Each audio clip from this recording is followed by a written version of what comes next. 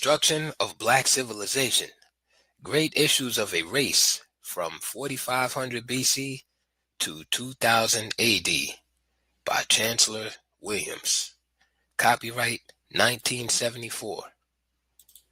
Dedication to the Black youth of the 1960s for beginning the Second Great Emancipation, the liberation of our minds, and thus changing the course of history. Preface. While this book is still a summary of more detailed research, it seemed necessary to amplify certain questions and the answers to them.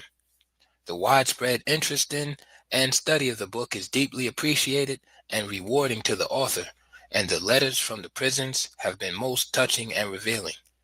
As noted elsewhere, I am keenly aware of many repetitions throughout the work, unavoidable because of comparative methods used, and others for emphasis, which may have turned out to seem overemphasis. Part 1. What became of the black people of Sumer? The traveler asked the old man. For ancient records show that the people of Sumer were black. What happened to them? The old man sighed. They lost their history, so they died. A Sumer legend. The preview. This work is a summary of the 16 years of research and field studies which were intended for a 2-volume history of the African people. The writing plan for the 2 volumes would have required at least another 5 years, even if the serious impairment of my vision had not occurred. In the meantime, there had developed an urgent need for the results of my research, which concentrated on crucial areas in the history of the blacks that had been either unknown, known and misinterpreted, or known but deliberately ignored. My own history classes were only a part of the rebellion against the only kind of textbooks available. It was a general rebellion against the subtle message, even from the most liberal white authors and their Negro disciples. You belong to a race of nobodies. You have no worthwhile history to point to with pride. The destruction of black civilization, therefore, could not wait another 5 years just to be more detailed, impressive, or massive in scope. For a reinterpretation of the history of the African race could be compressed into a smaller work for background reading, and so written that Black John Doe, cab driver or laborer, and Jane Doe, housemaid or waitress, can read and understand the message from their forefathers and foremothers, as well as college students and professors. Origin and development of study. In a small town surrounded by cotton fields in South Carolina, a little black boy in the 5th grade began to harass teachers, preachers, parents, and grandparents with questions which none seemed able to answer. How is it that white folks have everything and we have nothing? Slavery? How and why did we become their slaves in the first place? White children go to fine brick, stone, and marble schools 9 months a year, while we go to a ramshackle old barn-like building only 5.5 months, and then to the cotton fields. Why? In the 6th grade, one of our teachers, Miss Alice Crossland, helped me to become a sales agent for the Crisis and the Norfolk Journal and Guide. This was like turning on the floodlights of heaven, for the books on our race, listed on the back pages of the Crisis, started me off on this never-ending search, but raised more questions as I progressed through school, raised more perplexing questions than were answered. For having read everything about the African race that I could get my hands on, I knew even before leaving high school that, 1, the land of the blacks was not only the cradle of civilization itself, but that the blacks were once the leading people on earth. 2, that Egypt was not only once all black, but the very name Egypt was derived from the blacks. 3. And that the blacks were the pioneers in the sciences, medicine, architecture, writing, and were the first builders in stone, etc. The big unanswered question then was, what had happened? How was this highly advanced black civilization so completely destroyed that its people in our times and for some centuries past have found themselves not only behind the other peoples of the world, but even the color of their skin a sign of inferiority, bad luck, and the badge of the slave, whether bond or freed? And since I had learned that whites were once enslaved as generally as any other race, how did it come about that slavery was finally concentrated in Africa for blacks only? In short, no books or other studies in high school and college answered or gave clues to answers to the problems that puzzled me most. For no matter what the factual data were, all the books written about the blacks by their conquerors reflected the conquerors' viewpoints. Nothing else should have been expected, and considering how thoroughgoing was the capture of the minds of the blacks also, it is really not surprising that so many Negro scholars still faithfully follow in the footsteps of their white masters. I was convinced that what troubled me and what I wanted to know was what troubled the black masses and what they wanted to know. We wanted to know the whole truth, good and bad, for it would be a continuing degradation of the African people if we simply destroyed the present system of racial lies embedded in world literature only to replace it with glorified fiction based more on wishful thinking than the labors of historical research. My inquiry, therefore, was concerned with black civilization alone, what the blacks themselves achieved independently of either Europe or Asia. This was an entirely new approach to the study of the history of the blacks. It meant, first of all, segregating traditional African institutions from those later influenced by Islamic Asia and Christian Europe.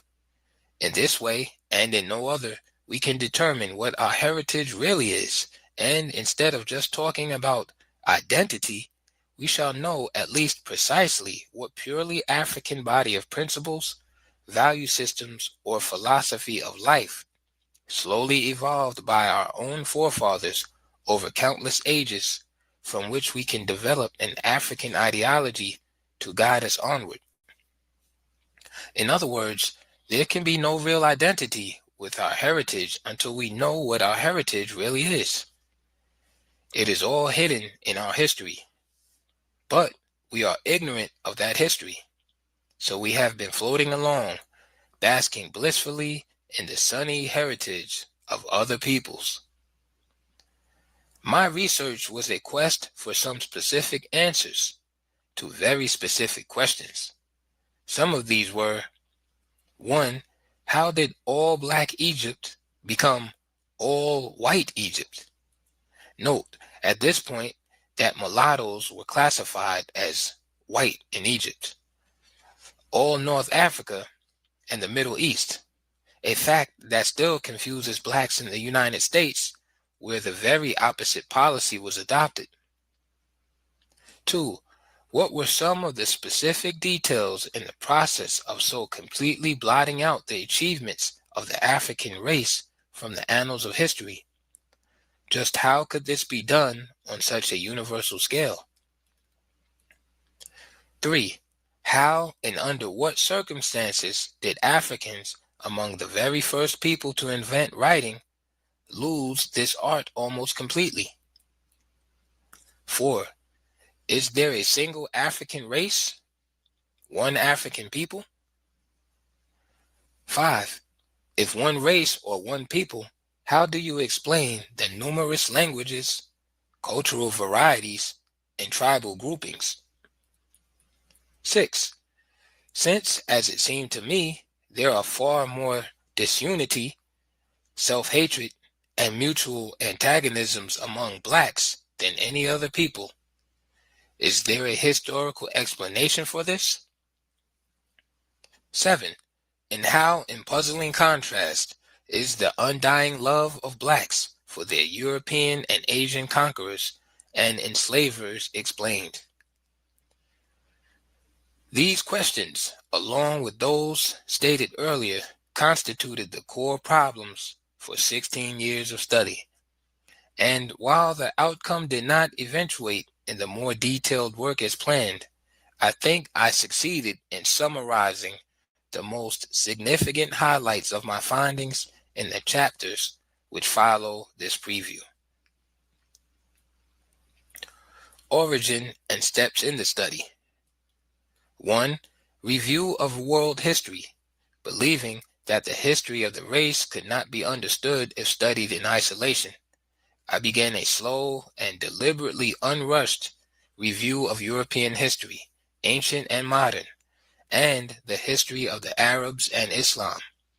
I say review because by 1950 I had already studied and taught in the three fields of American, European, and Arabic history, a most fortunate circumstance for the task ahead.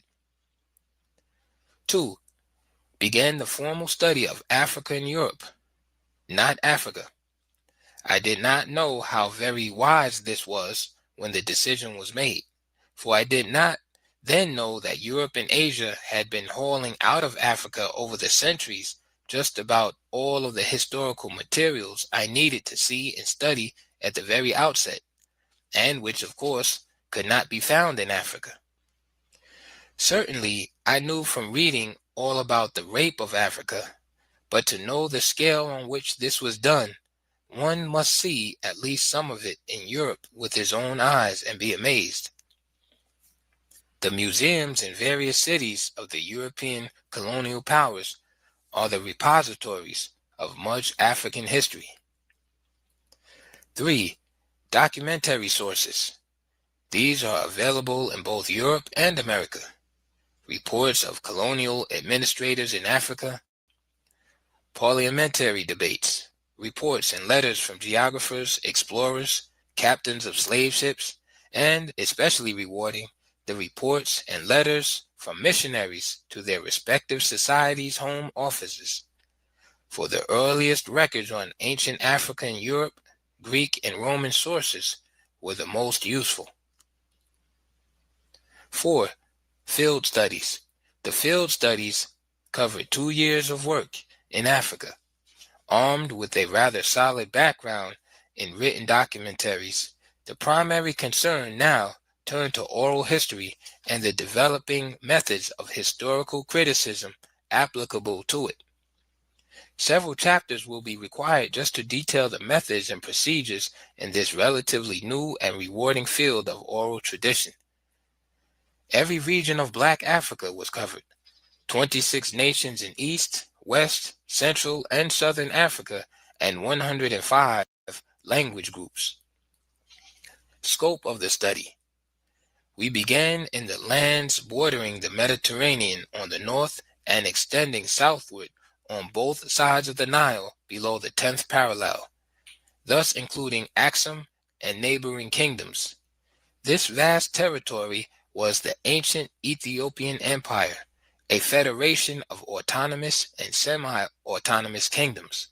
The study began here, firstly because this was the heartland of the African race, where evidence of that first Black civilization is to be found there still, despite all the centuries of efforts to destroy it.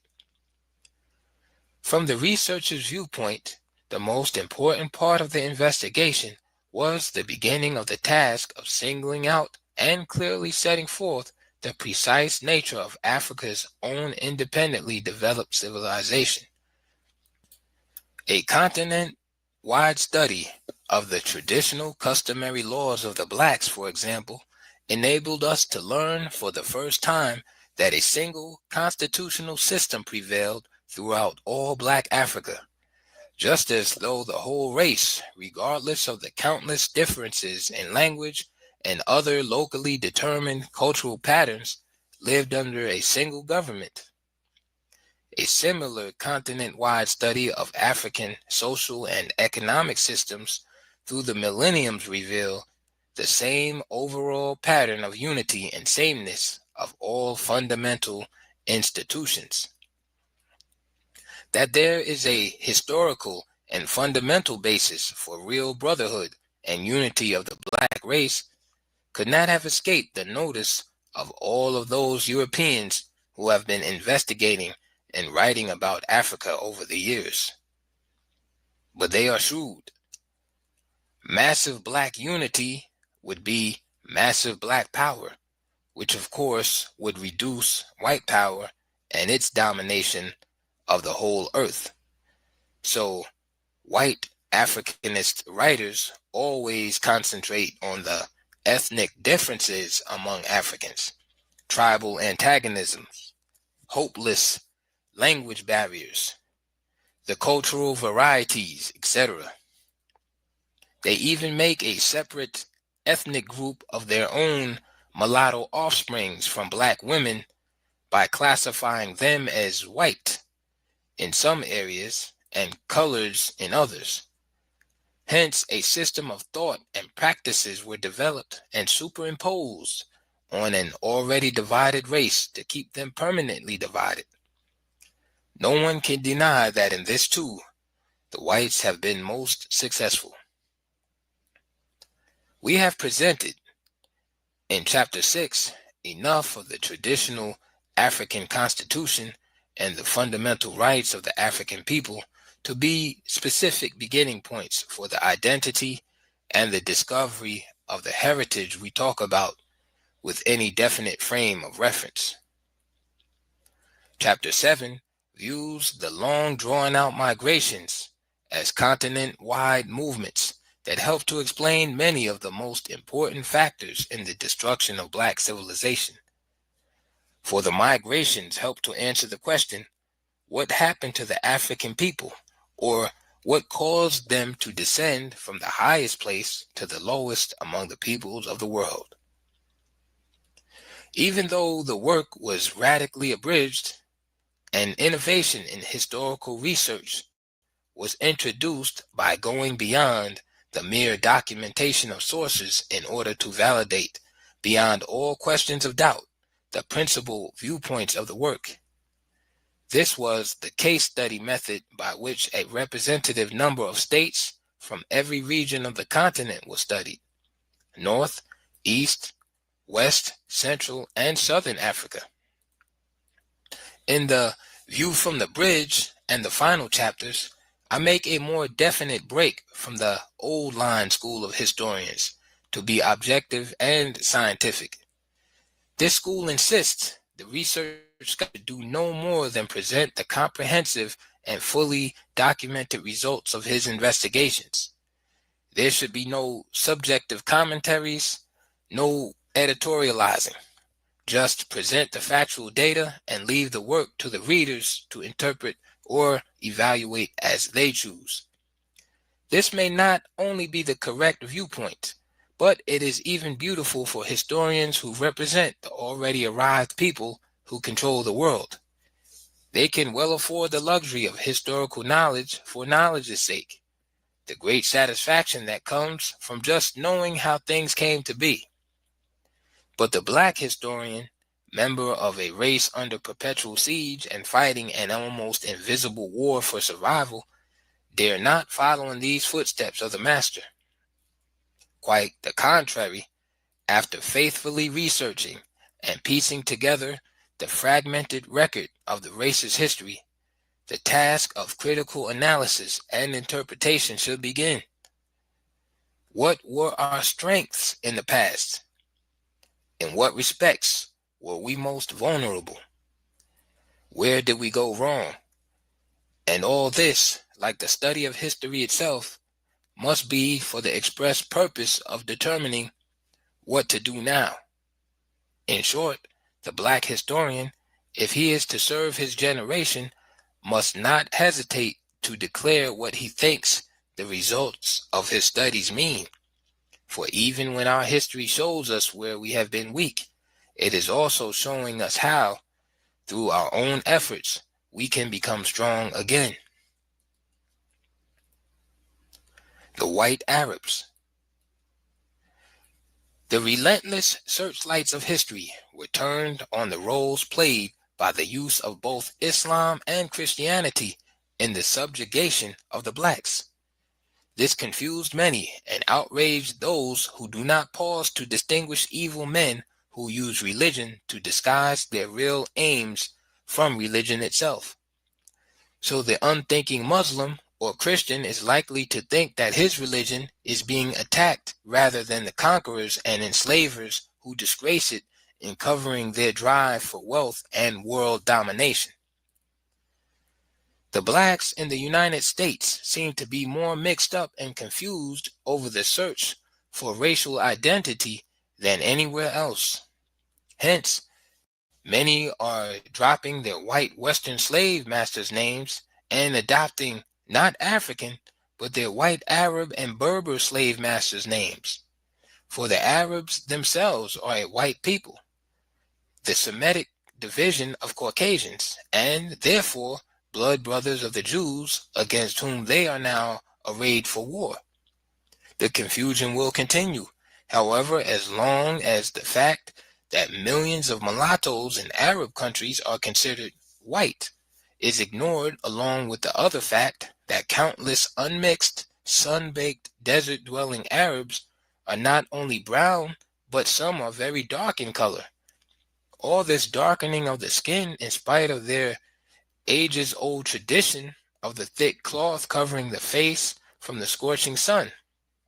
Indeed, not only do mulattoes consider themselves 100% Arab, but jet black Africans, whose forebears were in Arabia for generations, speak Arabic and call themselves Arabs, just as black Americans speak English and call themselves Americans. In both cases, neither the black Arab nor black American thinks he is white. To repeat then, the blacks are in Arabia for precisely the same reasons blacks are in the United States, South America, and the Caribbean islands: capture and enslavement.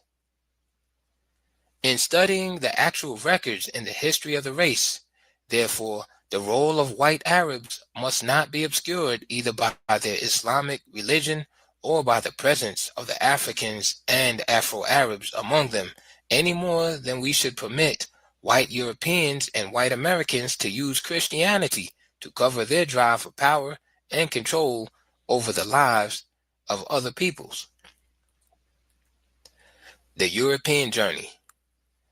I arrived in England in the fall of 1953 to begin formal studies at Oxford University, primarily through the Institute of Colonial Studies and at Rhodes House, which might be more properly called Africa House. In addition to the study of documentary sources on Africa, I had other objectives. One, I wanted a more direct, close-up view of the European mind, its real attitude toward the black world. Two, the extent to which European wealth and power were derived directly from Africa. Three, the nature and philosophy of the European education that was shaping and determining the mentality of Africans. For I was already fully aware of the disastrous effects of the white American education system on black Americans who, not having any other frame of reference, had to adopt the ideologies and viewpoints of the whites to survive at all, even when these viewpoints are against themselves. This meant visiting various classrooms in elementary and secondary schools, teacher training institutes, and classrooms of lecturers and professors in a selected number of colleges in the universities.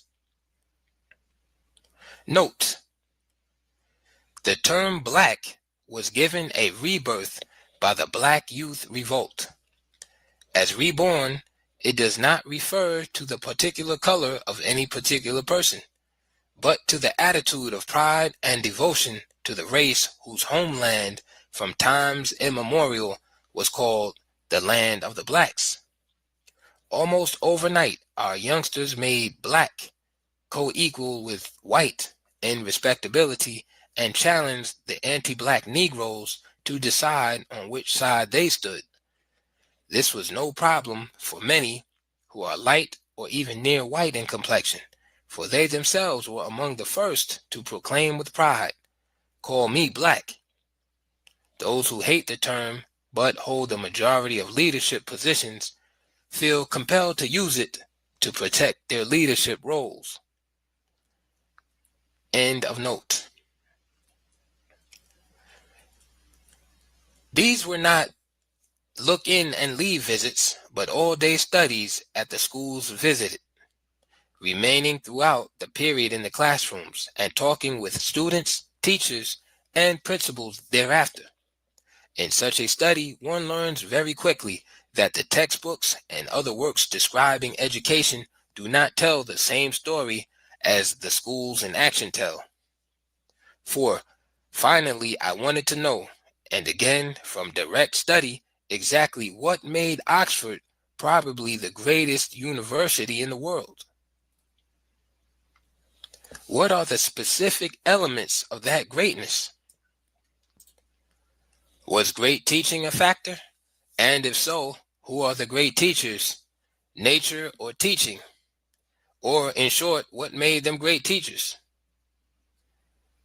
From just the foregoing aims of the study, it must be obvious that I was still examining various aspects of the probable reasons why the whites became the masters of the globe. In both France and England, I found that the system of education fostered a new kind of aristocracy, an aristocracy of the educated. College graduates constituted the new upper classes. The son of a carpenter or a railroad conductor became estranged from his family and former friends upon receiving his university degree. A case in point was J.L., a young Englishman in my college at Oxford, Lincoln, and who was one of my close friends there.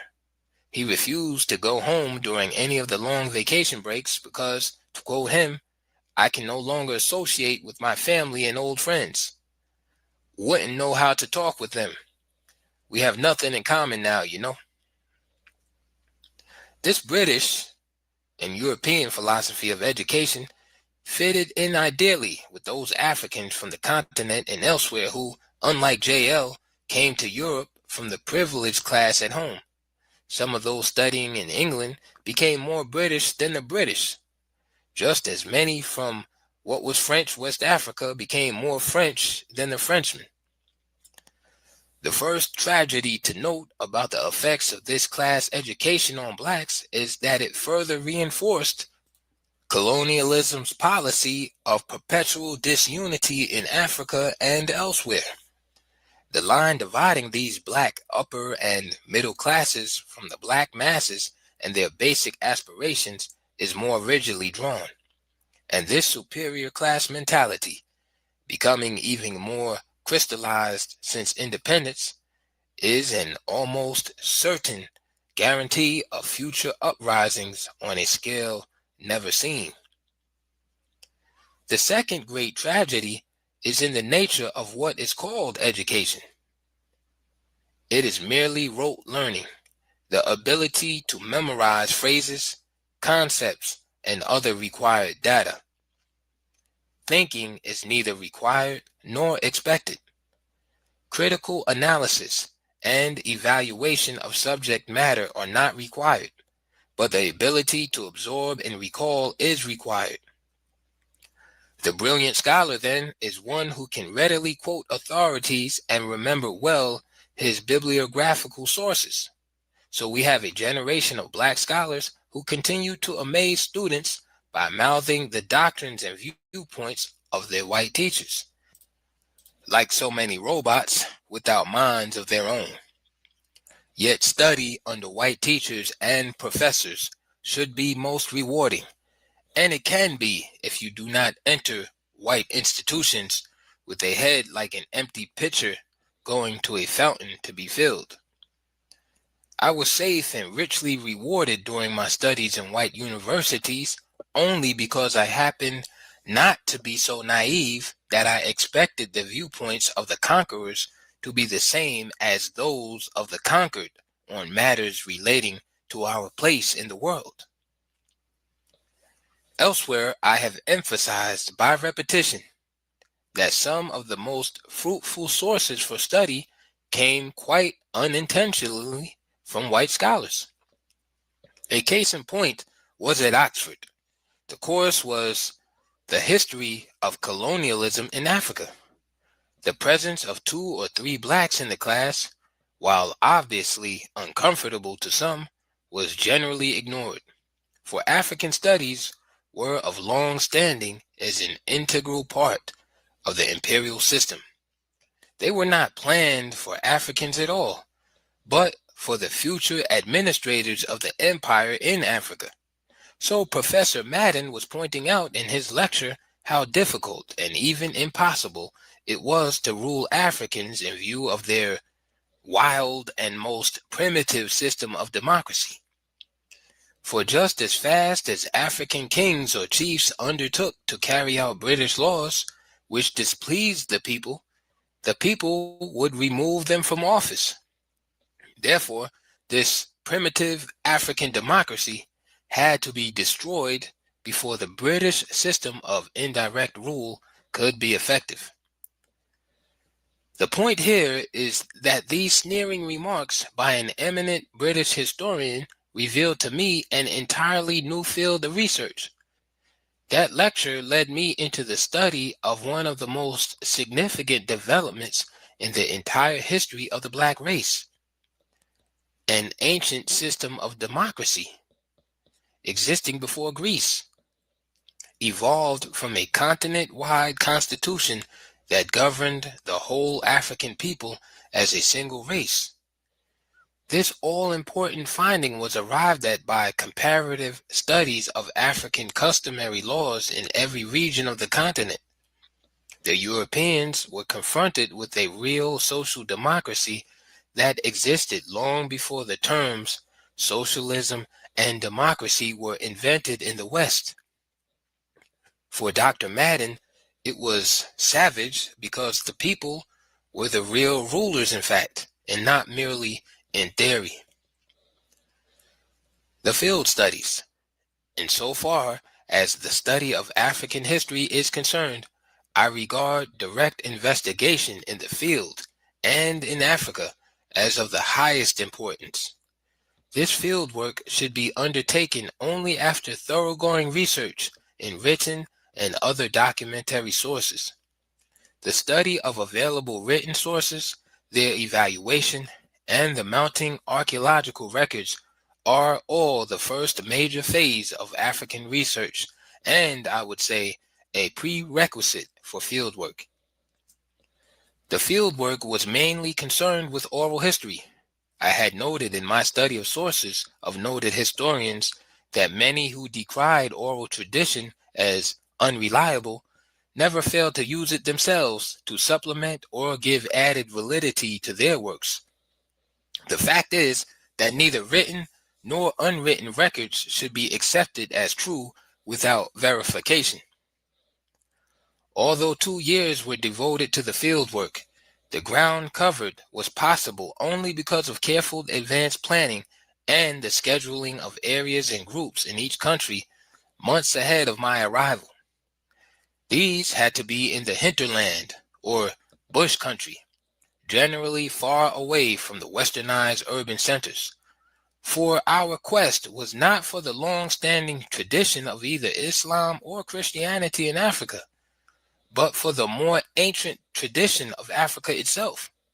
So vast and untapped is the real history of the African race that I myself only scratched the surface of what is yet to be done. Some of the areas to be explored by future historians are set forth in pages which follow in this chapter. A major research project should not be undertaken by a single individual. This was my mistake. Hence, the 16 years of work.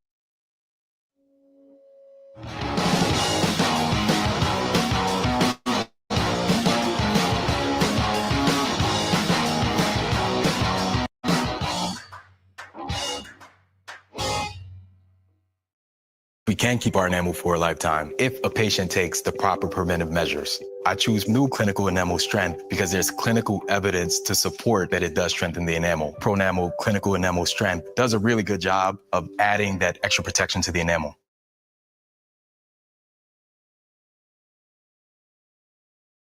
Work that a research team of 8 or 10 persons might complete in 3 or 4. The kind of well-organized research teams required for in-depth studies may be difficult to promote because of our pitiful go-it-alone individualism.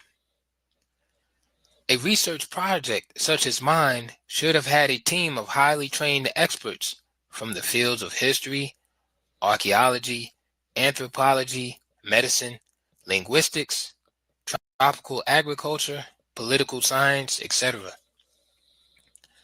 The widely ranging scope of the study minus a team was possible only because of the interest and active support of certain African governments and the unforgettable help of the people in every region and country.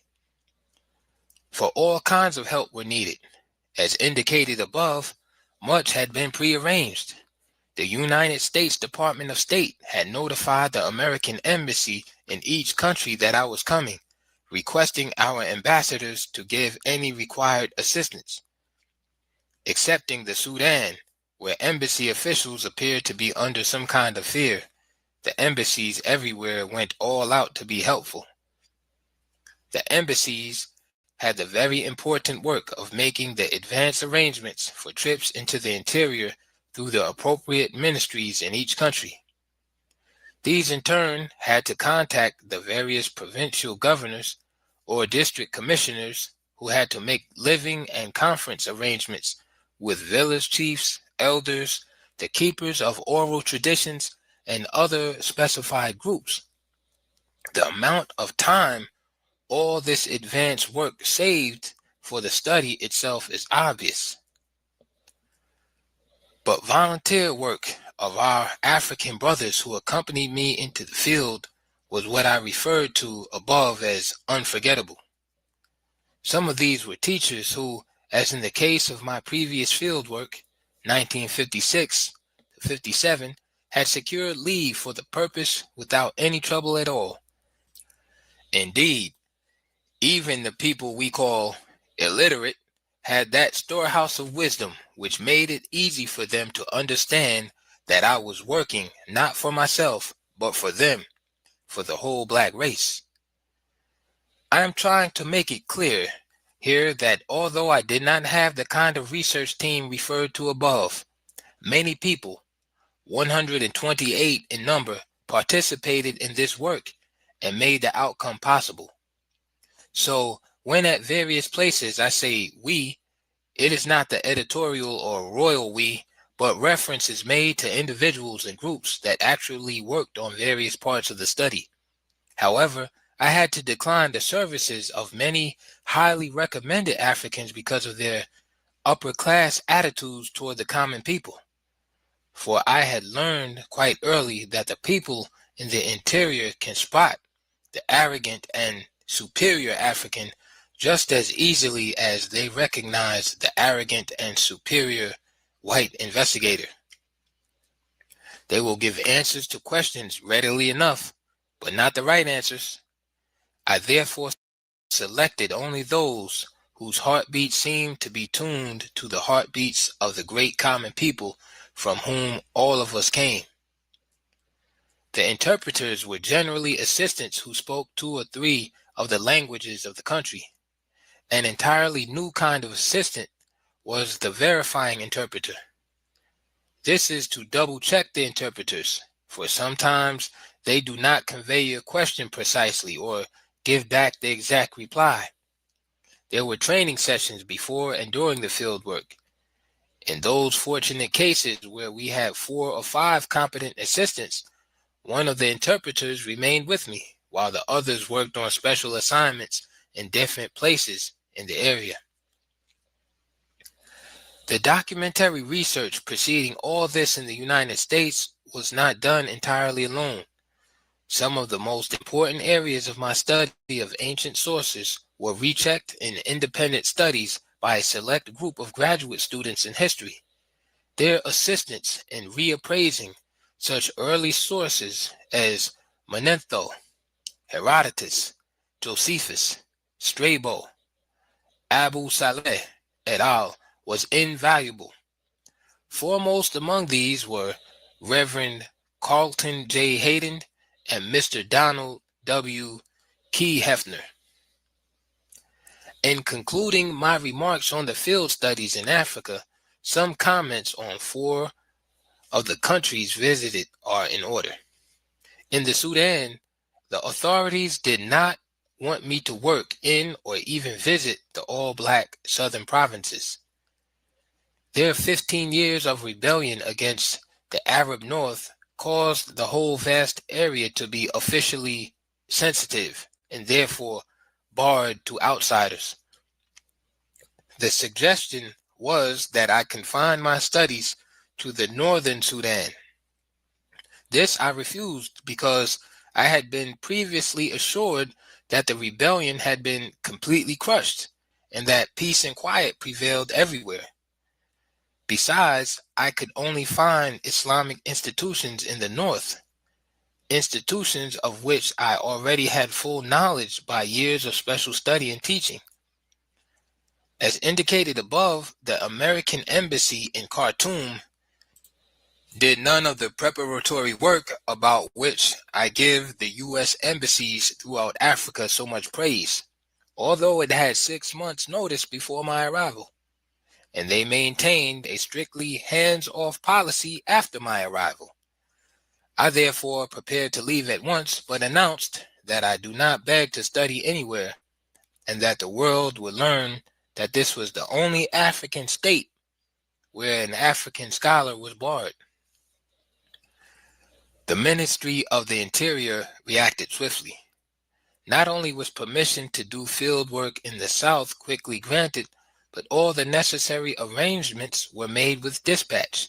This included establishing my southern headquarters at Malakal.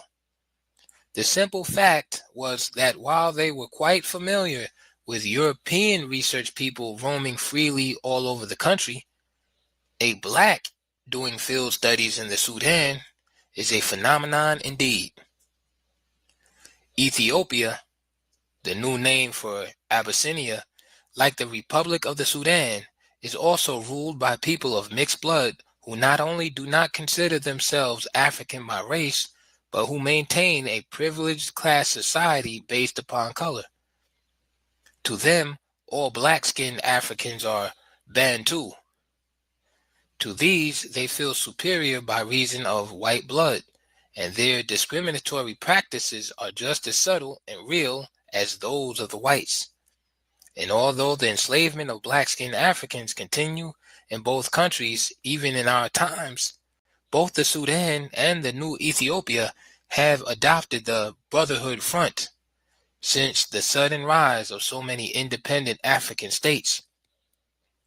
The Sudan to serve as the bridge between the Arab world and the new black states, and thus control or influence their international policies through the UN, and Ethiopia to more directly control or influence black Africa through Western backing in establishing the headquarters of the Organization of African Unity in Addis Ababa and pushing Haile Selassie into the key role of continent-wide leadership, thus blocking the, quote, dangerous influence of Kwame Nkrumah. It is because of my steadfast refusal to either skip or gloss over these aspects of the historical record that I am criticized by many Negroes, and I know exactly when to use this term. Note: one of the fateful illusions among blacks is that the white world does not know about the very weak areas in the race which are the basis for its power and control over them. When we reach the point where we begin to seek out and turn the searchlight on the things that divide and hold us back, at that point the white oppressors will have reason to tremble. The white man stays on the alert, keeping a sharp lookout for any signs of strength and development among the blacks. Exploring for real obstacles to unity would be a disturbing sign of growing strength. End of note. And now southward to the fully white ruled lands where hostility. Little Bo Peep had lost her sheep. Turns out she just needed the smart buying tools on Amazon Business, so she could focus on bigger things. So fancy. Amazon Business, your partner for smart business buying.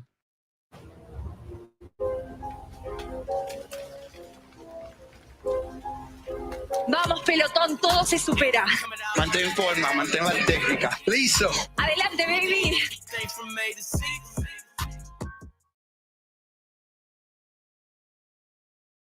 To a black face was fully expected.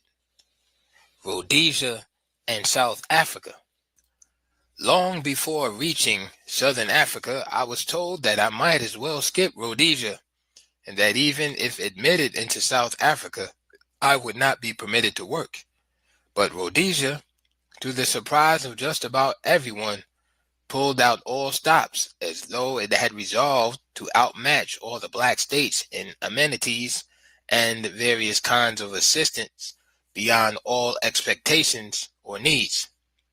There was the usual press conference, followed by front page headline coverage of my mission. The other surprise was invitation for TV and radio broadcast to the nation. Our Zimbabwe friends were somewhat suspicious of the motives behind all this red carpet treatment of a black American, especially when it continued after my uncompromising replies to questions on a TV broadcast panel session. The Ministry of the Interior had an interpreter flown 300 miles to join me when I visited his particular language group, the Dembele. The only objectionable incidents were when, on two different occasions in different places, two district officers wanted to attend my meetings with chiefs and the Council of Elders. I objected, and the matter was closed. Finally, South Africa. The situation in this country is so ridiculous that, far from allowing myself to be incensed with rage, I found it amusing. The unremitting brutality of these whites against the blacks leaves them in a state of permanent fear. They seem to consider every black man not a potential, but an actual threat. And what they are preoccupied with every hour is unbelievable until you are actually in South Africa. My passport was a mistake made somewhere. I, of course, had no intention to do field work in South Africa, but had to pass through it to reach the surrounded countries then under British rule. No one at all was supposed to be barred from passage to and from these countries, but it required the action of the U.S. ambassador at Pretoria and an angry American consul general at Johannesburg to free me from the airport room where I was held and checked on every 30 minutes. Even when the consul general arrived in person, the authorities insisted that I must not enter the city but be taken under guard to the train for Swaziland. Mr. Riley, the consul general, then decided to defy South Africa by not only driving me leisurely through Johannesburg, but 200 miles around the country, stopping at different towns and finally on to Switzerland. What I referred to above as amusing were incidents such as excited policemen rushing to flag down the big Cadillac because they could so quickly spot a black face before they saw the seal of the United States emblazoned on the sides of the car or the American flag flying from the hood. An African is a member of the black race, and from times immemorial, he was known as such by all the peoples of the world. Throughout this work, the term refers to blacks only. It should be noted also that I write about the African people. not African peoples, as Western writers do. I am dealing here with essentially one people, one race, if you please, the African race. In ancient times, African and Ethiopian were used interchangeably because both meant the same thing, a black. This, of course, was before the Caucasians began to reorder the earth to suit themselves and found it necessary to stake their birthright over the land of the blacks also. In line with this, some Western historians have recently wondered where the Africans came from. The reasons given for beginning formal studies of Africa at Oxford implied much more than was stated. Reference was made to studying the Caucasian mind, for therein may be found many clues that lead to a better understanding of the history of the blacks and how the systematic blackout of significant portions of that history occurred. This is why I urge those students who intend to accept the great challenge of basic research in this discipline to go into enemy territory, linger there, study and critically analyze their lectures and their scholarly writings, for they are some of the most rewarding sources for African history, precisely because in the shrewdly attempting to delete, disguise, or belittle the role of the blacks in world history, they often reveal the opposite of what was intended. They are fruitful sources of unconscious evidence, supplying the very evidence they thought to suppress, or recording facts, the significance of which they were totally ignorant. A fairly good example is the written account of a European explorer in East Africa. He was outraged because he and his party had to wait 2 weeks to present requests to explore the country to the African king. The black autocrat, the account went on, had the presumption to keep white men waiting in order to show his people how high and mighty he was. The whites were denied even a brief audience, while the king would quickly receive any old black that wandered in from the countryside. Now the explorer, without knowing it, was actually reporting how African democracy worked and how it had been working before there was an Athens or Greece, where Westerners think democracy was born. The explorer would have been surprised to know, one, that king in Africa meant something entirely different from what it meant in Europe and Asia. Two, that this black king, far from putting on airs, did not have the right to receive them even socially without the presence of at least 3 senior elders. 3, that to consider a petition to conduct explorations in the country, the full council of state had to be called, and that this could not be done by the king without the advice of the first minister, who happened to be on tour when the explorers arrived in the capital. 4, and that the old blacks they saw wandering in from the countryside and being quickly received were the counselors who had been summoned, some from distant provinces, to pass on their request to explore. They were the direct representatives of the people. The voice of the king was in fact the voice of the people, without which he could not act at all on any matter of importance or even talk alone with strangers. It should be clear, therefore, that our guidelines for research must lead to a critical analysis of all sources, whether original, secondary, or oral. In particular, we should seek out those works with the special mission to prove the superiority of whites by proving the inferiority of blacks. All in language so subtle, scholarly, and scientific that to the uncritical mind their truths seem self-evident. But it is also noteworthy that while the most hostile racist writers usually prove the very opposite of what they intended, their works inevitably contain useful, factual data that must be accepted. Indeed, it is doubtful whether anyone, even a devil, could write a book completely devoid of truth. Research in African history is more tedious, laborious, and time-consuming than is true in other unsuppressed fields. For in developing the underdeveloped history of the blacks, one has to explore the most unlikely sources for a fragment here and a fragment there, and in works in no way concerned with African history, and just as often no kind of history. Sometimes it is a paragraph or two in an explorer's account. At other times, significant items may be found in the numerous missionary reports to the Home Office, explaining the mission's task, but also the native institutions to be overcome. All of these may be valuable and most valid sources precisely because they were not intended to be such at all. The writers were detailing bigger European interests. Any references to Africans were merely incidental to larger purposes. Just piecing all these fragments together could be a research field by itself. In my work in European and American history, I ran into no such problems and the research tasks were easier.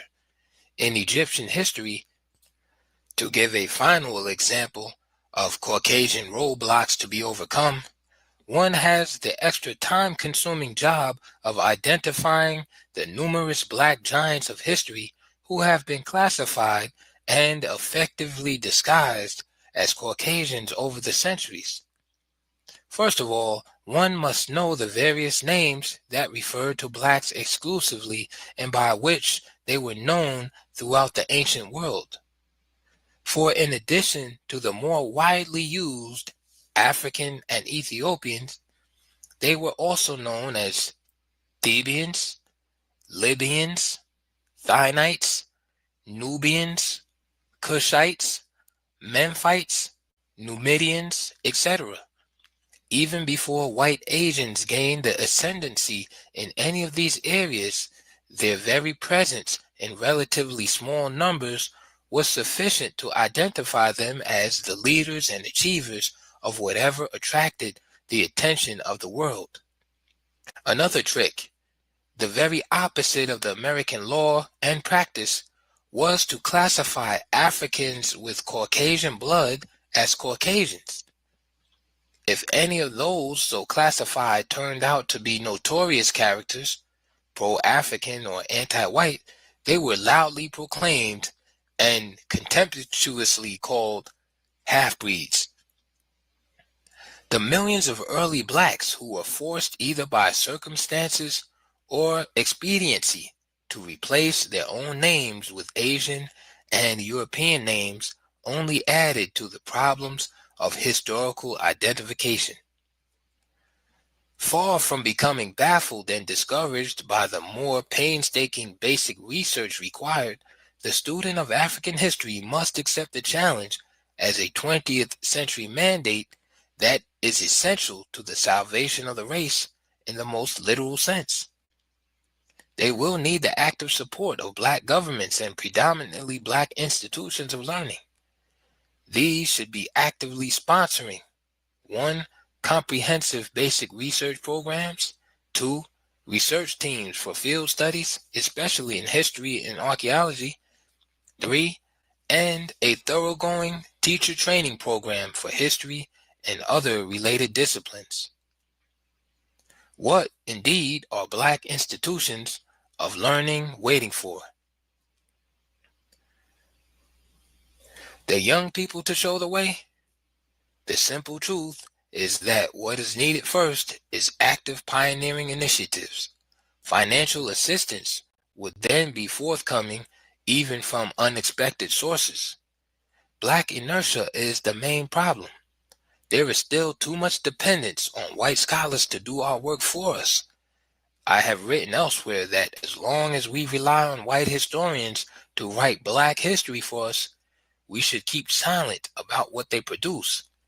They write from the Caucasian viewpoint, and we are naive indeed if we expect them to do otherwise. All the ballyhoo about their scientific objectivity to the contrary notwithstanding. The theoretical framework. Over the years of studying African history, certain prepositions and theories evolved quite naturally as guiding headlights in the explorations, and few of them are set forth here, some previously stated or implied. One, that Africa, all Africa, is the native homeland of the blacks. Note, an important fact that should be well known is that all unmixed Africans are not jet black. For while the great majority are black-skinned, countless thousands who lived for centuries in cool areas have lighter complexion and no Caucasian blood at all. End of note. And that the Asiatic peoples who occupied North and Eastern Africa, even though they may have been there for centuries, are no more native Africans than are the Dutch and British, who likewise occupy and control the southern regions of the continent. The question of where the homelands are from, which all of these invaders came, is not debatable. 2. That the blacks were among the very earliest builders of a great civilization on this planet, including the development of writing, sciences, engineering, medicine, architecture, religion, and the fine arts. 3. That the story of how such an advanced civilization was lost is one of the greatest and most tragic in the history of mankind, and should be the main focus of research studies in African history. 4. That Asian imperialism, though rarely ever mentioned, was and still is even more devastating for the African people than that of either Europe or America, and that the Arabs' white superiority complex is not one whit less than that of Europe or America, although their strategy of brotherhood deceives naive blacks. 5. That the forces behind the continuous splintering of already small groups, and even the breaking up of kingdoms and empires, followed by the equally endless migrations, included the steadily increasing depth of the soil and the advance of the deserts, the drying up of lakes and rivers, along with the attending change of the climate, and the always certain internal strife, all combined with invasions and famine to become a way of life. 6. That the strength and greatness of the African people can be measured by how, in the face of what at times seemed to be all the forces of hell, they fought through to survive it all and rebuilt kingdoms and empires, some of which endured 1,000 years. 7. That within the framework of even the smallest surviving states, they adhered to and kept alive the basic principles of the traditional African constitution and held on through all the passing centuries to the fundamental elements of its ancient democratic, social, political, and economic systems all over the continent. 8. That Africa was the cradle of a religious civilization based on the conception of one supreme God, creator of the universe, and that this belief in one supreme being antedated that of the Jews by several thousand years before Abraham, and that the role of the numerous sub-deities on whom Western writers dwell was exactly the same as that of patron saints in the Christian world. I advance further the theory that the early wandering Hebrews, so numerous in Africa, received many of their religious ideas there, for there it was that Abraham sojourned, Moses was born, Joseph lived, and some of the early years of Jesus Christ were spent. There is no question either that even centuries after mulattoes and Asians emerged as the only Egyptians, they still regarded Black Africa as the chief source of the spiritual, the land of the gods, or the land of the spirits. 9. That notwithstanding the remarkable civilization they did develop even millenniums before Christ, and the amazing rebuilding of empires in spite of the great dispersions, notwithstanding all of this, African people fell far behind in the forward march of the rest of mankind because, in addition to the destructive forces of nature on the continent and the hostile forces from without, they, the African people, further enshackled themselves with their own hands through certain aspects of their social institutions and beliefs that stood as roadblocks to progress even where conditions were favorable. The scholars' war on the blacks. This work begins where the history of the blacks began, in Egypt, northern Ethiopia, and the Sudan, southern Ethiopia. Thus, at the very outset, I clash head-on with the Caucasian version of African history. My focus, then, is on the great issues in the history of the blacks that emerge from this confrontation with white scholarship. For while I have covered much of the same ground explored by scholars before me, I generally reached different conclusions than theirs, and from the same body of facts. Let us pause for a moment at this point. I have made a blanket indictment of white Western scholarship on Africa. If it cannot be sustained, it should never be made. They are brought under fire at various points throughout this work. The kind of work, as I also stated, should be absolutely needless in the closing years of the 20th century. The case against Western Africanists is rather fully set forth in the work itself, but may be outlined here as follows. 1. First of all, they are not ignorant of the true history of the blacks, including their achievements as builders of one of the first great civilizations on this earth. Ancient writers say it was the very first, and they, the Western scholars, know all about the authentic early and modern sources. They simply ignore and refuse to publish any facts of African history that upset or even tend to upset their racial philosophy that rests so solidly on premises sanctified by time that they no longer need to be openly proclaimed. 2. They are unwittingly promoting the steady march toward a world conflict between the races, yet they are doing what they feel they must do in faithful obedience to their Caucasian culture, the racial pattern of which emerged in the 17th century. The steady conquest and enslavement of a whole people made it imperative to create both a religious and a, quote, scientific doctrine to assuage the white conscience. Their phenomenal success in the industrial world at once supports and justifies their philosophy, the supremacy of the fittest. The danger now arises from an entirely new and unexpected development. A sleeping and submissive non-white world, while all this white power was being amassed, is no longer either sleeping or submissive. 3.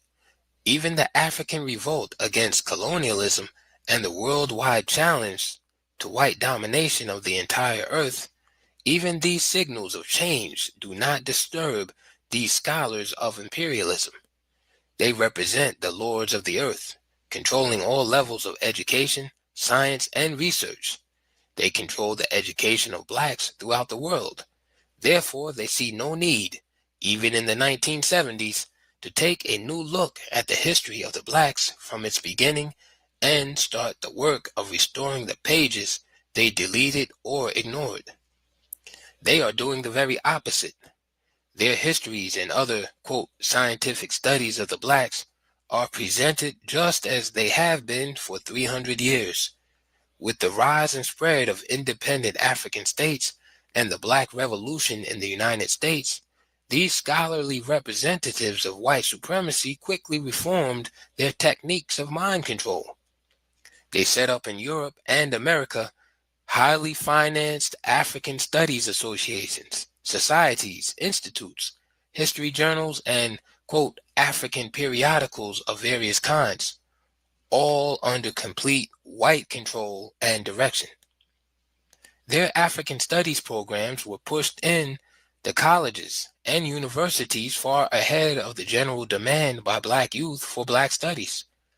As the latter demands developed, black youth discovered that white professors not only had the field occupied, but were still teaching their traditional viewpoint on race.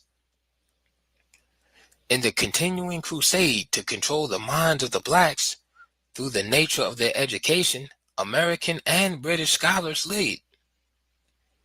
They are as ruthless and aggressive in their scholarly pursuits on races as their co-partners in seizing and controlling the wealth and peoples of other lands.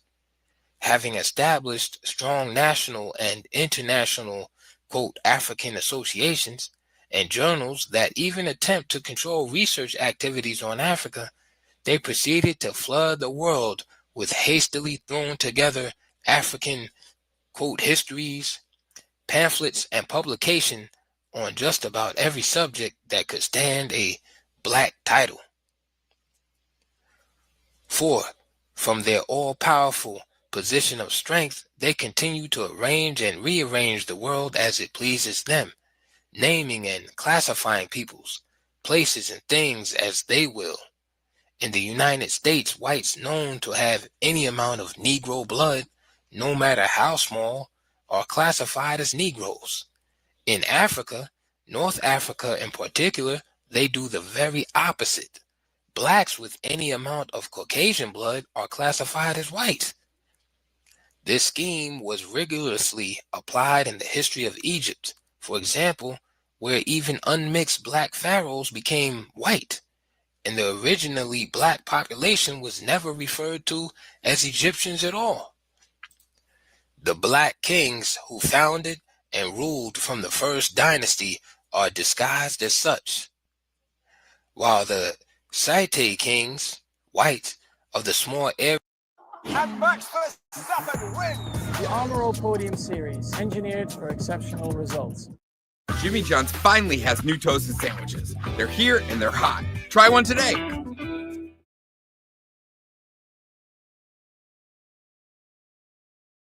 Areas of Lower Egypt are presented as the pharaohs of all Egypt, even when African pharaohs were on the throne of Upper Egypt.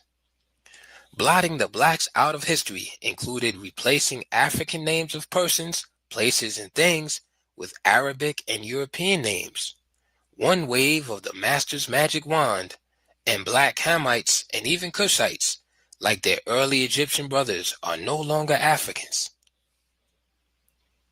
Their periodization of African history is carefully arranged in such a way that the history becomes the history of Arabs and Europeans in Africa, and not the history of Africans. In African history, a recent publication of the American Historical Association as a guide to teaching, their purpose becomes clear in the arrangement itself. First period is from the fall of the Roman Empire to 700 AD, Arab invasions. The second period of African history is the period of Islamic civilization, 700 AD, to the coming of the Europeans in 1500. The European period from 1500 to 1960 is subdivided at 1880 to mark the period of colonialism. There is no period of black civilization in black Africa. Such is the Caucasian viewpoint, almost a religion. Their very first period eliminates 4,000 years of black civilization and the very greatest periods of African achievements. Their second period is devoted to the Arabs and Berbers in Africa, and in their third period the focus is on European civilization, and it is all done under the heading of African history. Where it was impossible to deny black achievements, equal and often above the whites, such achievements were attributed to some kind of Caucasian influence, even if imaginary. Yet, the AHA publication number 56 uses the same strategy that makes Western scholarship so very triumphant. The main thrusts of its racist presuppositions are, for the unwary, completely hidden by much highly welcome factual materials.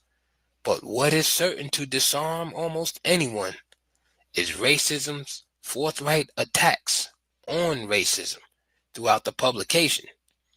I suppose no one is expected to notice the implied incapacity of Black historians to deal with African history objectively. They are not referred to as historians, of course. They are, quote, some modern African intellectuals who have tried to show great civilizations in the past grander than anything that ever existed, end quote. As a direct result of this continued universal enslavement through education, Black youth are in revolt. That revolt will become increasingly dangerous as they increasingly realize how completely they are blocked from self-realization in the very institutions that should further it. How difficult it is to find suitable textbooks in Black history or even, quote, Negro teachers who do not limit themselves to the viewpoints of the white masters who train them. The frustrations become more intolerable as the young find themselves between two fires. I do a lot of miles going to different venues, and the KL3s truly helped me travel across the country, never have to worry about anything. They're going to be tough. Every single day I turn my truck on and go drive to the location, do my riding, get out of there.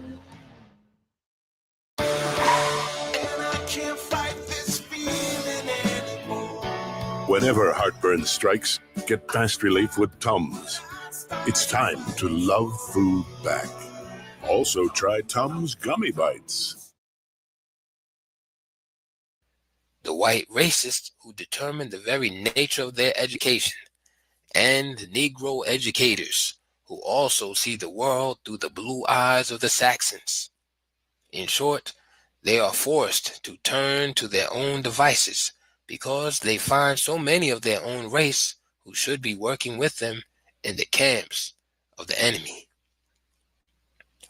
Insofar as periodization is concerned, no one should be so naive as to expect a proper division of African history while the field is almost completely preempted by the enemies of that history. A proper division would tend to encourage a more all-inclusive research and a less biased interpretation of the results. Neither will happen until a new generation of Black research scholars and historians take to the field, becoming the foremost authorities in their own right. Black historians, not a single one of whom will fall in Professor Philip D. Curtin's category of Black intellectuals who try to show, quote, great civilizations in the past grander than anything that ever existed. The new research efforts call for Black experts not only in the field of history, but also in the allied fields from which African history must heavily draw: archaeology, anthropology, linguistics, etc.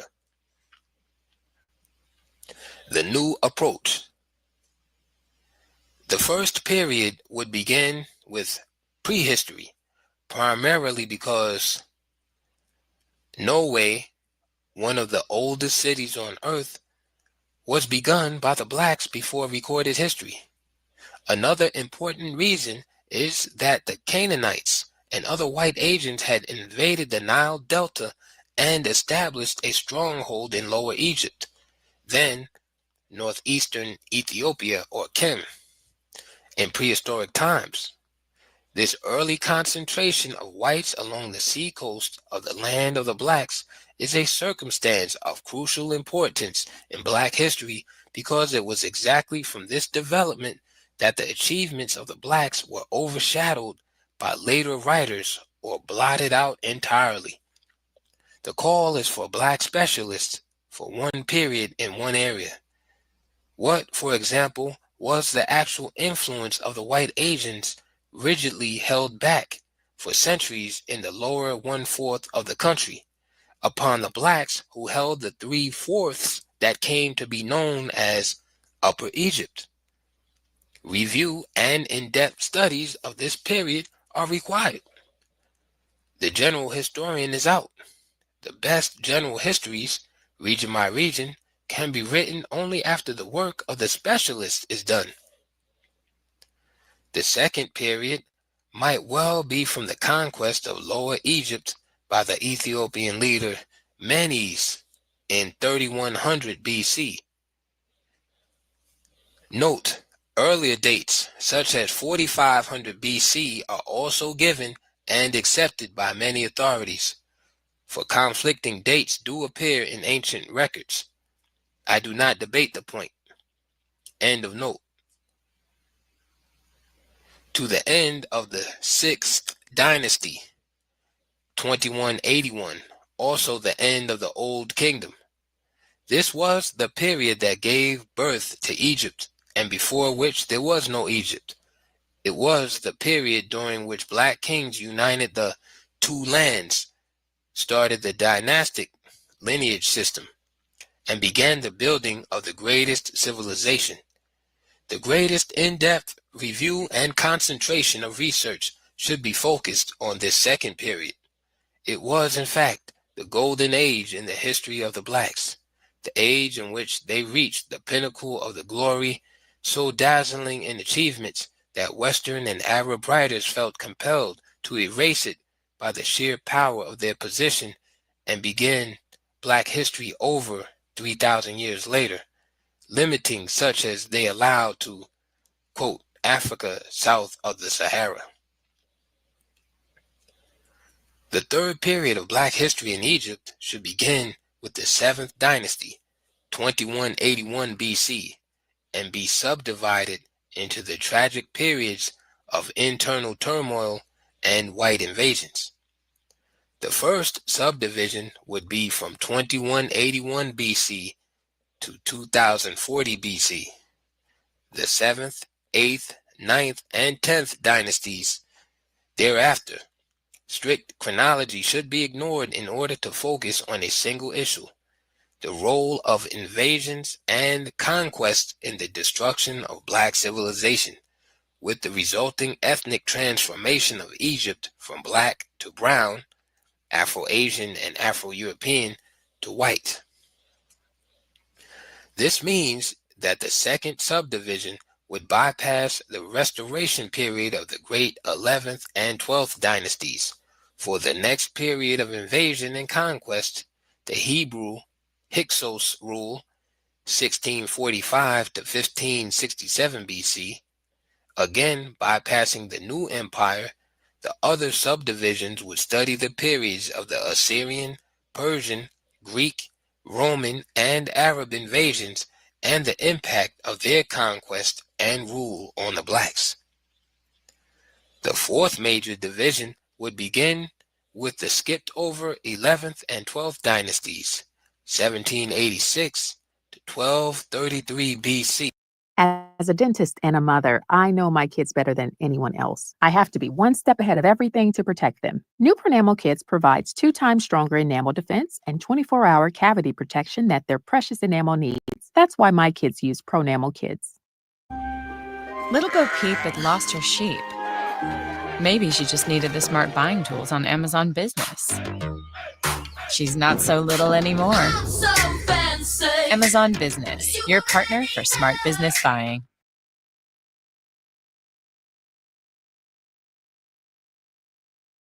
B. The Great 18th, 1567 to 1320, and then continue from the age of Ramses to the end of the 24th dynasty, 1330 to 730. The fifth period should be from the last of the black pharaohs to the destruction of the remaining southern division of the Ethiopian Empire below the First Cataract, 730 BC to the 5th century AD. The sixth period, from the re-emergence of successor black states in the 5th century AD to their final destruction by the Arabs in the 13th century. The seventh period, like the second, should not be a time division of neat and largely irrelevant chronological sequences.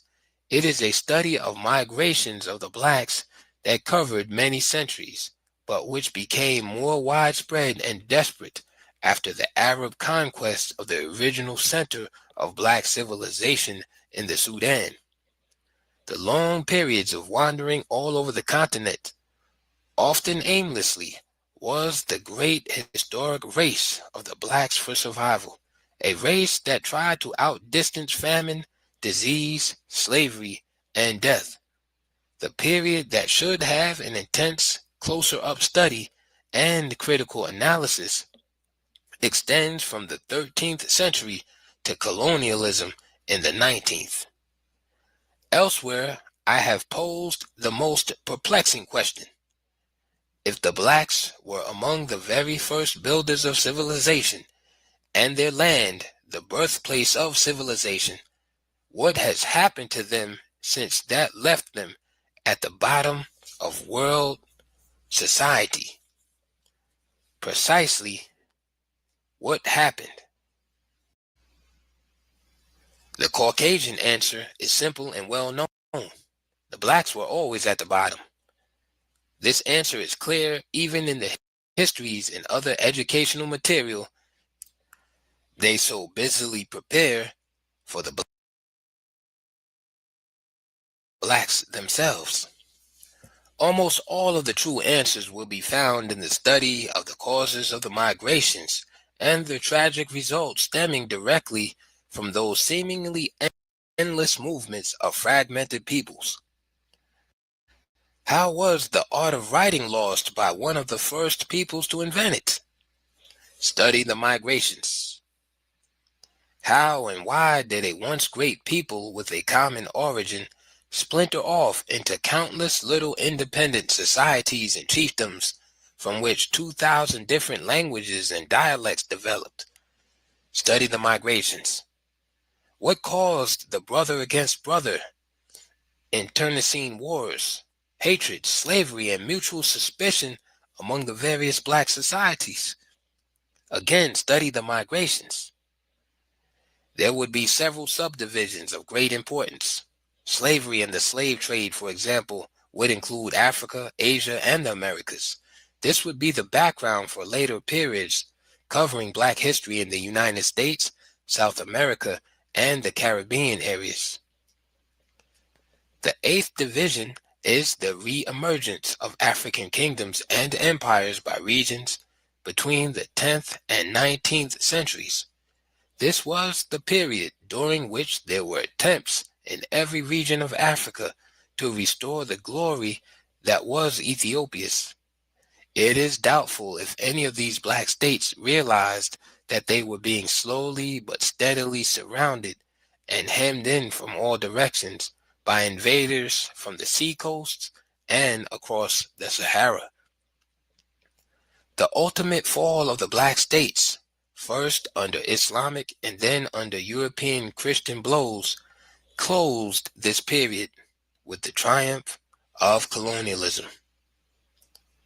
The final period is the Black Revolution that ended political colonialism with the rise of politically independent states.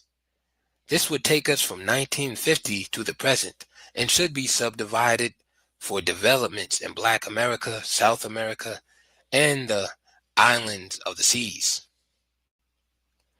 From the new approach and plan for research, study, and development of African history presented above, periodization, while recognized as highly important, is not allowed to so fragment a great movement or development covering many periods and millenniums that their real significance is lost. Examples are the ethnic transformation of Egypt from black to brown to white, and the long centuries of the great migrations. These defied periodization in any meaningful sense. I only made passing reference in the work to blacks scattered outside of Africa over the world, not from the slave trade, but dispersions that began in prehistory. This fact alone indicates the great task of future scholarship on the real history of the race. We are actually just on the threshold, gathering up some important missing fragments. The biggest jobs are still ahead. Ancient China and the Far East, for example, must be a special area of African research. How do we explain such a large population of blacks in southern China, powerful enough to form a kingdom of their own? Or the black people of Formosa, Australia, the Malay Peninsula, Indochina, the Andamans, and numerous other islands? The heavy concentration of Africans in India, and the evidence that the earliest Aryan chiefs were black, which will make Hitler rise from his grave, open still another interesting field for investigation. Even the Negroid finds in early Europe appear not to be as challenging as the black population centers in Asia, for again, reference is not made to small groups which may have wandered anywhere over the earth. Rather, our concern is with great and dominant populations. These are the blacks who have so puzzled Western scholars that some theorize that Asia or Europe may be the homeland of Africans after all. The African populations in Palestine, Arabia, and Mesopotamia are better known, although the many centuries of black rule over Palestine, South Arabia, and in Mesopotamia should be studied and elaborated in more detail. All of this will call for a new kind of scholarship, a scholarship without any mission other than the discovery of truth, and one that will not tremble with fear when that truth is contrary to what one prefers to believe. Nothing is clearer than the tragic fact that Africa, like the rest of the black world, has only the illusion of being free and independent. It is only about 1/3 free. It is still as economically enshackled as it ever was, in some respects more so. The study of this period and the conditions it presents will confront the blacks of the world with the final challenge. The response to that challenge will be the test of the genius of the race. The outcome and indeed the whole future of the race depends upon the extent to which we have become intellectually emancipated and de-Caucasianized enough to pioneer in original thinking. Those who do become free in fact will no longer readily grab the white man's ideologies and systems, whether capitalism, the Western version of democracy, or communism, without a critical review and analysis to determine whether Africa's own traditional system, when updated, may not be truly superior and best fitted to meet the aspirations of the black world. This last period, then, is the time of great decisions. It may well be the black race's last chance for a rebirth and salvation. The division proposed above for a new approach in the research, teaching, and study of African history will outrage most Western and Arab scholars, along with their subservient Negro followers, because I have shifted the main focus from the history of Arabs and Europeans in Africa to the Africans themselves, a history of the blacks that is a history of blacks. They will be coming back, center stage, into their own history at last. But to what end? Will it be just for the intellectual satisfaction of knowing our true history? Knowing it, yes, but so what? With Dunkable Bites on every slice, Pizza Hut's Cheesy Bites Pizza is the perfect pair for a ranch lover's flight.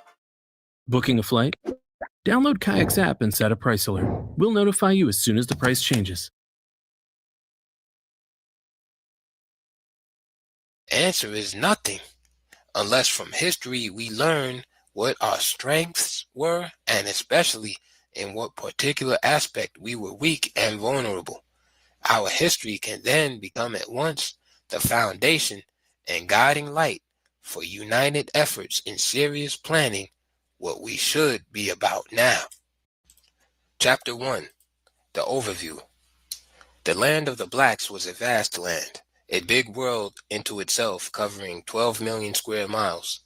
From its northernmost point in what is now Tunisia to Cape Al-Quhas is approximately 5,000 miles, and in its widest extent from east to west is 4,600 miles. The whole of this second largest continent was once belad as Sudan, the land of the blacks, and not just the southern region to which they had been steadily pushed from the north. After Asian, Greek, and Roman occupations, the term Sudan came to indicate the areas not yet taken from the blacks and was coextensive with the Ethiopian Empire.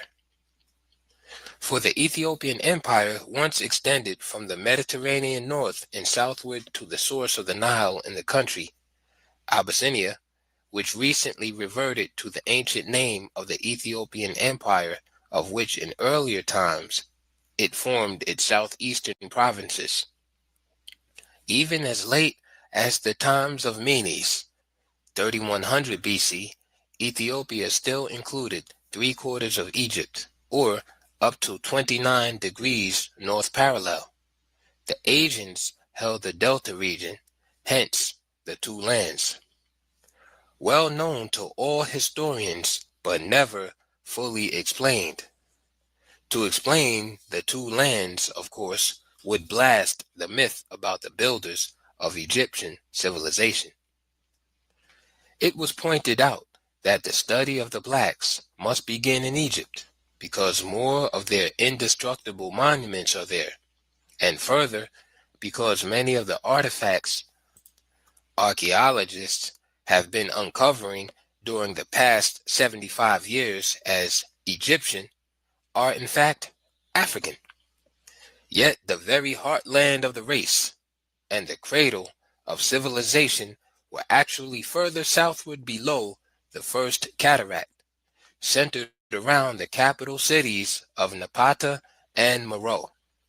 From there, black civilization spread northward, reaching its most spectacular achievements in what became known as Egyptian civilization. The general condition of vast stretches of land over the continent, uninhabited and uninhabitable, seemed to support the Western thesis that Africans never developed any worthwhile civilization, had no notable historic past, and the more charitable might add that in the very nature of their situation, it could not be otherwise.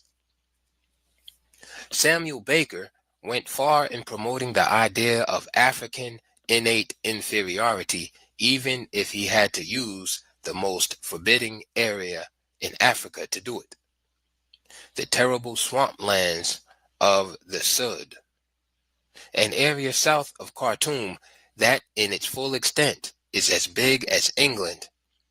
No one would claim that any kind of society, civilized or savage, could exist in the Sud swamplands, probably the largest in the world, for it was neither all land nor water, but a seemingly endless mass of rotting vegetation, interwoven tree-like vines, steaming heat, swarming man-killing mosquitoes, crocodiles, hippos, and other unknown forms of tropical life. The conclusion of Baker and others was that they were in a land where time had stood still since its beginning, where life never advanced and the human species has simply rotated in aimless cycles like the animal life in the Sud. As late as the 1840s and 50s, these explorers, even the most ignorant, should have known that in the same vast continent of wastelands, tropical rainforest and swamplands, there were also areas of arable land and civilized states. But they wrote about what they saw the most of: vast stretches of wasteland and secluded groups of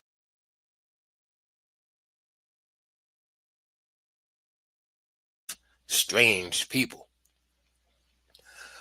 But as we shall see, some of the great kingdoms and empire builders in Africa seem not to have known the meaning of failure or had any ideas about surrendering to fate. Ejected here, they led the people there. and began to build again.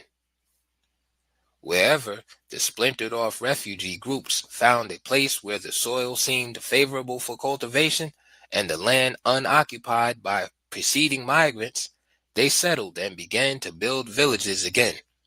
A sense of relative security was a necessary factor.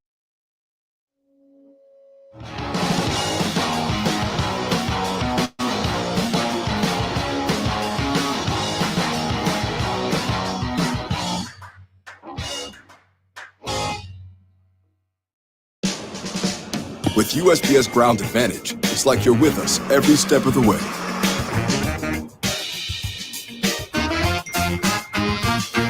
Right on time. Stay in the know from your dock to their door. In deciding to begin a new settlement. A crucial question was, how many miles had they put between the slave hunters and themselves?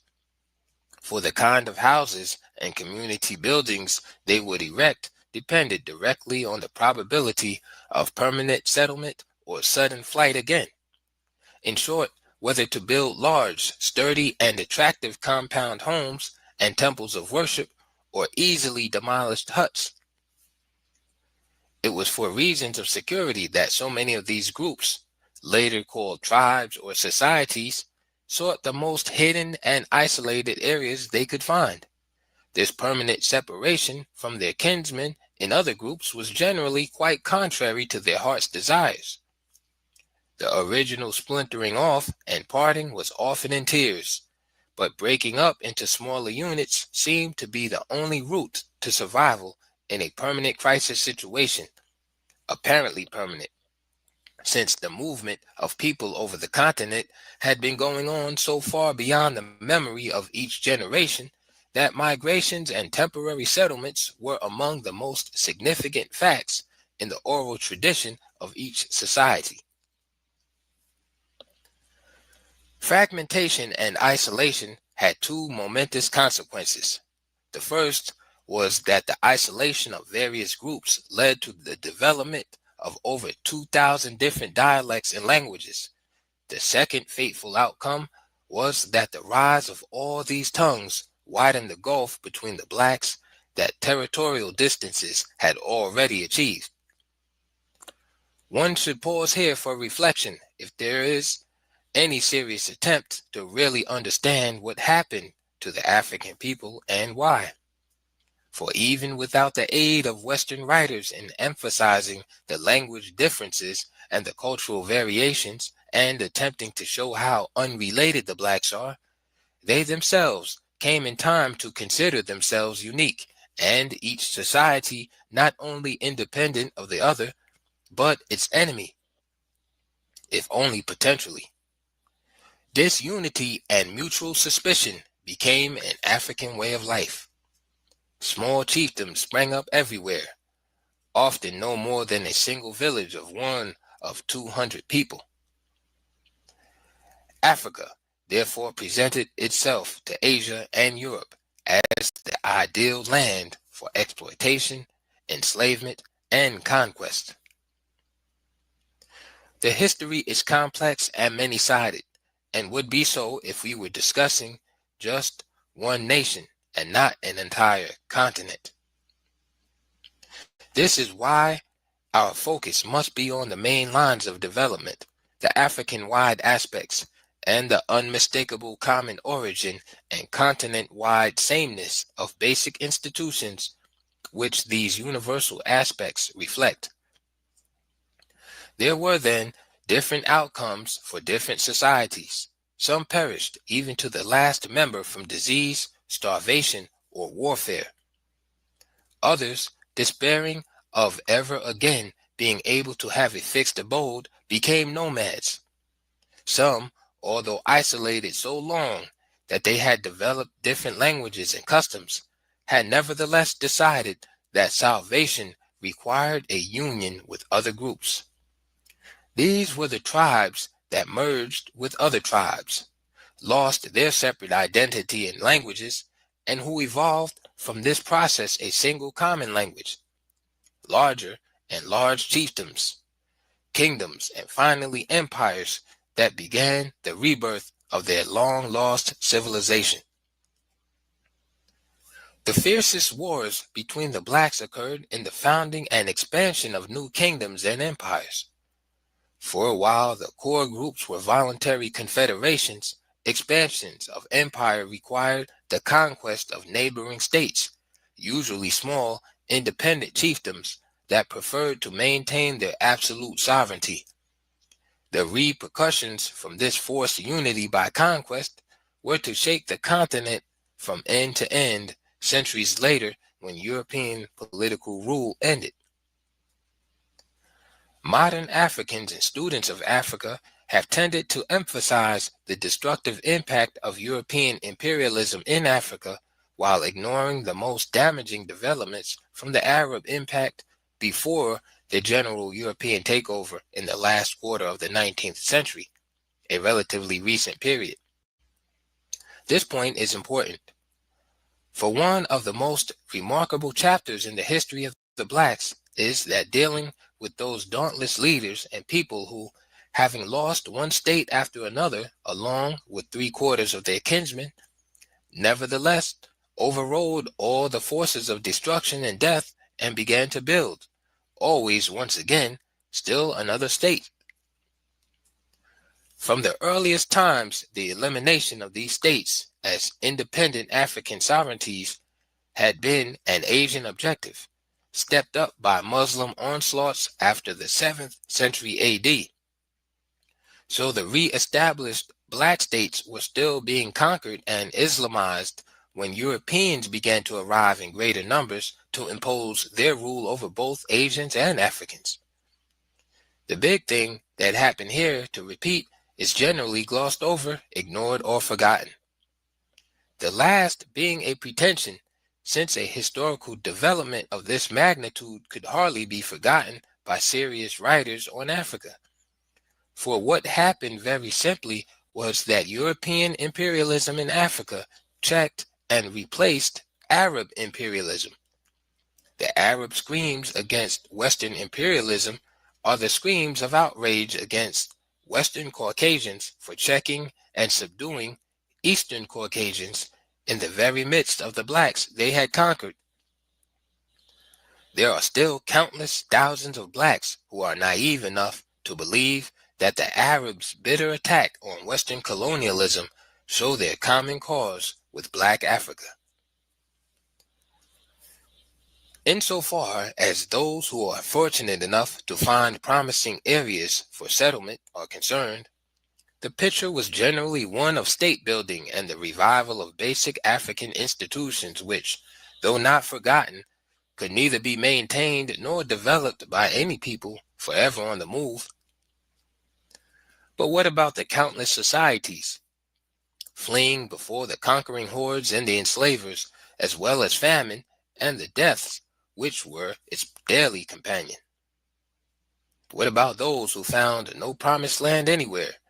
For quite unlike the societies I mentioned that could settle down and had the opportunity to start and develop civilizations comparable to any elsewhere in the world at the time, these people could neither settle down nor therefore develop a civilization. What they suffered from year to year as they wandered over the continent is almost beyond both description and belief. In fact, while the story is well known, few writers would want to go into its awful details. Suffice to say at this point that here now were numerous societies of Africans that were virtually sentenced either to death from starvation or enslavement by Arabs. I am still in the pre-European period, or barbarism and savagery, and in many cases, even cannibalism. Under such conditions, I would defend not only the retrogression of these people to barbarism, but to cannibalism itself. The defense of the latter is easy, since it has been well established that other supposedly highly civilized men will revert to savagery and cannibalism under prolonged conditions of extreme hunger and thirst, when survival itself is the only question that dominates the hunger-crazed mind. This phenomenon of reverting to a state of savagery and even cannibalism under extreme conditions of starvation is known to occur universally among various peoples: white, black, brown, red, or yellow. The facts we have then show that after they lost Egypt and the Eastern Sudan, some Africans, overriding all adverse conditions, grouped themselves to form nations and developed a high order of civilization independent of any external influences.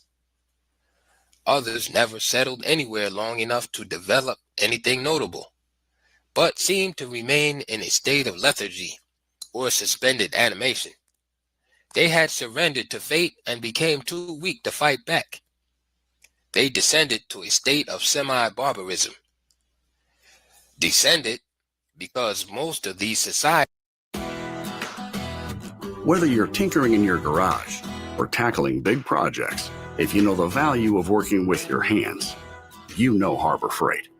And you can be confident knowing that at Harbor Freight, you can get quality tools at prices that work just as hard as you do. Because the only thing more satisfying than a job well done is a job well done, well under budget. Whatever you do it for less at Harbor Freight.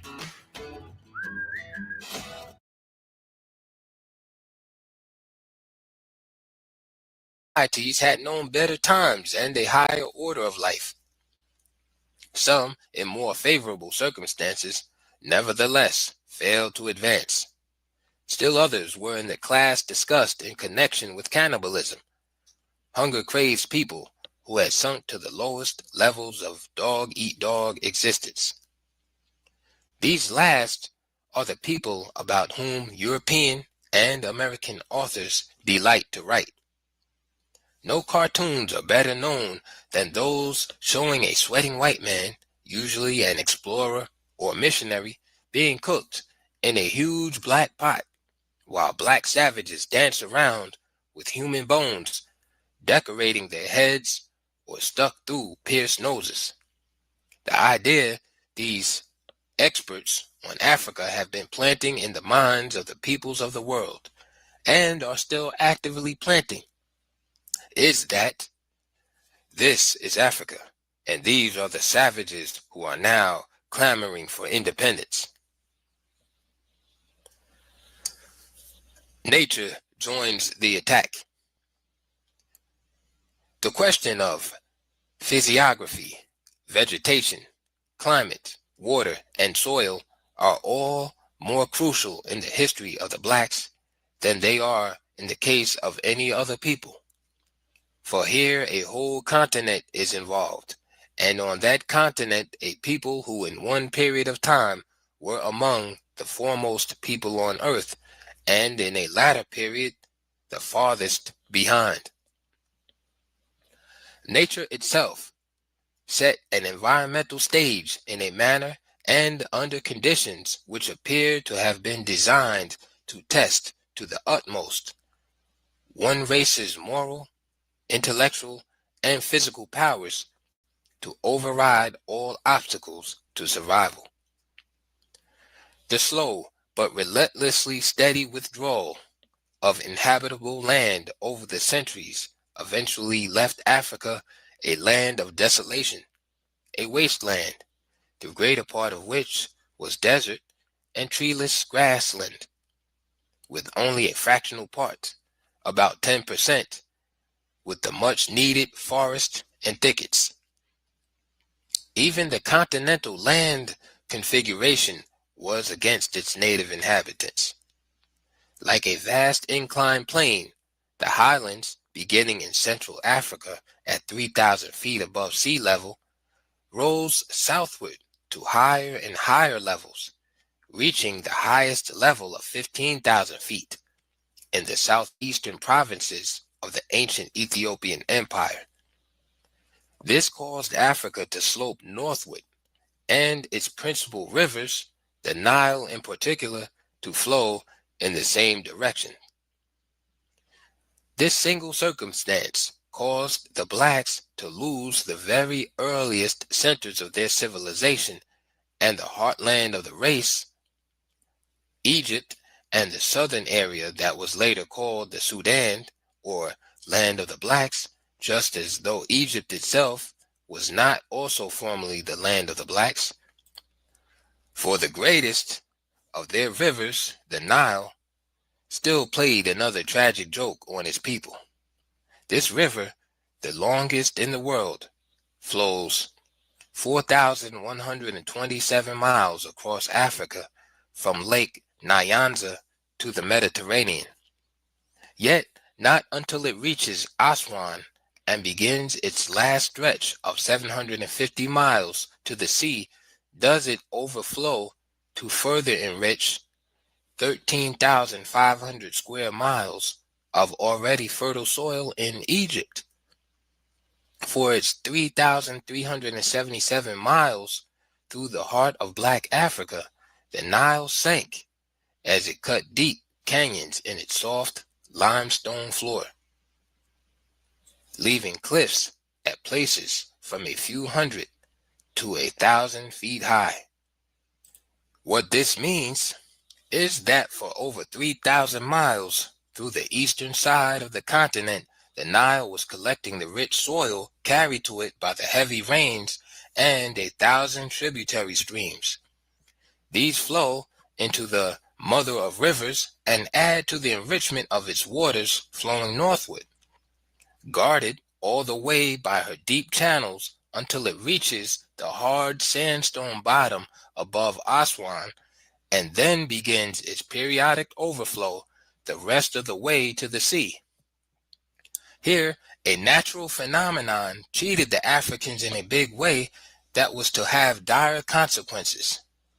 There could be no black daughter of the Nile, observed Parsons in his Streams of History, for the Nile, in making Upper Ethiopia, Egypt, so rich in food production that it became world famous, not only as the breadbasket of the world, but also for its highly advanced civilization, stirred the envy of Asia and Europe, from which continents migrants began to settle.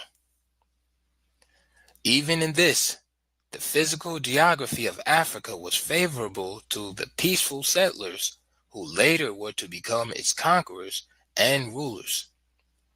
For the seacoast is lowland everywhere, not more than 500 feet above sea level, and remains lowland 500 miles inland. Asian and European occupation of the seacoast of North Africa and East Africa was therefore relatively easy, and probably even welcomed at first by the blacks as co-partners in world trade. But the poor and hungry nomads from the vast desert areas of the Middle East poured into the most fertile and easily accessible areas of this other land of deserts, that is North Africa. There were several consequences of the greatest historical importance which are generally not sufficiently stressed. The first was that both the Saharan transformation and the steady incursion of Asians pressured more and more blacks back into the interior to concentrate in the already limited survival areas where just to subsist was a daily struggle. The second important result. At Granger, we're for the ones who pay attention to every little detail, the ones who fuss, tinker, and sweat the small stuff. Because you know the tiniest thing can make the biggest difference when it comes to keeping business moving. We get it. We're the same way, offering access to product experts to help you quickly and easily find what you need. So whatever your industry, you know you're always getting professional-grade products. Call, click Granger.com, or just stop by. Granger, for the ones who get it done.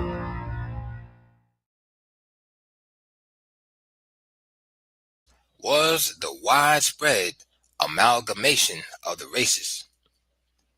For the weaker, more submissive blacks remained in Asian-occupied territory to become slave laborers and slave soldiers, and to witness a ruthless sexual traffic in black women that gave rise to a new breed of Afro-Asians. These were classed as Caucasians or Asians. They themselves bitterly objected to being identified with the race of their mothers, African. When these latter became known as Egyptians in Egypt, Moors in Morocco, and Mauritanians or Carthaginians in Carthage, Tunis, great care was taken to distinguish them from Africans in daily intercourse, in paintings, and in documentary literature. This new breed, half African, was to join with their Asian fathers and forefathers in the wars and enslaving raids against the blacks that went on century after century until all North Africa was eventually taken. Still, another fateful geographical factor that favored the invaders has been implied or partly stated in the foregoing observations. Aside from the easy occupation of the lowlands of the seacoast and the gradual taking over of the rich lands of the Nile Valley and its ancient civilization, both Asians and Europeans found the highlands of southern and eastern Africa more pleasant and healthy for Caucasian settlement. This meant that even after nature had damned 3/4 of the continent's landmass as impossible to support human life, the Asians and Europeans came in to seize and hold the best of the 1/4 that was left. The blacks found themselves cut off from all seacoast, then that mattered, hemmed in from all directions, and confined within narrower and narrower limits. Thus they became a wandering people, forever migrating in their own vast homeland, fragmenting from great united nations into countless little splinter societies, becoming so isolated from each other that each formed a new language of its own, considered itself quite different from its original brothers, now regarded as strangers and enemies in the endless tribal wars that ensued over the inhabitable land. The land over which these struggles went on varied in different regions. So did the climate that so greatly affected it. The people and even some of their institutions varied under environmental influences. The landmass in the eastern regions, for example, has been undergoing a vertical movement of elevation and sinking along with a leveling process occasioned by the atmosphere and weathering since Miocene times. Geologists trace the elevation of the mountains in the area, even Kilimanjaro, and the faulting and fracturing that created the Great Rift to early volcanic activity. In the arid and semi-arid regions, there are vast stretches of desolate land which were not made so by nature alone, for, like the Sahara itself, much of it was once woodland where animal life flourished and streams flowed. Man played the leading role in its destruction by fire in his shifting farm methods. Animals helped in the process. The relation of green grass and forest to climate and climate to rainfall seems not to have been known or fully appreciated. In treeless and grassless areas, the periodic rains evaporate into non-water holding earth. One may travel hundreds of miles over regions of this kind without finding a single stream. All rivers and streams have disappeared like the raindrops in the sand because of the same physical characteristics of the land previously discussed. Irrigation was extremely difficult and in most places impossible outside of Egypt. We have spoken so much about African deserts of sand and rocks that one might be misled by thinking that it was this kind of land alone that could not support a population. But there were vast non-desert areas of hard red and red-brown soil that had been leached by heavy rainfall, robbed of its essential elements for vegetation, such as calcium and phosphorus, and of course, its once rich humus of topsoil. This continuous weathering was obviously destructive. The soil problem was further aggravated by having underneath floors of hard laterite elements, just as though there was a master plan to guarantee that this soil would not hold any water. Therefore, the problem involved far more than restoring topsoil and a land conservation program to prevent erosion, because this hard floor underneath drains away the rainfall as fast as it reached that level. No corner or scrap of land in Africa has escaped hunger, says Josu de Castro in his Geography of Hunger.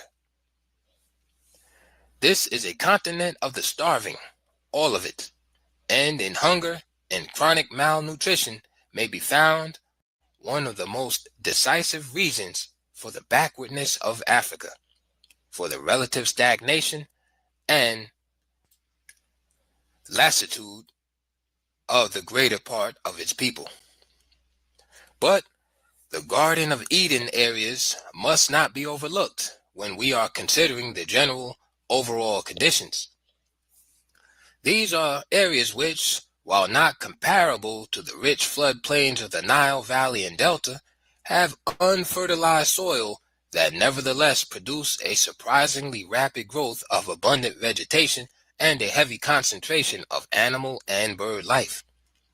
These are the areas where fruits and nuts of many varieties grow in abundance without the aid of man. Without these areas of salvation here and there over the continent, along with pastoral grazing land, the blacks as a race would have doubtlessly perished from the earth. They almost did.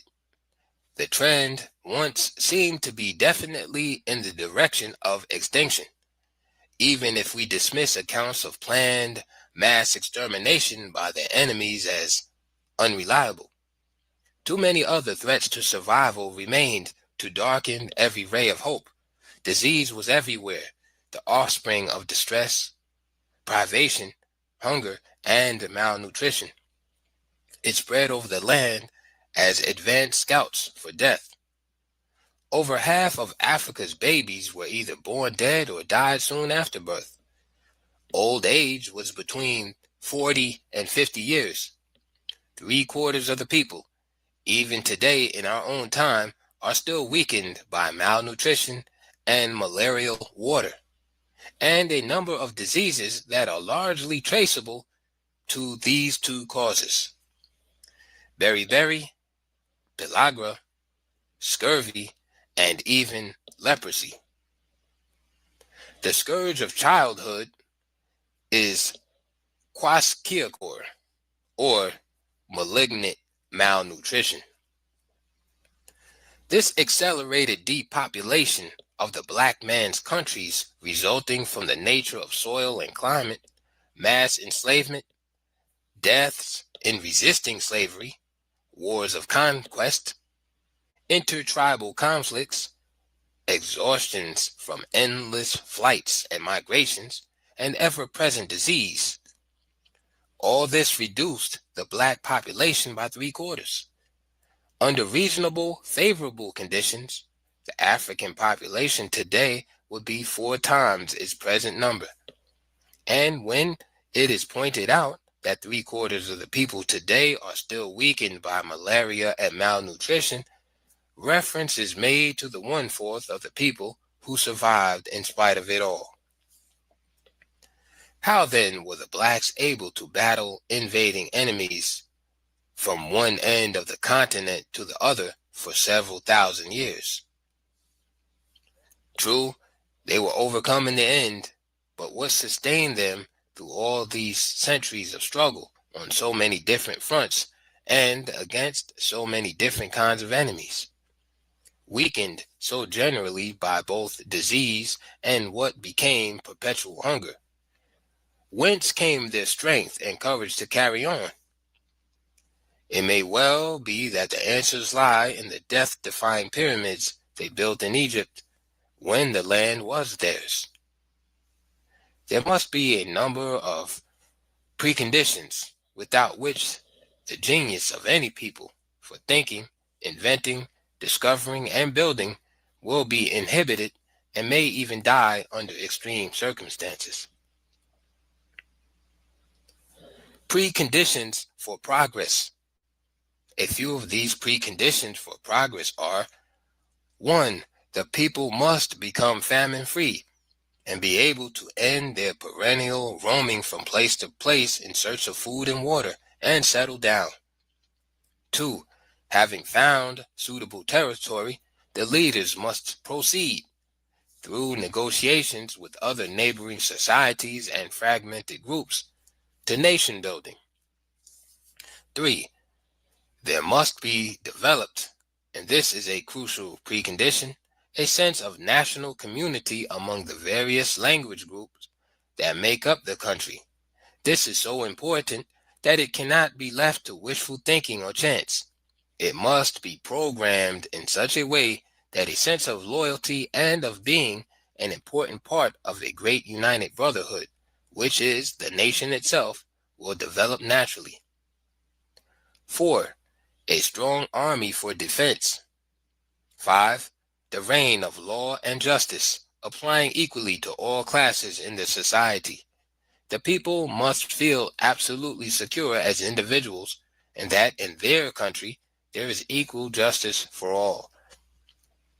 In short, certain conditions in a country can bring about that internal peace, stability, and confidence which unshackle the mind. There is now time to think. No more trekking with bleeding feet for hundreds of miles across rocky deserts. No more seeing your kinsmen fall out and welcome death along the way. A home at last, better farms, plenty of food, and now, time to think. There is nothing mystical about the reasons why one group of people can easily become physically and mentally strong, while another becomes physically weak and less mentally alert. An abundance of nutritious food and pure drinking water may spell the difference between advance and decay. The number of death-dealing diseases developing from malnutrition alone is alarming.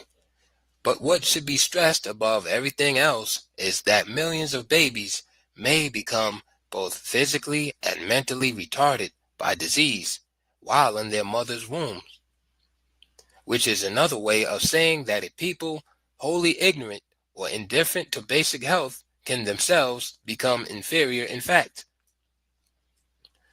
But even this central fact, when fully realized, will still remain in the field of mere discussion until blacks everywhere begin mass organization for mass education of the masses. The system is so structured worldwide that blacks are forced into conditions that can lead to inferiority even genetically. There must be a breakthrough or gradual extinction. This is the final precondition for survival and advancement.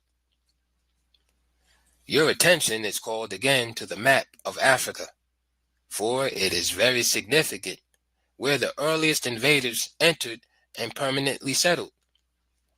They took over their areas of trade and easy contacts with their homeland and the other nations of the world, a point that simply cannot be overstressed in considering the plight of the African people. In the north, they settled around the Mediterranean, thereby maintaining contact with Europe and Asia. In the northeast, east, and south, they settled along the Red Sea and the Indian Ocean, thereby keeping in touch with their homeland and the trade with countries farther away.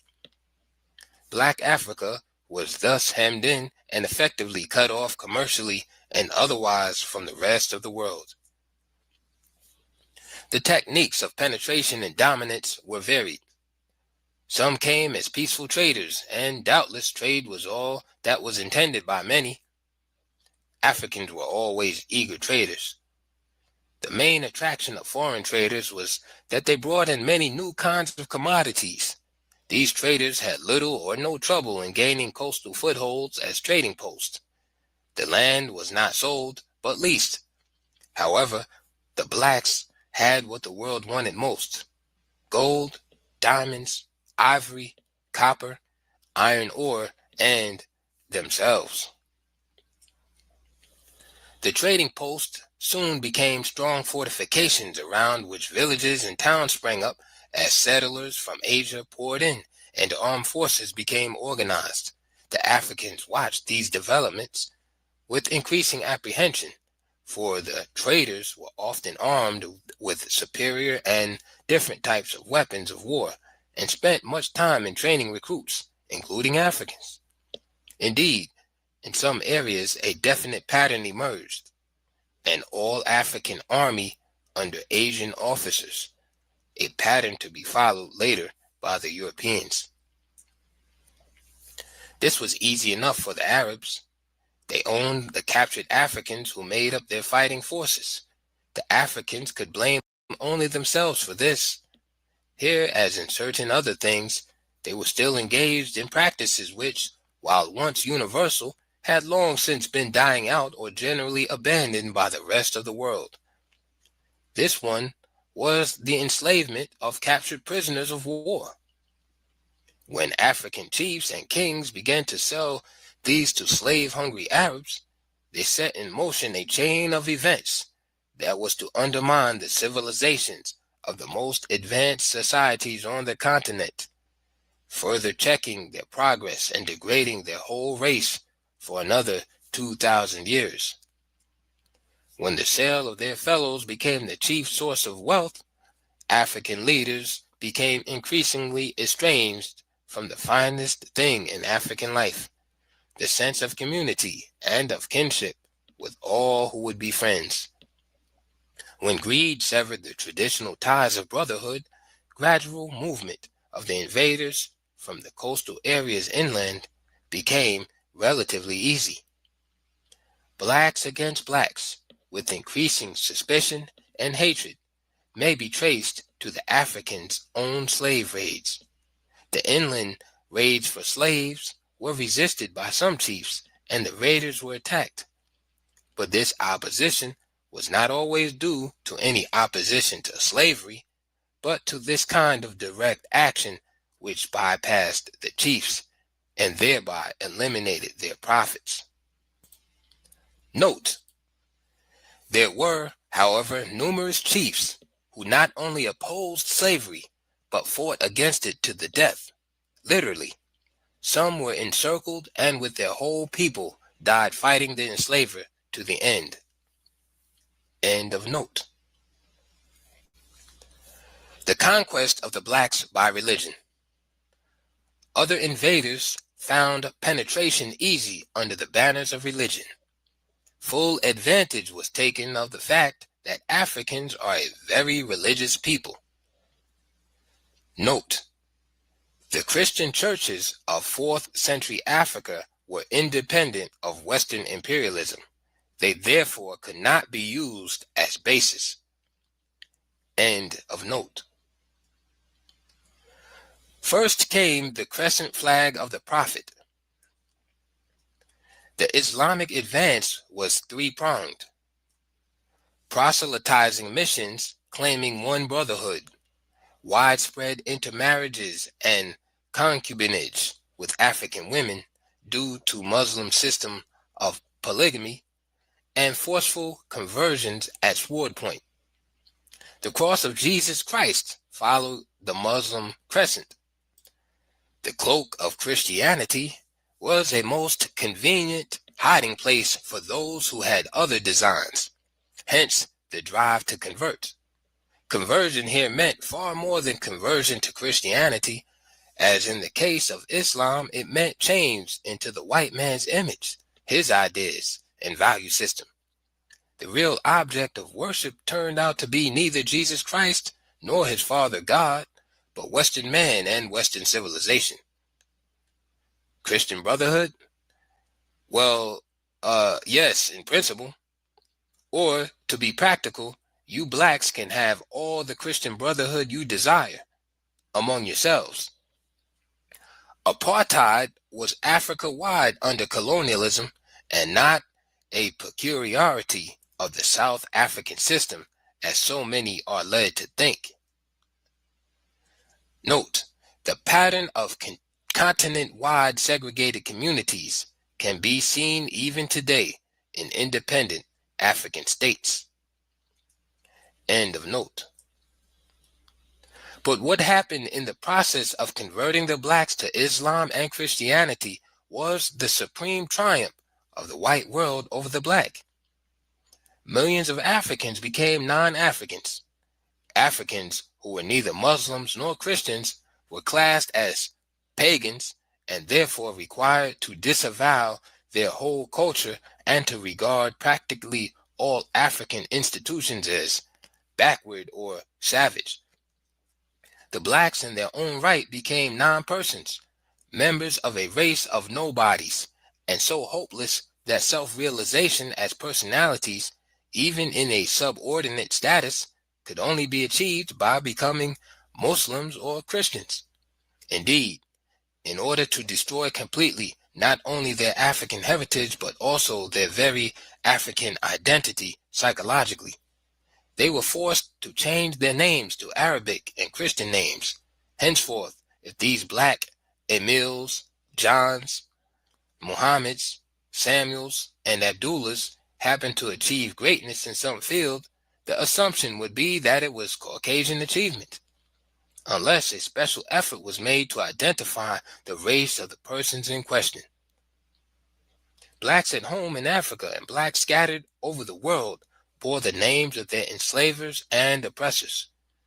The ultimate in self-effacement that promoted a self-hatred which made pride in race difficult. That these psychological shackles still handicap not only the rebirth of modern African states, but also blacks everywhere should be obvious to all. Finally, there were the invaders who apparently disdained the cloak of deception and came in fighting.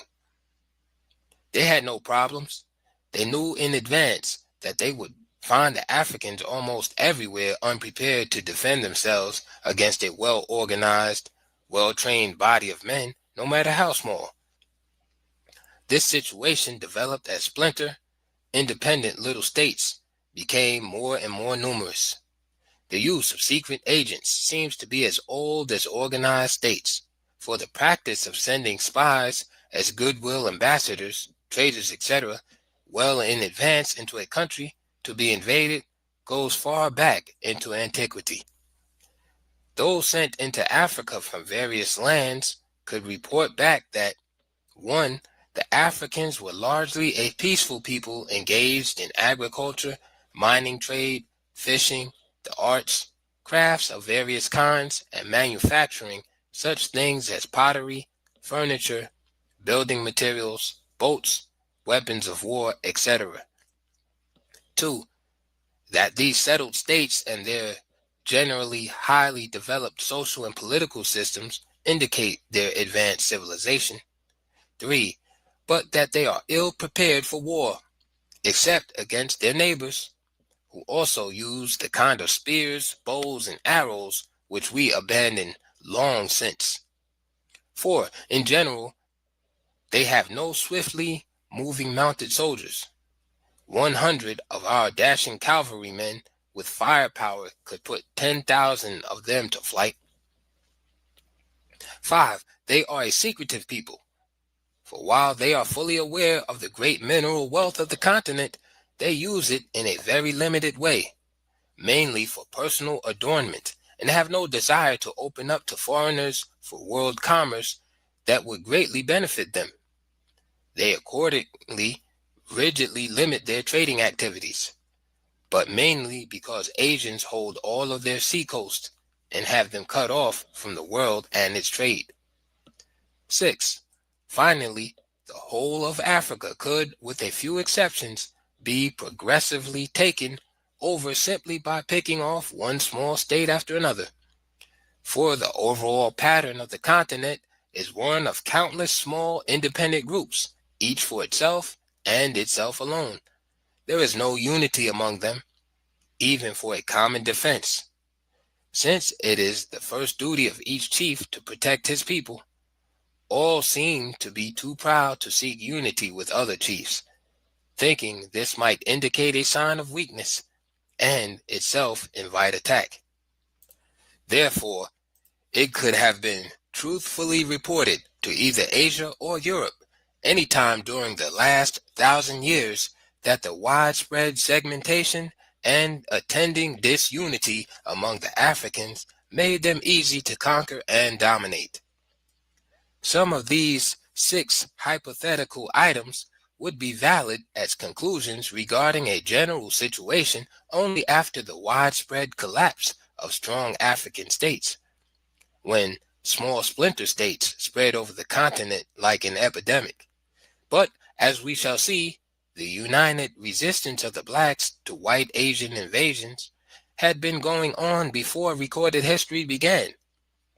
And despite all the segmentations and endless invasions from the north, south, east, and west, there were black nations that kept up the resistance of 5,000 years right down into the 20th century. We shall review some of these in chapters which follow. Chapter 2: Ethiopia's oldest daughter, Egypt. The Great Deception. Egypt, as pointed out before, was the northeastern region of ancient Ethiopia. The 6 cataracts of the Nile were the great watermarks in the heartland of the blacks from whence African culture spread over the continent. But nowhere was it as pronounced as in Egypt. This northern sector of the Ethiopian Empire had been the object of world attention from the earliest times. The fact was that it was in the center of the crossroads from all directions leading into Africa from Asia and Europe. This also explains how the Asians came to occupy and control a fourth of Egypt, Lower Egypt, before the unification of the 2 lands in the 3rd millennium BC. With the relentless spread of the desert and the attending scarcity of arable land, there was a heavier concentration of Africans in the Nile Delta and Valley, the areas with the richest soil in the empire. The great agricultural system that was developed along the overflowing Nile was one of the sources of the wealth to support the great cultural advances. The other was the gold mines below the first cataract. This was also the magnet that drew Caucasian peoples from many lands.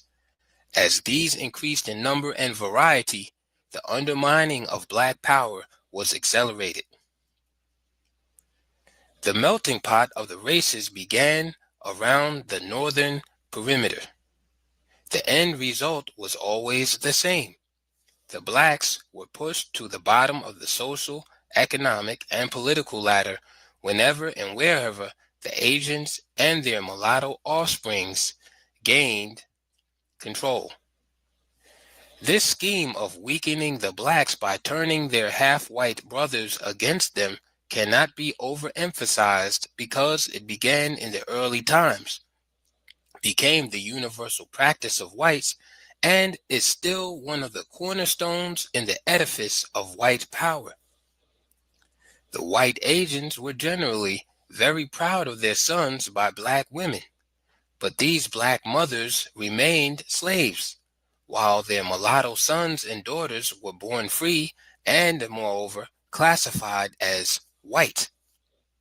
As such, they formed a social class that, while never recognized as equal with the real whites, had just about all the other privileges of free men.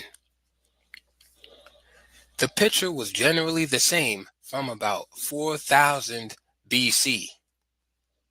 Note: throughout this work, I refer to time spans of 6,000 years, 5,000 years, 4,000 years, 3,000, etc. The variations depend on the time span of the developments under discussion. End of note. In the Asian-held areas in the north, the blacks had hard choices to make.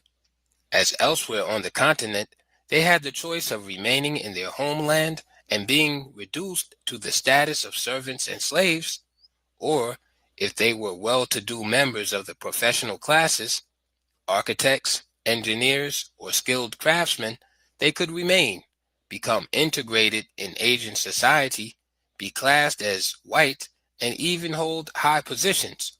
Or finally, they could reject integration into Asian culture and migrate southwards.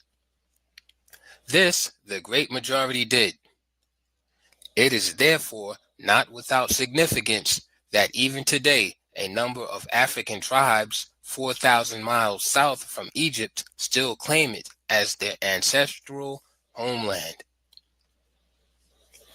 There were blacks who neither fled before the Asian advance nor submitted to enslavement. These also rejecting amalgamation as the process of transforming the race stood their ground fighting back and were generally wiped out. In short, the Africans held Upper Egypt, south, while the Asiatics held Lower Egypt, north. Kurt Sethi, in attempting to reconstruct the prehistory of Egypt, concluded that the division of the country between Africans in the south and Asiatics in the north was due mostly to a split over religion. According to this view, the Africans refused to accept the cult of Horus that dominated the Nile Delta. They therefore formed a second nation in Upper Egypt and established their national religious shrines at Amnos, Thebes, Thines, and Napata. Other scholars insist that the two lands meant that the Africans had simply separated themselves from the Asians. These, unlike Sethi, do not inquire about the reasons. What actually happened in prehistoric times, however, was on such a grand scale over long periods of time that patterns, even of unwritten history, became clear and understandable. The Asians and Europeans were entering in increasing numbers and pushing the Africans farther and farther away from the Mediterranean, pushing them farther and farther towards what became Africa south of the Sahara. But the Africans had taken their first firm stand within their Egypt, making it two lands, exactly as the Sudan is two lands today, with the Arabs and colored Arabs in the north and Africans in the south. And also for exactly the same reason, to escape white oppression. And the Sudanese blacks concentrated in the south for the same ancient reason, to escape white and colored oppression. We are in the period of ancient history. The records of the times are unmistakable, and the evidence is clear only when the archaeologists have done their work as well. In no area of the world have they been more successful than in Egypt. It was the science of archaeology, along with ancient historical records, that support my viewpoint that the Africans, while being either subjugated or pushed southwards, fought back in a long series of wars to regain their ancient homeland along the Mediterranean. As early as the end of the 4th millennium BC, and even before the first dynasty in Egypt, there are records of a great African victory over the Asians in the north. Note: reference is made to the pellets and mace heads found at Hyrcanopolis. End of note. The blacks had established their Egyptian capital at Nekheb. The royal palace was just across the river at Nekheb. Thebes and Napata continued to be the cultural centers of the black world. As the historic period opened in Egypt, it appeared that the Africans were retaking the whole of their country. The Palermo stone records victory after victory over the Asians. Finally, the great triumph came when the African king Menes defeated the Asians decisively, united all Egypt under African rule again, and thus became the historic First Dynasty. Note: there was in fact no Egypt before Menes built Memphis. End of note. Historians of ancient Egypt would do well to pause and ponder longer over the question of the two lands. Those who are interested in the truth about the black man's history will be compelled to do so. For the most significant part of the black African's history developed in Egypt, and the division of the country into two lands, one predominantly Asian and the other African, marked the first great stage of the unending process and pressures that steadily forced the blacks from the northern areas. But for countless centuries, the greater region was held by the blacks. This was the southern region called Upper Egypt.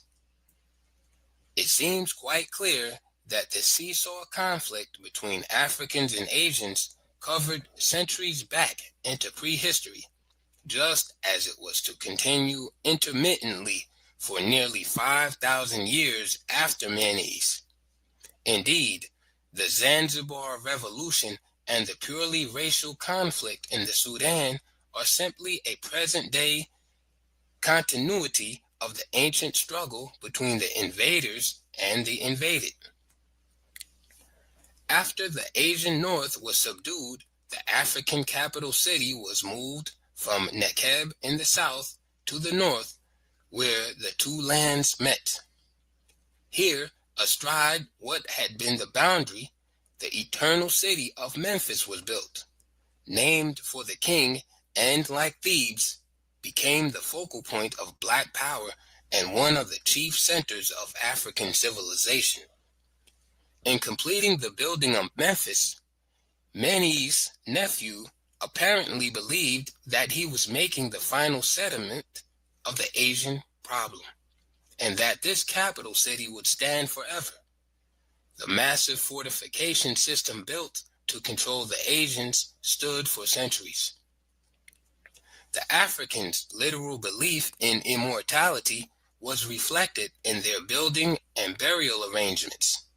The early three-chambered brick mastabas foreshadowed the later pyramids that were to surround the city like watchmen and form a line of march from there into the Giza Desert. During one of the longest reigns in history, Menes brought about the kind of stability and innovations in administration that not only provided a solid foundation for a first dynasty, but also the economic and social conditions necessary for the more uniform expansion of religion, the arts, crafts, and the mathematical sciences. Here too is where Mesopotamia, Palestine, and Greece, although not as advanced, may have made cultural contributions to the Africans and received much from them in return. The external influence myth. The Greek contribution was the greatest. It was accidental, one of those accidents of history that turns out to be highly important. In this case, the Greeks unwittingly applied the second name of the city of Menes, Memphis, Aegyptos, to the whole country. For Memphis was also called Hecupta, or the mansion of the south of Ptah, the god protector of the city. From the Greek Aegyptos, Memphis became Egypt, and Egypt became the name of the two lands, extending from the Mediterranean to the first cataract. There was no Egypt before the Black King from whose name it was indirectly derived. Before that, the country was called Kem or Kemai, another name indicating its black inhabitants, and not the color of the soil, as some writers have needlessly strained themselves in asserting.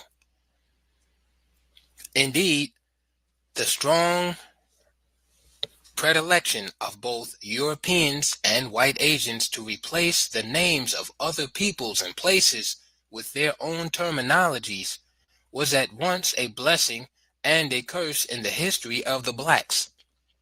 Not knowing the racist twist that modern history was to take, these early historians, geographers, and travelers reported what they found and described peoples in their own terms of speech. In doing so, they established beyond question that the blacks were the first Egyptians and the builders of that ancient civilization. For it was these early writers, and not the blacks, who made it clear that although the invading Euro-Asians had firmly established themselves in about 1/4 of northern Ethiopia, Lower Egypt, as early as the 4th millennium BC, the blacks with equal firmness held all the rest from the 29th north parallel to the 10th south. It was the whites, not the blacks, who called Africa the land of the blacks, until Asian and European invasions made it expedient to change this to mean African countries not yet taken over by Caucasians, and later to Africa south of the Sahara. Even this has to be qualified now as the whites dominate southern African and Portuguese-held areas.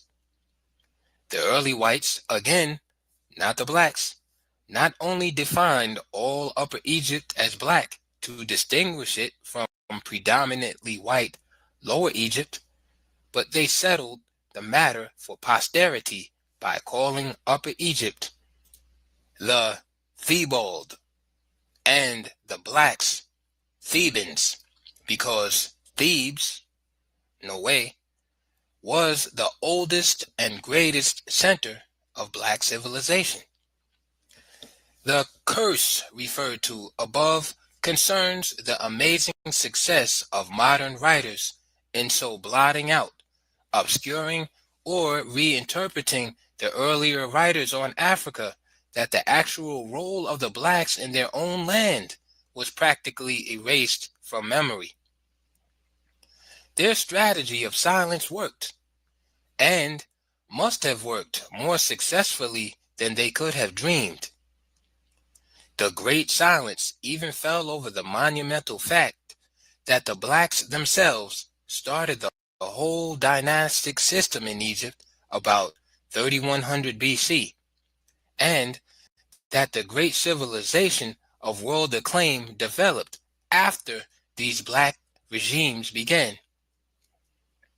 Greek and Arabic names and the accepted Caucasoid features in the conventional style of royal portraits all furthered the great deception. There was also the external influence on early African speech and writing in Egypt. As more and more Asians moved into Upper Egypt after the unification of the two lands, the mingling of the two peoples not only produced a new breed of Egyptians, but also an increasingly Afro-Asian language and writing system that differed markedly from the original African writing as it was developed below the first cataract. Development in Asia and Europe, 1,000 and 2,000 years after the golden age of black civilization, helped to obscure that civilization or paint it over as an entirely Euro-Asian achievement.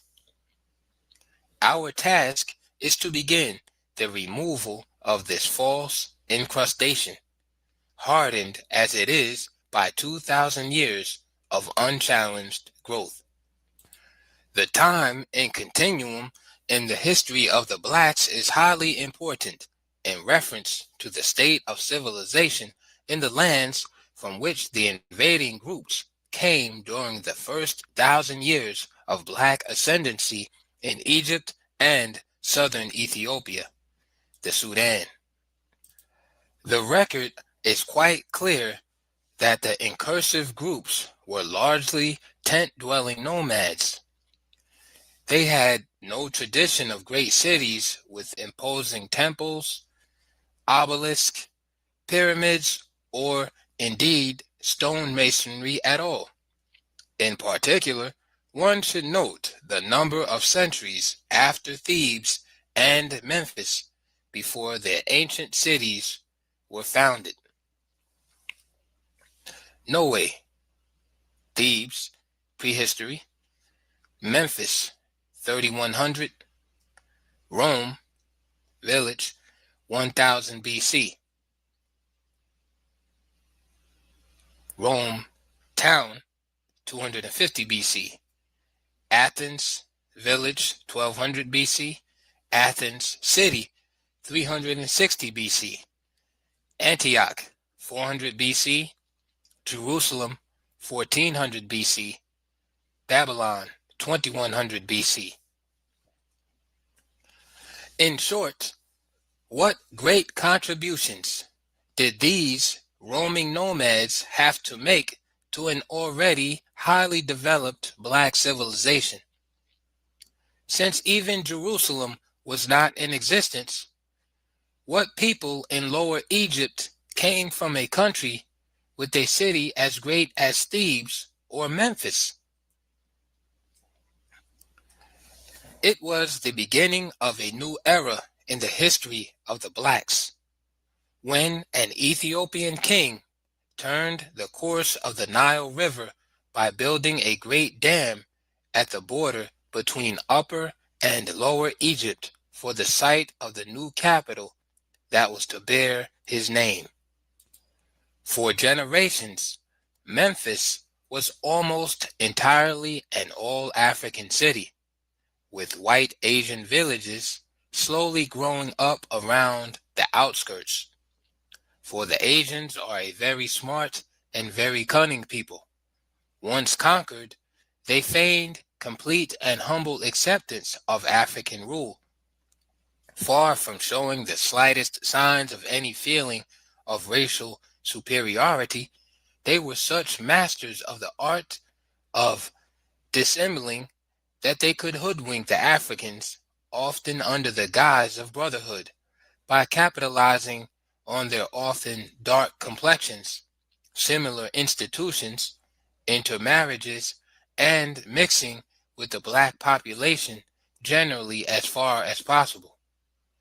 That all this was the direct route to repeated Asian ascendancy on the continent, few Africans seem to see, for they are, as a race, too ready to forgive and forget past evils committed by foreigners.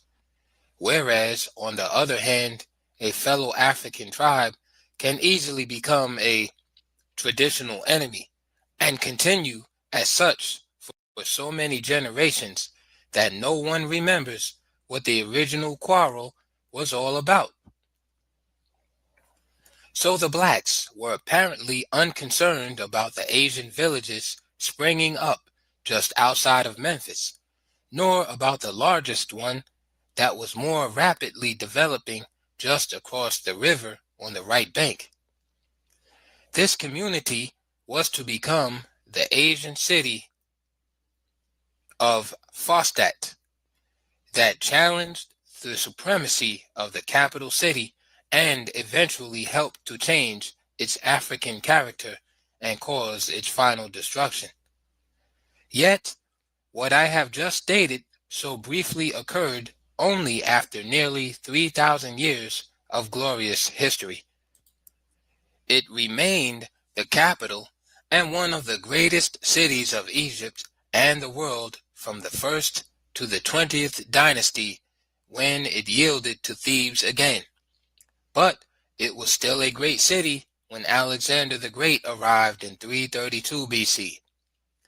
Its death knell was sounded only when Arab tribes overran the land and Cairo rose to overshadow it. The second and third dynasties were also African. Most writers will not flatly state this. They generally designate these dynasties as Thinite, Memphite, or followers of Seth. One has to know that the first dynasty was African and Memphite or Thinite, so called after the name of their sacred city, Thinis, and that the cults of Seth and Ammon were African. That the fourth dynasty was indigenous is equally clear. These were the chief pyramid builders, the Great Pyramid being the largest and highest building on earth until modern times. It was built during the reign of Khufu, 2590 to 67 BC. His nephew Khafre carried on and built the second Great Pyramid, but he went farther. He built the Great Sphinx, and as though he intended to settle the question of his racial identity for all ages to come, he had his African features so boldly and clearly carved into a portrait statue that not even a fool could seriously doubt that this mighty monarch was a Negro. He was therefore among the first to break with the classical Caucasoid stereotypes in Egyptian portraits. Having determined what periods Africans were referred to as Thinites, Memphistes, Thebans, Cushites, Libyans, Ethiopians, Nubians, etc., a major problem in African history was near solution. Some of the disguising masks were thus removed, but much still remained to be done in developing guidelines to identification because the work of effacing the black man's role in world history was so thoroughly done over so many centuries that it is amazing how so universal a consensus was reached by Caucasian writers in almost every age.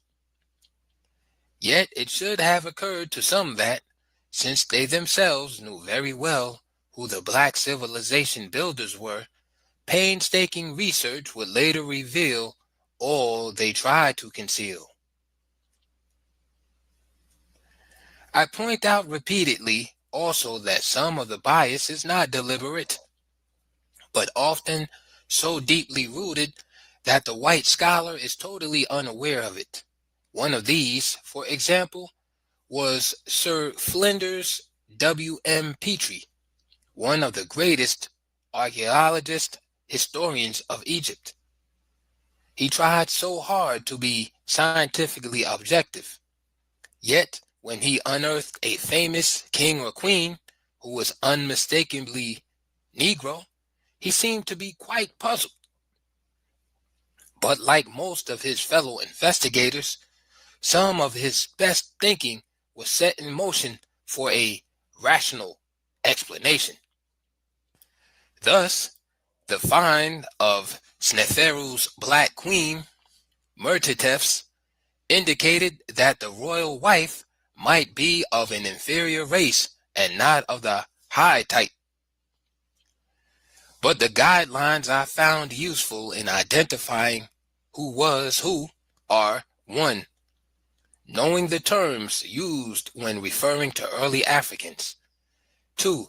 Noting rulers whom the writers concede to be Africans or persons with marked Negroid features, and tracing this line to succeeding dynasties, i.e. 2nd, 3rd, 4th, etc.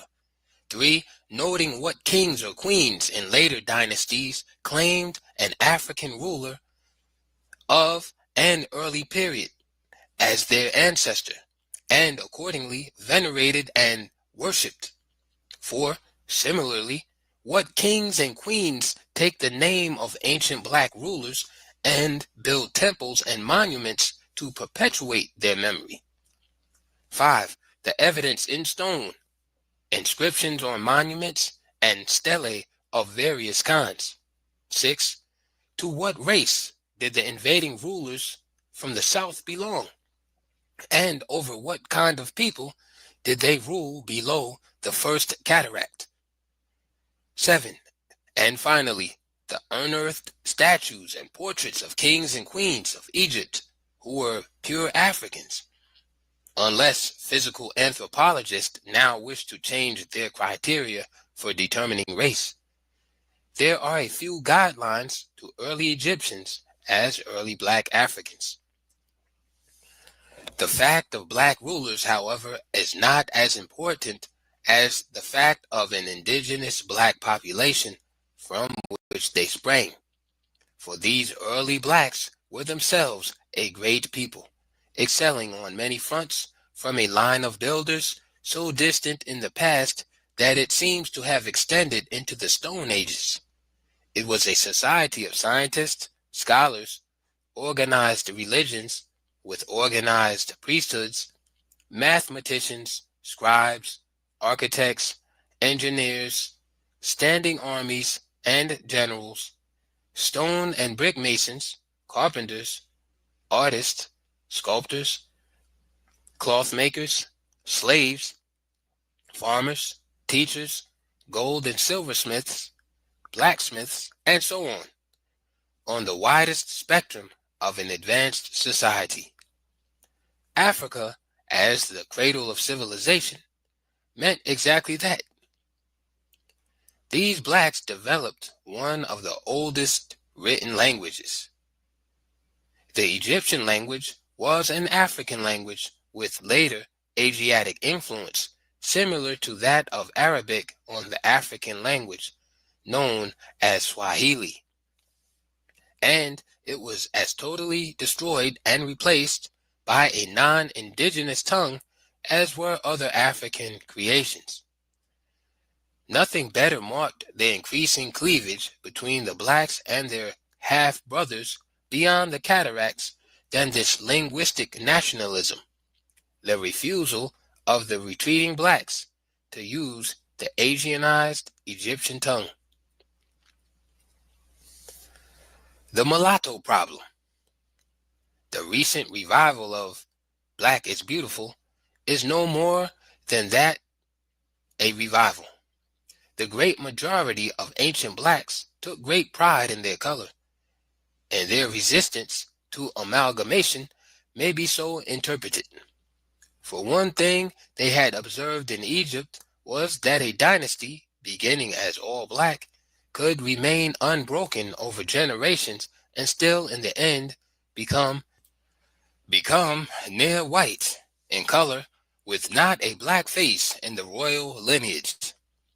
This two-way process of intermingling and direct aggression meant victory for the white Asians in the end.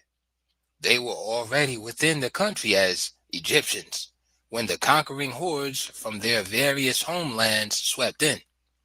Many were nationalistic Egyptians and as such fought the invaders along with the Africans.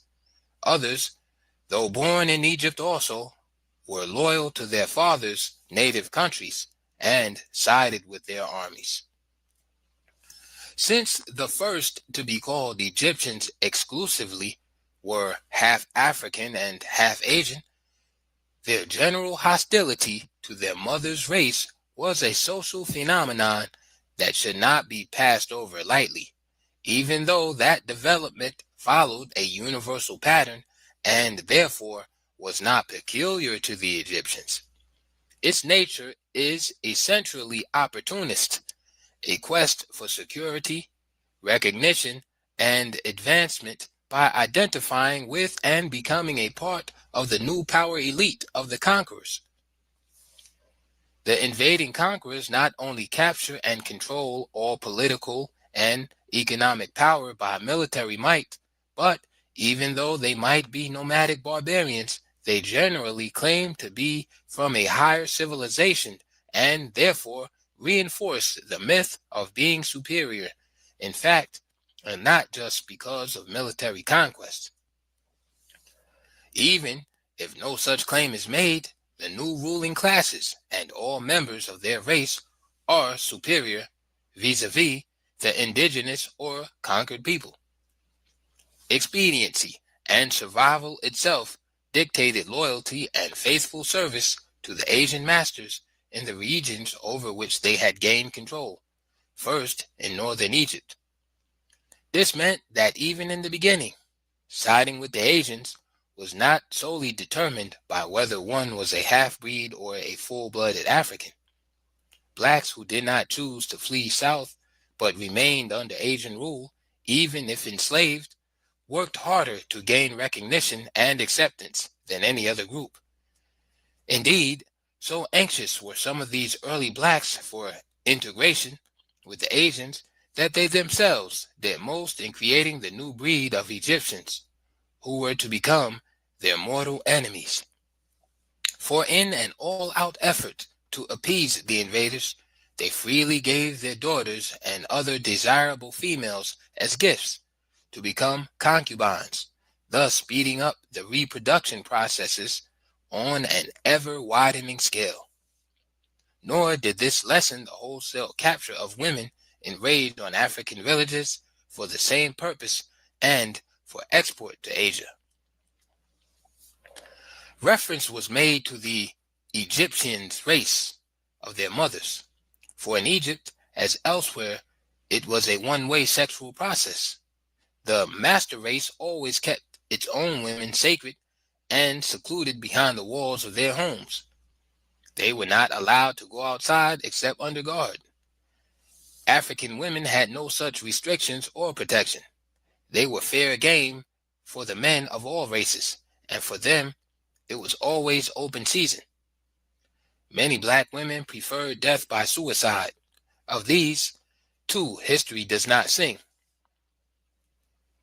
The master race, then, while loudly proclaiming a strange doctrine of racial purity for itself, has been the world's leader in bastardizing other peoples. So it has been on a grand scale in the United States, in South America, in East and South Africa, and so it was in Egypt. The evolution of the Egyptians as a nationality group is as interesting as their anti-African attitude, although the latter differs not at all from that of many mixed breeds with African blood elsewhere. It has been stated that the original Egyptians were black, half African and half Asian. This general racial pattern changed, however, as the centuries passed along and more white conquerors, their followers, and the other whites were attracted to the breadbasket on the Nile. Canaanites, Jews, Syrians, Hittites, Persians, Babylonians, Assyrians, Greeks, Turks, Arabs, Romans, et al. Intermarriages between conquerors and conquered continued, along with concubinage as a national institution. The direct result was that more and more Egyptians became lighter and near white in complexion. In short, they did in fact become more Asian in blood than African. Yet this upper ruling class of near whites was at no time more than a fourth of the population. For until the Islamic flood, which began in the middle of the 7th century AD, the vast majority of the Egyptians were what modern scholars like to characterize as Negroid. Note, the unmixed blacks in Egypt I am still designating as African. The mulattoes, then as now, generally objected to being called Africans. End of note. But what has been referred to as a social phenomenon was in fact a development among the half-breeds everywhere that ran counter to what would be normally expected, if not contrary to nature itself. This was the outright rejection of one's mother and her people, and a cleaving to the father and his people. While I do not know whether the overwhelming love which Africans generally have for their mothers is any greater than that among other peoples. It is certainly so marked that it has been a matter of comment by many writers. Some of the principal reasons why the half-breeds turned against the blacks and sought integration with the Asians have been pointed out. These applied to the blacks as well as to the new breed. All sought security, advancement, and social prestige by ingratiating themselves with the current ruling classes. But the half-breeds had the inside track and all of the advantages. First of all, they were mainly the sons and daughters of white and European Asian fathers. These fathers recognized them as such and, in general, proudly. And since they claimed superiority over the Africans, their half-African offsprings considered themselves to be a superior breed also. These Afro-Asian offsprings were given preferential treatment, positions of authority, wealth according to the status of their patrilineal family, and an education that could draw on Asian culture as well as the highly advanced African civilization in Upper Egypt and southwards to the land of the gods.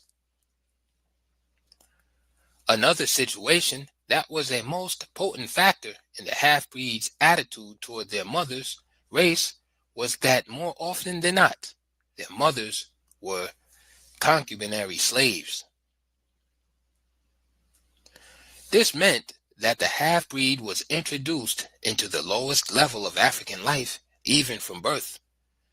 Concubinage was so general that it overshadowed the small number of African women who were the legitimate wives of Asians. These African wives were the exception, generally coming as they did from powerful upper classes, the noble or royal families. In such cases, it did not seem to matter at all how black they were. But since most of the new Egyptians were originally sons and daughters of slave mothers and upper class fathers, they tended to be ashamed of their mothers and sought self-realization on their father's side. Furthermore, the slave mother had no claim on the children she bore.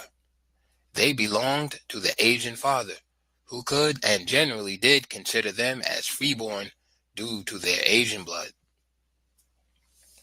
To prove how truly Asian they were, the mixed Egyptians made hatred of Africans a ritual, and tried to surpass the whites in raiding for slaves in all African areas.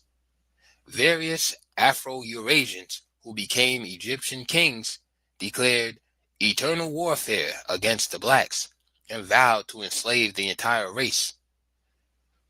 Hope in this connection could have developed from the fact that while many races were represented among captured slaves, the Africans constituted the largest number.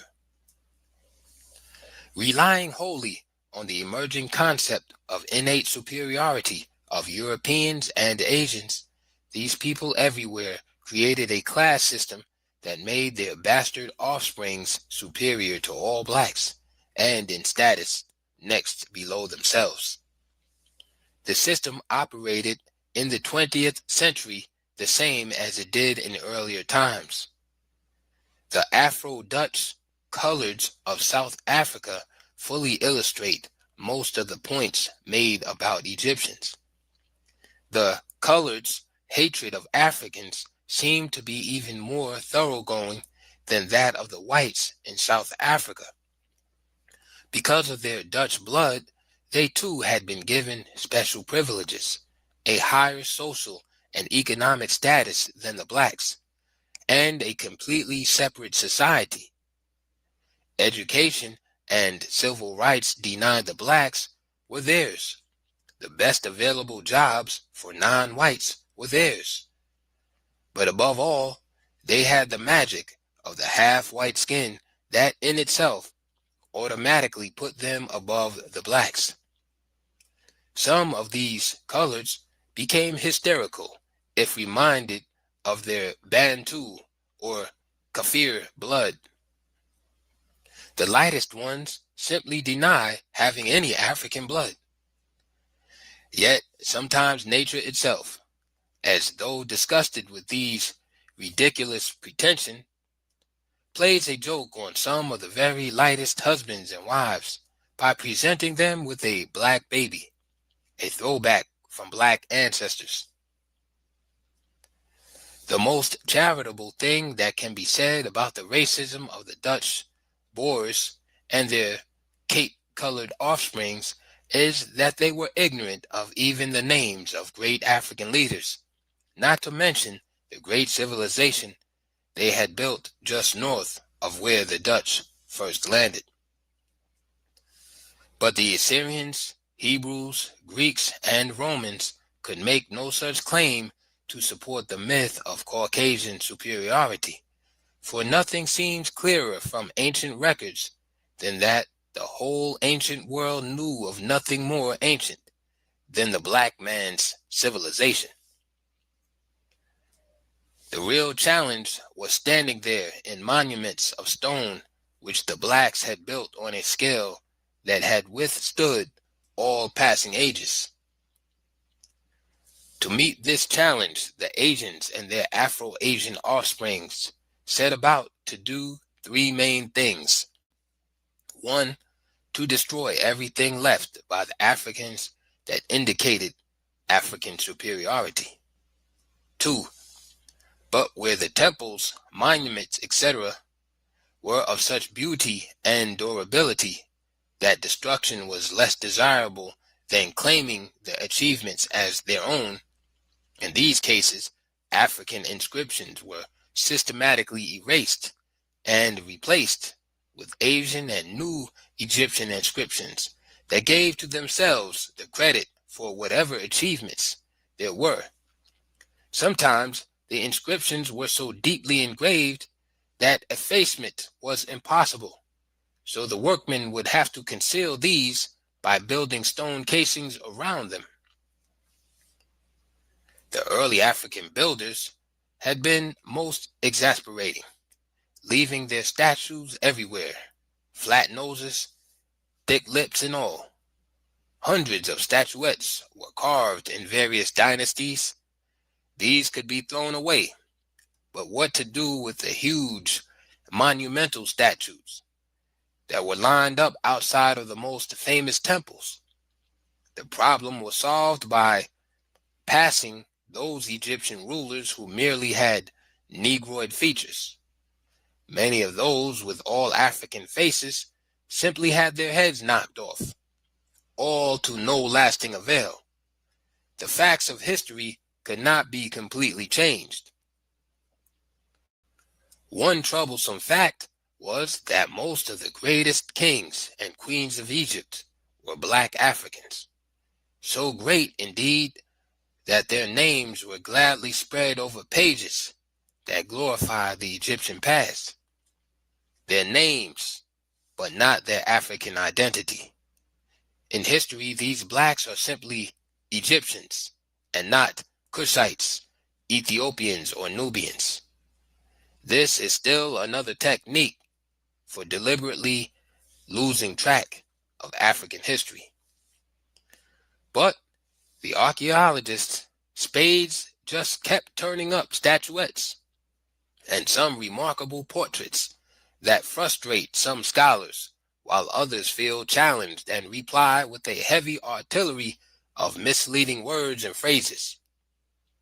Regardless of what the field investigators find, the main work of reconstructing African history in the 20th century is still in the hands of those who degraded it.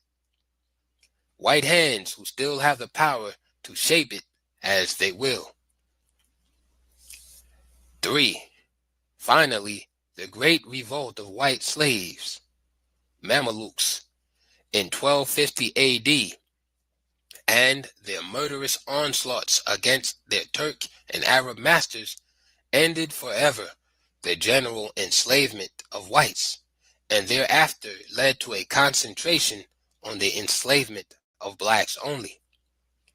This changed the course of history and came to make the myth of racial superiority, inferiority appear to be a visible reality. Master and slave. Could there be any question about it? Even the slaves could realize that their actual situation was one of inferiority. And after centuries of bondage, the slaves generally came to believe that they were in fact inferior beings, and that their masters, by the very arrangements of life, were superior. For whether in Asia, Europe, South America, the United States, or the West Indies, the story was the same.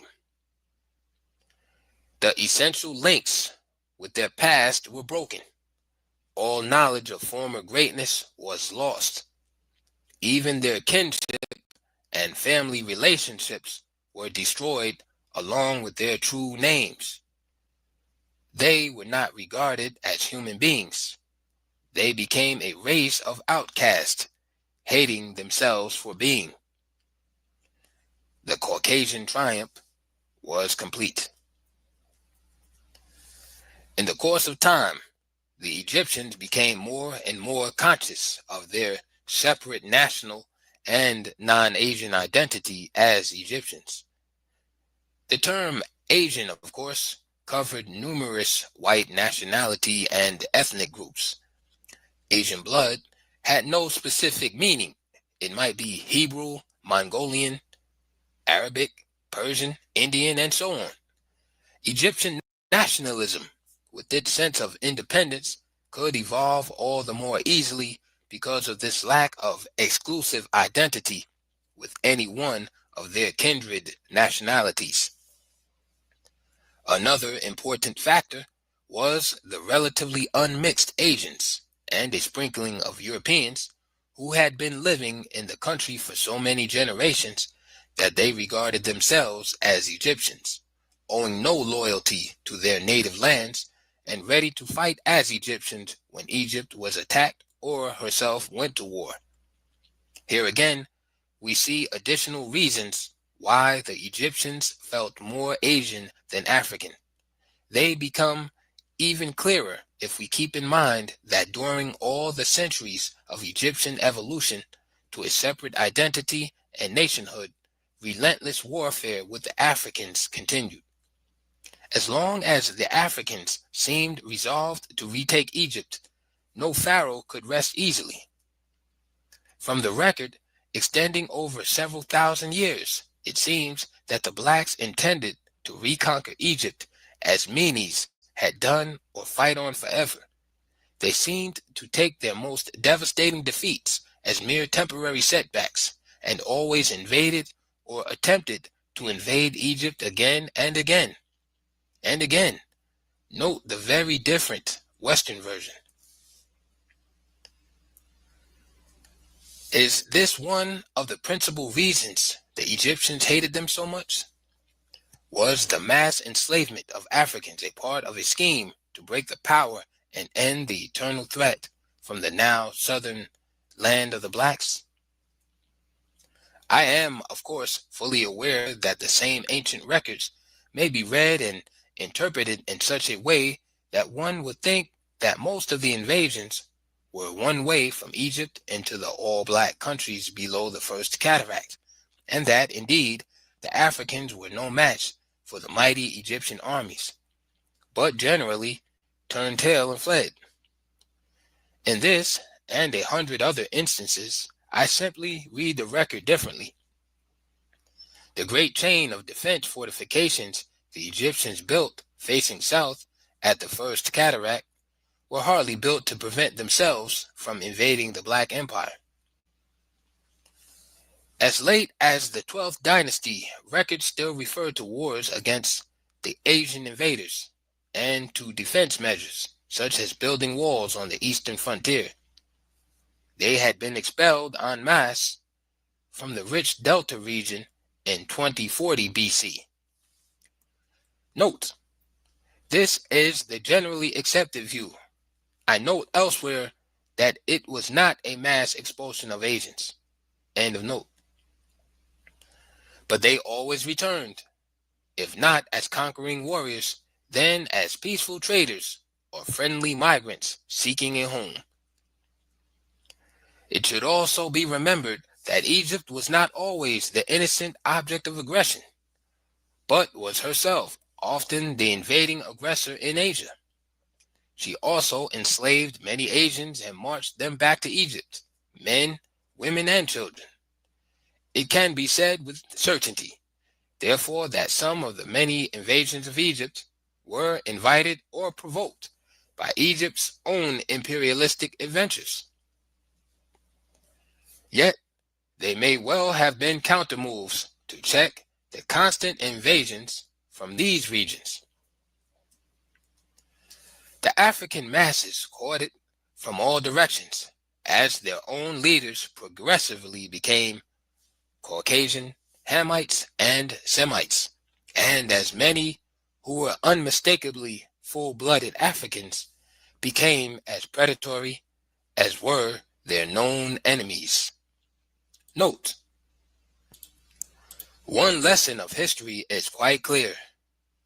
One's own leaders may be as unjust, inhuman, and as brutal as strangers, often more so. End of note. It appears that from times immemorial, stark greed, the desire for wealth, has overridden all humane considerations. Greed has served as a kind of anesthesia, deadening humane sentiments and breaking the bonds of affection that relates man to man. Greed was triumphant in Egypt from ancient times down into our own century.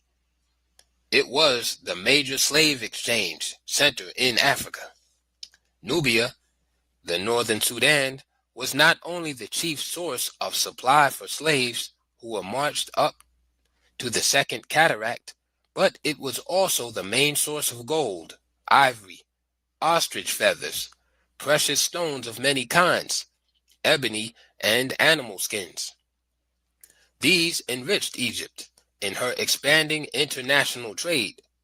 A hostile Egypt now stood between the black world and international commerce. But all had not been going well in the land. There had been civil wars, division of the country again, reunification again, decentralization, a breakup into autonomous nomarchies, and back to unification once more.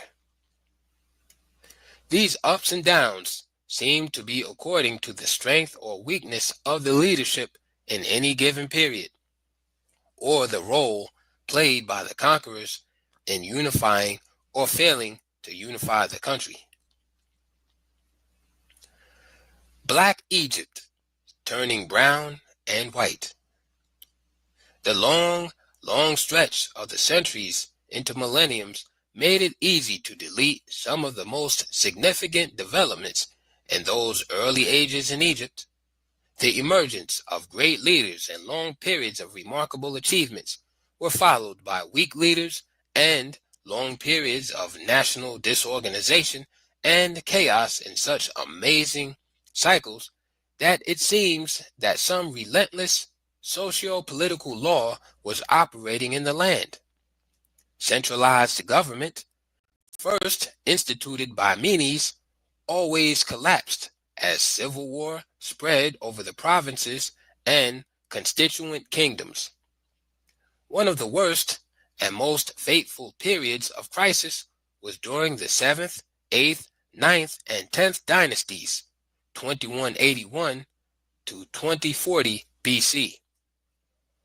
What happened during this period of political anarchy is typical of the unproclaimed processes that slowly but steadily changed both the political and ethnic character of Egypt and, in the end, that of the all-black Sudan as well. During this period, as in many others, the blacks played a leading role in expediting their own downfall, a fact as important in their history as anything else.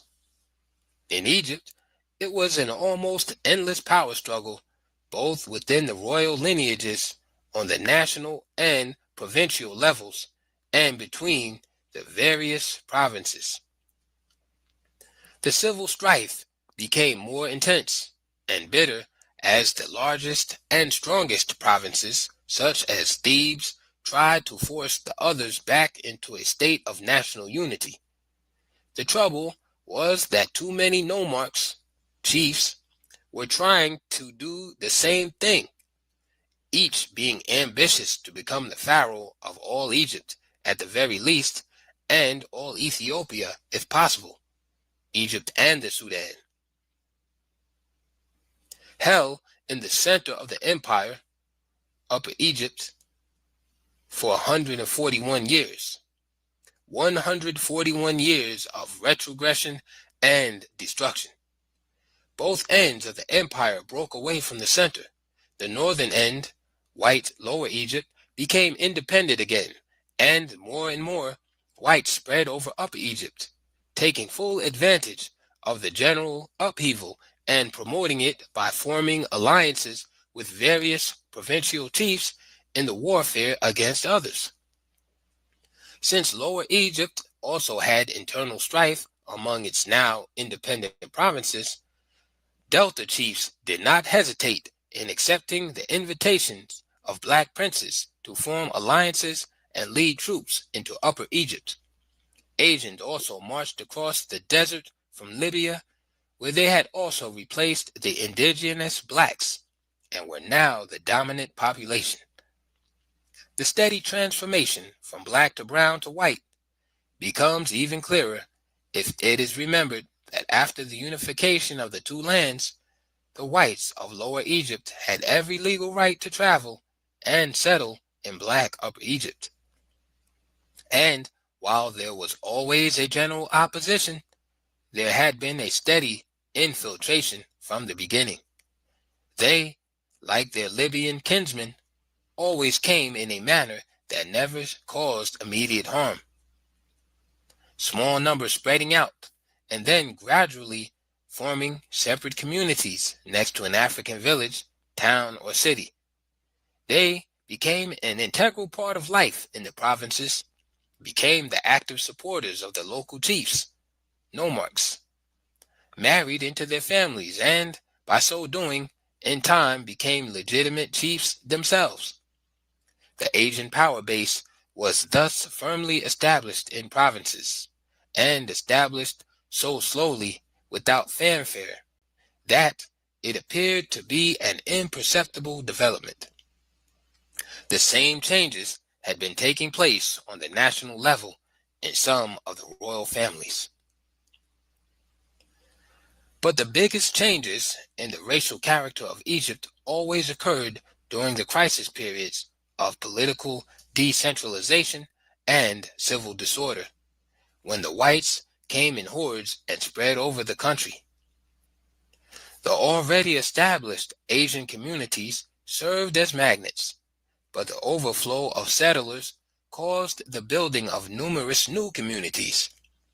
They could now move in unchallenged. They came in not only from the Delta in Libya, but from Asia also. These were not military invasions, but invading settlers. They were, like John the Baptist, the forerunners. They prepared the way and made it easy for all the invading armies that came later from Asia and Europe. These could now count on cooperation and welcome from the white population already in Egypt. A century and a half of this, a pause and reflection are required here if the full significance of what has been set forth above is to be grasped. Yet, the picture need not be as confusing as many writers have made it by the simple expedient of omitting salient facts. Among these are the following. 1. The collapse of centralized authority from Memphis not only enabled Lower Egypt to become independent again, but it also meant that this predominantly Asian region was in the same state of disruption as the rest of the country. 2. Kings in Lower Egypt, ruling from Avaris or Sais, often claimed to be kings or pharaohs of all Egypt without having gained control of the whole country. Just as kings in Upper Egypt, ruling from Thebes or Memphis, made similar claims during the same period without having gained control over the whole country or even all of Upper Egypt. This point is highly important, for what it means is that there were periods when both white and black aspirants claimed to be pharaohs of Egypt at the same time when none actually had effective control over the nation. 3. Writers, knowing this well enough, have nevertheless generally presented the whites and Afro-Asians, classified as white, as the Egyptian pharaohs, while ignoring the African pharaohs altogether. Their defense, when pressed, is that the African pharaohs are indicated as Thebians, Memphites, etc., satisfied, as previously pointed out, that the use of these terms is a part of the blackout of black history. 4. The periods during which the Asian incursions were greatest, such as 2181 to 2040 BC, should be stressed, because these population pressures caused a steady withdrawal of non-integrating blacks southward below the First Cataract. 5.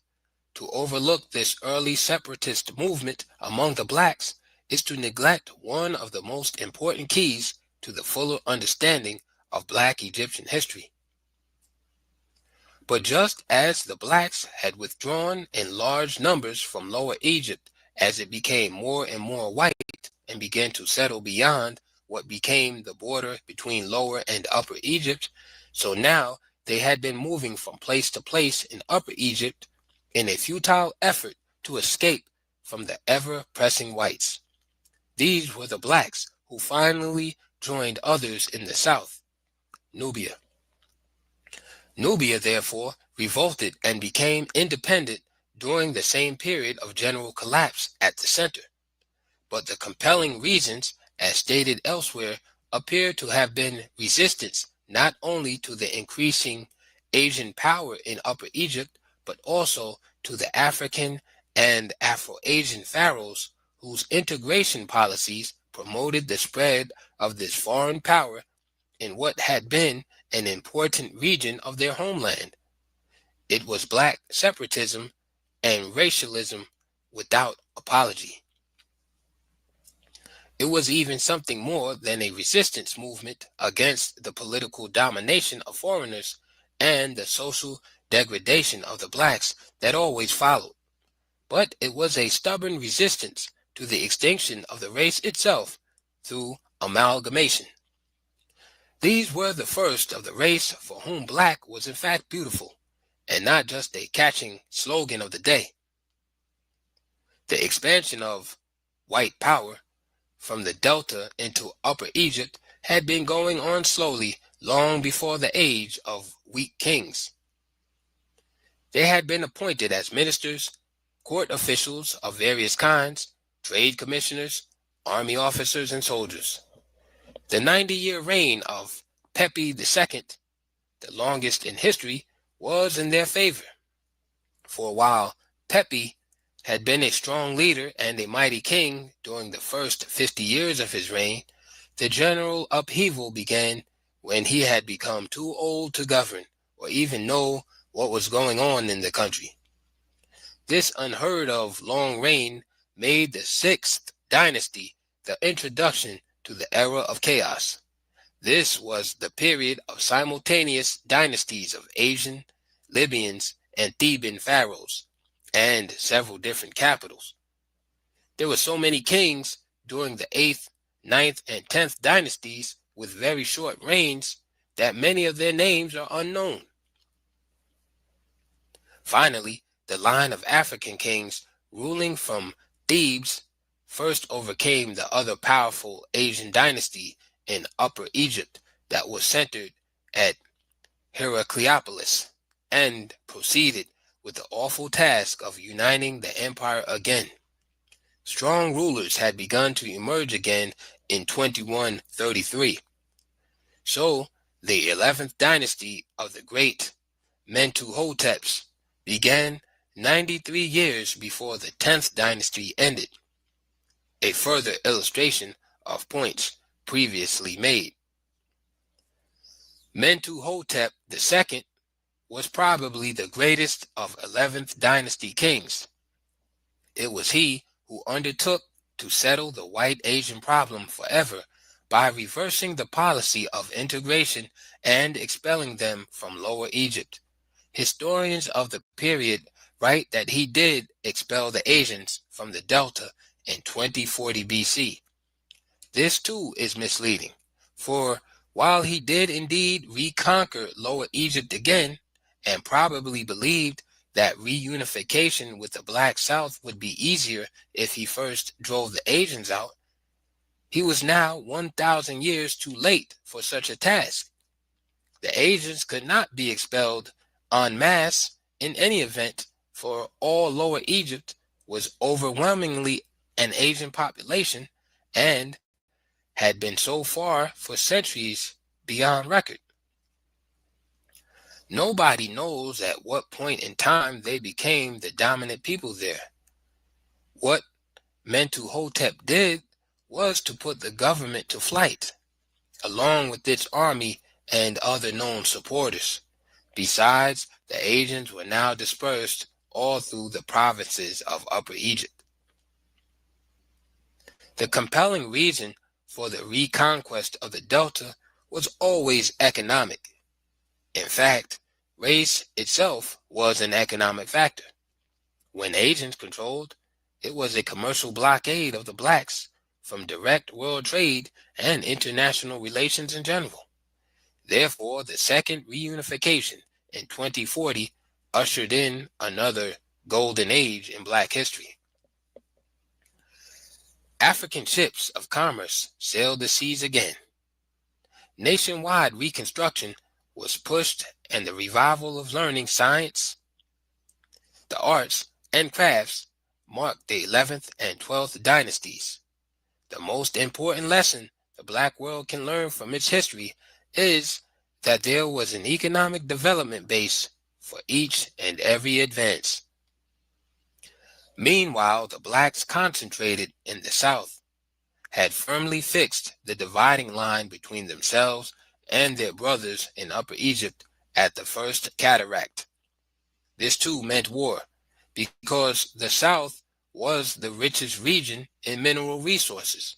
The long war against Nubia began during the 11th dynasty and went on year after year without success.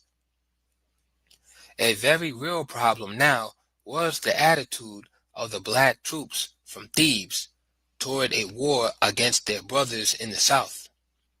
In any event, no progress in overcoming the South was made at all until the power center at Thebes was moved to Al-Fayoum in the 12th dynasty. Even then, the war dragged on for another 50 years before the region bordering on Egypt, called Lower Nubia, was brought under control. Henceforth, the country from the First Cataract to the Mediterranean was definitely called Egypt, and the country from the First Cataract southward was definitely called Ethiopia, Nubia, Kush, etc.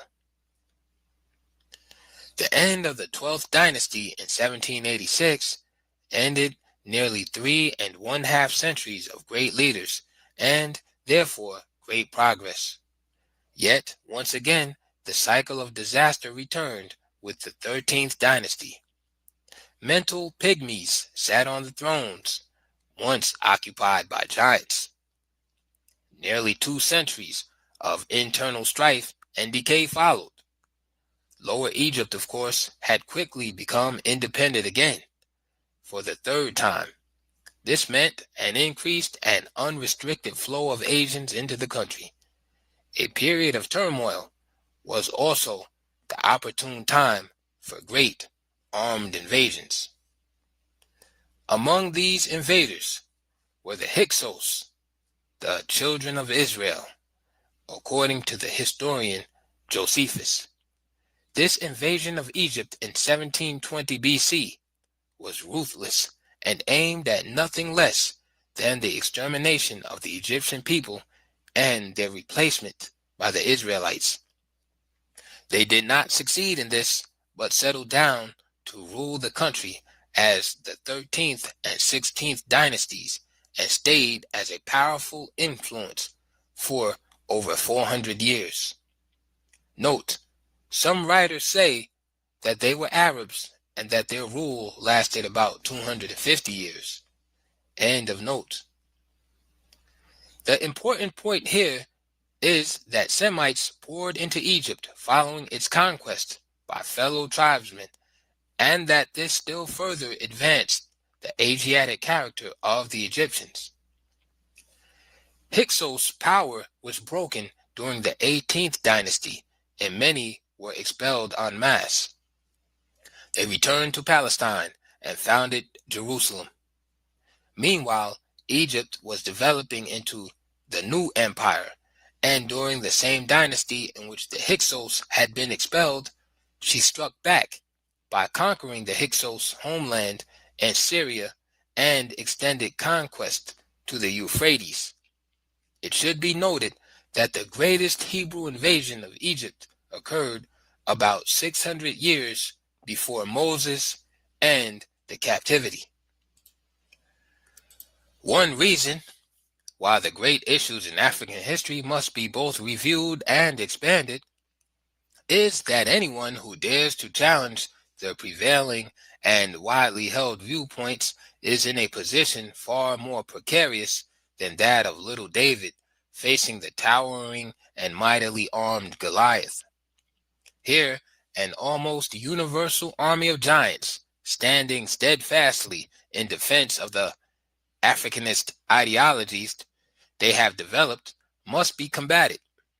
To this end, I review positions already stated in order to be crystal clear, and I expand by introducing additional facts on the same subject.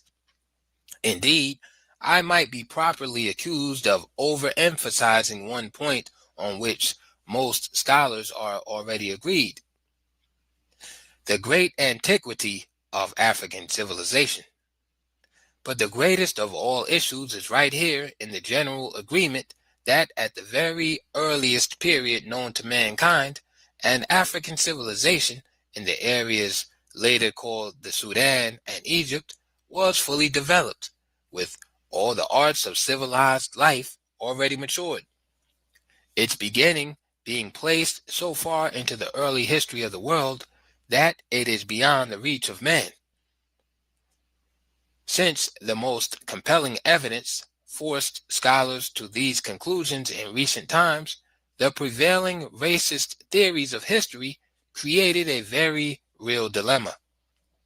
How, in view of civilization's beginning in the land of the blacks, to explain their role in world history? Having successfully degraded the black race throughout the world and supported that degradation with their science and religion, how now explain that this same black race was the first builders of the very civilization of which the Caucasians themselves are heirs? White scholarship solves such problems very neatly and without a blink of an eye. In this case, they very simply put the white man in Africa before the black man. And apparently not feeling secure enough with this, they overrode geography itself and took Egypt out of Africa, making it a part of the Asian Middle East. Laughter and tragedy. For, of course, a racism so extreme that it becomes ridiculous also becomes amusing, even though it is at the same time the tragedy of an unabated 20th century assault on the blacks. The discovery that the earliest civilization and therefore the most advanced nation were in Africa, led white scholars to do a quick turnabout, going far beyond transforming the indigenous people into whites. They now made Africa the birthplace of the entire human race, and, to please God, rushed back to Noah's sons again for a theory of racial origins and dispersions, but now from Africa over the earth. Western scholars, in the absence of solid facts, do not hesitate to use myth and legend if these serve their purposes. So, in addition to the legend of how the different races came to be and migrated, we also have quoted the Egyptian legend of how the god Tum assigned colors to the various groups. Sir Gardner Wilkinson, in his 3 volumes on ancient Egypt, follows the same well-known line about Egyptians as Caucasians. In this, he is quite in step with most Western and Asian writers on the subject. Indeed, in addition to the evidence cited above, he relies also on Caucasian features in certain Egyptian monuments, portraits, etc. The head carvings, pictures, and other representations of people are quite true, depending on the period in which the work was done.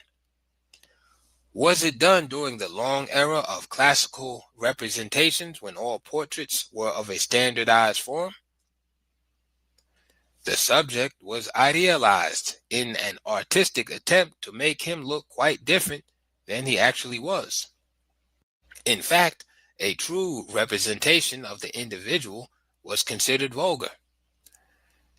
The complementary question is, were the wall paintings and similar depictions done during the periods of Caucasian ascendancy, Asian and Afro-Asian? For during these periods, both African and Afro-Asian ruling and upper classes were classed as Asians or Caucasians, and a sharp distinction was made between themselves and the non-integrating blacks. The stylized paintings also show the blacks in the same unvarying patterns. The first known revolt against this ancient system of classical art came during Akhenaten's religious reforms in the 15th century BC. Note: Khafre actually broke the tradition in the 4th dynasty, but the Negroid features in the Sphinx did not change the classical style. End of note.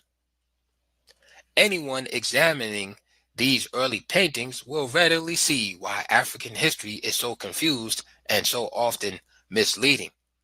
One example is a wall painting in a tomb at Thebes, the oldest city of the blacks. The picture shows Negroes presenting tribute to the chief minister of Thutmose III. If one did not know that all the Thutmoses were of an African lineage, he would naturally conclude that Egyptian civilization was in fact a Caucasian civilization, and the blacks, where they appear on the scene at all, were in a distinctively inferior role. Were not the paintings conclusive evidence of this? Look at their scanty, almost barbarous attire. The city of 100 gates. References have been made to Thebes, and it may have seemed to be almost passing references. Yet Thebes was the most important single city in the entire history of the black people. The whole series of lectures could be properly based on Thebes. The history of black Africa might well begin at Thebes, for this was truly the eternal city of the blacks that presented the most compelling evidence that they were the builders of the earliest civilization in Kem, later called Egypt, as well as the great civilization in the south, The foundation of Thebes, like the black state of which it was the center, goes so far back in prehistory that not even a general Stone Age period can be suggested.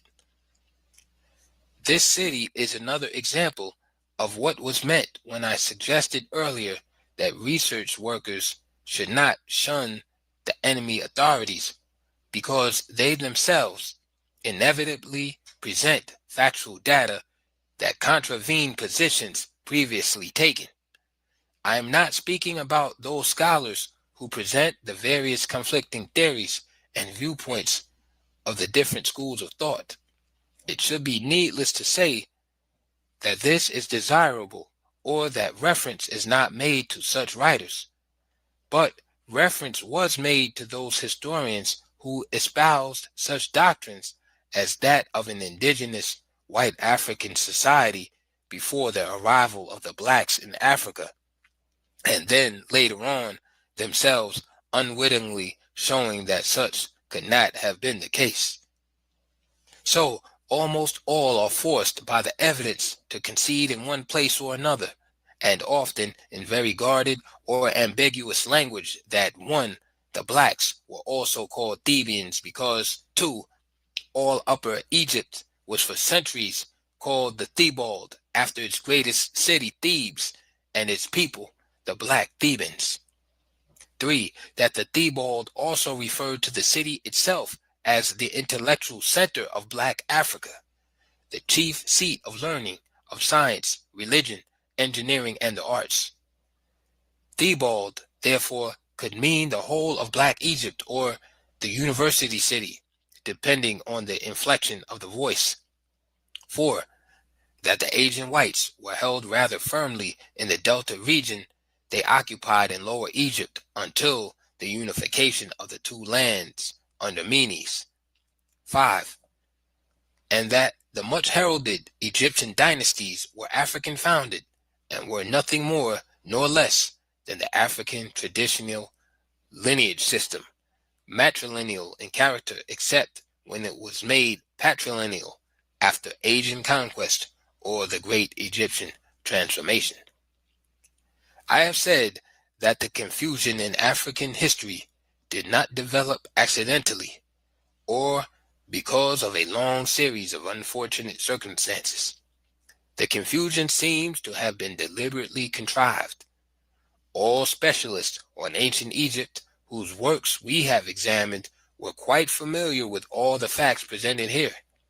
I present nothing here that would be new to them, for so much of it is their own findings.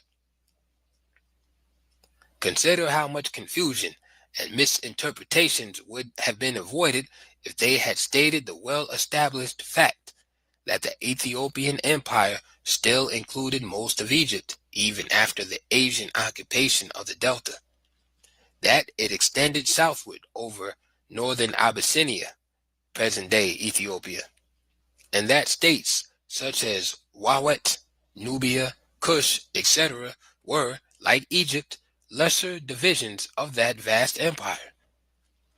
Even in the works, where this is presented in various and sundry ways, you will not find a single map showing the extent of the Ethiopian Empire. To present maps of ancient Ethiopia, of course, would have defeated all major efforts to destroy or disguise the most significant aspects of African history. All honors must go to the ancient Greek and Roman historians who did not seem to know what racism is. Certainly not as it developed in modern white civilization. They, in dealing with Africa, simply told it like it was. Pliny, Herodotus, Diodorus, Eratosthenes, Plutarch et al., along with the Bible, all refute the interpretations of African history by modern Caucasians. They eagerly quote the ancient historians as first-line authorities, but attack them whenever and wherever their records upset the premises upon which modern racism is built. In such cases, the Western scholar feels so absolute and infallible in his wealth-centered power and control over science and education that on those points he does not choose to accept, he will dismiss the father of history with, "Here Herodotus must be read with caution. He is known to have made errors.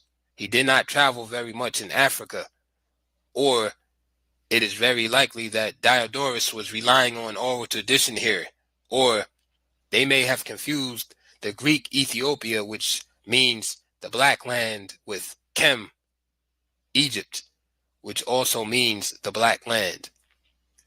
For Pliny suggests that in the case of Egypt, black refers to the soil rather than the people, and so it goes.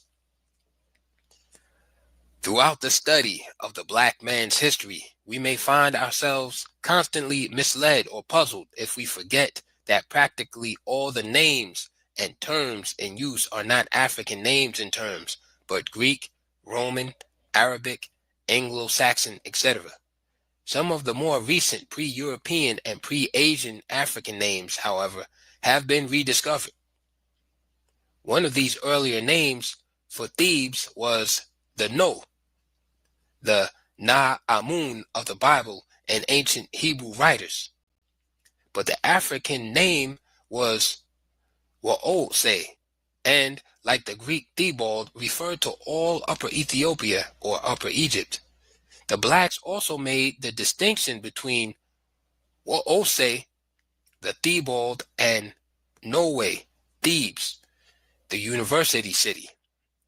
Another point of the highest importance here is that the African name for Thebes not only comes from the south, as Nims points out, but the name itself is the name of the imperial scepter of Ethiopia, a golden staff ribboned with ostrich feathers at the top. Here now is a single name that, all by itself alone, gives far-reaching insights into the history of the blacks. And this is why I have urged that high up on the list of research fields yet to be explored, there should be one devoted to the rediscovery of African names and their meaning. For obviously, much of the African past was rather effectively blotted out by blotting out African names along with other indexes to black achievements. The determination of ancient African names and their meaning will spearhead a real black revolution because it will lead directly to the emancipation of our still enslaved minds. It will be the great intellectual reawakening of a people whose world outlook through Caucasian eyes has been dimmed. I cannot now, for example, switch to the use of the African names. I know in this discussion, I must continue to say Thebes, not Waose or No Way. The reasons are obvious, but if the kind of suggested research is done, the next generation of black writers will be using African terms freely and understandably, and with maps redrawn showing places with their own original names. But let us never forget the central fact about Thebes, not even for a moment, for if the blacks had never left a single written record of their past greatness, that record will still stand, defying time, in the deathless stones of Thebes, of her fallen columns from temples, monuments, and her pyramids. A city more eternal than Rome because its foundation was laid before the dawn of history, and its plan was that copied by other cities of the world. If the blacks of today want to measure the distance to the heights from which they have fallen, they need go no further than Noe, Thebes. Thebes and the role of religion. The mother of cities, as it was called, was one of the chief centers of religion in Africa. The blacks were a very religious people and had quite a number of religious cities, each one under the special patronage of a god, goddess, or any number of deities. The gods and goddesses of Thebes were among the most important because their city was so important. Because religion to the Africans was far more than ritual reflecting beliefs, but a reality reflected in their actual way of life. Religion from the earliest times became the dynamic force in the development of all the major aspects of black civilization. The belief in immortality was a simple matter, of course, and beyond the realm of debate. This belief in life after death was the great inspiration for building on so grand a scale, trying to erect structures that will stand forever. Necessity, therefore, gave birth to the mathematical sciences required for building the amazing pyramids and the architectural designs for the most elaborate system of temple building the world had ever known. As the city of Amun, the king of the gods, and of his wife, the great goddess Mut, the temples and monuments to them alone had to be on a massive scale. There was also the war god of Thebes, the source of the power of the mightiest armies, the proudest and most fearless warriors. From this center of empire alone, 20,000 war chariots could be put into the field. The hierarchy of deities not only included numerous lesser gods and goddesses, but also a long line of venerated former kings, queens, and ancestors. All of this not only inspired endless temple building at Thebes, but also a concentration on attaining the highest standards of excellence. This in turn called for reflective thinking, invention, and discovery. Many of the temples were what we call colleges, as the different fields of study were temple-centered. Here, scholars from foreign lands came to study, and from here religious ideas and architectural designs spread abroad. The early Greeks and Romans eagerly copied from both, reshaped them, and made them integral parts of an original Western culture. During periods of decline or conquest, Europe and Asia seized and transported from Africa as much of the artifacts of its civilization as they could. Cambyses, for example, as early as the 6th century BC, hauled away over $100 million worth of precious historical materials from Thebes alone. Cambyses was only one of countless thousands who invaded the tomb repositories of Black history during each of the many periods of foreign invasions and foreign rule.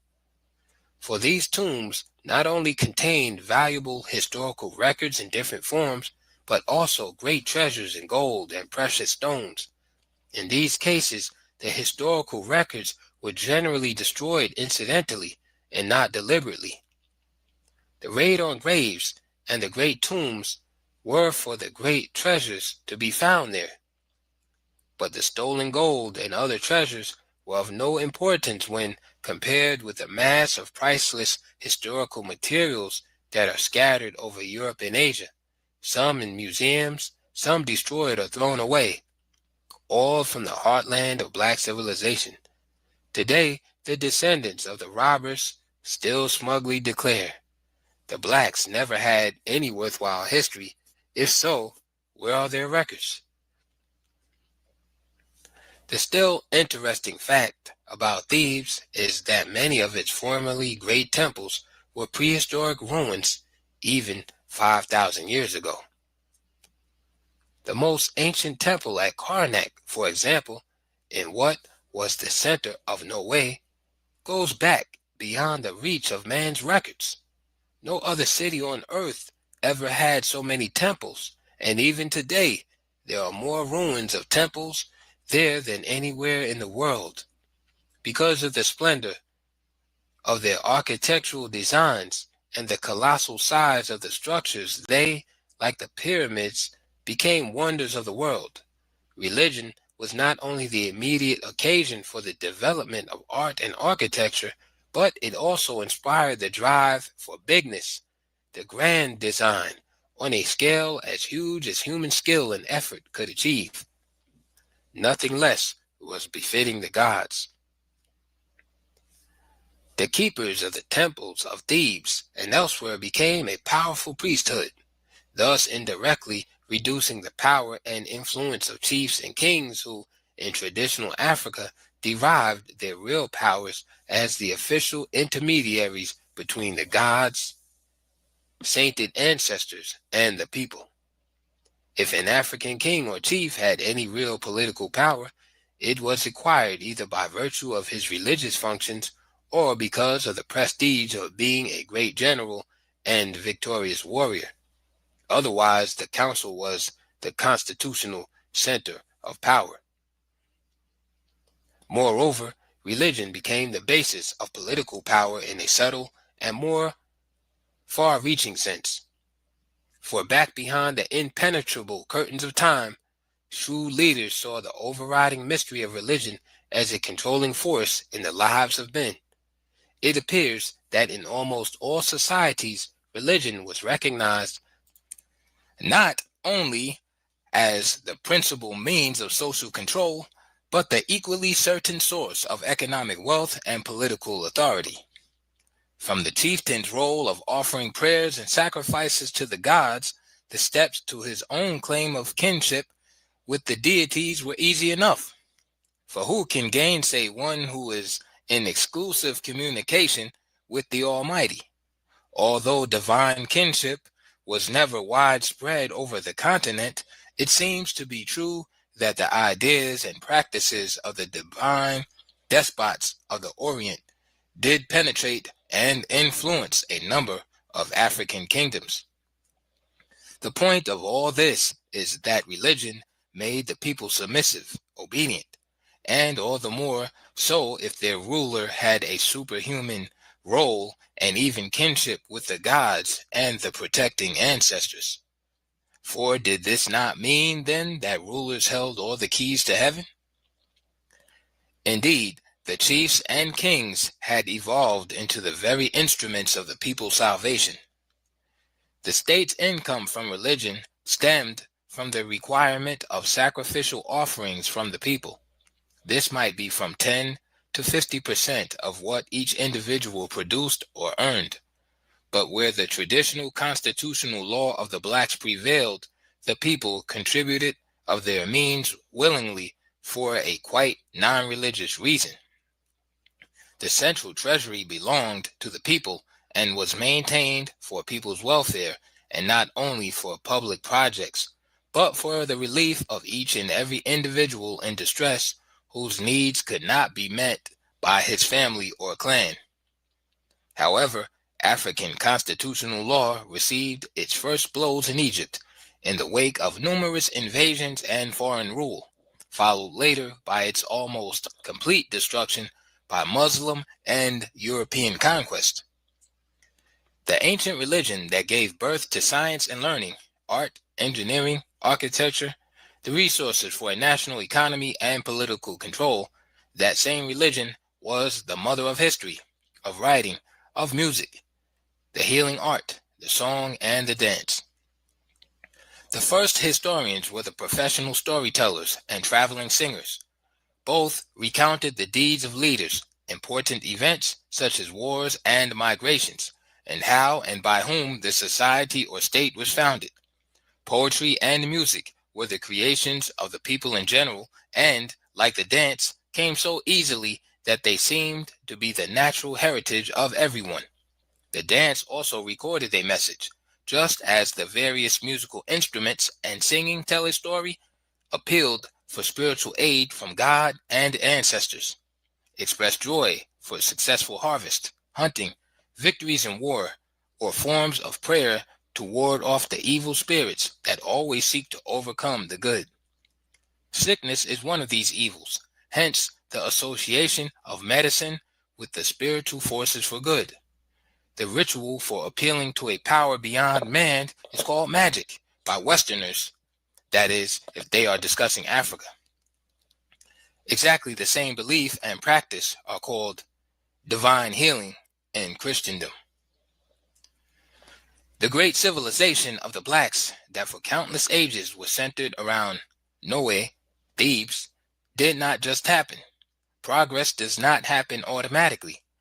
Every forward step made by these early blacks was made, you might even say forced, by the imperatives of what had to be done to survive. Bear in mind that spiritual survival was much more important than physical, a concept the modern world is not expected to understand at all. The development of writing is not explained by the simple statement of a need to communicate. The idea of permanence seemed to motivate the drawing of pictures and symbols, which were man's first step toward the art of writing. Significantly, the scribes arose in the holy temples, and this is why so many inscriptions of historical importance have been found there, on walls, altars, and on colonnades. The world's oldest city, that not only had the greatest number of temples, but also the oldest, must have been the place where the largest mass of historical data would have been found, if the plunderers from different countries had not destroyed, stolen, and carried away so much of it. Here we need not be as much concerned with further testimony such as that of Diodorus affirming that the Thebans were the oldest, first, men on earth, according to their tradition, and that they also originated the systems of philosophy and astrology. We need not be as much concerned about their antiquity, which is already well established, as we are about the loss of so much of the additional evidence concerning the development of philosophy and the beginning of the space science of astrology. Ancient Greek scholars, through Herodotus, referred to the completion of their education in Ethiopia with pride, and it appears as a matter of course. So much has been built up against the black race since those faraway times that it will be difficult for many people of today to realize that whites of the ancient world did not seem to regard the question of Ethiopia as the principal center of learning as even debatable. But we have to remind ourselves constantly, racism as we know it today was practically non-existent. When an ancient people boasted of their superiority over another nationality group, the terms of reference were conquest, political rule, and some kind of myth to legitimize that rule. When the fortunes of war enabled one white nation to enslave the entire population of another white state, no one believed that the conquered people were actually, that is, innately inferior to the conquerors. Neither did the relatively backward Asian whites who invaded Egypt consider themselves superior to the black builders of the civilization they found there. The emphasis has been on the Thebaid as all Upper Egypt as Upper Ethiopia, and Thebes, Norway, as its most ancient city and one of the very earliest centers of black civilization. And we have said that the ancient whites so regarded it. The Greek historian Eratosthenes refers to Menes as the Theban and first king of Thebes, meaning the Thebaid or Upper Egypt when it was united with Lower Egypt and the beginning of the first dynasty, 3100 BC. The same historian noted that Menes' reign of 62 years was one of the longest in history, and that of his nephew, Eratosthenes, ran a close second, 59 years. During this early period, and before Memphis was founded, the city of 100 gates spread 6 square miles over both sides of the Nile. It was also the City Beautiful, being called by more different glorifying names than any city known to the ancient world. Its widest avenues, lined with sphinxes, temples, palaces, and monuments, could accommodate the array of colorful chariots, 20 abreast. It was also the two cities, or the city of the living and the city of the dead. One was on the east side of the river, and the other was on the west side. Each vied with the other in a race for magnificence. Palaces and mansions were largely concentrated on the east bank. Temples, being everywhere, were about as numerous in the city of the living as in the city of the dead, on the west bank, where the mortuary temples of kings and queens were located, along with the various religious cults and houses of priests, craftsmen, soldiers, and the masses. The West Bank was such a beehive of industrial, commercial, and religious activities that City of the Dead, even though it refers to its famous burial places, is nevertheless a very misleading name. Thebes' status as the capital city and center of imperial activities rose and declined, with few exceptions, according to the race or nationality of the ruling dynasty at that time. Being the center of black power, it was a main object for destruction by non-African invaders, and after they had achieved control, they established new capitals elsewhere. The importance of the city that had been the envy of the world was ignored, and many of its cultural activities were transferred elsewhere. No white pharaoh could feel either comfortable or safe in the center of one of the most heavily populated areas of blacks in the empire. The colored Egyptians generally felt the same way. Thebes was also eclipsed at times by the building programs of black kings in their drive to advance from the very old to the very new, and also for the purpose of securing a more effective centralized administration. The building of Memphis was for this purpose. On the other hand, Pianki and his successors in the 25th dynasty apparently preferred the capital city of Napata in the deep south over both Thebes and Memphis. Was this because the holy city of Napata was like Meroe, the one great all-black city that had never been defiled by the conqueror's hands? We may so speculate. It is clear, however, that Thebes reflected the shifts in power more directly, whether or not the shifts were occasioned by internal or external forces. It declined as Memphis rose during the dynasties 1, 2, 3, 4, and 5, 3100 to 2345 BC. These were the first 5 African lineages to rule after the reunification. There was a further decline of Thebes after the 5th dynasty, and again for internal reasons of a quite different nature.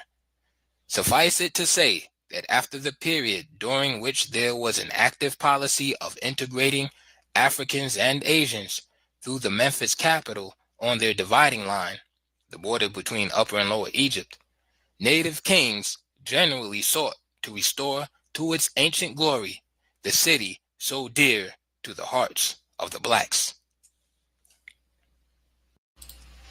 Chapter 3: Egypt, the Rise and Fall of Black Civilization. We may now review and sum up this long period, beginning with an outline of some important developments that highlight factors in the rise and fall of the blacks, and a further discussion of those factors. Let us therefore begin at the beginning, where some of the misinterpretations were simply due to ignorance. This takes us back to the pre-dynastic period of about 4500 BC, certainly not the beginning, but quite far enough. Many writers refer to the kingless periods before centralized states as the rule of nobles, oligarchies, or hierarchies, etc.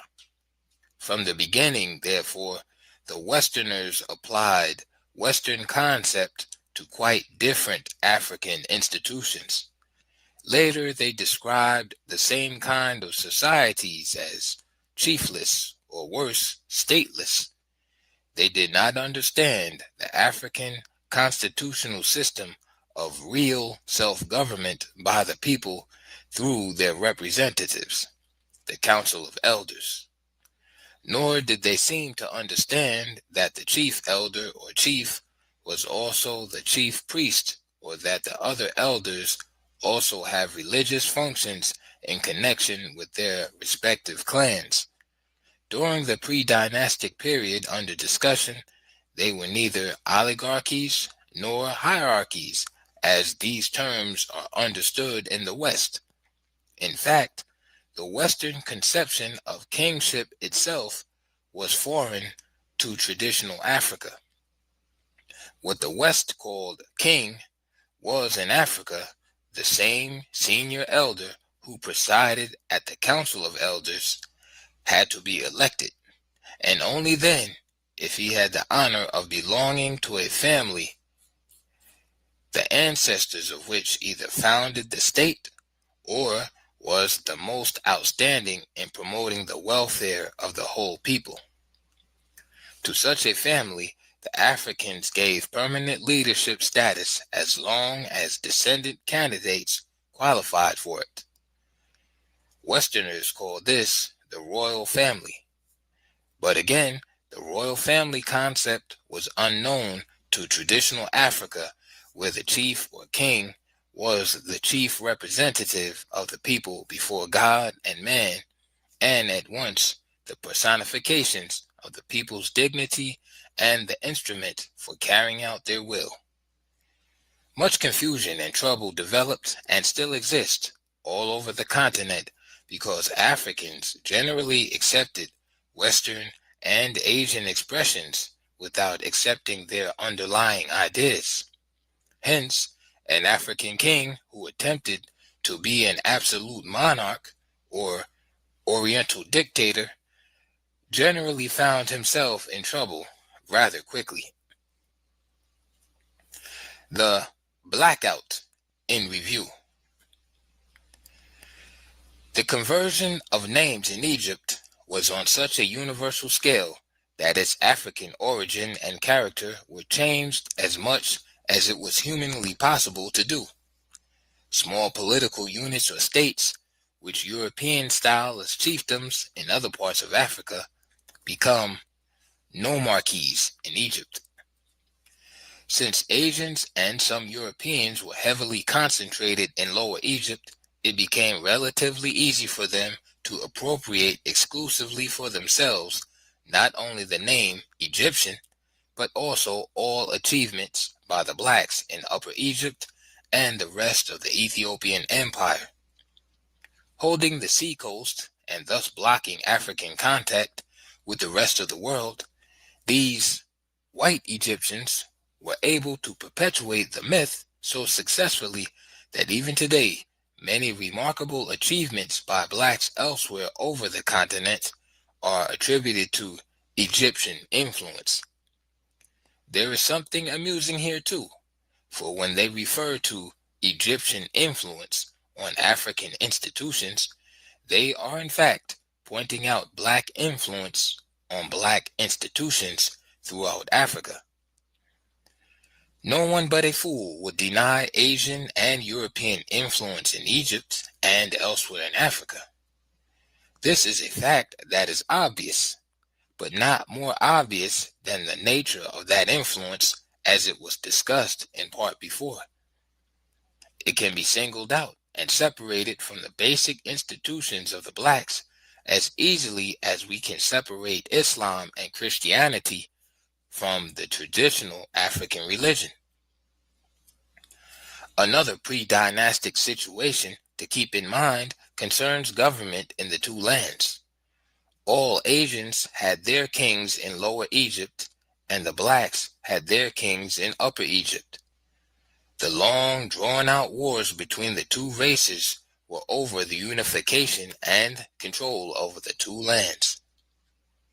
These struggles apparently had been going on since the Asian incursions began in prehistoric times, and it was not just the control of all Egypt to the first cataract that was involved, but unification and rule of the whole Ethiopian empire from the Mediterranean Sea to the very source of the Nile. This great design and all-consuming objective throughout the history of Africa must be understood if, for example, one is to understand why even black pharaohs of Egypt carried the wars into the heartland of their own race, trying to subdue a rebellious Nubia, Wawat, or Kush. Southern separatist movements and rebellion spread as Asian influence and integration spread in the north. Viewing the outcome from the long perspective of history, Meany's great victory over the Asians, the union of the white and black lands, and the subsequent policy of trying to promote brotherhood through integration, all this turned out to be not a victory for the blacks, but the beginning of their ultimate downfall and almost permanent degradation as a people. It has been pointed out that up to the time of Manny's victory over them, the Asians were rather firmly held behind a borderline along the 29th parallel. Few were allowed in the all-black regions of Upper Egypt. With unification, the situation radically changed in that the gates to the south were now open to the people who already held a fourth of the country. The black masses were therefore apprehensive about the new unification policies, and the general hostility to the Asians checked any immediate and widespread infiltrations southward. But time was on the side of the whites, whose most commendable attributes are tactful persistence when overt aggressive action is for the moment inexpedient, and their careful planning for their future generations with what appears to be more interest in the future welfare of their descendants than they are in the living. In Lower Egypt, they could buy their time and overcome the triumphant blacks in many ways. Asian kings in Lower Egypt, now dethroned, still had a direct power over the blacks through the new brotherhood of integration and amalgamation. The African matrilineal system made the Asian route to the African throne easy when compared with the generally patrilineal system of the whites. All the Asian kings had to do, whether in Lower Egypt or on the Asian continent, was to promote the marriage of royal males to the oldest sisters of African kings. The firstborn male in such a marriage, though Afro-Asian, would be the #1 candidate for the throne. The other event to be awaited with patience was the passing of so many great African leaders and the coming of weaker ones. This was an historic certainty unless cycles of past developments were to be no more. But time seemed slower and longer during the first 5 dynasties, each of which was characterized by great leaders, a period of 755 years. The roll call brings forth names that still resound through the corridors of time: Menes, Athothis, Peribsen, Kaskem, Imhotep, Zoser, Seneferu, Khufu, Khafre, Userkaf, Neferfre, and others who re-established Ethiopian power, a united empire, and held it without a serious challenge for almost 1,000 years. During this period, active foreign trade and expanded contacts with other countries were now possible. Internal stability was achieved through the process of increased centralization of power at Memphis and the perfection of the bureaucracy of the vast imperial administration. The state became the chief promoter and inspirer of progress on all fronts: agriculture, industrial development, science, the arts, engineering, massive building programs, mining, and shipbuilding. The rapid rise and expansion of numerous crafts, each an organized secret society, stimulated the remarkable industrial and building developments. Internal peace and stability provided the opportunity for the outpouring of much hitherto dormant native genius, and religion was the chief motivating source. Every craft society had its own patron sub-god, not to be confused with the supreme god. It was during this same period that stone was first used in building. Hieroglyphic writing was first invented. The Great Pyramids were built, stone quarrying perfected and expanded, and Imhotep became the world's greatest architect and the father of scientific medicine. It was 7.5 centuries of the most glorious pages in the history of the black world. There was a concentration of some of the greatest leaders in the Fourth Dynasty, 2613 to 2494 BC. Thereafter, fewer and fewer of the great kings appeared to stem the disorganization that was clearly developing near the close of the Sixth Dynasty. The most notable achievement was doubtless the compilation of the Palermo Stone Annals, a work of great historical importance. The Old Kingdom ended with this dynasty. The great wealth of the nation continued. International commerce and internal progress overshadowed the accelerating disintegration in the country. Conflicts between the religious cults battling for more and more political power expanded. Rebellions of various chiefdoms seeking independence from weak and weaker rulers at Memphis also spread. Decentralization became the order of the day for which the Asians had been patiently waiting so long. Under weak rulers at Memphis and the breaking up of the country into small independent areas, nomarchies, Asian penetration and expansion in the black land became the normal scene. Earlier, I referred to the African failure to employ the essentials of real nation building and proposed certain criteria they generally fail to use.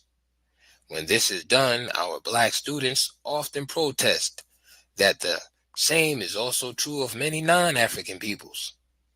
They would like to take comfort in this fact, for it is a fact, and forget the whole thing. But I am not now dealing with these other peoples. I am concerned here only with African life and history. The failures of one people should serve as a warning of what to avoid, and not as a justification for similar failures by another. The glaring weakness in the unification of the Ethiopian Empire was the absence of any national program for the development of a national solidarity and a sense of national community and belonging that aimed at overcoming the greater local or tribal loyalties.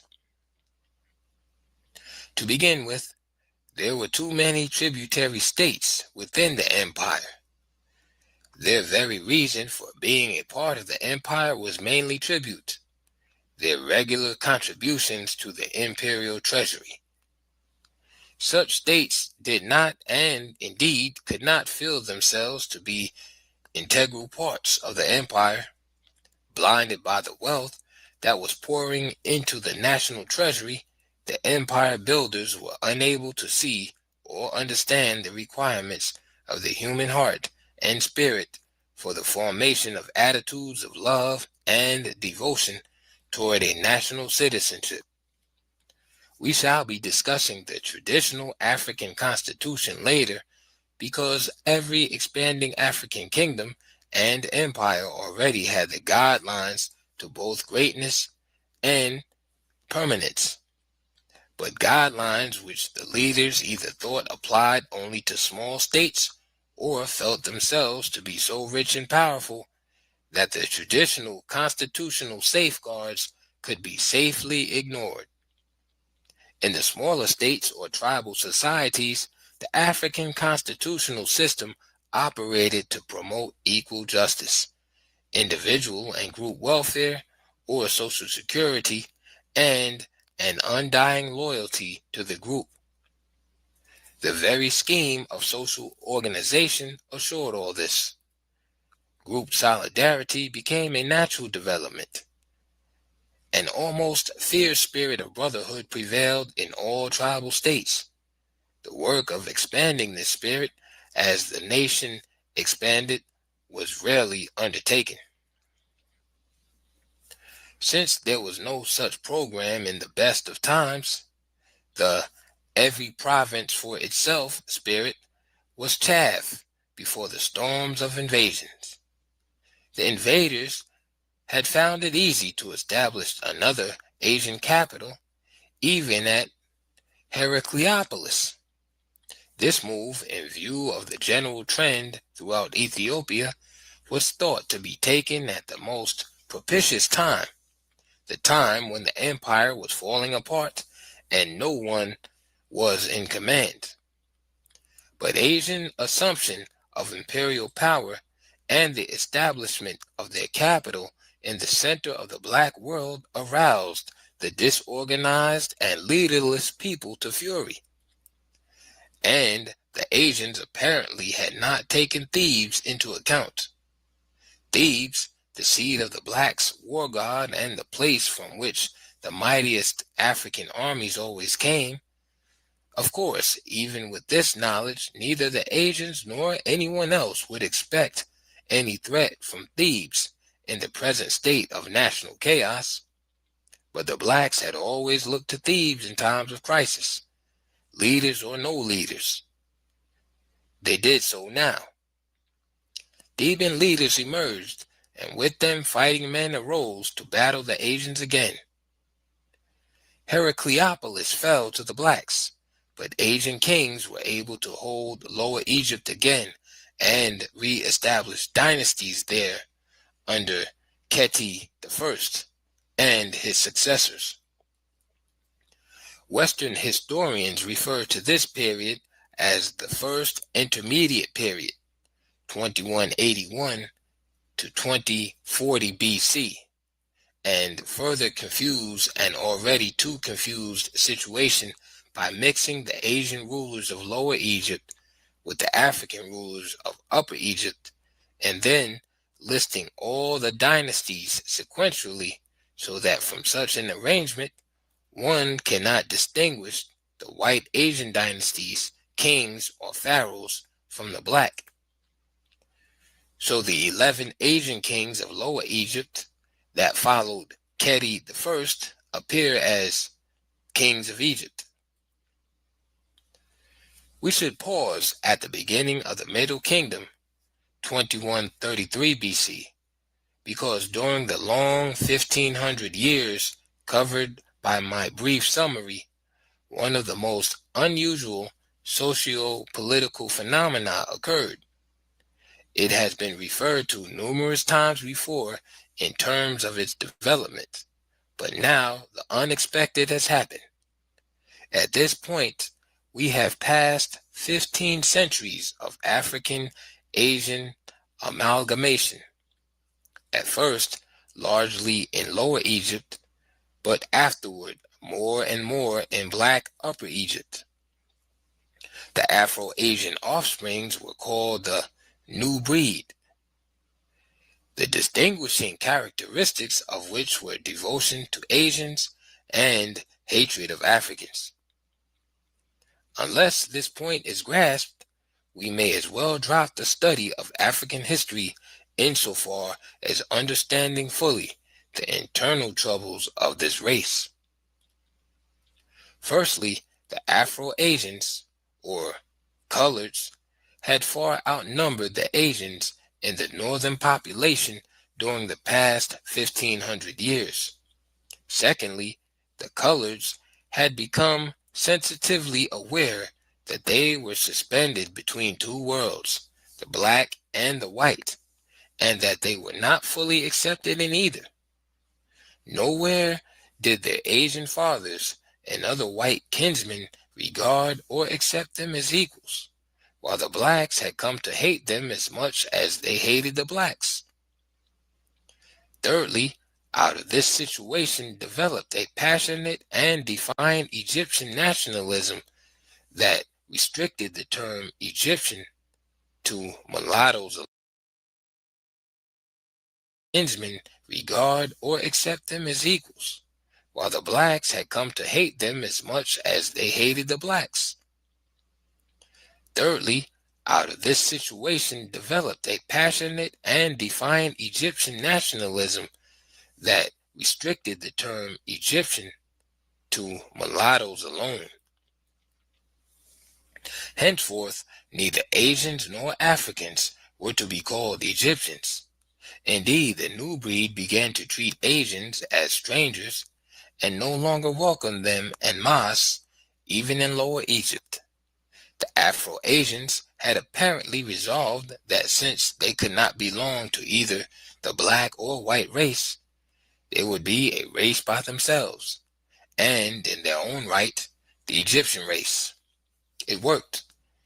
Asians, if unmixed, were now called Asians, and Africans, if unmixed, were called Africans or Ethiopians. They alone, the new breed, were to be called Egyptians, and the writers of the world followed this classification from Homer's time to this day. I shall use the terms in the same way in all subsequent references. In the earliest period, Egyptian would have meant the blacks. Later on, it would have meant blacks and Afro-Asians. The white Asians were never called Egyptians, even when they ruled all Egypt. Even the present-day rulers of the land are unhappy with the term and much prefer to be called what they are, Arabs. Hence, the change of the official name of the country from Egypt to the United Arab Republic. However, the increasing hostility to the Asians was due to their offspring's resentment over being rejected as equals and having a lower status in the society whenever white Asians were in control. Their hostility to the Africans had been nurtured from birth and remained the same. Yet they never failed to seek alliances with the blacks when it suited their purposes, just as they do today through OAU, or to marry into ruling African families to enhance and perpetuate their rule. The 11th dynasty was started with stronger black rulers, beginning with Mentuhotep and followed by 3 kings of the same name. Their rule was again limited to Upper Egypt since the Asians had re-established their rule in Lower Egypt. During the period of nationwide turmoil and rebellions, Mentuhotep II, after restoring order in Upper Egypt and promoting a rapid economic program, had turned north to repeat Menes' great feat of conquering Lower Egypt again. Ethiopia South. But Ethiopia, below the first cataract, did not return to the reunited imperial fold in the north. As we have seen, the southern kingdoms did not intend to return. Their defections had been going on one after another long before the general disorganization and rebellions during the 6th and 7th dynasties. Hostility to the Asian invasions was always greatest in the southern regions. Many of the people claimed the Asian-held areas as their ancestral home. They wanted Lower Egypt conquered and the Asians driven out. Menes had achieved the great victory, but the integration policies that followed were regarded as a betrayal of the blacks. They had lost faith in the black kings ruling from Memphis, who not only favored integration, but promoted it. The steady movement of the whites from the Delta into Upper Egypt itself was proof enough for Southern blacks that the Asian aim was nothing less than ultimate control of all Ethiopia. So, as the Asian presence and influence spread in Upper Egypt, the withdrawal of the southern kingdoms appeared to keep pace. But why were the blacks farthest away from the Asian threat, so much more concerned, or appeared to be, than those who still lived next door to the enemy in Upper Egypt. Even the larger number of refugees from Lower Egypt must have settled in Upper Egypt because the biggest concentration of blacks was there. This would have been the situation around 2400 BC. The answer may be that since Napata was regarded as the unchanging capital and center of the black world, and not Noe, Thebes, of glorious memory, any threat to this sacred area, land of the gods, was a threat to the survival of the race itself. The first great southern division of the Ethiopian Empire was the kingdom of Wawat, and below that was the far greater kingdom of Nubia, which, like many other vast areas, while nominally a part of the empire, was at various times independent. The age-old dream of all the great kings, whether black, white, or mixed, was the consolidation of the northern and southern regions. Hence, the constant wars against Lower Egypt and, now again, Mentuhotep's war against Nubia. In both cases, that of the Asians in the far north and the blacks in the far south, economics was the driving force. The hold on the seacoast not only blocked the Africans from world trade, but that fact enabled the Asians and colors to control the domestic economy indirectly as well. The record shows that every time this Asian stranglehold was broken, African foreign trade flourished again and national prosperity began to rise. On the other hand, southern Ethiopia, Nubia or Kush, and Abyssinia had to be more firmly integrated with the north, no matter how black the pharaohs of the time might be, and also for economic reasons. For the south actually had all Egypt at its mercy. The south was the real source of Egypt's wealth, as it had been of Egypt's civilization. The gold mines were there, and also it was where the vast stone quarrying, copper, and tin mining were carried on. Here, most of the papyrus plants from which the blacks invented paper and built the first and finest boats from the same tough leaves. Here in the south was all the ivory and the only source of the then highly prized ostrich feathers, etc. In short, Egyptian foreign trade depended almost entirely on southern Ethiopia. Added to these economic imperatives, there was an even greater danger felt in the north. This was the control of the Nile, almost all of which, over 3,000 miles, flowed through southern Ethiopia. Black Upper Egypt, being in the middle, was forced by circumstances to play the leading role in the wars for unification in both directions, and considering the many centuries over which they were intermittently waged, they seemed destined to go on forever. It is noteworthy that all these long drawn-out efforts at unification of an empire under a centralized government were confined to the directly indispensable economic regions which were contiguous to each other. Other members of the empire, even those that had long since stopped paying tribute, were not disturbed. In fact, as I have been indicating, Ethiopian empire was often merely a geographical expression insofar as effective rule over all of its supposed parts was concerned. To keep the picture as clear as possible, we have to keep on remembering that at various periods in ancient times, the land of the blacks meant all Ethiopia. All Ethiopia meant all Africa, and all blacks were Africans or Ethiopians or Thebans, etc.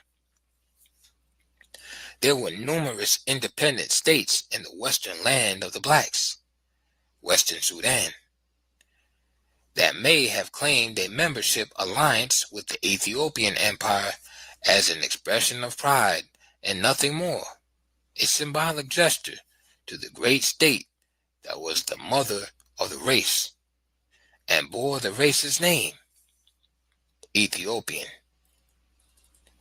Note, it is well known, of course, that Ethiopian is the Greek rendering of black or the sunburnt people.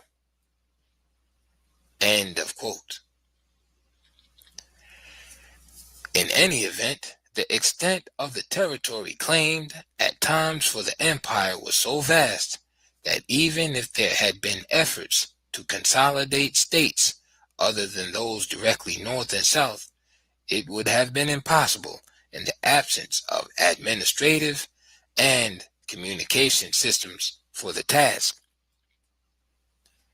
The war to bring Nubia under control started near the end of the 11th dynasty, went on for over 400 years, ending in defeat for southern blacks in the next dynasty, 1991 to 1786 BC. This period was notable for the further expansion of foreign trade, especially in Palestine, Syria, and Punt, the golden age of the arts and crafts, a vast program of land reclamation, and marked improvements in irrigation. By repetition, one of the greatest of the great issues stands out. With each and every mass invasion of the whites, the physical characteristics of the Egyptian people changed more and more, became more and more Caucasoid as more and more blacks tended to move southward. When the white dynasties continued for several centuries, as in the case of the children of Israel, Semitic Caucanization was accelerated on an ever-widening scale. One of the significant ethnic changes was that the only people then recognized as Egyptians, the Afro-Asians, became more and more Asian white, both in color, language, and culture. Upper Egypt was becoming less and less Black Egypt. Thebes, under white rule, was becoming a museum center for European and Asian collectors. So by the time Herodotus and other Greek historians arrived, Ethiopia as an empire extended only up to the first cataract. The third period of great rulers. But that time was still far away when Kamose, the last Theban king in the 17th dynasty, 1645 to 1567, opened a full-scale war of liberation against the Hebrews, and the greatest of the dynasties since the fourth had now arrived. This was the remarkable 18th. When you're in the thick of a project, Harbor Freight is the place that always comes in handy. Whether you're picking up something for your pickup truck or a power tool for your project, at Harbor Freight, your dollar always goes further. And these days, when everything seems to cost more, you can take pride in knowing that you get hard-working tools at hard-working prices. Whatever you do, do it for less at Harbor Freight.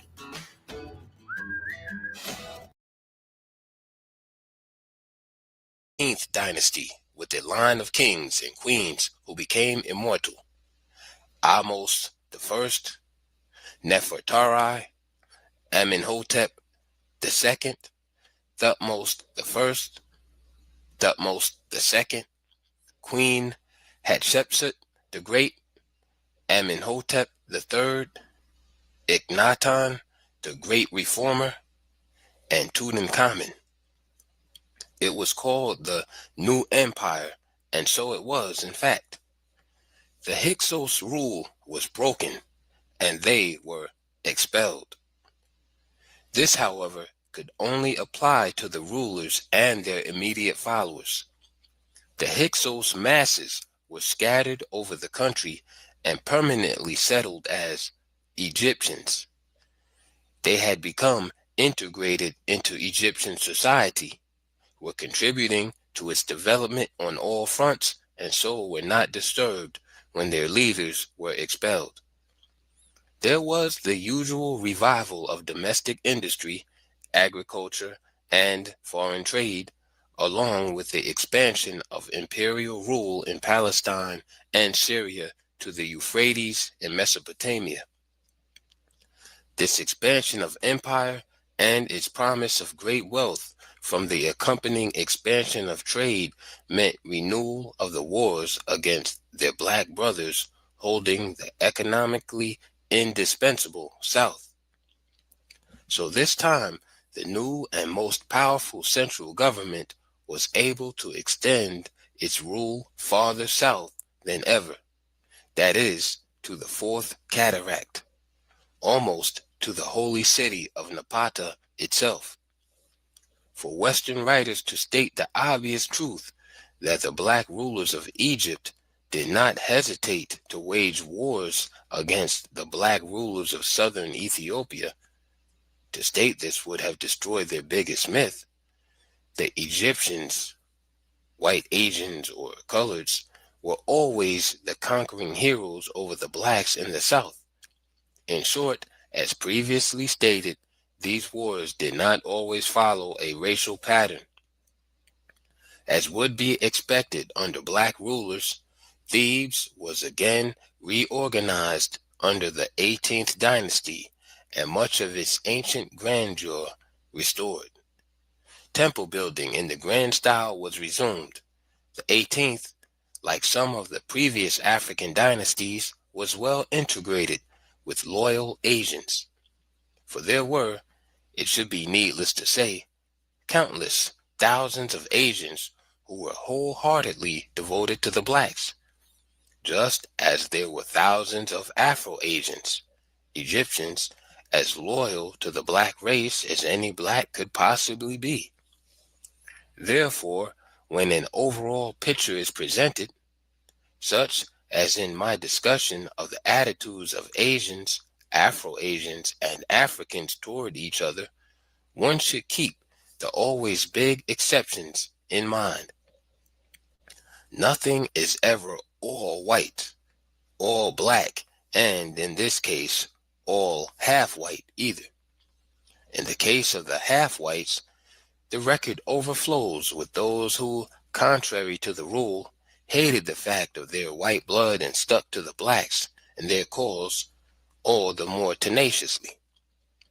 These are the kinds of outcomes that reflect the complexities and variations of the human mind, and that make generalization about a whole people so ridiculous. The great 18th had begun under the most favorable circumstances, for one of the great black queens of Egypt, Nefertari, and her equally famous husband, Ahmose I, headed the dynasty. As was the custom, she had been named after some of the distinguished queens of the same name who had preceded her. No queen of the same name before her, however, ranked near Nefertari of the 18th in active participation and leadership in national affairs. She helped her son, Amenhotep, in the great work of national reconstruction. If she did not reach the heights of the greatest black queen of Egypt, Hatshepsut, it was because the latter was a queen absolute, ruling alone as a king. To emphasize the point, she often dressed in royal male attire, including the false beard and wig. But the comparison is hardly fair, because each was great in her field of work, and that work was largely predetermined, and the role to be played by each was clear. And that was why, in the end, both Nefertari and Amenhotep I were deified as the founders of one of the world's greatest line of rulers, and some of the finest monuments were erected to their memory. Had the people forgotten Ahmose, her husband, who was the true founder? Queen Hatshepsut, daughter of Thutmose I, was indeed a, quote, man in many of her aggressive and unyielding characteristics as a ruler. As regent for Thutmose III, she tended to be an absolute ruler, and by expertly relying on her feminine charms, she was able to have her own way without a real check by the council, something few African kings could do successfully.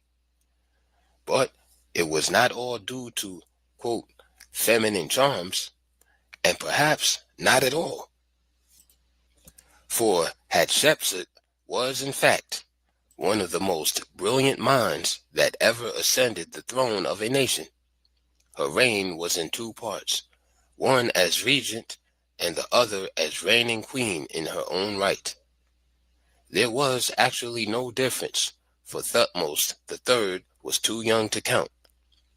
Even before becoming legal ruler, therefore, she was actively pushing the things dearest to the hearts of all great African leaders: the expansion of foreign trade, international diplomatic relations, perfection of national defenses, vast public building programs, securing the South and the North through either peace or war, and one of her, quote, pet projects, building a great navy for both commerce and war.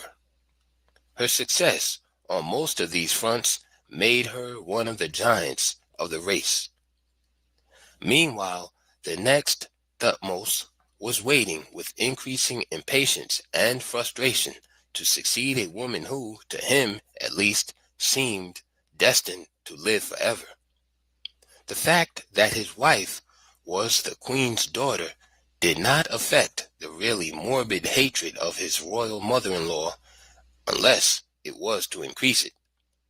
Consequently, when he finally became King Thutmose III at last, he himself did what Asians and Europeans were to do on a scale so grand that the history of ancient Egypt as essentially black history was almost completely obliterated.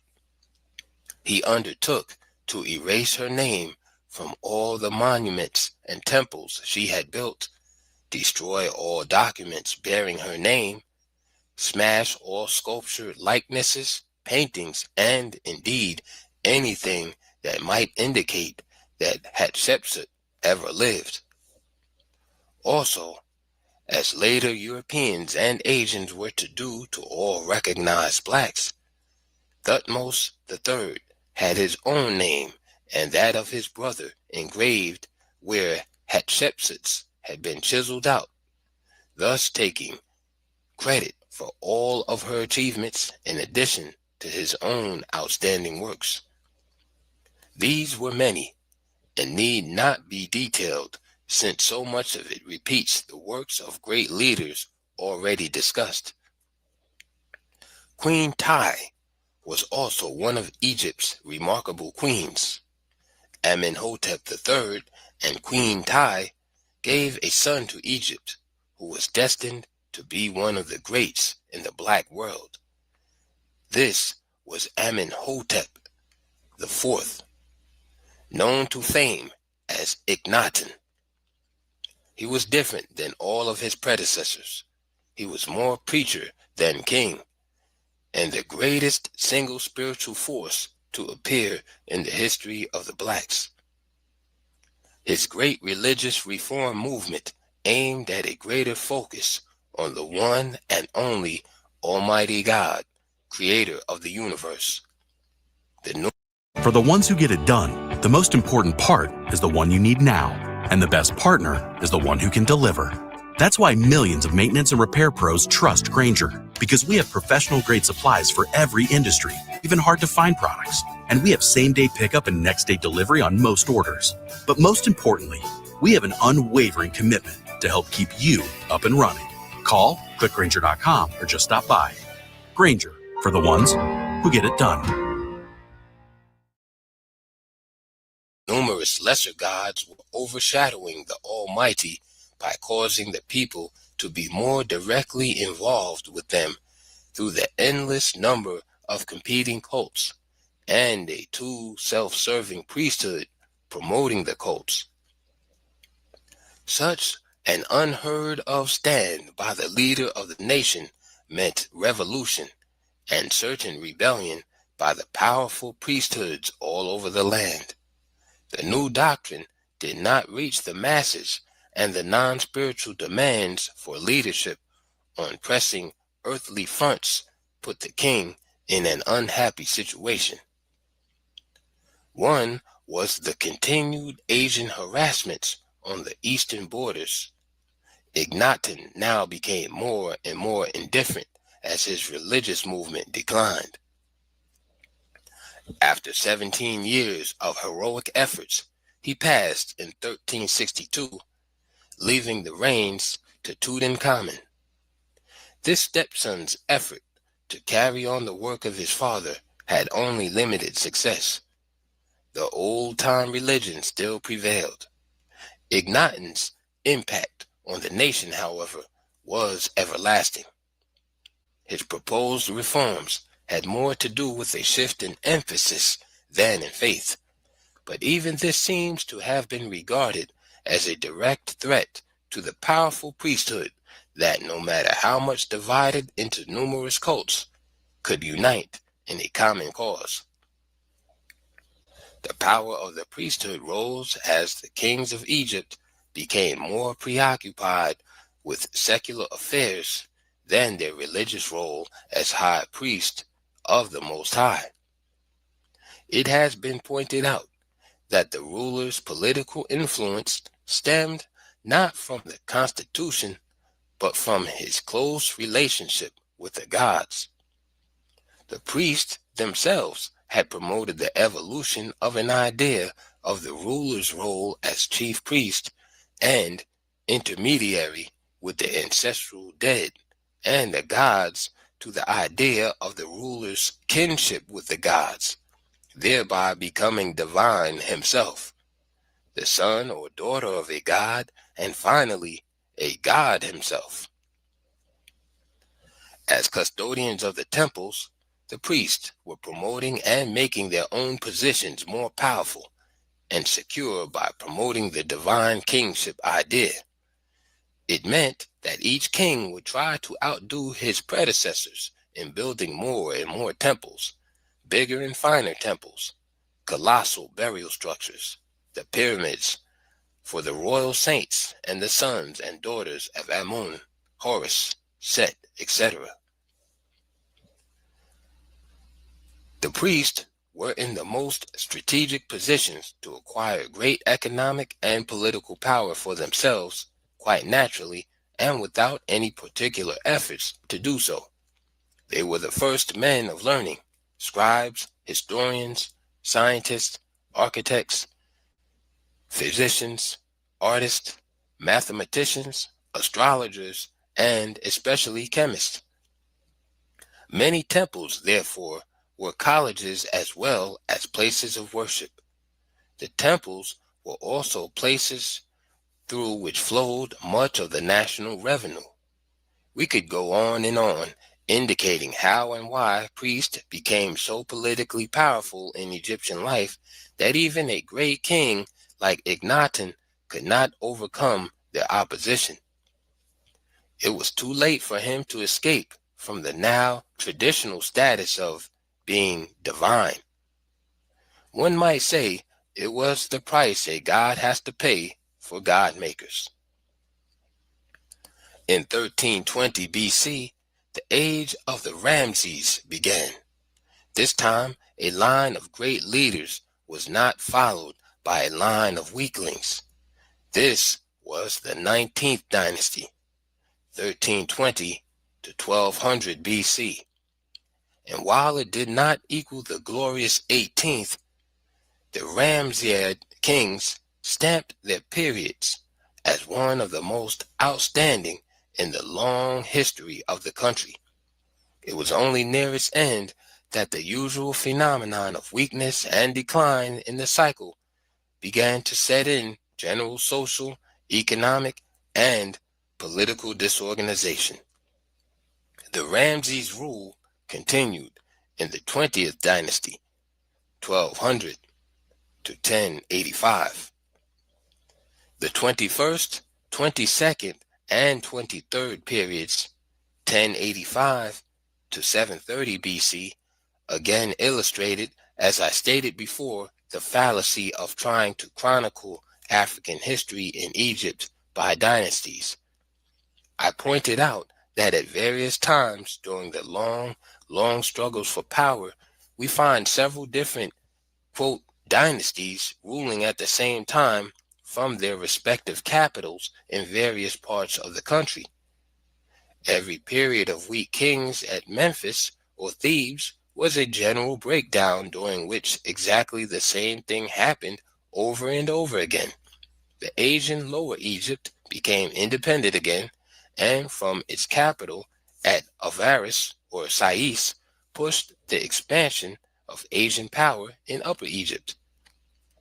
By 1085, the Asian population was so vast there that new Asian dynasties were relatively easy to establish almost anywhere north of the First Cataract. During one of these periods, 70 kings in 70 days are reported. The picture now was one of those confused scenes of black dynasties, Asian dynasties, Egyptian dynasties, Afro-Asian, combination dynasties, those formed by alliances between two of the above groups, all ruling simultaneously in Egypt from various capitals. Many historians were further misled by the fact that while some of these so-called dynasties claimed to be the imperial government of all Egypt, others made no such claim and confined themselves to their local chiefdoms or nomarchies. Significantly, many of the latter were headed by priests. Our reference to dynasties formed by alliances between two groups against a third could be misleading to those who failed to grasp what had been said about the changing ethnic character of the dynasties over many centuries. From the 5th and 6th dynasties on, we have pointed out, Asian penetration through the royal marriage route caused the succeeding dynasties, with few exceptions, to be more and more mixed.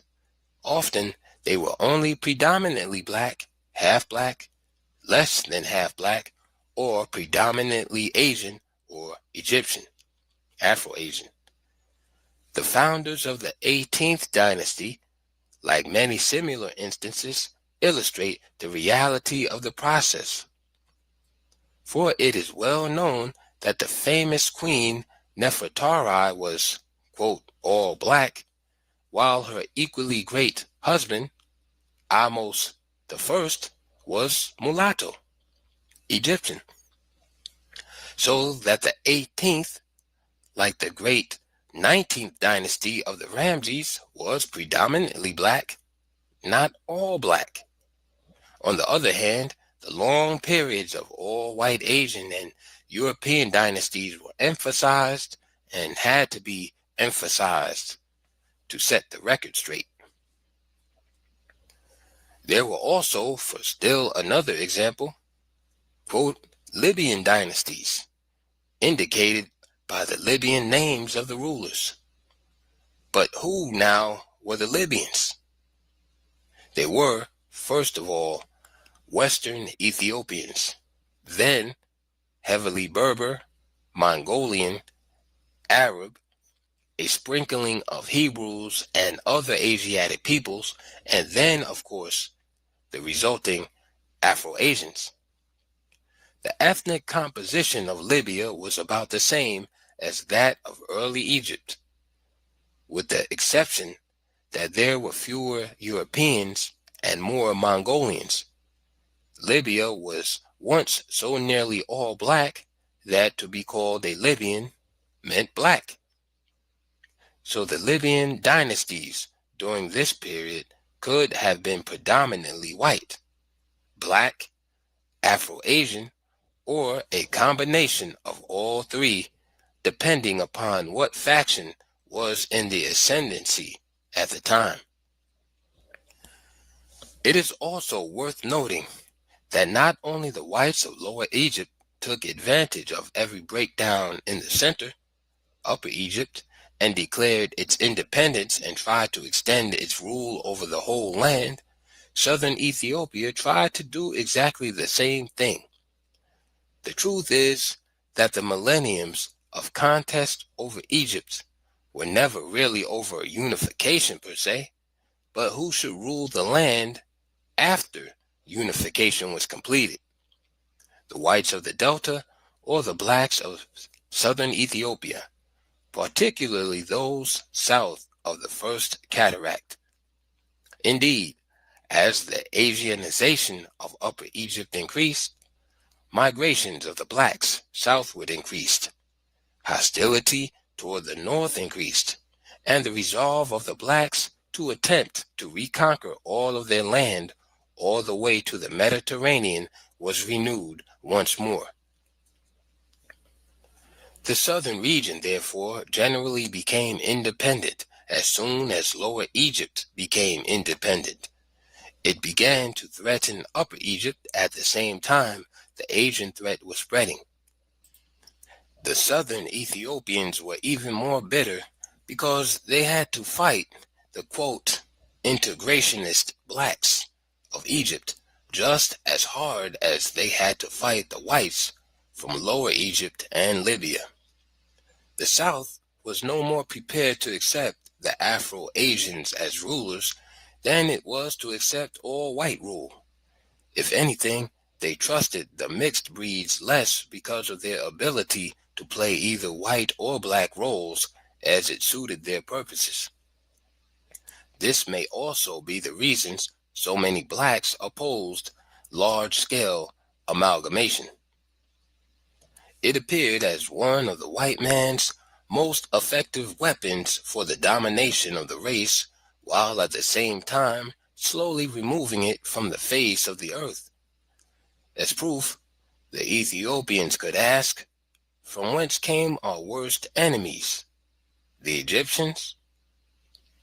Are they not half Ethiopian? And do they not now scorn the very Ethiopian name itself, proclaiming themselves to be white?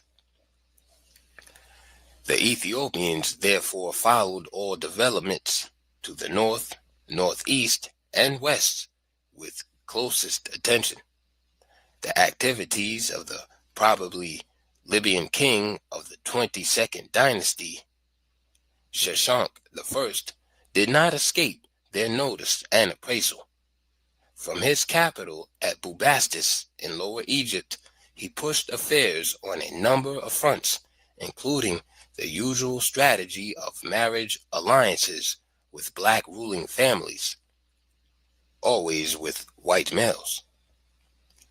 These, after worming their way to power through the African inheritance through female line system, matrilineal, could then change it to the Asian and Western patrilineal system. This invidious scheme for achieving power over the blacks through the blacks did not escape those on the alert. So the move of Shashank I in negotiating a marriage with the daughter of a king, thereby gaining legitimate control of Thebes, this well-known pattern of expanding Caucasian power, though well-known, never failed to create another stir in the still all-black areas. To make matters worse, from the viewpoint of the blacks, Shashank had another son made high priest of the African god Amun. The significance of this should be obvious. the whites were systematically preempting the whole of Egypt, even adopting as their own black institutions they could not easily destroy. And they were wise enough to see that to control Africans, they would have to gain control of the African religion.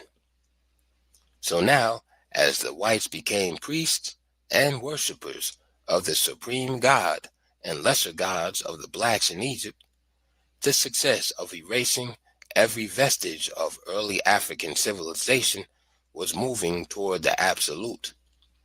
As the white priesthoods became stronger and more widespread, they were not only able to secure control of Thebes, the most powerful stronghold of the blacks in Egypt, but of equal importance, they were then in a position to gain followers in the rebelling nomarchies and persuade dissident chiefs to acknowledge the overlordship of Asian kings in various parts of the country. In short, they took over Africa's gods as their own, as a means of taking over Africa as their own. There was nothing sudden or new about all this. The process was as long and leisurely as Egyptian history itself, gaining rapid momentum only during the often repeated decades of internal strife.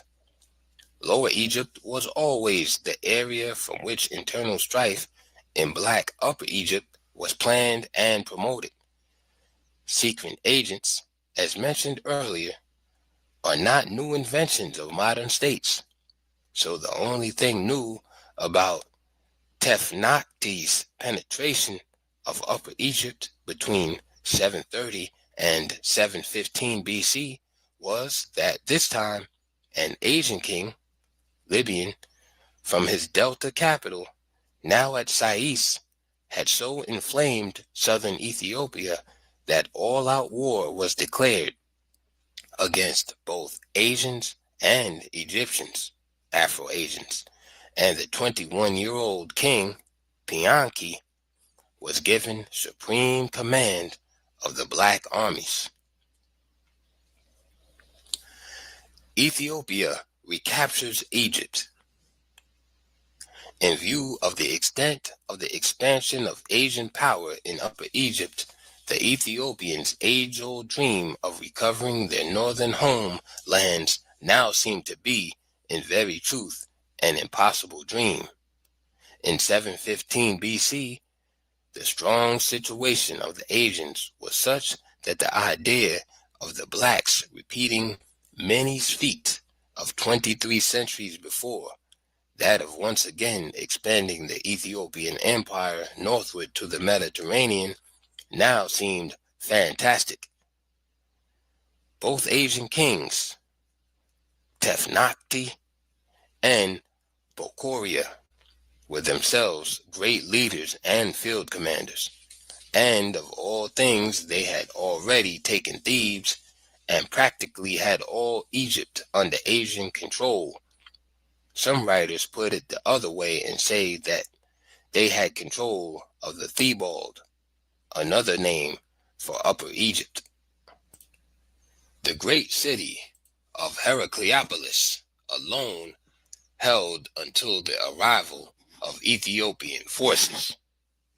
The immediate objective of Pianki and the Ethiopian generals was the recapture of Thebes, supported by his naval forces moving down the Nile and the thousands of black fighters who flocked to his standard as he moved northward through Upper Egypt. Pianki's armies drove the Asians out of Thebes, re-established it as the capital city of the north, put Tefnakti and his court to flight, and, apparently using tactics of Menes, pressed on to capture the once all-black capital city of Memphis. The rightful rulers of our land have returned. The oppressed blacks cried as they flocked to his standard.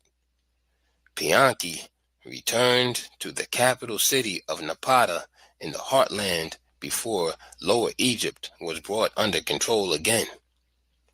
The task of reuniting the country under Ethiopian rule was left for his great successor, Shabaka. Shabaka firmly established the 25th dynasty, the only one Western writers generally recognize as black. This dynasty, however, should be of special significance for the black world, not because it was African from the beginning, but because the end of this period, 730 to 656 BC, marked the end of all-out efforts by the blacks to retake Egypt. The African victory over the Asians did not lessen the danger from them, for they always had the advantage of striking either from within or from Asia itself. Now the new threat came from Asia. Assyria was fighting its way toward Egypt. The pathways had been made easy because the previous Egyptian conquests of Palestine and Syria had made these countries bastions of defense as long as they were properly governed. The later Egypt had been unable to do this.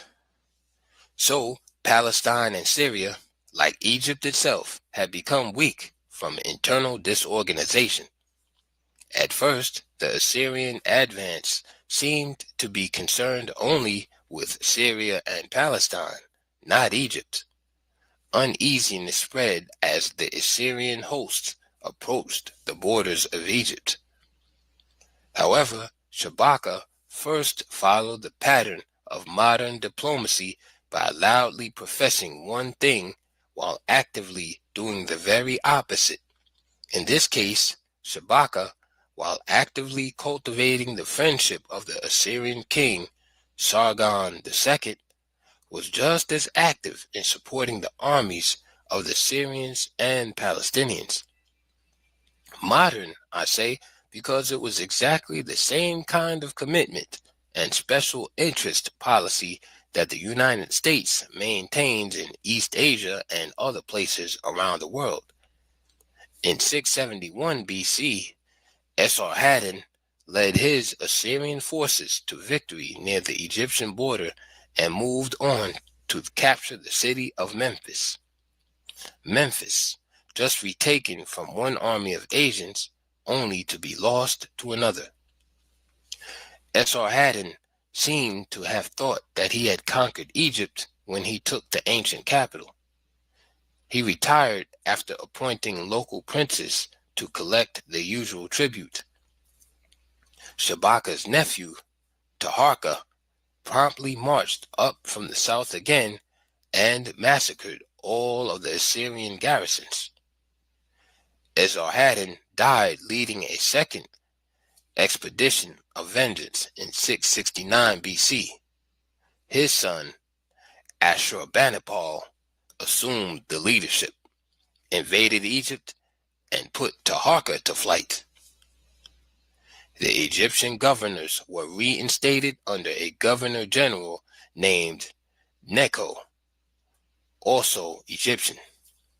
As was to be expected, the blacks of Upper Egypt remained loyal to the African line. They shouted loud enough for posterity to hear that the blacks were the, quote, rightful rulers of Egypt. Taharka was succeeded by his nephew, Tanatuman.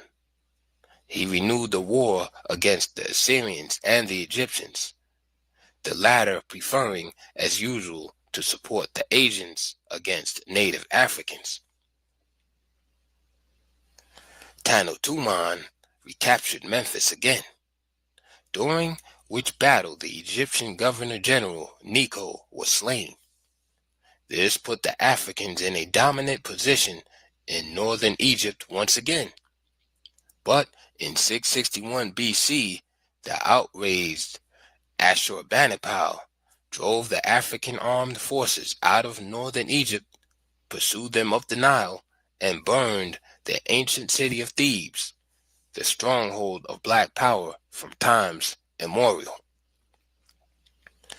The Africans, eventually barred from further rule in Egypt, continued Pianki's line, first from the capital at Napata and then at Meroe, where they promoted a broad reconstruction program. There, the remarkable 25th dynasty ended in 656 BC.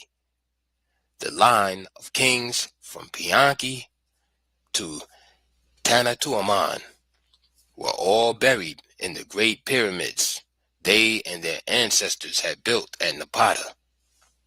Let us follow the blacks from Egypt there. Chapter 4. The First Cataract, the Black World's New Borderline. Having lost both Upper and Lower Egypt, Ethiopia's northern border had been pushed to the First Cataract at Aswan, and Necho II eventually became king of Egypt, beginning the 26th dynasty, 664 to 525 BC. The Egyptian armies were increasingly made up of foreigners and enslaved blacks. It was during this dynasty that the Assyrians were expelled again, this time by nationalistic Egyptians. The blacks' loss of their beloved Memphis, Thebes, and even their Egyptian name now seemed to be final. Other invasions were to come, however. The Persians under Darius the Great took over, and their domination of Egypt lasted from 525 to 404 BC, with the assistance of Greek mercenaries. They returned in 343 to re-establish their rule. Again, it was of relatively short duration. Alexander reached Egypt in 332 BC on his world-conquering rampage. But one of the greatest generals in the ancient world was also the Empress of Ethiopia. This was the formidable Black Queen Candace. World famous as a military tactician and field commander, legend has it that Alexander could not entertain even the possibility of having his world fame and unbroken chains of victories marred by risking a defeat, at last by a woman. So he halted his armies at the borders of Ethiopia and did not invade to meet the waiting black armies with their queen in personal command. Upon his death, one of his most outstanding generals became pharaoh as Ptolemy I, and thus began 300 years of Macedonian Greek rule. Toward the end of Greek domination, the expansion of the Roman Empire had transferred the real center of power to Rome. Assyria, Persia, Greece, Rome. The continuing process of transforming a black civilization into a near white civilization long before the Christian era. The Ptolemaic period had been largely one of confusion. The division of power among Greeks, Macedonians, and Egyptians, intermarriages with the latter, joint rule, etc., made the Ptolemies at times merely nominal rulers. There were times when a native Afro-Asian ruler gained the center of the stage as the star attraction, as in the case of Cleopatra. Upon her death, Romans assumed direct control, 30 BC, and ruled the country for 7 centuries, beginning, therefore, just 30 years before Jesus Christ was born in the same Palestine where blacks had lived and also ruled so long. After this long period of domination, the Arab general Amir ibn al-As entered Alexandria in 642 AD with only 4,000 men. The conquest of Egypt by Muslim armies, which had reached Pelusium 2 years earlier, was not only to change the character of Egyptian civilization radically, but it was to have a disastrous impact on the dignity and destiny of Africans as a people. The Arab conquest had opened the floodgates wider, and Arabs poured in. Colonization and Islamization progressed, and as Egypt became a main center of Arab power, this fact found concrete expression in Arab Islamic expansion over North Africa, into Spain, and southward into what remained as the land of the blacks. The new borderline of the blacks. We have traced the ancient struggles between Africans, mulattoes, and Asians. Struggle on the part of Africans not only to resist conquest, but to retake the whole of Egypt. They succeeded at times, as has been shown. They finally lost all of Egypt, as we have also seen. Ethiopia now began at the first cataract in the north and extended south into present-day Ethiopia.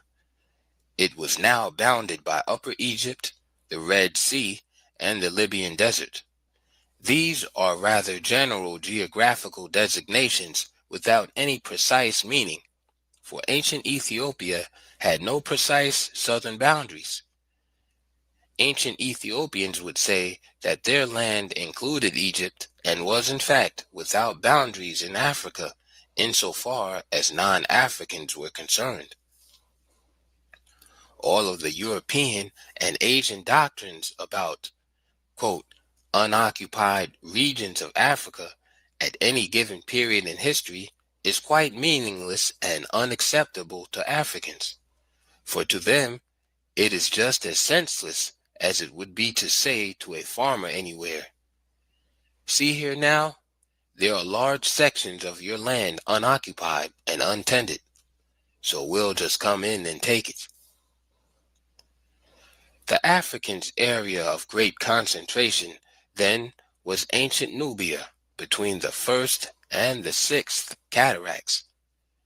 It was the land where they continued to develop the great civilization after that which they had extended over Egypt had been appropriated by the invaders as their own handiwork. The geography of Nubia is the geography of much of the present-day Sudan and beyond. The Nile flows through its sand and rock deserts with a series of falls and a number of rapids. The country is almost rainless. It is the land of the great Nubian desert. West of the Nile towards the Red Sea was the mining area, especially gold. It was, even within the concept of these geographical boundaries, the heartland of the black world. Already pushed by the invaders from the Mediterranean areas in the north, northeast, and northwest, the Africans were to be further hedged in from the east and southeast as the Asian hordes continued to stream across the Red Sea and the Indian Ocean, and much later, as the Dutch Boers poured in from the southernmost tip of the continent. Scraps from prehistory. The Stone Age Africans lived about the same as Stone Age peoples all over the world. They were hunters, fishermen, and craftsmen.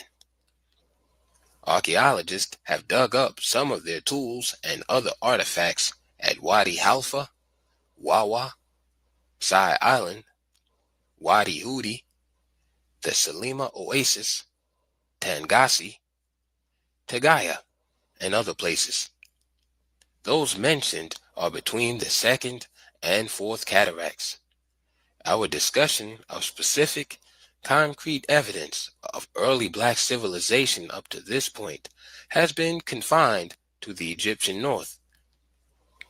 Most notable among the Neolithic finds in the south were the beautiful, highly burnished, black-topped, and red pottery bowls, jars, etc. All pottery was artistically decorated in wavy ripples or squares.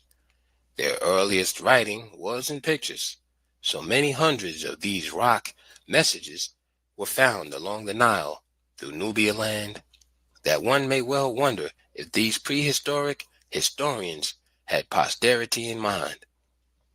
For while many of the pictures portrayed wildlife and other objects of interest in the environment, others went beyond this role of the artist and recorded such historic facts as the conquest of northern Nubia by a Nubian pharaoh of the Old Kingdom, Neferu, in 2730 BC. Footnote: there was a previous reference to Neferu's, quote, scorched earth war in his own home to further illustrate the extreme southern opposition to integration with the Asians, even under black kings.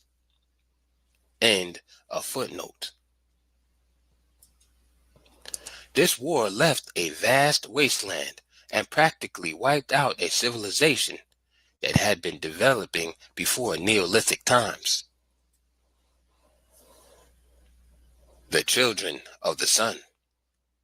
For one thing, the land to the south of Egypt had developed a strong economy that was continuously enriched by a thriving export trade in paper, from papyrus, ivory, gold, ebony, emeralds, copper, incense, ostrich feathers, always greatly in demand, and its famous decorated earthenware.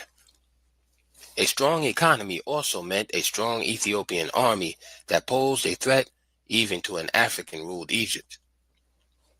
From the Egyptian viewpoint, the land of the blacks was a threefold threat. Historically, the blacks who had fled below the first cataract to escape the various conquests never seemed to accept those conquests as final, and attempted to retake Egypt from time to time. These repetitions are deliberate because nowhere in history is this very important fact clearly stated. But it is clear that, having reconquered the Asian-dominated Lower Egypt, the black pharaohs sought integration with the Asians instead of driving them out of the country. This policy of moderation and accommodation was apparently anathema to the extremist Ethiopians. Proud blacks, for whom the prospects of having their children come into the world with a color distinctly different from their own was at once an insult to the dignity of every African man, an insult to their watching ancestors, and an offense to the gods themselves.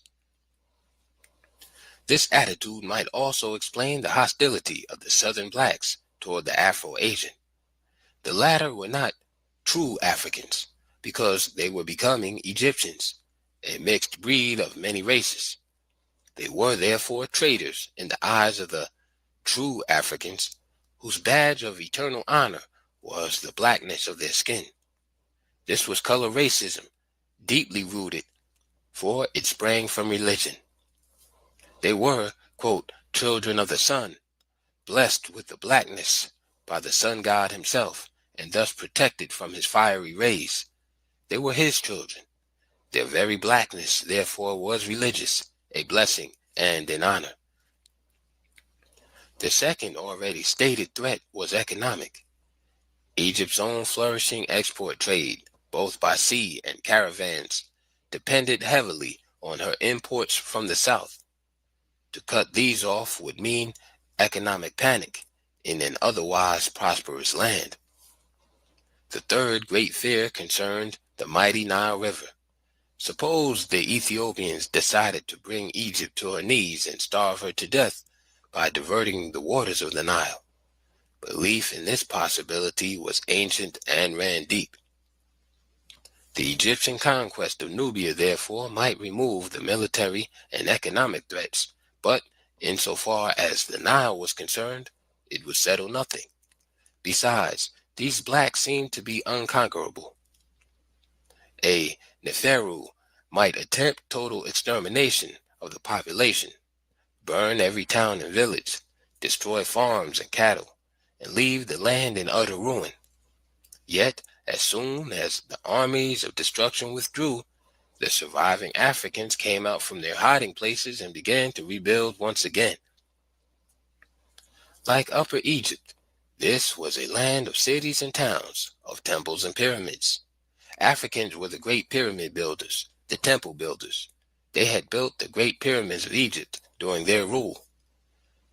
So there was renewed activity in temple building after Nubia was reoccupied by the 18th dynasty rulers. All this renewed zeal in building new towns and temples in the south was reconstruction. The Old Kingdom raiders could not destroy all of the temples and other monuments. The returning Egyptians, therefore, had found many fine temples still in use, others in ruins. All Ethiopian inscriptions on the temples and monuments were erased, and Egyptian inscriptions substituted. Any outstanding African creations that could not be converted and claimed as the work of Egyptians were destroyed.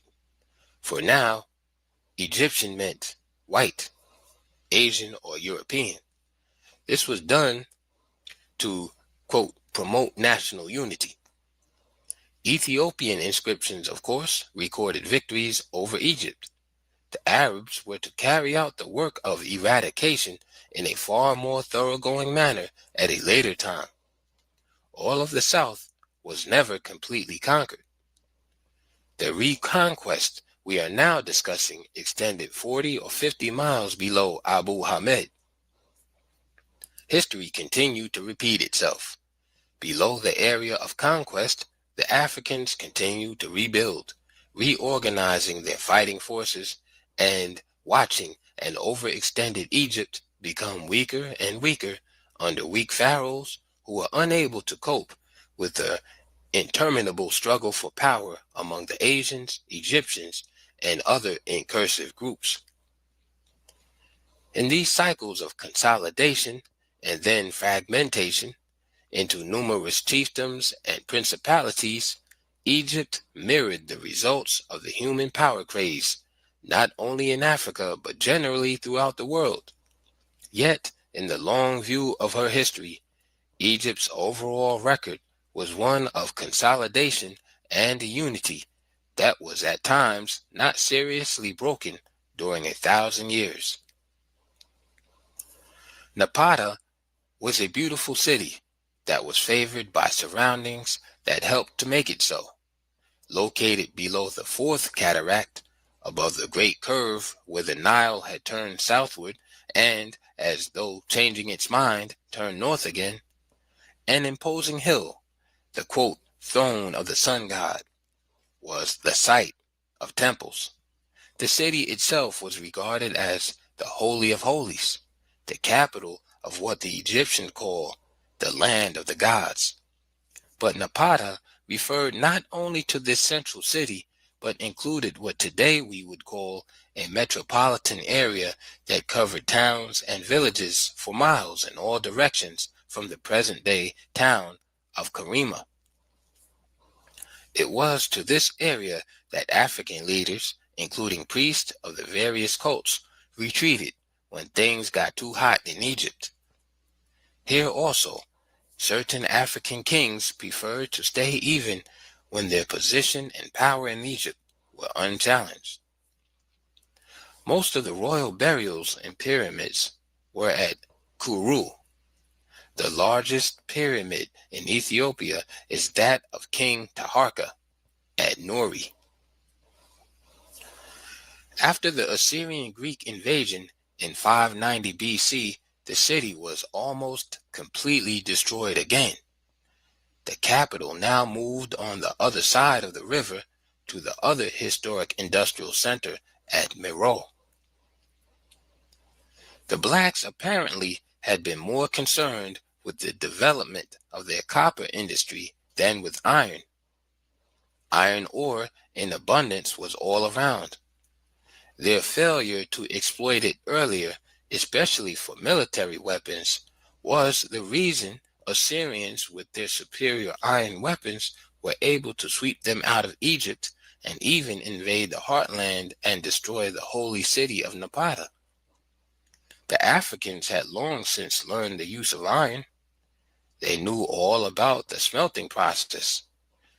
Why then did they allow the Assyrians to get ahead of them? Even granting that the ancients kept their military developments as secret as nations try to do today, it is also true that spies, including Africans, were active everywhere. The question is interesting because we are not discussing the period when the African had ultimately surrendered to despair and retrogression, but a period of African power, high civilization, and a greatness that had the respect and fear of the ancient world. Even after the onslaught by the Assyrians and their allies, the Africans were to rebuild, from the new capital city of Meroe, a civilization greater than the one just destroyed. There were many lesser states and countless small chiefdoms in the vast landmass that began where the effective control by Ethiopia ended. Through all these millenniums of ups and downs, of trials and errors, of great victories and disastrous defeats, through it all, the central drive of this once all-black land was in the direction of consolidation and progress. Tribes were united into one nation, either voluntarily or, that failing, by force. Strong armies were maintained to protect and expand their civilization. The retaking of that part of the homeland that extended north along the Nile to the Mediterranean was at once the deathless dream, the impassioned goal, and the cornerstone of their foreign policy. So these Africans battled the invading agents decade after decade, after century, until their resistance to conquest and enslavement extended over 4,000 years. From ancient days, therefore, the Africans had, in the very center of the heartland on the continent, a history from which their posterity could learn how unity alone provides the conditions for strength and progress, and that each one of 1,000 little, quote, independent chiefdoms is but a standing invitation to the aggressors and ultimate domination for all. Why did the Africans fail to take this message of salvation as a revealed truth from their own history? What dimmed civilization's light on Barkal Hill and caused an ultimate withdrawal to the bush and the scattering of people hither and yon like hunted beasts?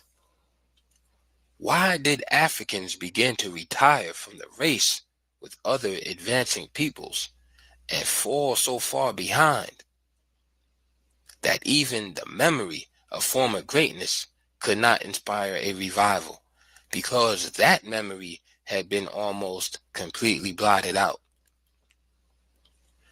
I have been detailing with some of the answers throughout the lecture series.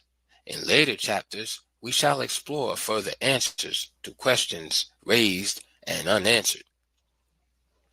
We now cross to the west bank of the Nile and journey farther south to the city of Meroe.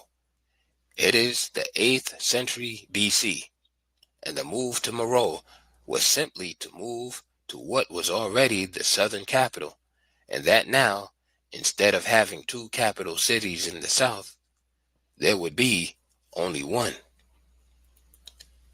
The development of writing. A distinguished line of leaders followed Tanu to the throne in 653 BC. At Lan-Nursa, Sen-Kamensedkin, and Laman, Aspalta, Amtalka, and Malanakan, palace, temple, and pyramid builders, all. 2 of the greatest temples were built by King Aspalta at Meroe, the Sun Temple and the Temple of Amun. Footnote: it is believed that the temple to Amun was not completed during Aspalta's lifetime, but by his successors. End of footnote. The imposing pyramids and rows of huge royal statues added to the majesty and magnificence of Meroe. The royal tombs, as in Egypt, were the repositories of the nation's history. For it was from these tombs that the archaeologists were able to determine a line of 41 rulers after the conquest of Lower Nubia. These monuments were not only sources of early African history from within, but of the highest importance. They were elaborately decorated outside with both the first form of writing, hieroglyphics, and the more advanced African inscriptions in their own invented writing. For the Africans themselves had invented writing, and all attempts to connect this ancient achievement with Egyptian or Asiatic influence have failed. Here the quote external influence school has suffered a major defeat, because the written records found on statues, altars, tombstones, graffiti, etc., were so distinctly African that their native origin could not be successfully disputed. Moreover, the African system of writing was very different from the Egyptian.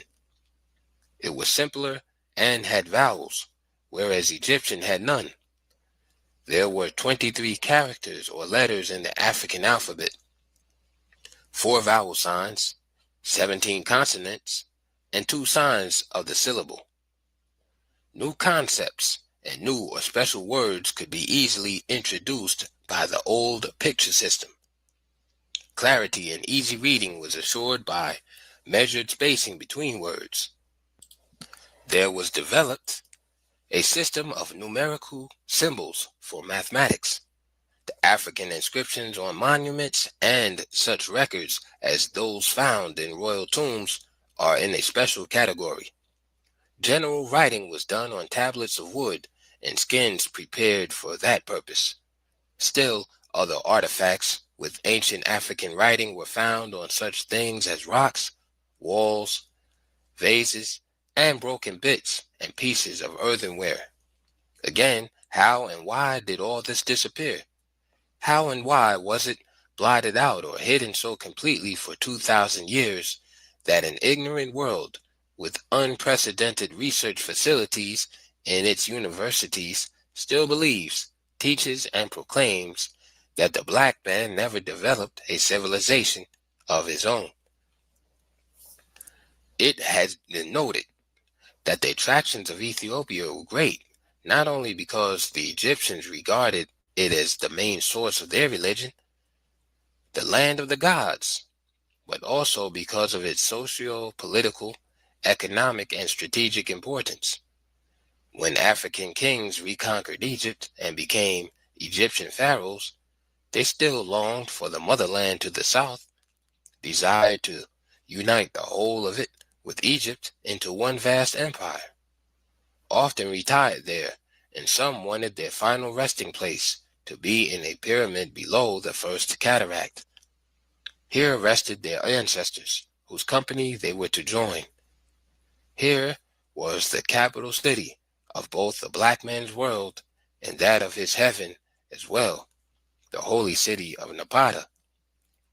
So during the different periods in which Napata came under a foreign yoke, the capital city of Meroe had to become somewhat holy in its own right, and many of the kings, queens, and other leaders were buried in pyramids there. These were constructed of stone outside of the city proper, sometimes at a visible distance of 2 or more miles.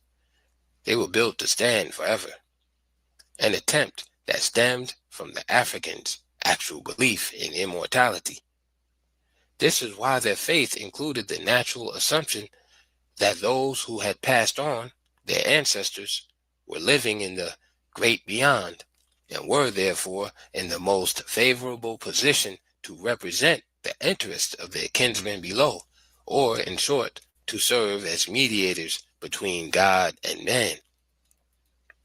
The pyramids ringing the city not only added to the physical beauty of the surroundings, but they were also the silent sentinels, the ever-watchful ancestral presence from which might come either a benediction or a curse.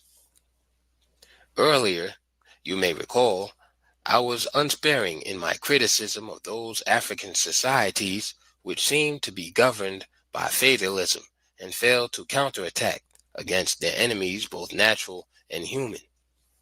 As I read the record, it seemed to me that these groups did not try to meet the awful challenges with which they were confronted, gave up too readily, refused to ignore tribal lines and unite for survival strategies, but scattered here and there like hunted animals, and into barbarism and savagery. Such were my strictures, and obviously I did not give the whole story even about these groups. Just now, however, and by a glorious contrast, we are in the midst of blacks, the core group of all Africa, who met the challenge on all fronts and from every direction, and who fought on and on through the centuries against the forces of both man and nature until they were completely overwhelmed. 3,000 years ago, the desert, while slowly moving in on Africa, had not advanced where it is today.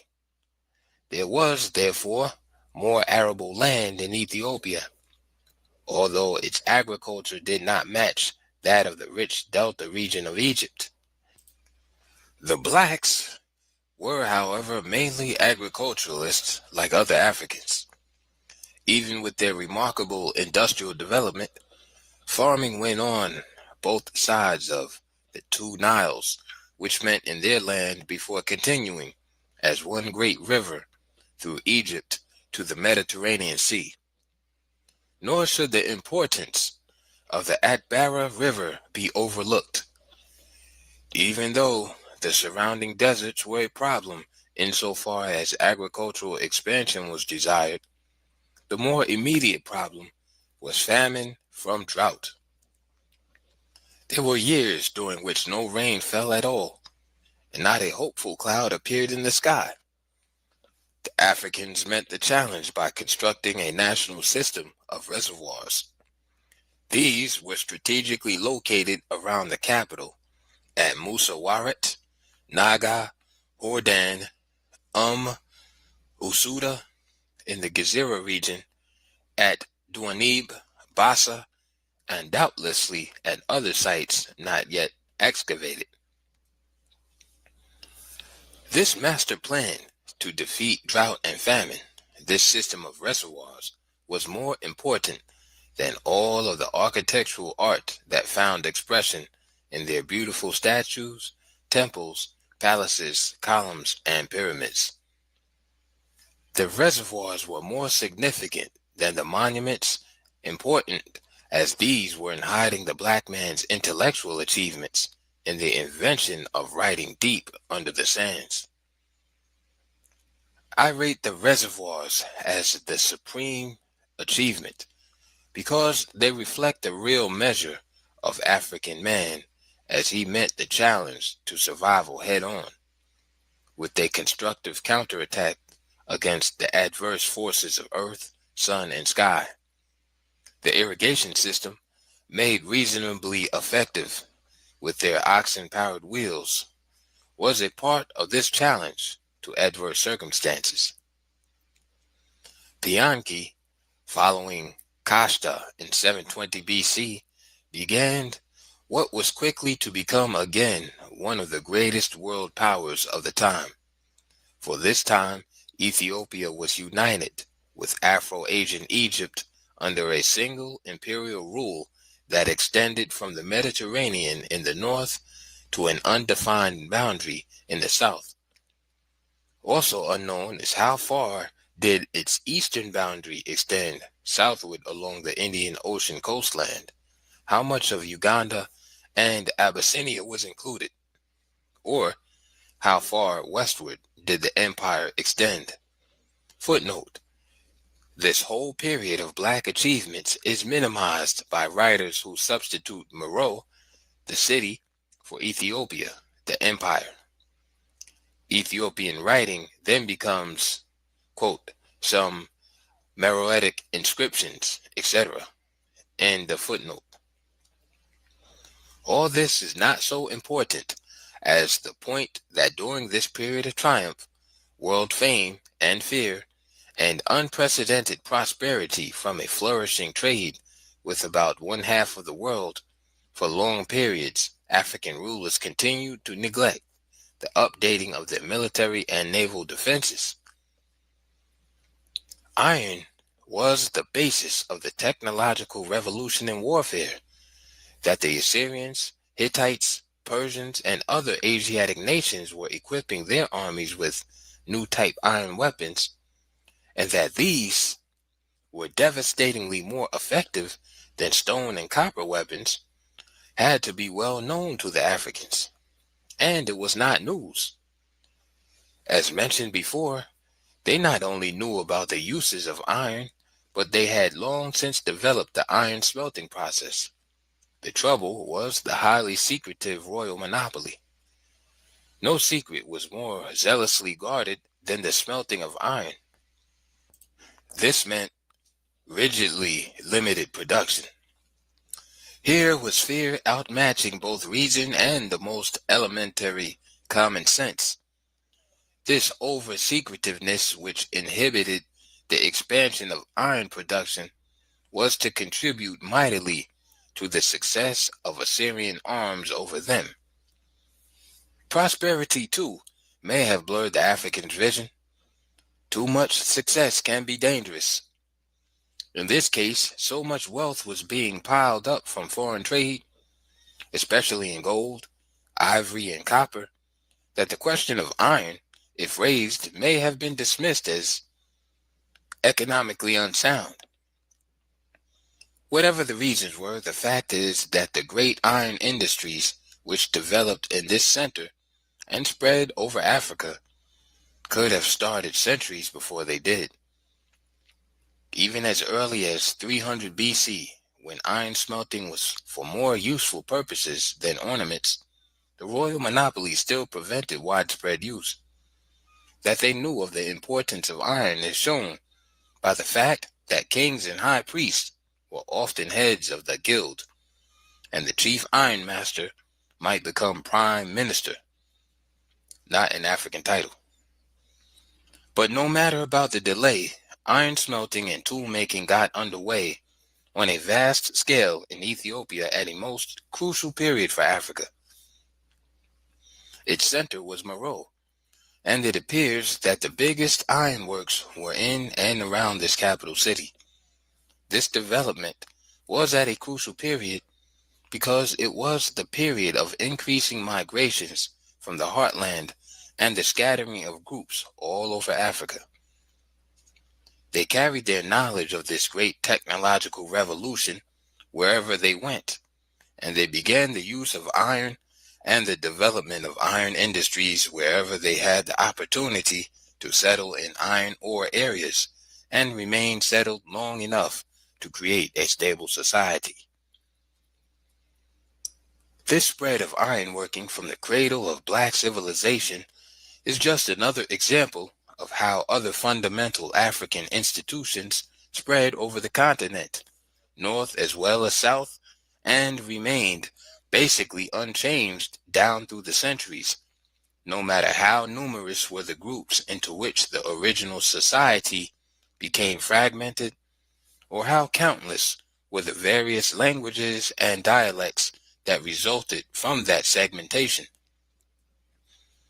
There were, as a matter of course, many variations and modifications by different survival groups.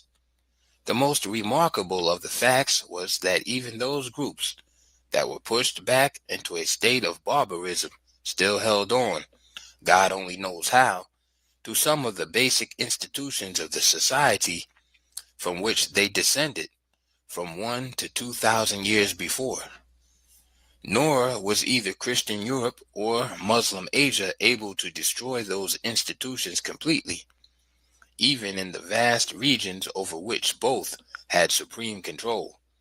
And this is why, in a previous talk, I suggested a smile of compassion when you read or hear about, quote, Egyptian influence on this or that black society, because in general, all that could possibly be meant is the, quote, influence of early black civilization on subsequent black societies. The expansion of the iron culture, however, was a revolution in technology that ushered in a new age and gave new hope to a despairing people. It meant the use of new instruments of production in agriculture, the industrial crafts, and of great importance for a refugee people, for a new kind of military organization and defense. It can be seen that the motherland of the blacks, centered on the Nile, around the cataracts, provided her wandering sons and daughters with the instruments of survival, a knowledge that still served them well centuries after the Arabs and Turks had overrun that motherland. The memory of many things had been lost, however. Who remembered Thebes, Napata, Memphis, Elephantine, Heracleopolis, or Nekeb? Indeed, who remembered even Meroe, the most advanced center not only of the African Iron Age, but also of writing? And what of the other important towns and cities in southern Ethiopia, Nubia Kush, Musawarat, Nuri, Panopolis, Kerma, Aswan, Soleb, Abu Simbel, Kurusku, Samna, Fale, Kawa, Dongola, etc.? Our constant references to Napata and Meroe might lead those who do not look at the map to think that there were only two important cities in the land.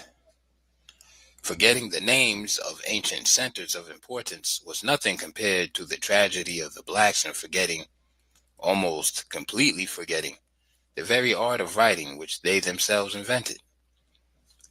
This was one of the most tragic losses, to repeat, that was ever suffered by a whole people.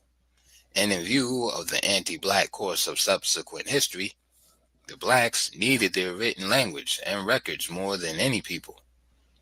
Just how and why this people discontinued the use of writing has been set forth rather clearly and in some detail in foregoing pages. However, the matter is of such transcendent importance that I hope that some black scholar will devote an entire book to detailing just this one episode in the long history of Africans. From long drawn out situations and circumstances, when writing was so needless as to be out of the question, to a general disuse for lack of need, to a general loss of the art itself. That is the story. I say general loss again because, of course, some African societies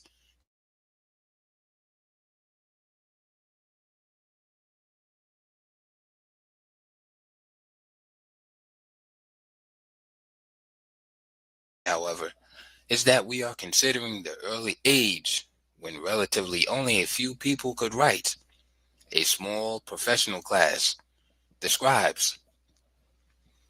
All books, scrolls, inscriptions, letters, etc. were written by them.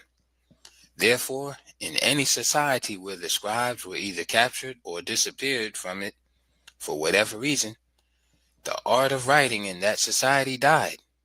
In view of the developments in Black Africa, the disappearance of writing is not a mystery at all. Conquest and domination tended to check migrations and bring a larger measure of iron rule stability in the invaded regions.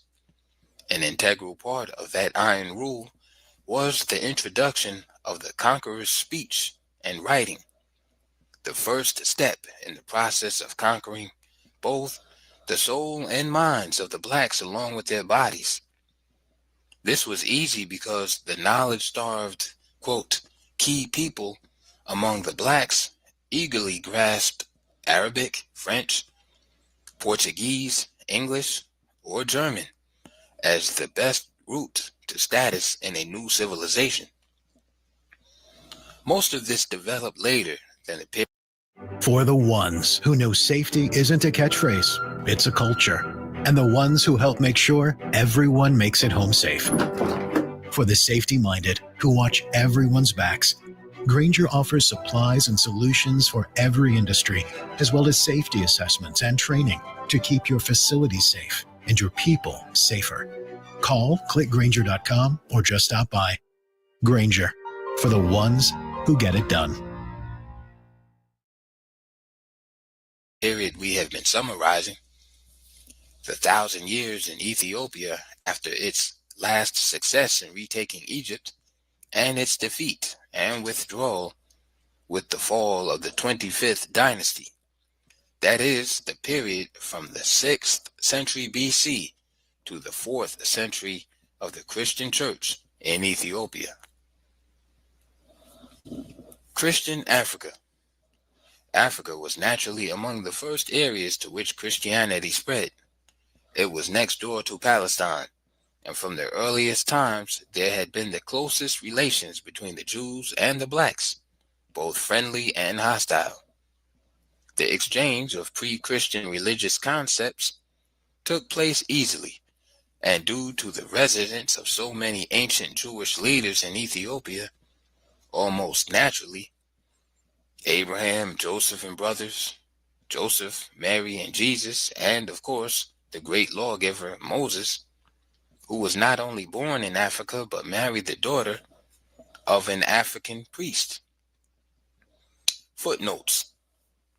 Many accounts refer only to his marriage to the daughter of a Midianite priest. However, Aaron and his wife rebuked Moses for marrying a black woman. End of footnote. The pathway for the early Christian church in the land of the blacks had been made smooth many centuries before. In a different work, I suggested that a major reason why so many later Christian missionaries failed in Africa was because they were bringing refurbished religious doctrines that came from Africa in the first place. The religious belief in sacrifice for the remission of sins was an African belief and practice at least 2,000 years before Abraham. The results of a comparative study of the African, Jewish, and Christian religions have amazed many who have undertaken the task.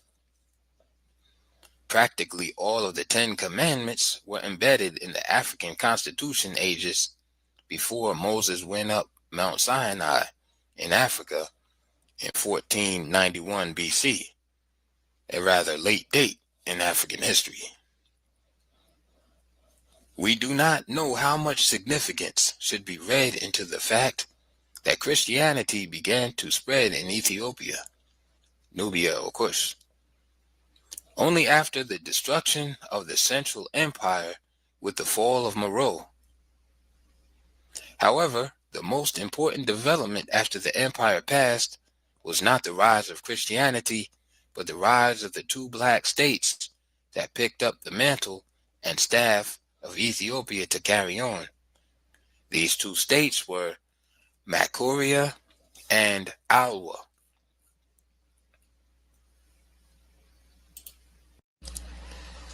Chapter 5.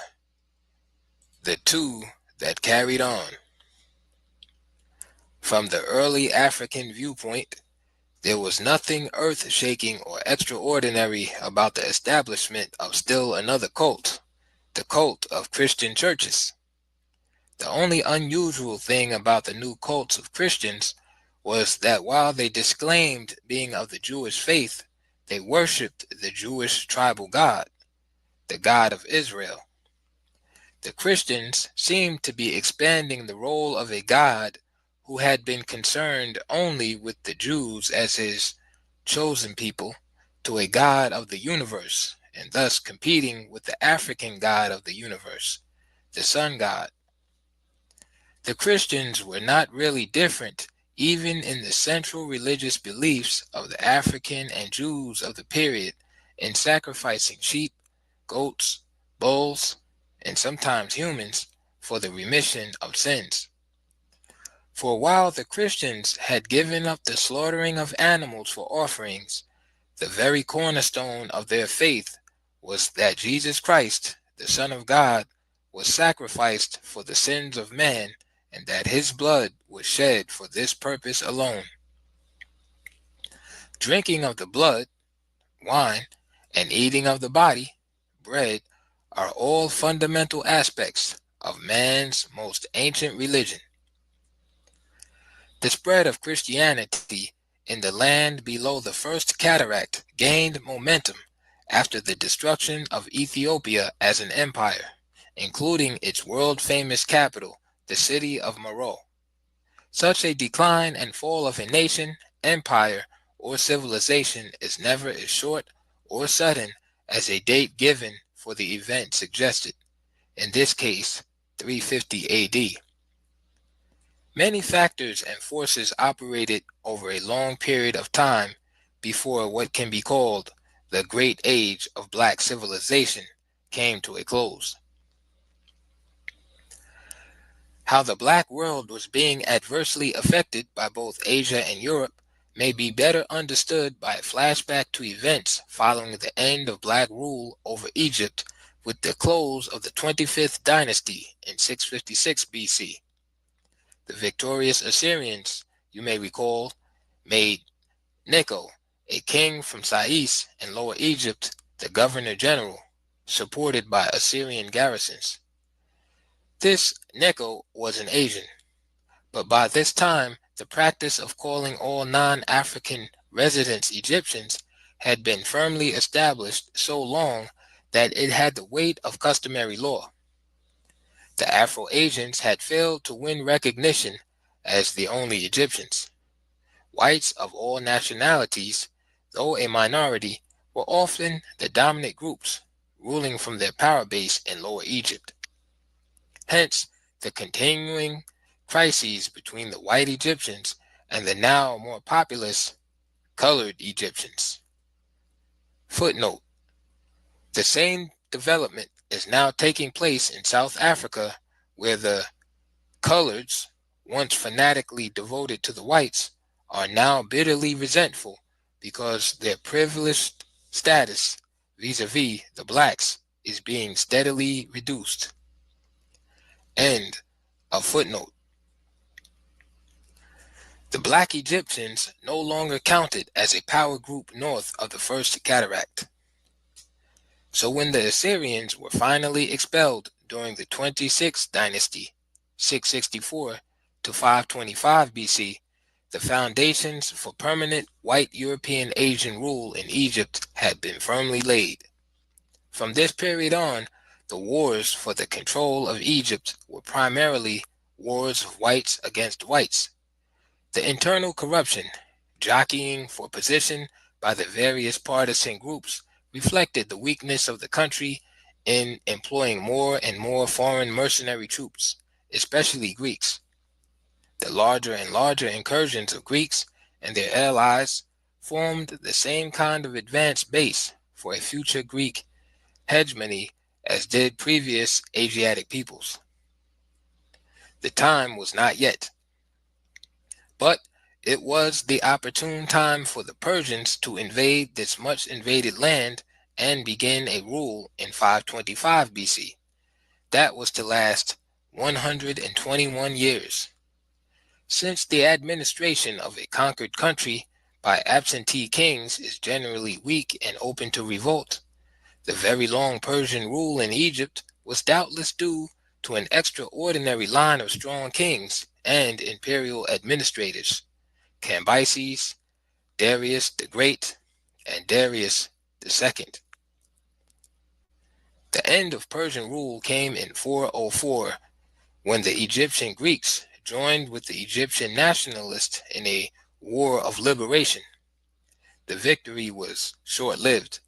The Egyptians were in power only 5 years before the rebellion and independence were broken and Persian rule reestablished for another 64 years.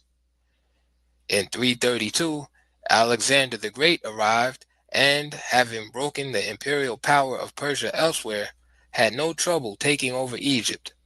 A Greek was crowned pharaoh in 334 BC as Ptolemy I. The Greeks ruled Egypt for almost 300 years before the expansion of the Roman Empire into Egypt ended their dominion in 30 BC.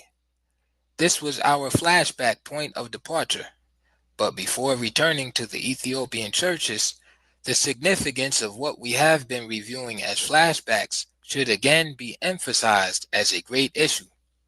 For we have been reviewing the last phases of the process of Caucasianization in Egypt that was so thoroughgoing that both the blacks and their history were erased from memory. The Jewish rule, 500 years, the Assyrian interludes, the Persians, 185 years, the Greeks, 274 years, the Romans, 700 years, the Arabs, 1,327 years, the long, long struggle to take from the blacks whatever they had of human worth, their land and all the wealth therein, their bodies, their souls, and their minds, a process of steady depersonalization, dehumanization. Yet Greece and Rome, having made the exclusion of the blacks from Egypt permanent, appeared to have no conquest ambitions in the black country to the south, and Pax Romana checked the constant warfare between the two regions. The great wealth producing trade with Ethiopia was promoted, and what appeared to be a general détente prevailed. Indeed, whoever held the seacoast, whether Asian, European, or Egyptian, controlled world trade and put Ethiopia in a state of economic dependence, no matter how vast the flow of goods was from the south. Egypt was the middleman, with the greater control over both volume and prices. Both the Greeks and Roman rulers of Egypt left Ethiopia to play its own role. And we have seen what the role was during 1,000 years of unbroken progress directed from Meroe. The Semitic storm from Axum. Yet a storm cloud was threatening farther south as the Roman legions withdrew from Egypt to help check the erosion of an overextended world empire. We have noted that the Ethiopian Empire, at the height of its greatness, extended southward into Abyssinia, present-day Ethiopia, and further, that as time passed, the blacks were being hemmed in from almost all directions, essential for survival. Now, for some centuries, Arabs and Jews, the latter called Solomonids by most historians, had been swarming into this southeastern region, pushing through the middle in such a way that even in Abyssinia, the blacks were pressed southward, always southward. Egyptian history was repeating itself. The Asians and mulattoes held northern Abyssinia, with the center of power in the strategic kingdom of Axum. From Axum, the Arabs prepared their forces for the destruction of a now weakening Ethiopian empire. The weakness, as usual, came from separatist movements struggling for power. It was the old-time factional fights among leaders who felt they must rule or ruin, a drive so well known that it is needless to recount. But it was the situation for which the Aksumite Arabs and their colored and Jewish allies were waiting. So, in 350 AD, their armies destroyed Meroe, and an epoch in history ended. Ethiopia was now split into three major states: Nobade, bordering Egypt at the first cataract; Makoria, the more powerful kingdom in the middle, with its capital at Dongola; and Alwa, another strong state south of Makoria, or between Makoria and Axum. After the collapse of the Central Black Empire in the 4th century, the Christian churches spread more rapidly through the now independent kingdoms. Even in the division of Ethiopia into smaller states, the process of ethnic transformation was obvious as it pressed southward from Egypt. Greek and Roman presence had been heavy and marked in Nobade. Since no one now questioned that Nobade, Nubia, was Ethiopian, the mixed breed could not be called Egyptian, as was the case above the first cataract. The population in this kingdom bordering Caucasianized Egypt was now also predominantly Afro-European and Afro-Asian. The problem was solved very neatly by calling them the Red Noba, and the Africans were called Black Noba. The other two kingdoms were all black and presented no classification problems. The churches seemed to be more firmly rooted in Alwa and Makoria. Churches seemed to be everywhere. There were several in every large town, one in just about every small village, some in rural areas away from villages, and churches scattered over large urban centers, along with those of greater splendor in the cathedral cities, the seats of bishops. White administration and control of African Christianity was assured by establishing the head of the church in Lower Egypt, the Patriarch of Alexandria, with power to appoint all bishops in Africa. The bishops appointed were always white or near white until token appointments of blacks to lesser posts, such as deacons, had to be made following protests by black church leaders supported by their kings. And while the red men of Nobade, caught in the middle, tended to identify with the blacks of Makoria and Alwa, the split between the Western and Eastern churches over doctrine was reflected in the three Ethiopian kingdoms. This meant that the religious strife tended to alienate Monophysite Nobade from Orthodox Makoria. This competition for ascendancy may have had a great deal to do with the expansion of churches in Egypt and the former Ethiopian Empire in the south. The growth of states. These southern kingdoms also carried on much of the old Ethiopian tradition of rapid reconstruction after destruction, continued the expansion of caravan routes for external trade across the Sahara to the Western Black world to offset the Egyptian seacoast monopoly, replacement of vast temple building. CrowdStrike, Endpoint Security. CrowdStrike pioneered an adversary-focused approach to modern endpoint security. Contact us to learn how you can stop adversaries faster with CrowdStrike Endpoint Security.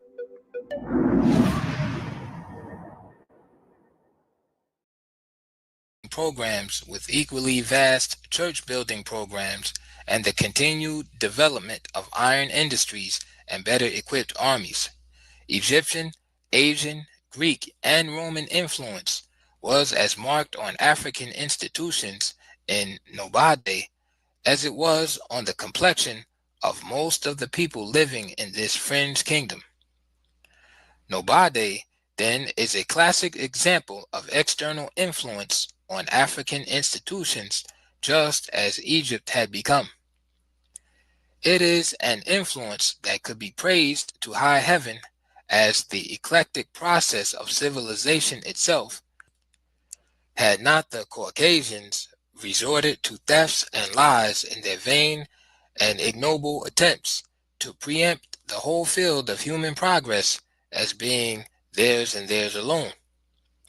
In the 4th century AD, the areas of black power had been pushed out of Egypt down where the kingdom of Makoria formed its borders with Nobade. Here the concentration of blacks began, just as though a southward movement of the race was a decree of providence. Here, once again, they took their stand. Here again, even in the lands which were officially Christian, black battle lines had to be formed again for defense. The Aksumite colored Solomonids and Arabs had retired after the destruction of the Black Empire. The more immediate danger was still Egypt. This was true also from the viewpoint of Christendom, for white Egyptian control over the churches reflected the same policies that were to follow through the centuries into our own times. No church sponsored theological schools for the training of African clergy. By thus preventing educational opportunities, they could always maintain that the blacks were simply not qualified for this or that high post.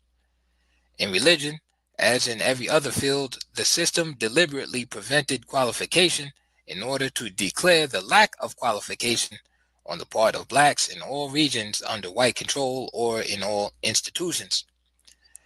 In this case, the church, over which white power prevailed, there were no situations, however, in which some blacks did not override all obstacles and become bishops in either all black or predominantly black countries. In discussing mass migration from Egypt, I hope no one has forgotten the countless thousands of blacks left behind there in both upper and lower. Not only then, but they are there today, also a submerged group. That there were exceptions to this general status has always been emphasized.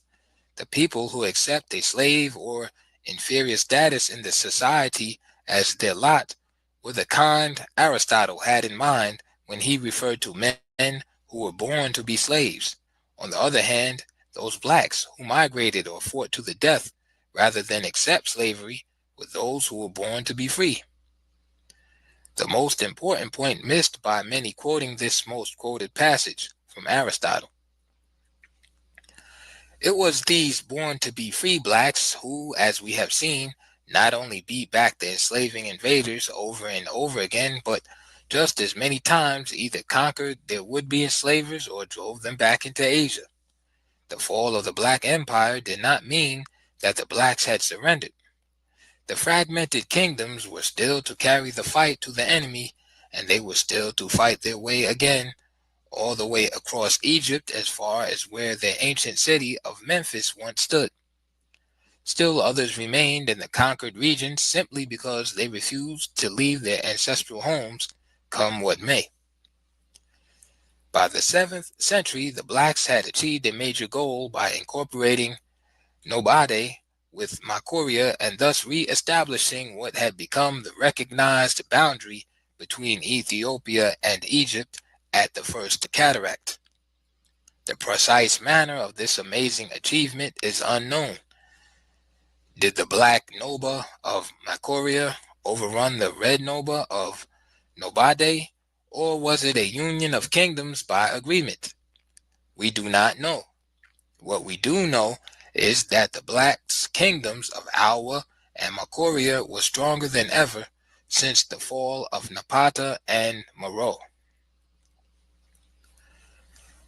A decisive battle of history.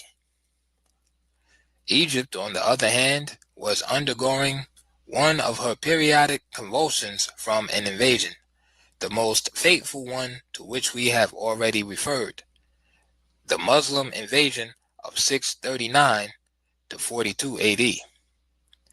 This conquest, as was usually the case, had been made easier by still another Persian invasion, 619 to 629 AD. Some sources suggest that the new wave of Persian invasions that began in 619 AD determined the course of the blacks in conquering Nobade and re-establishing their frontier at the great system of fortifications at the First Cataracts. From there, the blacks had been raiding various areas in Egypt and attacking garrisons throughout the 10 years of the last Persian occupation.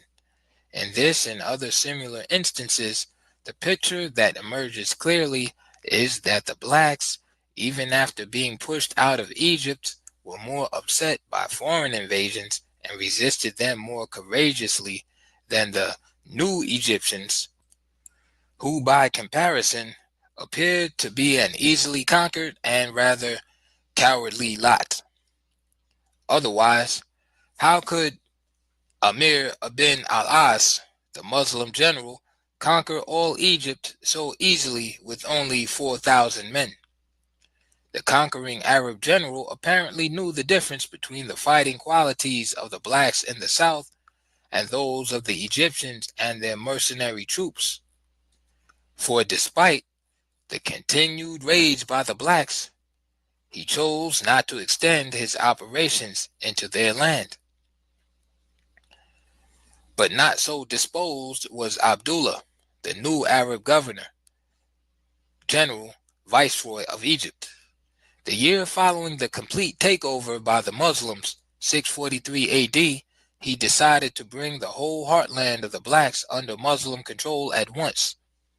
He knew, however, that this would really be a war, not like the easy conquest of Egypt with an army of only 4,000 men. So with a larger and better equipped army, the Arab expedition invaded the black country with a confidence that was heightened by what appeared to be hasty and confused retreats by frightened warriors. This Ethiopian strategy of pretended fright and wild retreat was so well known in Egypt that it is difficult to understand how it could have been unknown to Abdullah and his generals. Or had this too, like everything else that was African, been blotted from memory? If so, for once they were going to pay dearly for ignoring an African invention. For they were allowed to advance deeply into black territory before 100,000 retreating and frightened blacks turned in frontal and flanking onslaughts that almost completely wiped out the entire Arab army. An Arab historian of the period felt compelled to admit that it was the most devastating defeat ever suffered by an Arab army. There were other eyewitness reports from the scene of battle dealing with the remarkable training and dashing courage of the black forces, with the king of Makoria in personal command. Those were the days when king meant leader. The leader led from the front and not from some hill miles away from the fighting. This immediate presence of their leader in the midst of danger with them may have had much to do with the courage and expertise of the African soldiers, the units that amazed the ancient world. That memorable day between the first and second cataracts were the bow and arrow corps. These were so skillfully trained that they could aim their arrows at the eyes of the enemy and shoot with unbelievable accuracy. For reasons which by now must be obvious, this battle not only does not appear as one of the decisive battles of history in any of your history books, but it is not even mentioned. Yet it was in fact one of the decisive battles of the world. The defeat of the hitherto undefeated Arab forces was so disastrous that it took them 8 years to recover, reorganize, and regain the necessary courage to attack the blacks again, and thereby avenge that awful defeat and almost annihilation on the plains of Makoria in 643. This African victory furthermore delayed the Arab conquest in the Black South and spurred the development of subsequent events in both of the southern kingdoms. In 651, the Arab viceroy of Egypt decided that he had the unbeatable armed might and was ready to avenge the disaster of 8 years before and bring the blacks to their knees in the process. The Arab generals proceeded boldly but cautiously in order to avoid the traps and surprise tactics of the black generals, considerations which arrogance probably caused them to ignore before. Yet the same African strategy was used. They were allowed to invade the Nobadian state in depth with only, quote, token opposition. Hell broke loose only when they crossed the former Makorian border. before the union of the two kingdoms and headed for the capital city of Dongola. However, the Arabs captured it and destroyed all of the principal public buildings, including the great cathedral. They had brought along huge catapults for the express purpose of raising all brick and stone edifices that were the pride and glory of black civilization.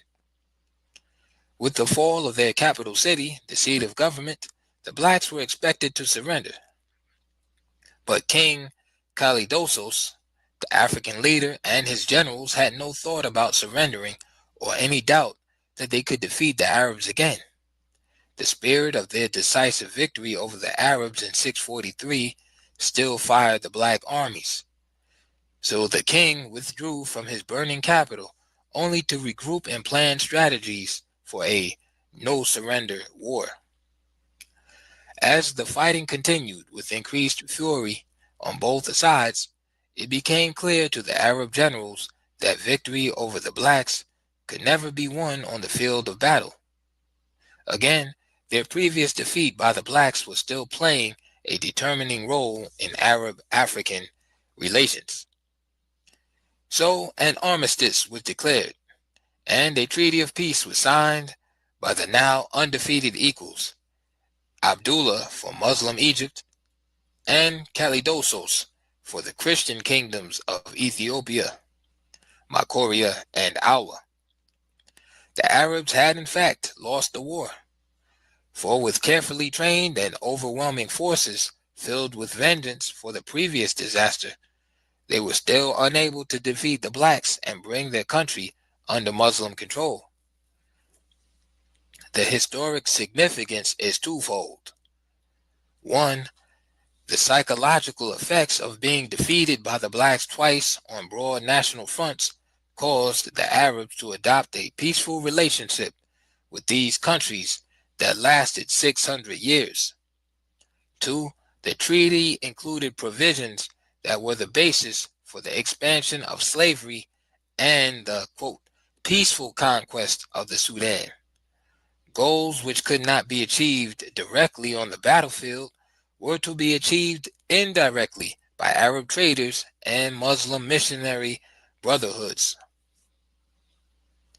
In a previous discussion, I wondered out loud whether the black race is lacking in one quality that seems to distinguish Caucasians and explain the reasons for their long domination of the earth: their deep concern about their posterity, the future role and welfare of their white offsprings to the farthest unborn generation. Their plans and policies for today's world are often based on expected outcomes centuries hence. The blacks as a race, on the other hand, have been so split up and preoccupied with current problems that they seem to have lost this deep concern about the future of their descendants. This matter calls for serious reflection, particularly on the part of blacks and their relations with long-range planning whites. For from the earliest times and in almost every period of history, we find the whites carefully developing plans for future results none expect to see realized in their lifetime. And so it was here in the Sudan in 652 AD when the peace treaty between Arabs and blacks was signed. First of all, the Arabs had to make their failure appear to the world as a victory of some sort. So the conquerors' Bacht was an important provision in the treaty, an annual tribute to be paid to them. The terms called for the delivery of 360 slaves near the frontier annually, and 40 extra slaves as a gift to the Ethiopian viceroy. Footnote: a slave was a captured prisoner of war, and in early history, the term was no more degrading than that of prisoner of war today. End of footnote. In order to induce the Ethiopians to accept what at first appeared to be a tribute, in fact, the Arab leaders presented it as a treaty of trade and commerce, agreeing to pay in exchange wheat, barley, and wine at a value in excess of the gifts by the Africans. More important than this, however, was the provision for building a great mosque in the restored Dongola and allowing Arab traders in only as traders, not settlers. Since it was a treaty between equals, the provisions of the treaty were reciprocal.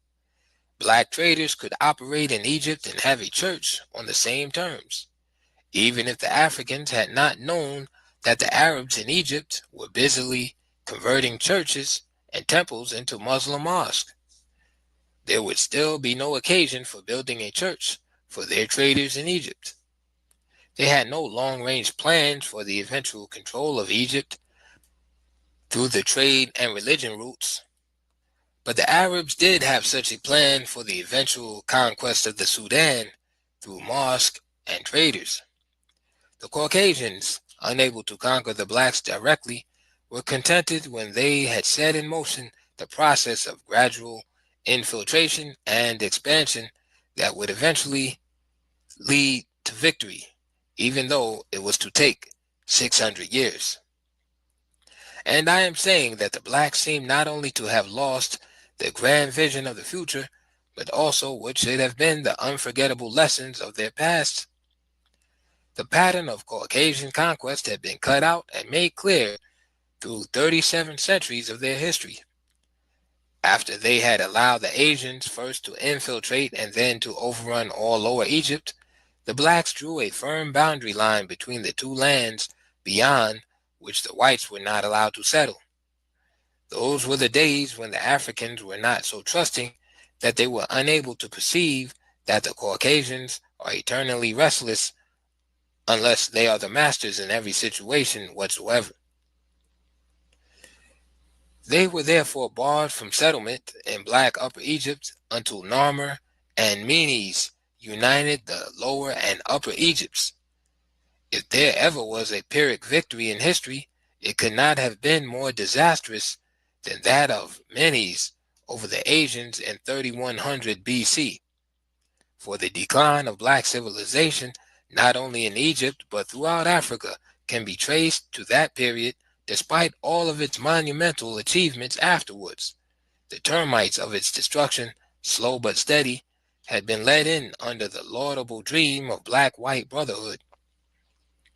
The long, drawn-out process of penetration and eventual domination was both visible and invisible. Yet from these tiny footholds, the Asian population grew and grew until the blacks were not only outnumbered by Asians, but also overwhelmed. Substantially, the same scheme was followed in every black city, town, and village throughout Egypt. The record of the 5,000 years that ended with the European conquest of the whole continent in the 19th century shows that every African state remained relatively secure and independent as long as it maintained a strict policy of excluding foreigners from settlement within its borders. And that same record makes clear that whenever this policy was abandoned and whites were admitted under any pretext whatsoever, the eventual doom of that state was certain. The single point that is being made in all this is that King Kalidosos and the other black leaders already had, as early as 652 AD, 37 centuries of this record before them when they allowed the Arabs to establish a permanent base of operations in their land. They ignored the record, as other black leaders were to continue to do until Muslim Asia and Christian Europe swept the continent and left the whole black world prostrate at their feet. In the 7th century, this tragic outcome was still far away. The fall of Meroe and the breakup of the Ethiopian Empire into kingdoms did not check the flowering of black civilization in these states. Indeed, Makoria and Awa seemed determined not only to maintain the ancient tradition of progress, but to overcome the imperial breakdown by pushing forward more aggressively than ever on all fronts. The 600-year détente with the Arabs in Egypt was a period of such reconstruction and progress that the criticism made regarding the leadership above would seem to be unjustified unless viewed from the long, backward perspective of history. Even church and cathedral building expanded from this center of black culture over the western regions of Chad and adjoining states. The limited excavations have revealed this much. Future archaeological work may reveal whether the Ethiopian Empire in its heyday extended westward to the Atlantic Ocean and the Gulf of Guyana. It was a great surprise recently to find buried structures in the Chad region similar to those in the heart of the empire along the Nile. Black Makuria. Between 700 and 1200 AD, Makuria was more empire than kingdom. It was organized into 13 major states with a sub-king over each and the king of kings over all. The traditional African council was the final authority, no matter how powerful the king might seem to be. The great and colorful parasol of the king of kings had to be wider than those of the divisional kings, and theirs were larger than any lesser officials. Syracuse was king of kings in 745 when Omar, the governor of Egypt, stepped up the persecution of Christians in Egypt in what amounted to a Muslim holy war, destroying churches or converting them into mosques, and even putting the patriarch in prison. Since the patriarch in Egypt was the head of all Christian churches in Africa, the Africans regarded this latest onslaught against the churches as an insult as well as a breach of the peace treaty, now almost 100 years old. Strangely, the Muslims made Lower Egypt the area of greatest church destruction. When the arrogant Omar ignored all protests and pleas, the African king headed an army of 100,000 men and marched on the Arab center of power in Lower Egypt. The governor of Egypt quickly freed the patriarch and promised to leave the Christians and their churches alone. Syracuse accepted these assurances and withdrew his army from Egypt. It was during this period that an extensive body of church literature developed in the African language, and the remarkable pottery industries were expanded. Painting, like writing, was stimulated by the church, just as had been the case in temple art. Mining was a principal source of wealth, but agriculture was the basic national activity, and there is evidence of the people's battles with the encroaching deserts. They followed the system of the Mother Empire and overcame certain arid areas by developing the system of terrace farming that was irrigated by water wheels constructed for high places. They were successful enough to produce a surplus of agricultural commodities for export trade. Cotton had been produced from ancient times, and cloth making and other weaving arts were among the oldest crafts. That glass was made is certain, but the extent of this enterprise is not indicated by the archaeological findings. The reports of Arab scholars on the cities of the blacks during these early centuries are significant for two important reasons. The first is that, like the European explorers, geographers, and others referred to earlier, they were not concerned with writing African history, and nothing could have been farther from their intentions than glorifying the achievements of the blacks. But their mission was to make factual reports on the conditions and exploitable possibilities of Africa to their home countries. Such reports would be the basis for future penetration, exploitation, and conquests. The second highly significant fact about the accounts of Abu Salih, Ibn Salim, and other scholars between the 7th and 15th centuries AD is that, unlike the case of Egypt, none questioned either the greatness or the origin of this black civilization. It was so clearly all African that it did not seem to occur to these Arab writers that any other position was tenable. Those familiar with the traditional African religion might question whether Christianity was in fact external to Africa. In any case, the beautiful churches they saw spread over the land of the black gods had become almost completely Africanized for those gods.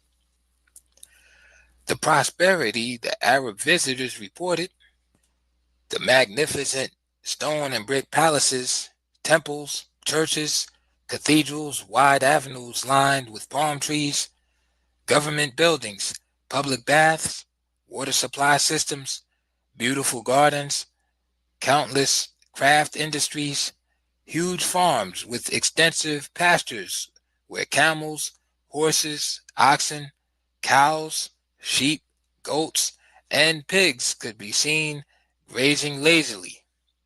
All this was reported as messages with an unwritten message. Such is this black paradise. Brothers of Islam, come.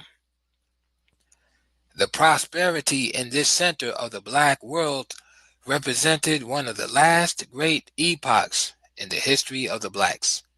If near the final, it was also one of their finest hours on the stage of human progress. Here, the measure of a people's genius could be taken without speculation. Here, the message of who blacks are was wrought in stone and iron for the succeeding generations of blacks who were to lose their very identity in the blood and tears of unbroken oppression. The Arab scholars were properly amazed at a way of life so superior to that in their own homeland. It was something to be amazed about, for there were not only public baths, but public latrines, drainage, and central water systems. But the most remarkable evidence of prosperity and progress was reflected in the advanced standard of living among the masses. The massive brick-making industry had led to homes of brick and stone in cities, towns, and villages, brick houses, and larger houses for the great common people. In the 8th century, this was something for the visiting Arab scholars to write home about. It would be something to write about anywhere in this last part of the 20th century.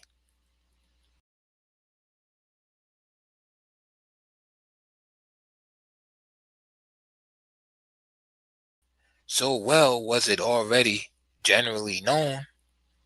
The treaty barring Arab settlement in the all-black countries had been ignored almost from the beginning, and certainly treated as non-existing after the death of Kalidosos. The Arabs came in steady streams year after year, but in an inch-by-inch system over widely scattered areas that appeared not to cause immediate concern. But they came in unchecked and alarming waves when the great schisms in Islam led to bloody wars in the Arab world. The character of the refugee movements out of Arabia and other Arab centers of power depended upon what sect had captured the caliphate. Let the record show, therefore, that all the Arabs that swarmed into Africa across the Red Sea and Indian Ocean were not bent on either conquest or domination. Countless thousands were fleeing there for refuge, fleeing for their very lives. Once settled there, however, they formed the ever-increasing population base for the Muslim leaders whose aim was to establish Islamic rule over the whole black world. They were to follow the Christian strategy of concentrating on the conversion of African kings and leaders in the belief that as the king goes, so goes the nation. A theory that did not work in Africa, except in a superficial. Translate entire websites in a click. Get Chrome with Google Translate built in.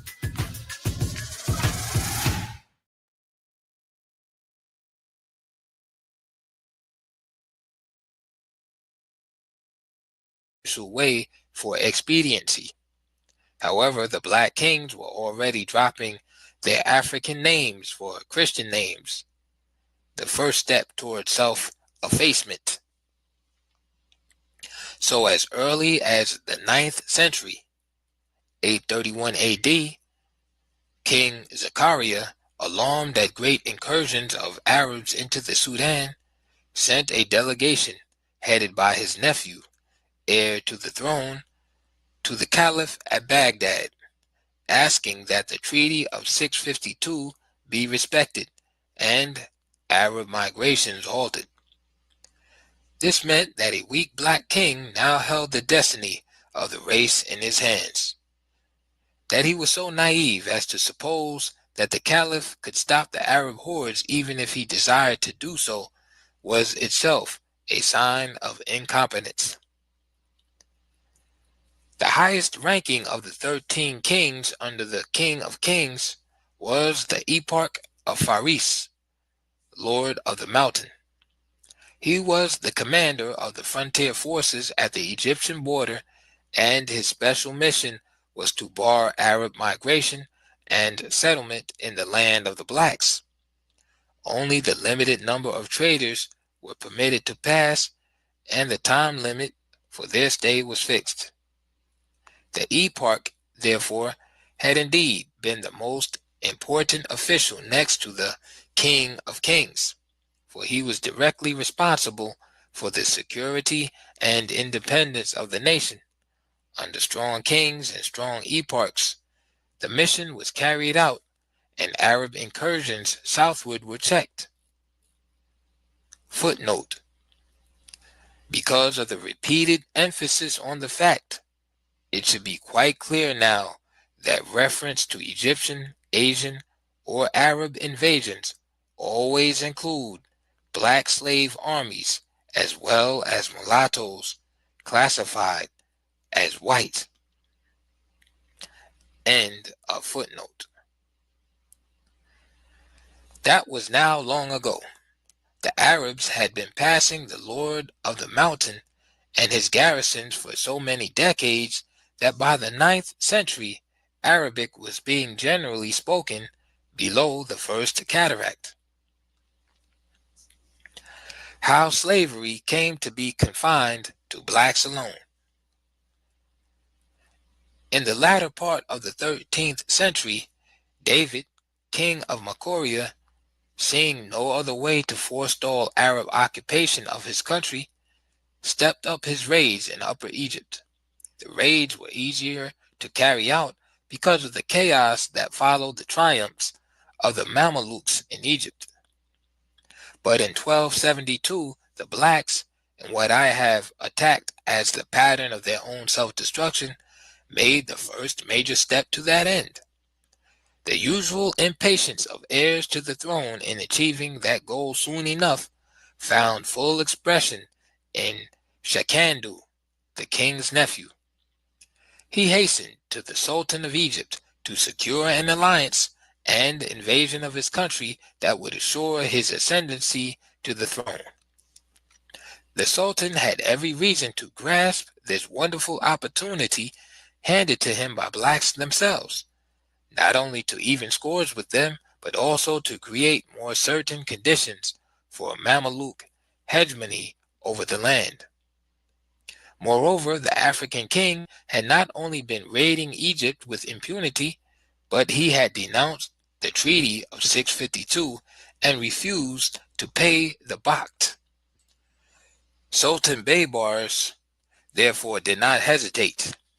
He organized a strong invading expedition with Shekandu at its head and entered the Black Land. The struggle was long and bitter, as the Sultan's strategy in using his black army, along with Shekandu's own followers, made it appear to be civil war between blacks. In the end, the Sultan won through the black heir to the throne and allowed him to be crowned king as his protege. The dismemberment of the black kingdoms in the Sudan had begun. Now a rival tribute was exacted and almost doubled without any pretense of being an agreement of mutual exchange. The tribute exacted was harsh and the blacks were promised nothing. The kingdom was then divided into two parts, the Sultan taking the northern region as his personal fief. Muslim rule now extended over Egypt and into the Sudan. The pattern was set that was to continue into our times and probably beyond.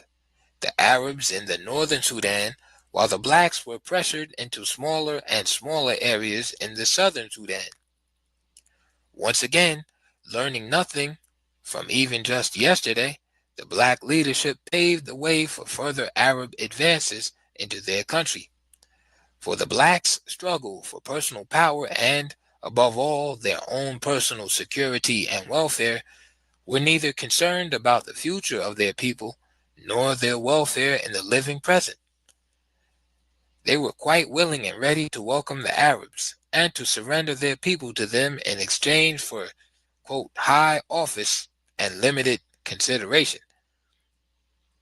The days of the black immortals seem to have passed forever.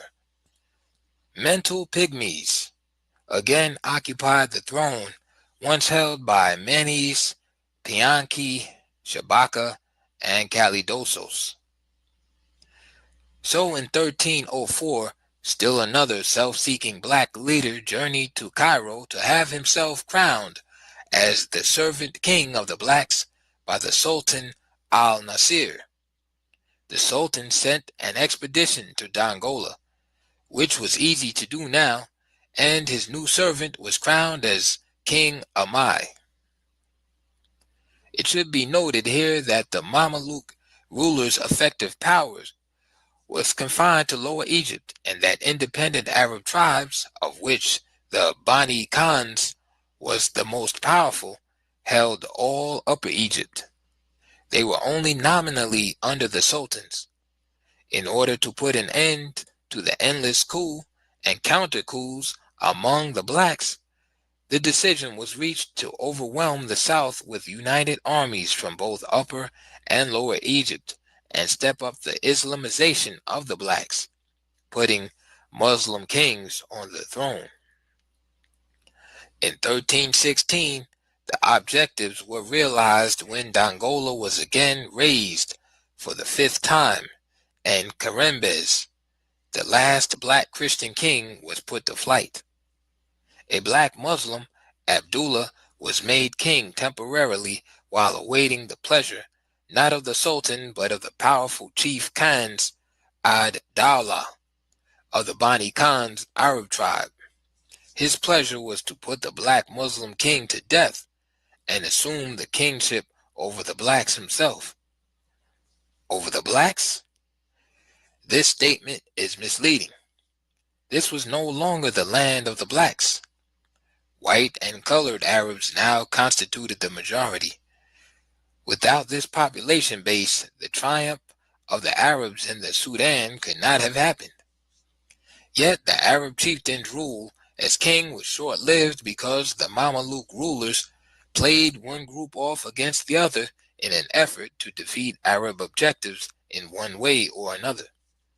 For one thing, they had been unable to break the autonomy of the Arab tribes in Upper Egypt, and these tribes were spreading over the Sudan and setting up their own kings there.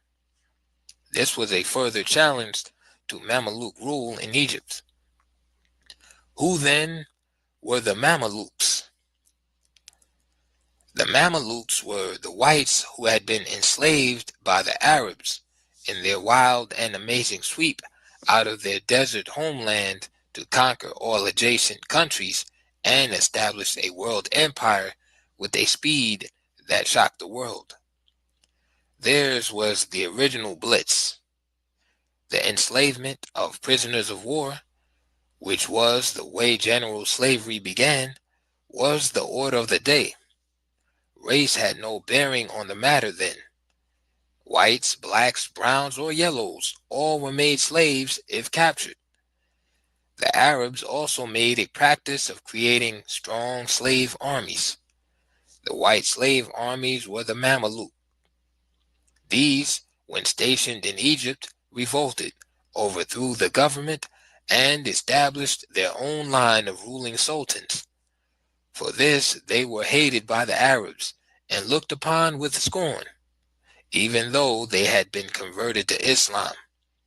The white ex-slaves hated their former masters even more. This white slave revolt and its historical significance are underplayed, yet its impact was such that it influenced the course of modern history in black-white relations. The effect of that revolt on the black world was tragic, for the murderous onslaughts of the white slaves against their erstwhile masters so shocked the white world that the general enslavement of whites ended forever. On this, the record is clear. White slavery ended after the Mameluke Rebellion. Thereafter, black Africa became the exclusive hunting ground for slaves, a situation made easy by the developments outlined in this work. All the theories of inherent black inferiority stemmed from the urgently felt need to justify the success in confining slavery to the African race. The answer to the riddle of the centuries can be traced right here. For that great change in human history when only blacks were enslaved led to the general degradation of a whole people. The way was now both open and easy for all the relevant branches of science and scholarship to proclaim theories on the inherent inferiority of blacks. Far worse than this, since black populations were everywhere under white control, they could actually be forced into inferiority by a dehumanizing program silently structured in all institutions and phases of white national life. The blacks are the immediate victims of those diseases born of poverty and planned deprivation, undernourished and diseased mothers carrying and bringing into the world babies who are both physically and mentally handicapped even before birth. Among the many other outcomes from confining slavery to the African race that will be stated at this point was making the very word black anathema, something evil, undesirable, or just plain bad luck whenever applied. The Mameluke Sultan sent another expedition in 1323 to put the African king, Kerembes, on the throne again after his brother deposed the Arab king and himself died a few days later. The coups and counter-coups still seem to be endless and not at all the presupposed political phenomena characteristically confined to the blacks. Therefore, as soon as the Mameluke forces withdrew from the south, Khan's al-Dawla returned, overthrew Kerembes a second time, and became king again. Meanwhile, another strong Arab tribe, the Guhena, had been pouring into the Sudan in such great waves that they rapidly became the dominant Arab group below the Second Cataract. The kingdom known to history as Makoria was no more. It was the kingdom that, together with its more southern neighbor, battled to maintain and expand the glorious civilization of the motherland for another 1,000 years after the fall of the imperial city of Meroe. That was why it was close to the 15th century before a Ibn Khaldun or anyone else could report that the Guhana Arabs were the complete masters of the land of the blacks from the first cataract to the highlands of Abyssinia. The history of Black Egypt had been repeated in the Black South. The coming of the Caucasian, whether from Asia or Europe, or whether in the name of peace, trade, and integrated society, or in the name of the Allah of the Arabs, or the God and Jesus Christ of the Jews and Christians. No matter under what pretext they came, it meant the destruction of the highly advanced civilization of the blacks and their total degradation as a people. And the same ethnic phenomenon that accelerated the process of racial disintegration in Egypt also operated in the Sudan. This was simply stated: the widespread sexual activities on the part of Arab men and black slave girls, the outcome of which was a new breed of Afro-Arabs, the same sexual process that produced Egyptians as a nationality group, neither Asian nor African. In the Sudan, Arabization and Islamization had another outcome. Not only did the Afro-Arabs consider themselves Arabs and bitterly resented being called Sudanese, black, but thousands of the jet black unmixed Africans insisted on being classed as Arabs. They still do. This fact was settled beyond question during my field studies in the Sudan in 1964. This fact also confuses and frustrates the black world both in and outside of Africa, for who now are our African brothers. And now, Alwa. With the capture and control of the biggest remaining kingdom of the Ethiopian Empire completed through peaceful infiltrations and waves of Arab refugees covering centuries, the triumphant Arabs were not disposed to follow the same long, drawn-out procedure in taking over the last key kingdom of the formerly Black Empire. This was Alwa. The Arabs decided on a full-scale war against this last citadel of black power in the southern Sudan. Although Makoria was most in the spotlight of the wars against the Arab incursions, she was ably supported by Alwa. Makoria had to carry the brunt of the burden because it was right next door to the enemy, and it alone had the awesome responsibility of holding the floodgates above the first cataract, through which the Arab tides ebbed and flowed. Meanwhile, Alwa, with ruins of the imperial cities of Napata and Meroe in its very midst, had a more direct responsibility for restoring and maintaining the glories of a black civilization that had refused to die with the fall of the Ethiopian Empire 1,000 years before.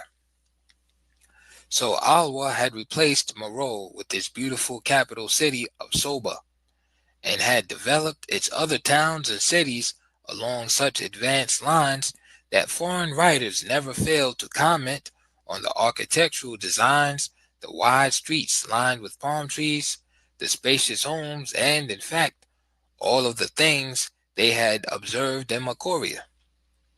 The thriving industrial crafts, large-scale cattle raising, a surplus-producing agriculture that kept alive an export trade in dates, wheat, and gari, cotton fabrics, and other produce not easily perishable, and an efficient administration, a strong army headed by formidable cavalry regiments. Alwa had made its defense system more secure by maintaining more walled towns and cities than Makoria. These walled places were rebuilt primarily as centers of refuge against the constant Arab slave raids. Now they were to serve as freedom's final bastions of defense against local enslavement. Alwa was ready for what everyone knew was its last war as a nation. For the Arabs had formed a great confederation of its feuding tribes. These, while perpetually at war among themselves, could always be counted on to unite quickly against non-Arab and non-Muslim peoples.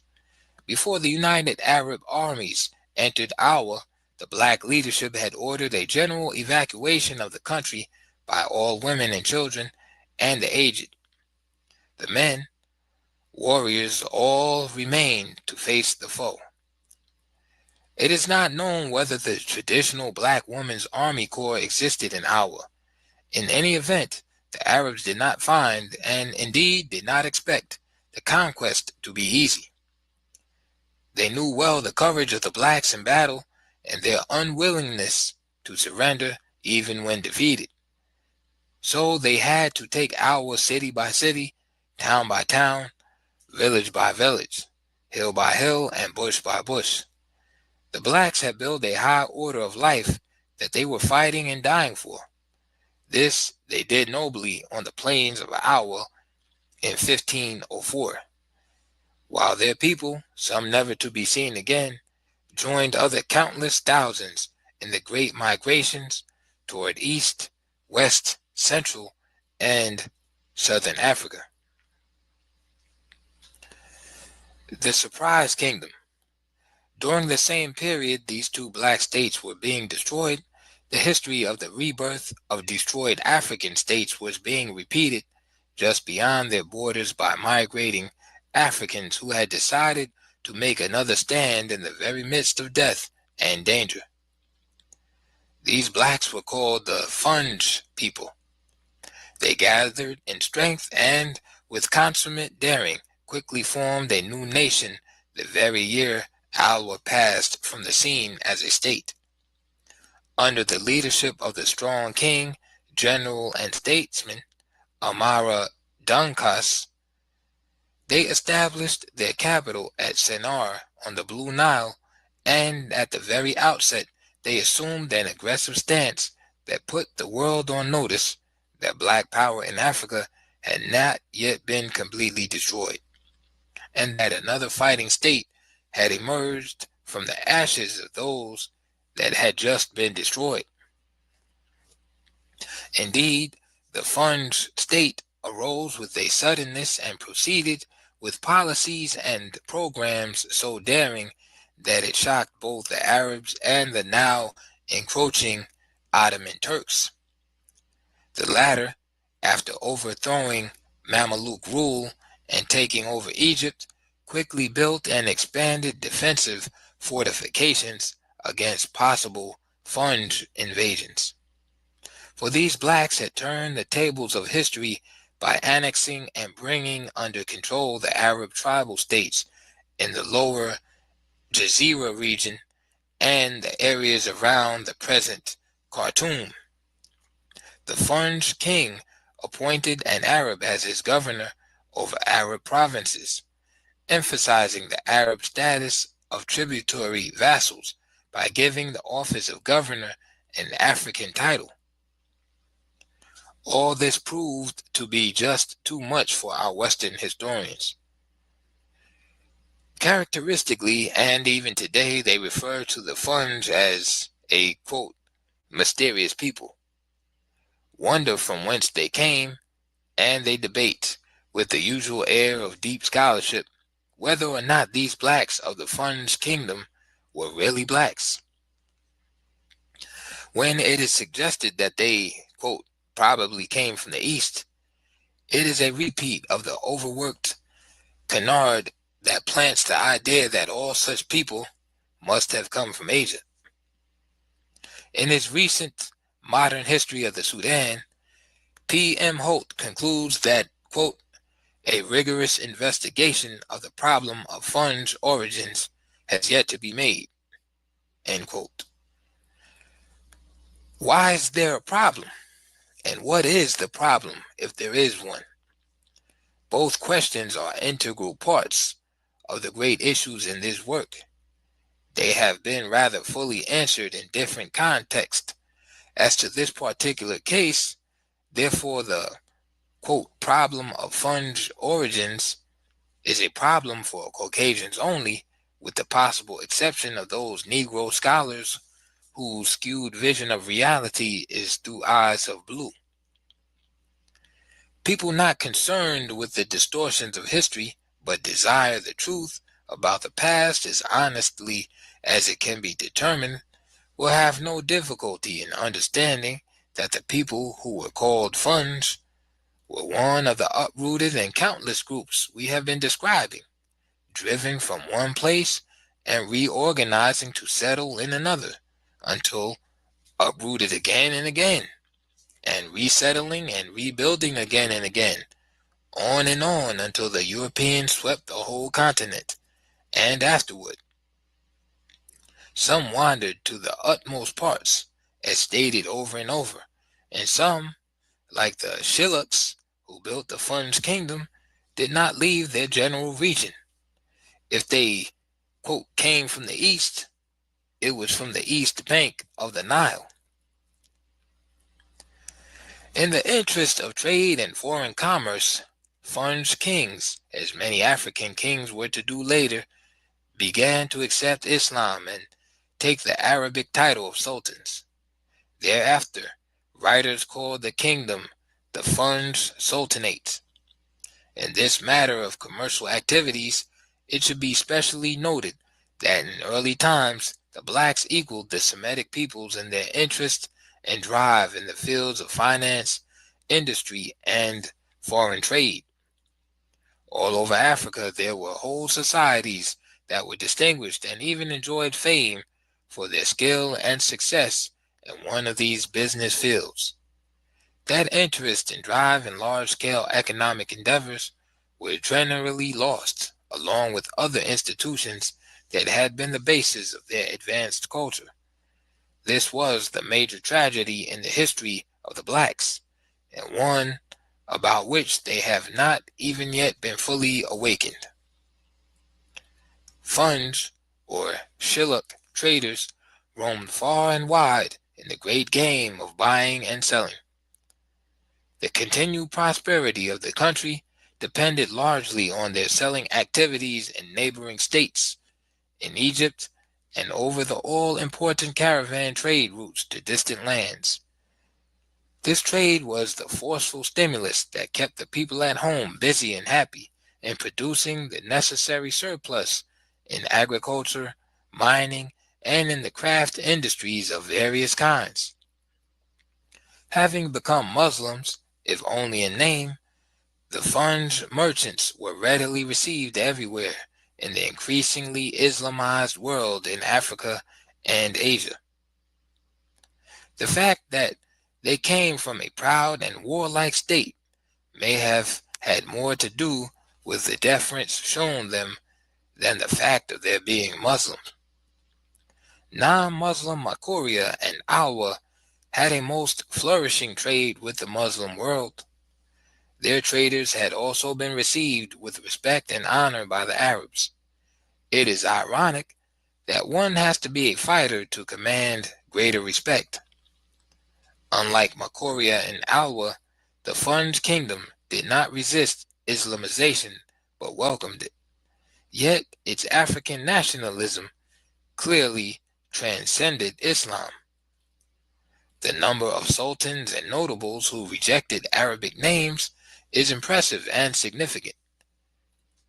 Their open-door policies, however, were to speed up the pace of Arabization not only in the Fun's kingdom, but all over the Sudan.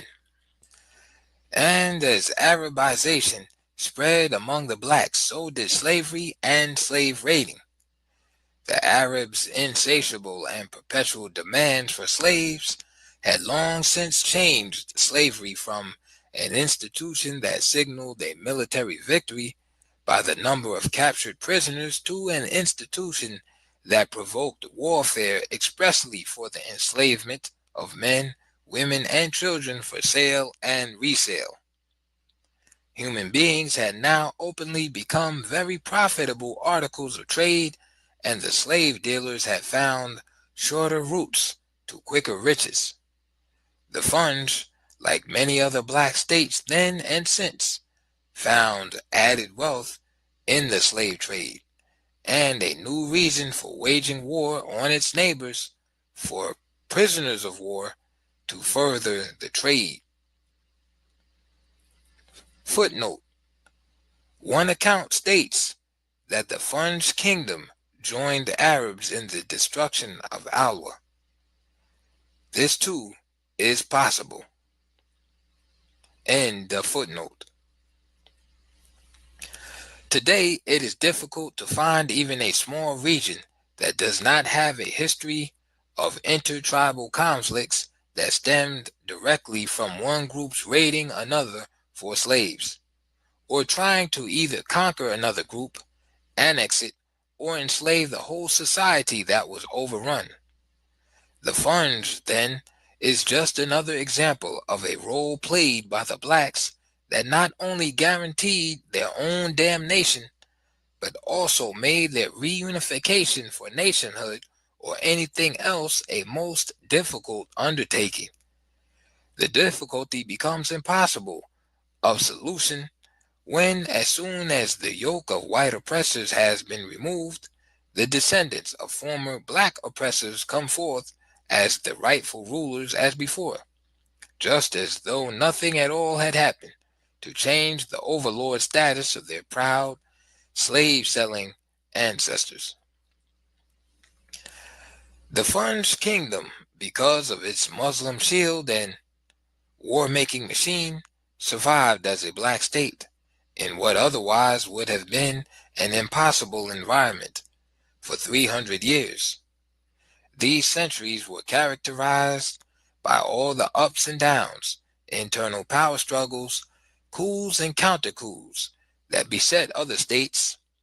Sometimes an Arab dynasty ruled, sometimes it was an Afro-Arab line, and at other times, most often, it was a black dynasty, or what the Arabs called the Hamaji.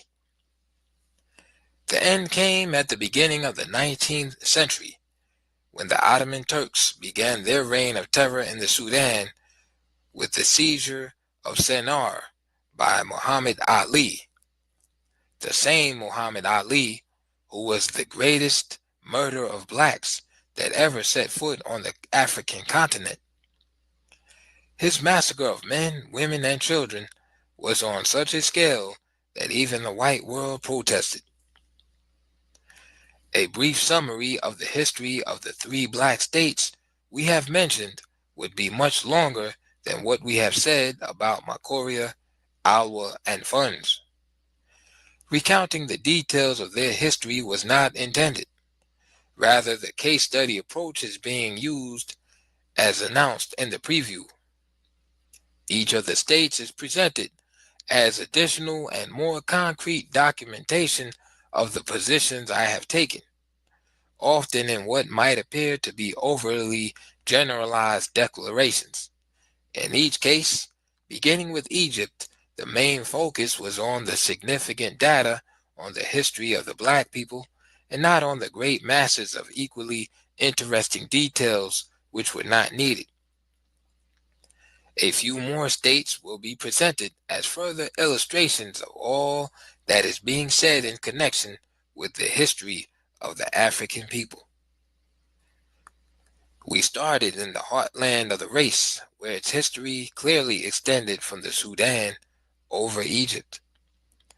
The antiquity of black civilization, the amazing heights it reached before recorded history, the early problems of Asian invasions, amalgamation, and the new breed, the colored Egyptians. Work goes smoothly when you know the right steps. With Asana, you can coordinate tasks across teams and stay on track, so your team can spend more time celebrating wins. Try it for free at asana.com. Caucasian penetration into royal black lineages, the increasing pressures on the blacks and their southward migrations, the Afro-Asian wars, the blackout of black history in Egypt, the long drawn-out process of Caucasianization of Egypt, as it was de-Africanized, the withdrawal of the Ethiopian border to the first cataract, the concentration of blacks below that line, the confusion of black history through the confusion of names, color, and dynasties, integration and amalgamation as brotherhood myths, the great black migrations, the splitting up of states and languages and their role in the decline of black African civilization. All of these historical factors were set forth before the final collapse of the Ethiopian Empire in the 4th century AD. And before we began the analysis of the 3 children states that were born as their imperial mother passed, bequeathing to them her own deathless spirit to carry on. The main characteristics of the history of the blacks are reflected in those states: building an advanced system of life, then having it destroyed, building again, destruction again, migrating and building somewhere else, only to be sought out and destroyed again, moving, always moving, rebuilding and moving, again and again, countless thousands giving up the struggle as utterly hopeless, internal strife increased as external pressures and threats to existence increase, and every man for himself philosophy replaces that of eternal brotherhood in some societies, and through it all new states were formed, even during the most destructive centuries when death seemed to be a rider on every stream and passing breeze. New states trying to restore yet once again their lost civilization, their written languages, their forgotten arts and sciences, the organization and study of their oral history that had come down unbroken in its main outlines from generation to generation, and the chance to remain in one area long enough to live once again under an African constitutional system that is unrivaled by that of any people. These efforts were still being pushed in every region of the African continent long after the undermining operation had been set in motion to pave the way for the conquest by Europe. The Africans were still rebuilding their own civilization when that of Asia and Europe was imposed. When, if ever, black people actually organize as a race in their various population centers, they will find that the basic and guiding ideology they now seek and so much need is embedded in their own traditional philosophy and constitutional system, simply waiting to be extracted and set forth. And while the work in this field has yet to be advanced further, some of the most fundamental principles of African political science and philosophy of life are to be found in the pages which follow. Chapter 6: The African Constitution, Birth of Democracy. In our introductory preview of African history, references were made to the common origin of the people the white world prefers to call Negro. That we are here studying a single race, not races, and a single people, not peoples, is a major theory and fact of black history and one of our principal guidelines. We are, therefore, primarily concerned only with those things which were characteristically African, practically universal among them from one end of the continent to the other, and which thereby indicated an ancient common culture in a common center of black civilization. On this we stand. In this light, the African Constitution is discussed as a body of fundamental theories, principles, and practices drawn from the customary laws that governed black African societies from the earliest times. The first task was to divorce traditional African institutions from those influenced by later Asian and European incursions, to determine what is truly African in origin and what is in fact either Asian or European, or a reflection of any kind of external influence. Another task was to determine whether an institution called African was in fact African in the sense of being universal among the blacks, a continent-wide institution in contradistinction to something peculiar to one or more tribes, nations, or African regions. This distinction is important here, For too often things are characterized as African, which apply only to certain societies. These represent the development of the whole complex of cultural variations about which Western writers declaim in emphasizing the, quote, great ethnic differences among the people. This is not accidental or without design. Caucasian fears about the possibility of blacks developing a sense of oneness and unity of action is deep and centuries old. Many subtle schemes are used to maintain divisiveness, and with success. A student of comparative history can see without difficulty that various peoples scattered all over the world often developed similar institutions without ever having had any contacts whatsoever. This is equally true of the most isolated groups. Similar circumstances may produce similar ideas and cultural patterns, all of which may confirm the Cartesian theory about the equal distribution of common sense among all mankind. By simply doing what comes naturally, one society may evolve a life system not unlike another society 10,000 miles away across distant oceans.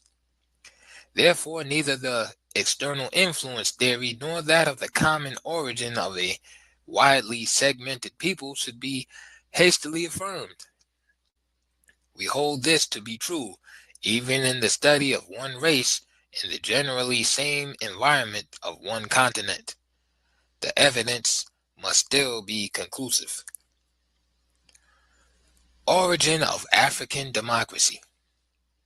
The foregoing observations suggest that the constitution of any people or nation, written or unwritten, derives from its customary rules of life, and that what we now call democracy was generally the earliest system among various peoples throughout the ancient world. What was a relatively new development was absolute monarchy.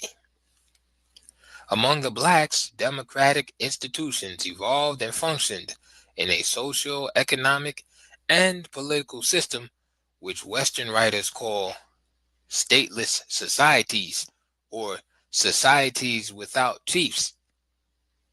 When these societies were referred to as primitive democracies, the writers are in fact doing the very opposite of what they intended. Because far from being just a descriptive term for backward peoples, primitive also means the first, the beginners. Moreover, many of these stateless societies were states, in fact, without necessarily conforming to a predetermined Western structural pattern of a state.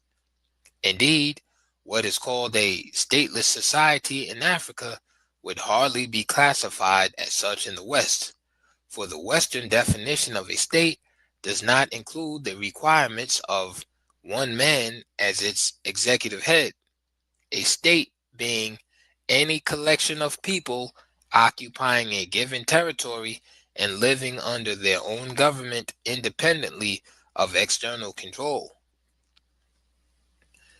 These facts are set forth at the outset because both the constitutional system and its offspring, African democracy, originated in chiefless societies. And what is even more significant, democracy reached its highest development here where the people actually governed themselves without chiefs, where self-government was a way of life and law and order were taken for granted. The basic structural outline of these states remained the same throughout Africa. There were the usual variations and exceptions. The amazing thing was, and is, the uniformity. Amazing how the most basic elements of ancient black civilization could have been held on to continent-wide by all of these dispersed and isolated groups in spite of the continuing impact of unimaginable forces of destruction. The lineage ties and responsibilities and the age grade or age set system were the earliest institutions through which the African Constitution functioned, and out of which its democracy was born. It was a network of kinsmen and alleged kinsmen, all of whom descended from the same ancestor or related ancestors.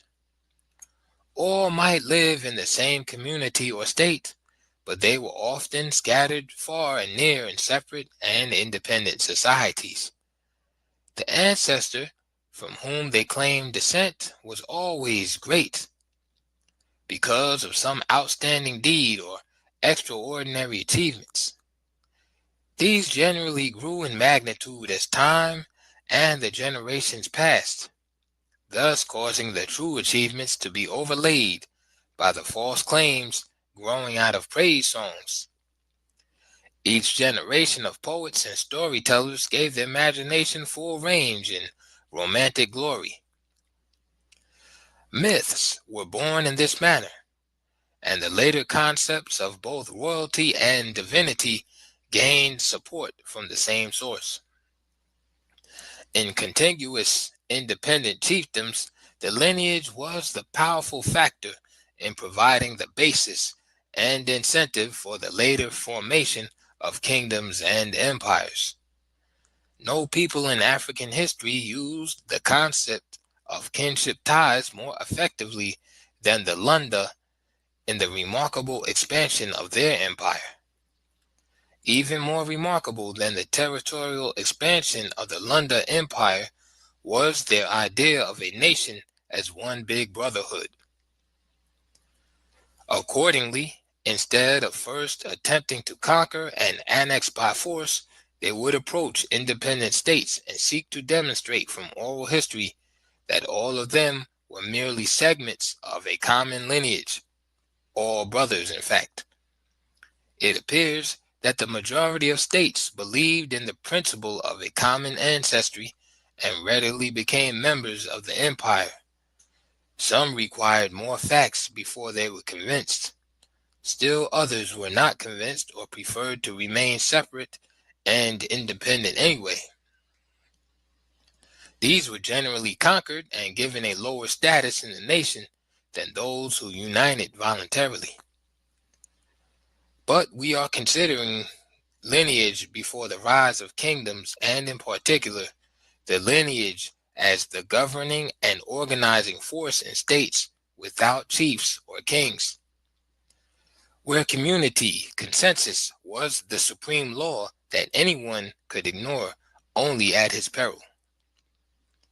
There were interesting aspects to the many situations where a large number of these chiefless states were scattered over a wide territory, each independent of the others, yet all fully aware, and unlike those in Lundaland, had to be convinced that they belonged to a common lineage. Kinship found expression in trade and in temporary confederations when attacked by external foes, those not considered to be members of their lineage. There were quarrels and warfare between these member states of the common lineage. The highly humane aspect of African warfare that puzzled many Western visitors doubtlessly developed the widespread recognition of lineage or kinship ties. For in the much heralded tribal wars, the main objective was to overcome or frighten away the adversary, not to kill at all if it could be avoided. Hence the hideous mask and blood-curdling screams as they charged. Even when the enemy was defeated or completely surrounded, escape routes were provided, the victors pretending not to be aware of them. Indeed, there are reports of rest periods, called when neither side seemed to be winning. At such times, the warriors on both sides might meet at the nearest stream to refresh themselves, kid each other, and laugh at each other's jokes until the drums, gongs, or trumpets sounded for the resumption of the battle. This was traditional Africa. How did it change to warfare, to kill each other, lineage or no lineage? How did it happen that even now in our modern and advanced civilization, Some of the most murderous and inhuman of wars are fought by blacks against blacks. And this in the face of their increasing awareness that they are in fact one people. It is quite clear that in early Africa, war was not much more than a frightful game when among themselves. Was the radical change brought about by the death-dealing incursions from Asia and Europe? This raises other questions of great urgency. Are we really civilized today? Have we not substituted the trappings of civilization, our triumphs in science, technology, and the computer revolution, for civilization itself? Suffice it to say here that the steady weakening of lineage ties and its spirit of unity was also a weakening of the sense of brotherhood and unity among the blacks. Today, it really finds little expression except in various language or tribal groups, and these maintain it more and more as a cohesive force to be used against all others. Lineage, then, was the most powerful and effective force for unity and stability in early Africa, and this was so true that a state could be self-governed without the need for any one individual as a ruler, chief, or king. Everyone was a lawyer because just about everyone knew the customary laws. The age grade or age set, also called class, was the specific organizational structure through which the society functioned. Classification was determined by the period in which one was born. All persons born in the same year or within a general but well-defined period before or after a given year belonged in the same age grade. Each grade covered a block of years. Age grade 1 might include all children up to age 12, grade 2 from 13 to 18, grade 3 19 to 28, grade 4 29 to 40, and grade 5 40 and above. There was seniority within each grade according to age and intelligence. Intelligence and wisdom were supposed to match one's age. Stated another way, the African philosophy that accorded so much deference to elders was based upon the assumption that, all other things being equal, those who were living in the world and experiencing life before others were born should know more than these others. This qualification is important because it was later applied in the election of chiefs and kings. Being an heir to the throne was not enough. One had to meet other qualifications or be passed over. Therefore, being older or the oldest in one's group did not command the usual respect if one was lazy, a troublemaker, or a fool. Early education. The interlocking responsibilities of the various grades accounted for the smooth functioning of the chiefless states. Each grade had its own social, economic, and political role. The children's set covered the years of game and play. Around the ages of 6 and 7, however, general training and some little jobs began to be mingled with play. Primary education included storytelling, mental arithmetic, community songs and dances, learning the names of various birds and animals, the identification of poisonous snakes, local plants and trees, and how to run and climb swiftly when pursued by dangerous animals. Child training also included knowing and associating with members of one's age group as brothers and sisters, and to regard them as brothers and sisters until death and beyond.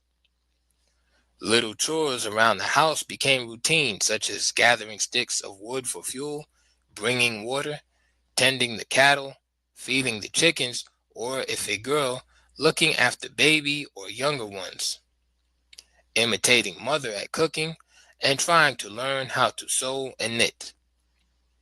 The nearest thing to the boy's political role in childhood was when he carried his father's or uncle's stool to the village council meetings and listen to the interminable debates. The next grade above childhood was teenage through age 18. These periods, of course, varied in different societies. Now both training and responsibilities were stepped up. Playtime was either over or very much limited. Education and training became more complex and extensive. Upon their performance at this age level, the youth's entire future depended.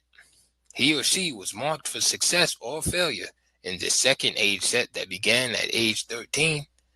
The boy was now required to learn his extended family history and that of his society, the geography of the region, names of neighboring states, and the nature of the relations with them, the handling of weapons, hunting as a skilled art, rapid calculation, clearing the bush for planting, the nature of soils and which kinds grow what best, military tactics, care and breeding of cattle, the division of labor between males and females, bartering tactics, rules of good manners at home and abroad, competitive sports, leadership examples for the childhood age group below, and responsibilities to the age group above. The apprenticeship system, in which one became a skilled craftsman, was one of the most important of the second level age set activities. This is another reason why this age grade was the most crucial of all. And its end, one went through the initiation rites for the exalted level of manhood. The girls' age grade periods differed from those of boys. Introduction to womanhood, roles, for example, was earlier. They had the same intellectual training as the boys: history, geography, rapid calculation, poetry, music, and dance. The training in childcare, housekeeping, gardening, cooking, marketing, social relations, with particular stress on good manners, these were some of the essentials in the age grade education and training of young people at this level. Housekeeping, mentioned above, does not reveal the important kind of training that came under that heading, for its most important training aim was how to be a successful wife, an everlastingly desirable wife. In many societies, this training by older women away from the community included the art of exciting sexual intercourse, position variations, cleanliness in the relationship, and in short, the do's and don'ts in intimate relations. These early black societies were in many ways far in advance of the modern. The first two grades may be designated as A and B, the third as C, the fourth as D, and the final and highest as grade E. Grade C, ages 19 through 28, was the manhood and first line of action group. Its members led in the hunting, community construction, preparing the fields for planting, forming the various industrial craft guilds, secret societies, each of which guarded the processes of its art, protecting the far-ranging grazing cattle, the upkeep of roads and paths between villages, policing areas when necessary, and forming the bulwark of the fighting force. The young women in grade C were generally wives. They were responsible for the planting and care of the farms, the heavy work of bush clearing, etc., having been done by the men. The operations of the markets, hence the stress on mental arithmetic in their training, visiting and care of the sick and the aged, formation of women's societies, the media for women's social.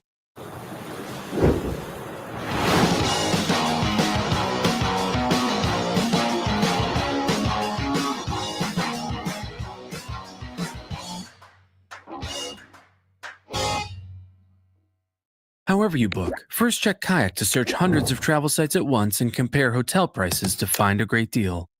Social, economic, and indirect, but very real political influence. and they were responsible for all and in supreme control of matters concerning the home. In those societies that had female fighting forces, the women's armies were formed almost entirely from age grade C. In terms of constitutional rights and duties, the two were inseparable in early Africa. There was not much difference between age group C and age group D. Seniority was the significant difference, since D was from age 29 to 40. If otherwise qualified, members in this class, upon reaching the age of 36, were eligible for election to the most highly honored body in the society, the Council of Elders, an honor and privilege specially reserved for those 40 years old and above. Group E. The earliest judicial system. In the chiefless states, the function of the elders was wholly advisory. For this reason, they rarely ever met as a council. A council meeting might be called by the senior elder in case of an extreme emergency. Matters involving members of the same family or clan could be settled by the family council, each family or clan having its own elder. Conflicts between families or clans could be brought before any mutually acceptable elder for settlement. The elder's judgment was not binding on the parties to the dispute. This was the constitutional theory. If the case was big and serious and the disputants were dissatisfied with the elder's decision regarding it, they could call in one or more additional elders to hear and pass on the case. Their decision was also advisory and could be disregarded by the parties to the action. Yes, the elders' advisory judgments could be ignored under ancient African constitutional law. Yet, under practical operation of that same constitution, the disputants could ignore their elders' judgment only at their peril. For to ignore the elders was considered to be ignoring the community itself. The only exception to this was in cases where the elder or elders rendered an obviously bad decision. Even then, it was not left to the contestants to say whether the judgment was good or bad.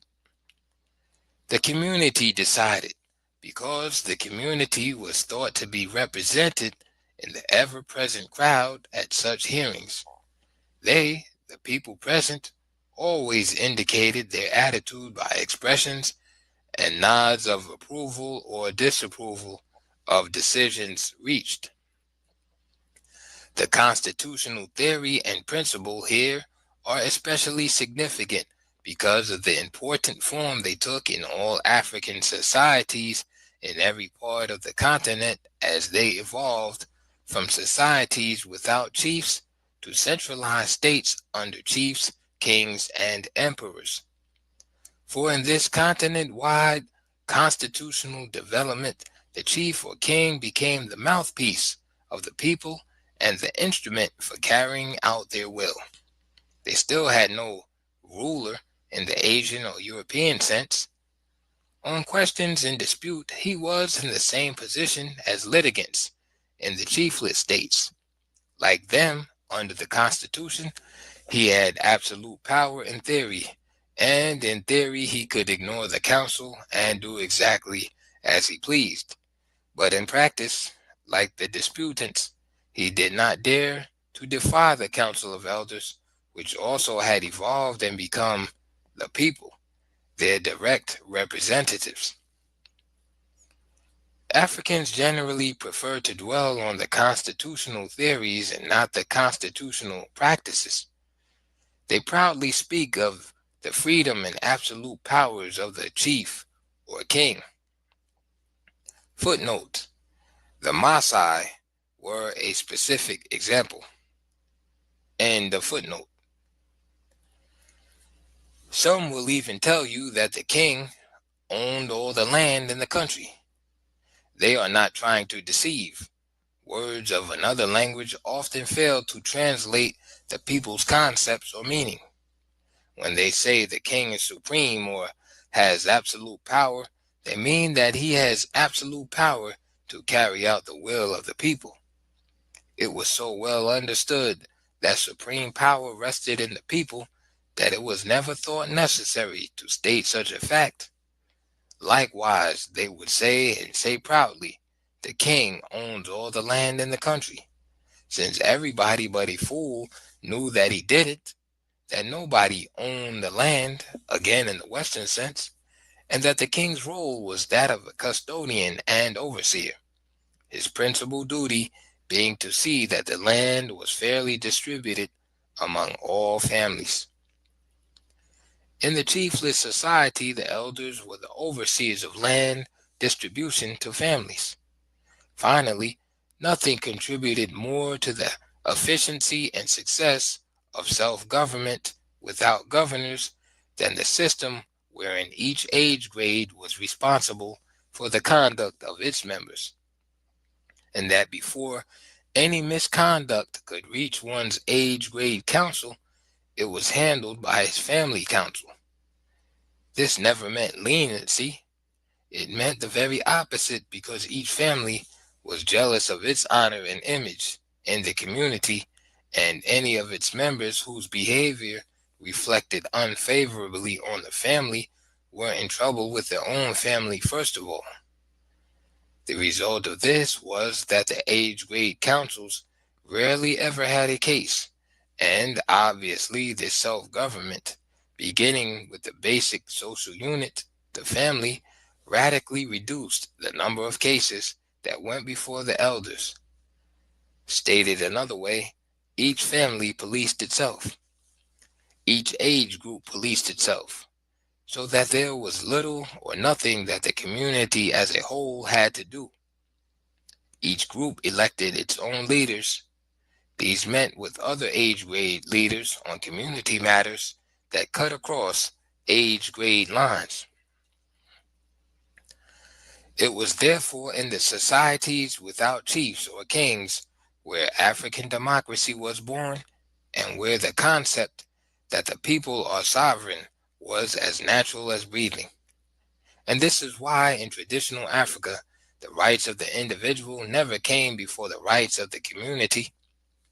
Individual freedom was unlimited until it clashed with the interest or welfare of the community. If you're someone that suffers from having sensitive teeth, but you want them whiter, I recommend Sensodyne Clinical White. It was just another day on the court, till he showed up. He brought Pizza Hut's Cheesy Bites Pizza. He also brought his A game. Slicing through the lane, feeding the post. He had him dunking on and off the court. Yo, what's your name, man? Peter's a Hut, but you can call me Pete. Pizza Hut. See you around. The legend of Peter's a Hut, the Cheesy Bites Pizza, and new Ranch Lovers Flight. Get it on the Pizza Hut app. This is also why the evolution to a highly centralized state still found the king under communal law, not above it, and definitely unable to do as he pleased. These self-governing people did not have a utopian society in any idealistic sense. Theirs was a practical society in every way. The laws were natural laws, and order and justice prevailed because the society could not otherwise survive. Theirs was in fact a government of the people. Theirs was in fact not theory, a government by the people, and it was in fact a government for the people. That this kind of government did pass from the earth is another fact we now call modern progress. We shall note later the impact of some of the developments previously mentioned on the traditional constitution, particularly as it operated in the re-established, centralized migratory states.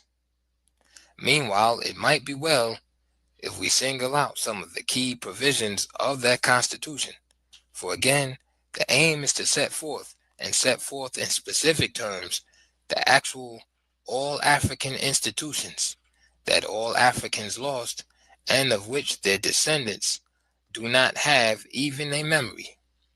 One of the world's greatest constitutional systems was one of their tragic losses. Some political theories and principles of ancient African constitutional law and the fundamental rights of the African people. Drawn from African traditional, constitutional, and customary laws. Different versions and modifications of the same laws occurred in different societies. 1. The people are the first and final source of all power. 2. The rights of the community of people are, and of right ought to be, superior to those of any individual, including chiefs and kings. A. The will of the people is the supreme law. B. Chiefs and kings are under the law, not above it. 3. Kings, chiefs, and elders are leaders, not rulers.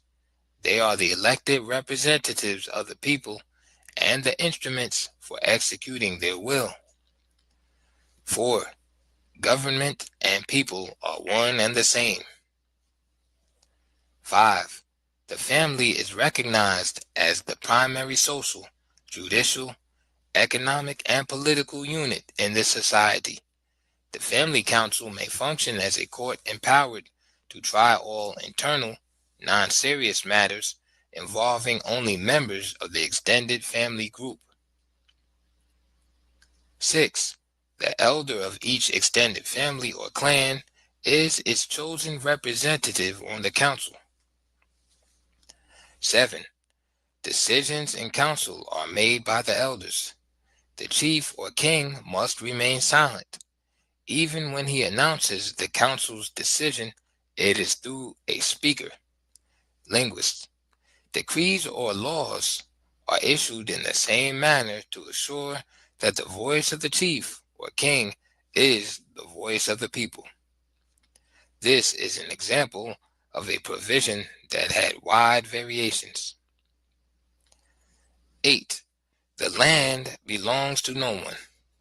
It is God's gift to mankind for use and as a sacred heritage, transmitted by our forefathers as a bond between the living and the dead, to be held in trust by each generation for the unborn who will follow, and thus to the last generation. 9. Each family, therefore, has a right to land free of charge, sufficient in acreage for its economic well-being, for the right to the opportunity and means to make a living is the right to live. A. The land, accordingly, cannot be sold or given away. B. The land may be held for life and passed on to the family's heirs, and so on forever. C. The chief is the custodian of all land, the principal duty being to assure fair distribution and actual use. 10. All monies, gifts, taxes, and other forms of donations to chief or king still belong to the people for relief or aid to individuals in times of need. 11. Every member of the state has the right of appeal from a lower to higher court. In some states, appeals could be taken even from the king's court to the, quote, mother of the nation. A. The procedure was from the chief's village court to the district court to the provincial court to the king's court. B. Such appeals were allowed in serious or major crimes only, those affecting the whole society. 12. Fines for offenses against an individual went to the victim, not the court. A.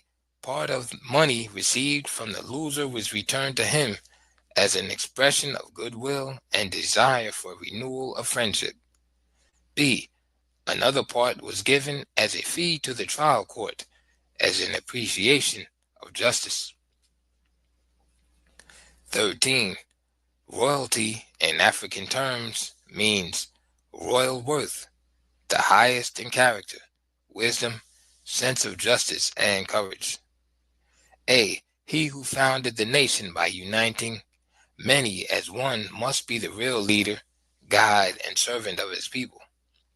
B. The people, in honor of the founder of the nation, thereafter will elect chiefs from the founder's family, lineage, if the heirs meet the original test that reflected the founder's character, whose spirit was supposed to be inherited. 14. The trouble of one is the trouble of all. No one may go in want while others have anything to give. All are brothers and sisters, even is his brother's or sister's keeper. 15. Age grades, sets, and classes are social, economic, political, and military systems for 1. Basic and advanced traditional education, formal. 2. Individual and group responsibility roles. 3. Police and military training. 4. Division of labor. 5. Rites of passage and social activities. In chiefless societies, the age grades are the organs of social, economic, and political action. 16. Bride price or bride wealth is the gift that signifies mutual acceptance on the part of both families and is intended as a family security bond, which may be returned in part if the wife turns out to be worthless or utterly unsatisfactory. Bride wealth tended to stabilize the institution of marriage. This was not wife buying. 17. The community as a whole is conceived of as one party, opposition being conducted by leaders of various factions. 1. Factions of opposition are usually formed by the different age groups. 2. Debates may go on indefinitely or until a consensus is reached. 3. Once a consensus is reached and the community's will determined, all open opposition to the common will must cease. 4. Those whose opposition is so serious that they are unwilling to accept the new law may splinter off, either individually or in groups under a leader, to form a new state or the nucleus for it. 18. In warfare, the object is not to kill the enemy, but to overcome him with fear if possible, such as screaming war cries, loud noise, hideously masked faces, etc. Where killing is unavoidable, it must be kept at a minimum. In case of defeat, there must be some kind of rules to enable the enemy to retire in honor. 19. The African religion, not being a creed or articles of faith, but an actual way of thinking and living, is reflected in all institutions and is, therefore, of the Where's your playlist taking you? Down the highway? To the mountains? Or just into daydream mode while you're stuck in traffic? With over 4,000 hotels worldwide, Best Western is there to help you make the most of your getaway, wherever that is. Because the only thing better than a great playlist is a great trip. Life's the trip. Make the most of it at Best Western. Book direct and save at bestwestern.com. greatest constitutional significance. 1. Politically, the role of the chief as high priest, who presents the prayers of the people to his and their ancestors in heaven, is the real source of his influence, political or otherwise. 2. Socially, the rites of passage, songs and the dances to drive away evil, etc., as well as the purification and sacrificial rites for the atonement of sins are important. 3.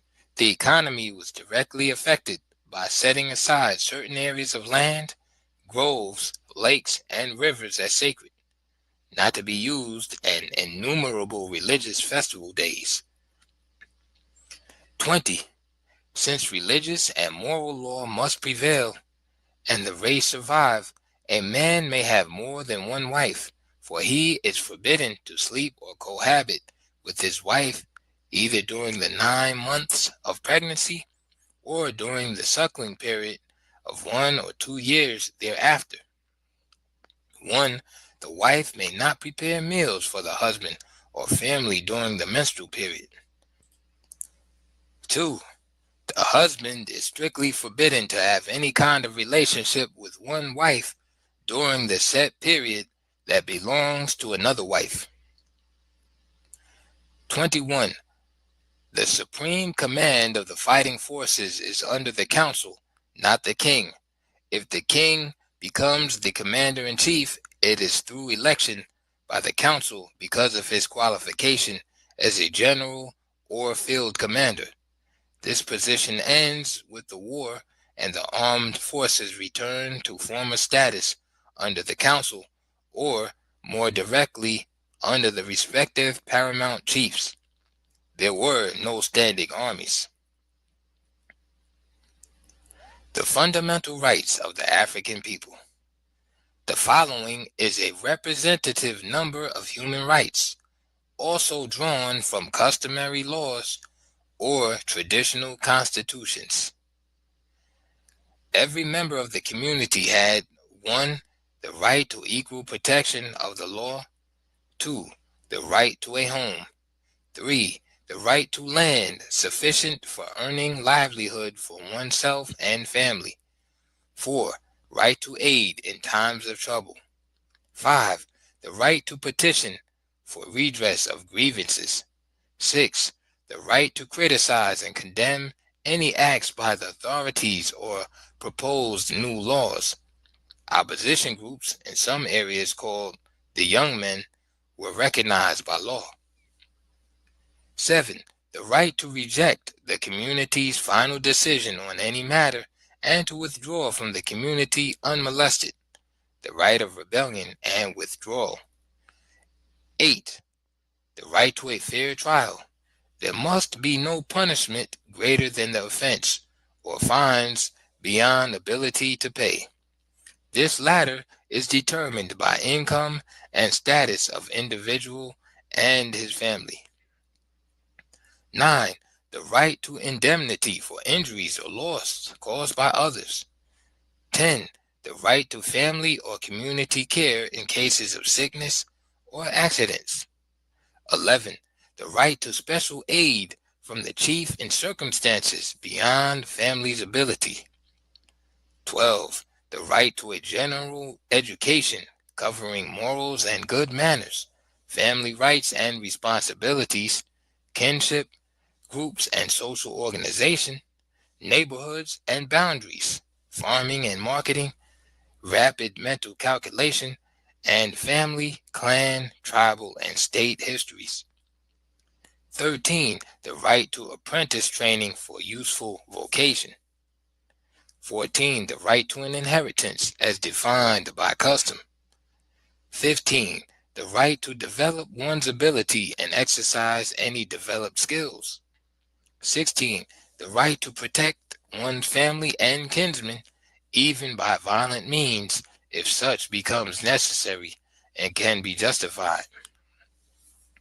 17. The right to the protection of moral law and respect to wife and children, a right which not even the king can violate. 18. The right of a man, even a slave, to rise to occupy the highest positions in the state if he has the requisite ability and character. 19. The right to protection and treatment as a guest in enemy territory once one is within the gates of the enemy's village, town, or city. 20. And the right to an equal share in all benefits from common community undertakings if one has contributed to the fullest extent of his ability, no matter who or how many were able to contribute more. These constitutional principles and practices were held on to and carried by the migrating blacks to every part of the African continent. This fact is one of the most remarkable parts of the black man's story. Most remarkable because even those societies that sank to barbarism held on to the fundamentals age after age as though they were clutching the last threads of life itself.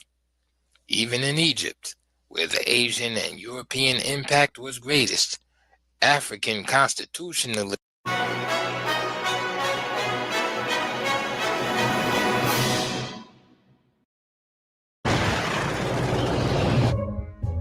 At this moment, rescue workers are laboring to recover and identify the remains of Jaja Korda, international businessman, maverick in the fields of armaments and aviation, among the richest men in Europe. This was Korda's 6th recorded airplane crash. He is survived by 10 children, 9 boys, 1 nun, his daughter Liesel. I've appointed you sole heir to my estate, which you may come into sooner rather than later. Why? It's been 6 years since our last meeting. I have my reasons. Which are what? My reasons? I'm not saying. I'm saying I'm not saying. Korda Land and Sea Phoenician Infrastructure Scheme, my most important project of my lifetime. Our objective, disrupting, obstructing, impeding, crippling Korda's enterprise in any manner possible. Get the hand grenades. Today, tonight, and tomorrow, we rendezvous with every Titan and pretend we agree what we already agreed. But in fact, we don't. We can't.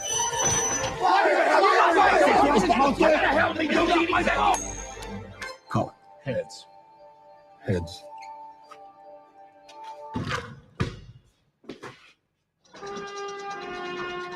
Is this supposed to be here? It was under the lunch trolley. Oh dear, who shot you? Kara's from out of town. Help yourself to a hand grenade. You're very kind. Could you imagine falling in love with a man like me, by the way, hypothetically? You're drunk on 3 beers. Why are you shooting my ceiling? This is a robbery on behalf of... I understand that. I'm asking about my ceiling. You idiots are destroying a magnificent nightclub. One thing you'll never know because you can't. The truth. I suppose I'm moved by this absurd performance.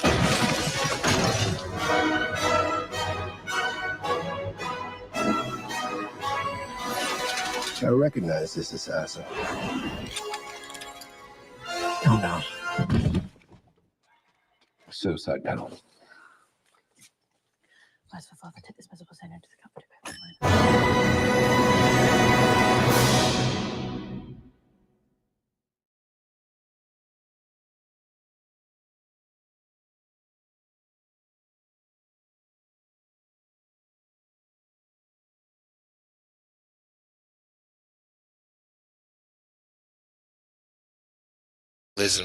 could not be completely blotted out.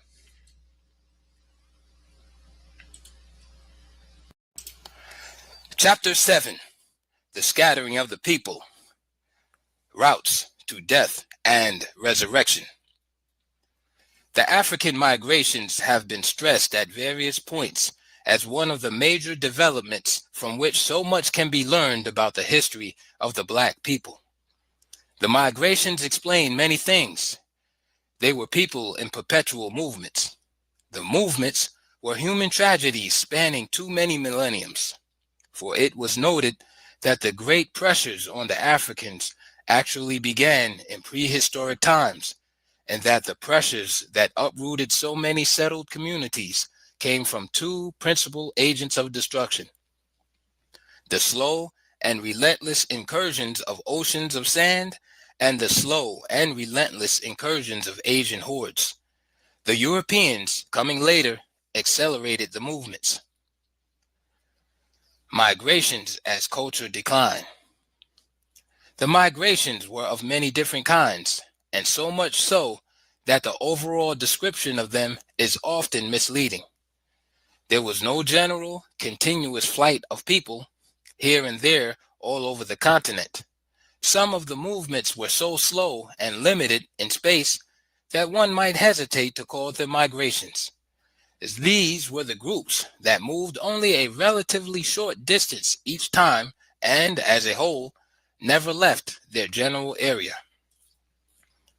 After 100 years, such groups might not be more than 100 miles from their traditional home after several generations.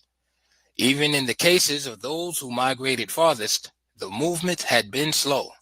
Slow because the whole movement was forced. Every breakup a painful uprooting of communities that had been built on hopes and dreams of a permanent abode. Every move was a search for still another abode, where land and water could support life and security could assure another chance of survival. These slow-moving migrations were mentioned in the discussion of geographical influences. There were also the better-known migrations that erupted and moved south, east, and west like tidal waves. These occurred as the result of the many Asian and European invasions and conquests. They were further accelerated by the new turn in the institution of slavery from the 7th century AD onward. At a much later period, after the 16th century, black marauding groups such as the Yaga and the Ngoni added to the turmoil and disorganization. It is quite clear that the waves of blacks that spread over Africa in these migrations came mainly from the area where black concentration was greatest, and the attacks on that concentration persevered relentlessly. This area of black concentration of population was the ancient Ethiopian Empire, which I have described as the heartland of the race, its motherland with a civilization that, despite the Asian invasions, still included all Upper Egypt in 3100 BC and extended southward over the Sudan across Abyssinia. But everywhere the people from the birthplace of black civilization wandered, they found, almost without exception, people already settled, some having preceded them by decades or centuries, and others who had been there, according to their ancestor story, since the beginning of time. Such, for example, was the tradition of the Kete and Siwa people in Central Africa. The intertribal wars and the intense tribalism that developed from them are among the fateful outcomes cited in connection with the migrations. I have stated a number of times that, inevitably, there were non-blacks in the migrations, as they were, in one way or another, integrated with Africans and participated with them in other developments. This meant that there were always a number of predominantly black groups, with some Asians and mulattoes who were as loyal to the race as any blacks. This is the kind of fact that blasts any attempt to indict a whole people or put them into a single category. Human beings simply refuse to be generalized into neat categories. So, in ancient times, and even later, there were Caucasians who regarded the blacks as superior people, and the question about inherent inequality they would have thought absurd to entertain. The Greeks, who seemed to have studied the advanced civilization of the blacks more than any other white people, were first among this group. There were, therefore, always Caucasians who were affectionately drawn to the blacks, as by some magic. When recognized as genuine by the blacks, the esteem became mutual, and such Caucasians became an integral part of some black groups. These were not the Caucasians, Asian or Western, who infiltrated black societies for domination and future conquests. These were the Caucasians, albeit a small minority, who stayed with the blacks and fought shoulder to shoulder with them against their own kind, retreated with them in defeat, and were therefore a part of the migrations. I have also emphasized that not all of the mixed breeds, whether Afro-Arab or Afro-European, deserted the blacks for the whites. For while the majority did cleave to the race of their fathers, the devotion of the minority to the race of their mothers seemed to be so spiritual in nature that it more than overshadowed the white-worshipping half-whites. White scholars as authorities. And what has all this to do with the migrations? The answer is almost everything. Much of the history of Africa has been written by anthropologists. They have written it within the theoretical framework of their own ethnology, and historians and others have relied almost entirely on their classification of peoples.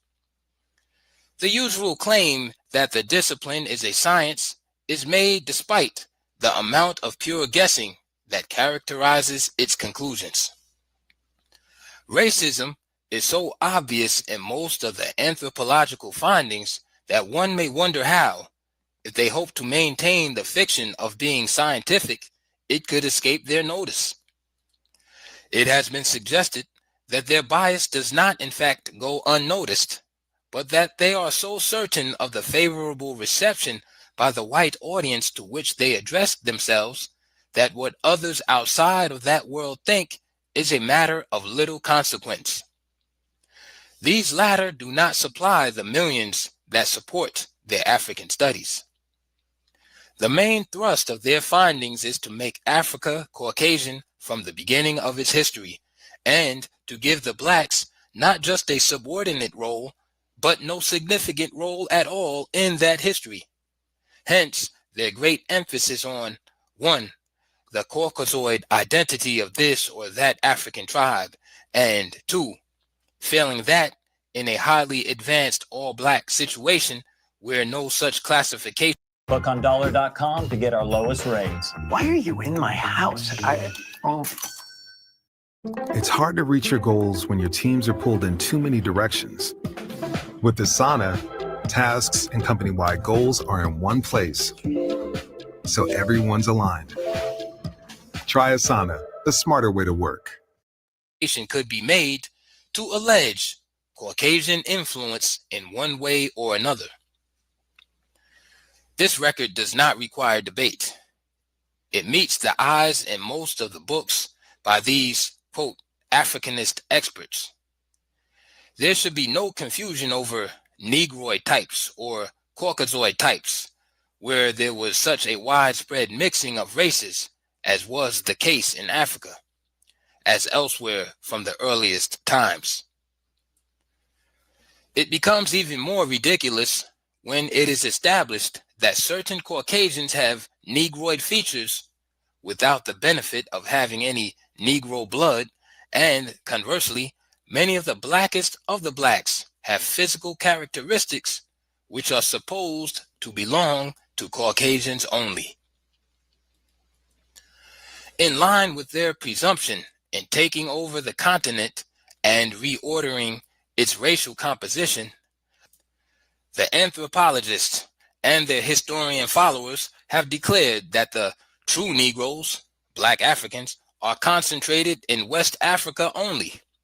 With one wave of the magic wand in their all-powerful scientific hand, they changed the biblical story that the black race descended from Ham through his son Cush.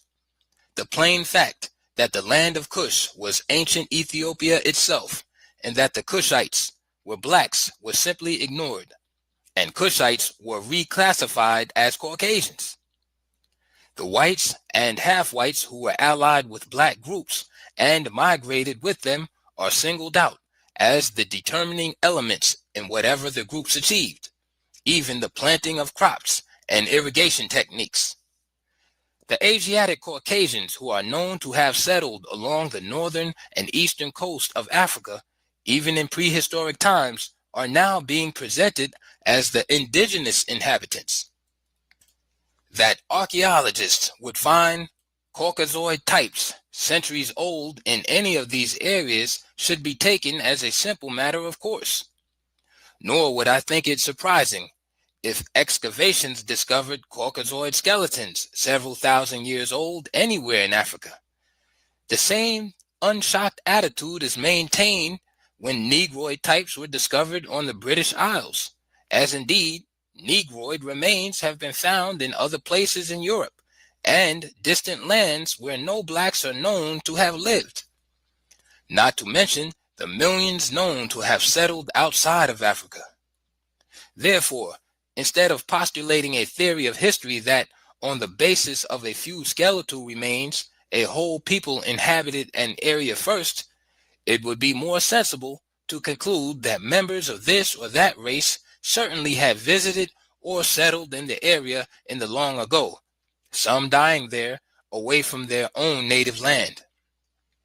But suppose they did come as permanent settlers, such as the Dutch in South Africa and the British in Rhodesia.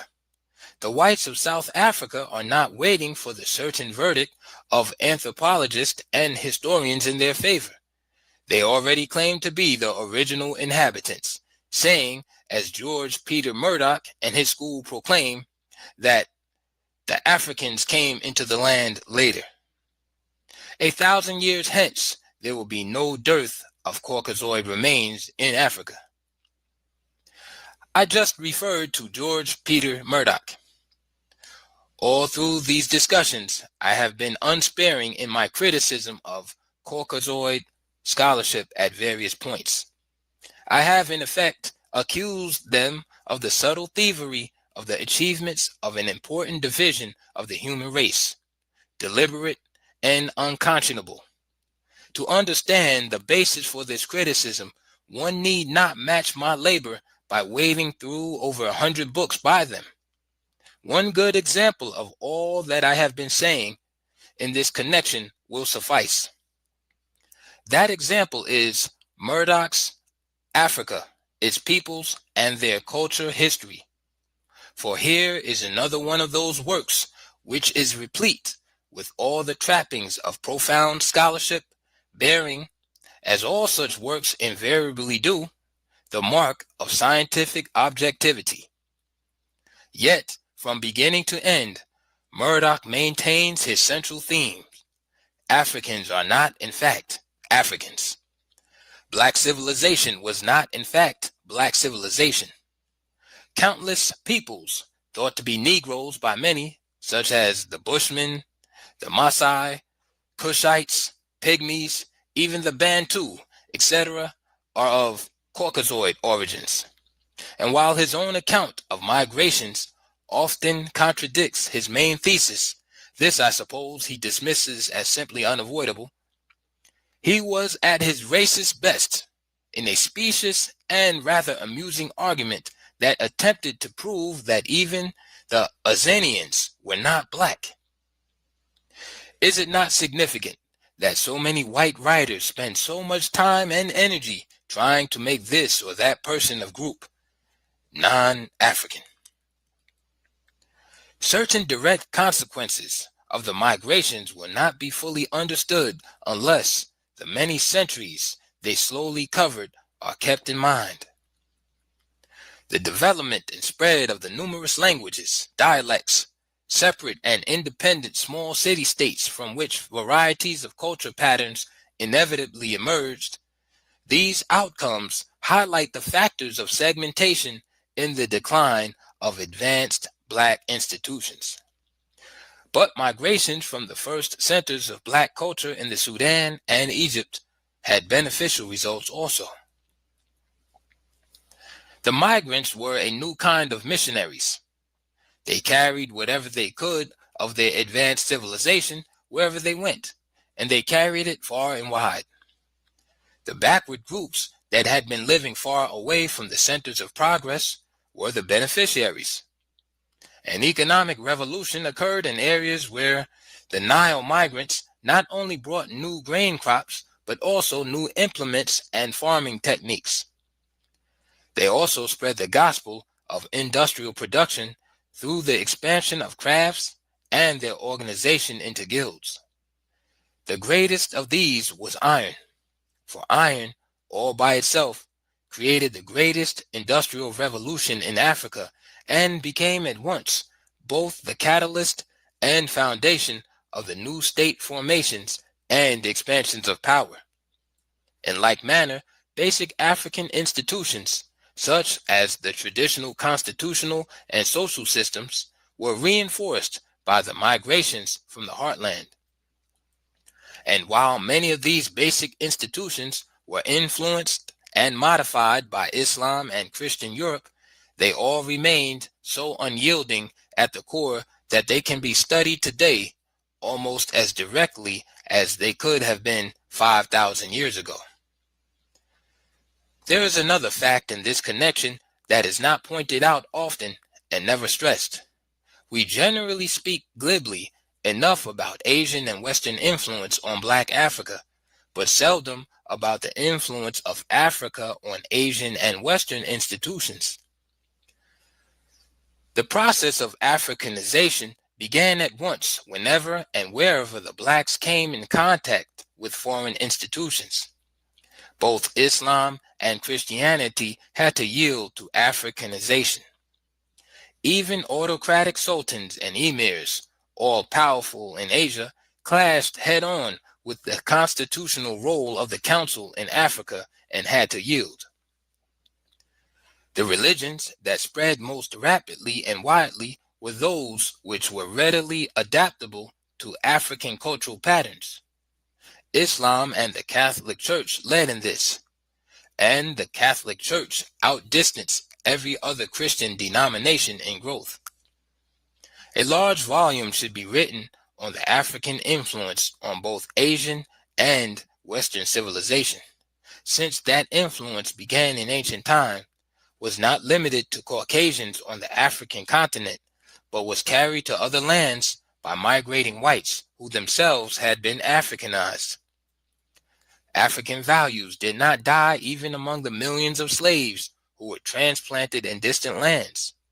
In the United States, where the system to stamp out every vestige of Black culture was most thoroughgoing and relentless, African traditions persisted and influenced not only the white slave-owning class, but the course of American civilization itself. The historical significance of the movement of people, no matter under what circumstance, can hardly be overemphasized. We have seen how and why the flight of blacks from Sudan increased as the Arab hordes continued to sweep in during the 13th century, and Islamization was more aggressively pushed. To many blacks leaving the homeland, what was happening was far worse than the sight of their cities, towns, and villages going up in flames. For now, they saw their very own leaders, kings and other notables, divesting themselves of a tradition of civilization that went back beyond history into Paleolithic times, and for expediency or self-interest were humbly grasping at the robes of the Arabs, their language and their religion. Their leaders on the throne were no longer Africans or Ethiopians. They were now of still another race. They were Black Arabs. So it did not matter at all that new states were forming under Black Arab rule. The Arabs not only tolerated these Black Muslim rulers, sultans and emirs they were now called, but found it expedient to use them as fronts in controlling the remaining Black population. The real rulers were the various Arab tribes that were now scattered all over the Sudan. There was a great difference between these new Black Muslim states and Funj, for while Funj was also a sultanate in name, it had a long line of Black rulers who steadfastly refused to be Arabized, even to the extent of accepting Arab names. And even the Arab population knew very well that the Muslim religion looks great. Oh. When termites show up, so do we. Terminix it. Big news from Sonic. New Junior Chicken Sandwiches. That's not the news. Including honey chipotle. Wait, there's still more. Are only $1.99. Okay, we gotta work on your timing, bud. Find Junior Chicken Sandwiches on the Fun 99 menu. Live free, eat Sonic. of those Black sultans was very superficial indeed. The new fringe states of Darfur, Wadai and others under black Muslims offer no place of refuge for those whose very reason for flight was to maintain their own racial identity, dignity, and religion. The Saharan tragedy. We return to the Sahara again, for here is where the first black migrations began before written history. Sahara, or wasteland, indicates what it became, not what it was. It was the largest northern region of Balad at Sudan, the land of the blacks. Viewing this vast area for at least 5,000 years, it is difficult to believe that it was not forever thus. But the Sahara, far bigger than the United States, was once a land of lakes, rivers, forests, green fields, farms, villages, towns, and cities. Wildlife was abundant. Cattle grazed in meadows, and horse-drawn chariots sped over the highways. It was a great land, yet only a part of an even greater black world. We have already noted that this black African world had been under relentless pressures from the seacoast by invading whites from the earliest times.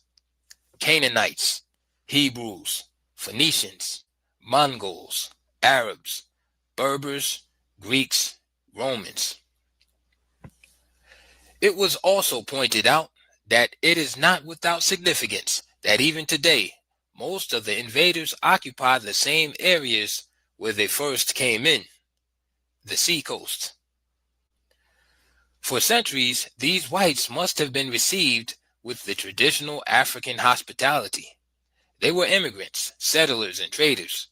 Many, like the early blacks themselves, were seafaring men. That the blacks were once among the most adventurous peoples is evidenced not only by the presence of their descendants in many lands and numerous far-flung islands, but also by archaeological remains found in various parts of Europe. It seems clear, therefore, that the whites were not regarded as invaders with ulterior motives, but as co-partners in the further development of world trade. There was no obvious reason to think otherwise. No particular significance was seen in the fact that the whites always massed along the seacoast and built their towns and trading post strongholds there. The blacks were also in these same coastal areas. There was a general mixing or amalgamation of the races, also from the earliest times. In this area, the offsprings of blacks and white Berbers and Arabs became known as Moors, Tuaregs, Tipu, and the Fulani. Like Afro-Americans, they were of every conceivable complexion, some of the whitest having Negro blood. The scientists on Africa, however, classify even the dark-skinned in these groups as Caucasoid. It does not appear that any black prophets came forth to warn the trusting African people that over 3 million square miles of their fertile land would be made a vast wasteland by the slowly moving sandstorms from the north, or that, even fleeing, their very lives would likewise be made a vast wasteland by the white storms from the seacoast. The sandstorms at first began their long and relentless rampage over hundreds of miles, but only as previous deforesting and the disappearance of grassland made this easy. The desiccation began far back in time, probably during a period well after Quaternary times began. No one knows how long that awful process of drying up lakes and rivers lasted. What is crystal clear is that during the ensuing migrations, the blacks made their greatest and most tragic error. It was an error to be fraught with the direst historical consequences for the whole black race. Instead of moving en masse to the seacoast and maintaining the dominant position there, which they could have done easily, they moved en masse toward the interior, first to the remaining oasis in the desert, and then into northern and southern Ethiopia, Egypt, and the Sudan, and to the south, central, and western regions. The Berbers, Arabs, and their Afro-Asian offsprings, Moors, Tuaregs, etc., now firmly held the entire northern, northwestern, and eastern seaboard of Africa. This tremendous victory of the white man was not achieved by conquest. It was achieved by default on the part of a race too preoccupied with the immediate present and less with its future, and a race whose centuries of blind trust in the white man passes all understanding. One might say that in surrendering all of their coastal areas to the Asians and mulattoes, and apparently without a fight except in the case of Lower Egypt, that the blacks not only sealed themselves off from world commerce and general international relations, but they also, and at the same time, sealed their own fate to be a surrounded, hemmed-in hunting ground for slaves. The pattern for Egypt and Axum was clear-cut. Their story was already outlined early enough and so clearly that even the blind could not be unaware of the shape of things to come. That shape emerged in their present. The whites were aggressive, always relentlessly pushing for the command position in every situation, no matter how small their number or how insignificant the project. The blacks, by contrast, are not so aggressive, tend toward the brotherhood approach, and generally strike only in retaliation for prior wrongs done. This overall humane and essentially religious attitude of the blacks led Arnold Toynbee to say that mankind may have to emulate them if civilization is to be saved. This is hardly a compliment in a world where the very meaning of civilization is lost. In the face of the Caucasian will to power and domination, this religion of meekness is a tacit surrender to the permanent overlordship of the aggressive and the strong. This is the testimony of history, and perhaps this is why I have always been puzzled by the declaration of Jesus Christ that the meek would inherit the earth. Did he mean the grave? The pattern referred to above developed from the fact that countless thousands of blacks did not migrate anywhere but remained among the Asians. They gradually became the lowest class in the society, although there was some mobility or escape routes. The Berbers and Arabs constituted the upper class and ruling group. Next came the Afro-Berbers and Afro-Arabs, mulattoes, also classified as white, but in a class below whites, and finally, there were the still lower class of blacks and, strangely enough, all Berbers, Arabs, and mixed breeds who chose to cast their lots with the blacks and share their destiny. I said, strangely enough, but there was really nothing strange about it. It was simply a human situation. A part of the explanation was that out of centuries of intermarriages, there had developed a network of family and kinship relationships. But it meant much more than... I travel a lot. In order to get from Nevada to Utah to Baja California, it's definitely critical to have a tough tire. KO3 is just up in the game, and these tires have been outstanding and living up to all my expectations. Common sense says life should be spent searching for meaning, not travel deals. Listen to your common sensei and book on dollar.com to get our lowest rates. Why are you in my house? Dollar makes sense. Than these kinship ties. These whites and half-whites, admittedly a small minority, nevertheless did not have to have themselves classified as blacks, giving up the open opportunity to direct power, fame, and fortune. Like the majority of whites and half-whites with similar ties to the blacks, they could have easily cut those ties and even denied that any ties ever existed. That was the easy way, the self-serving and expedient way. They refused to take it and chose to share all the hardships of the blacks.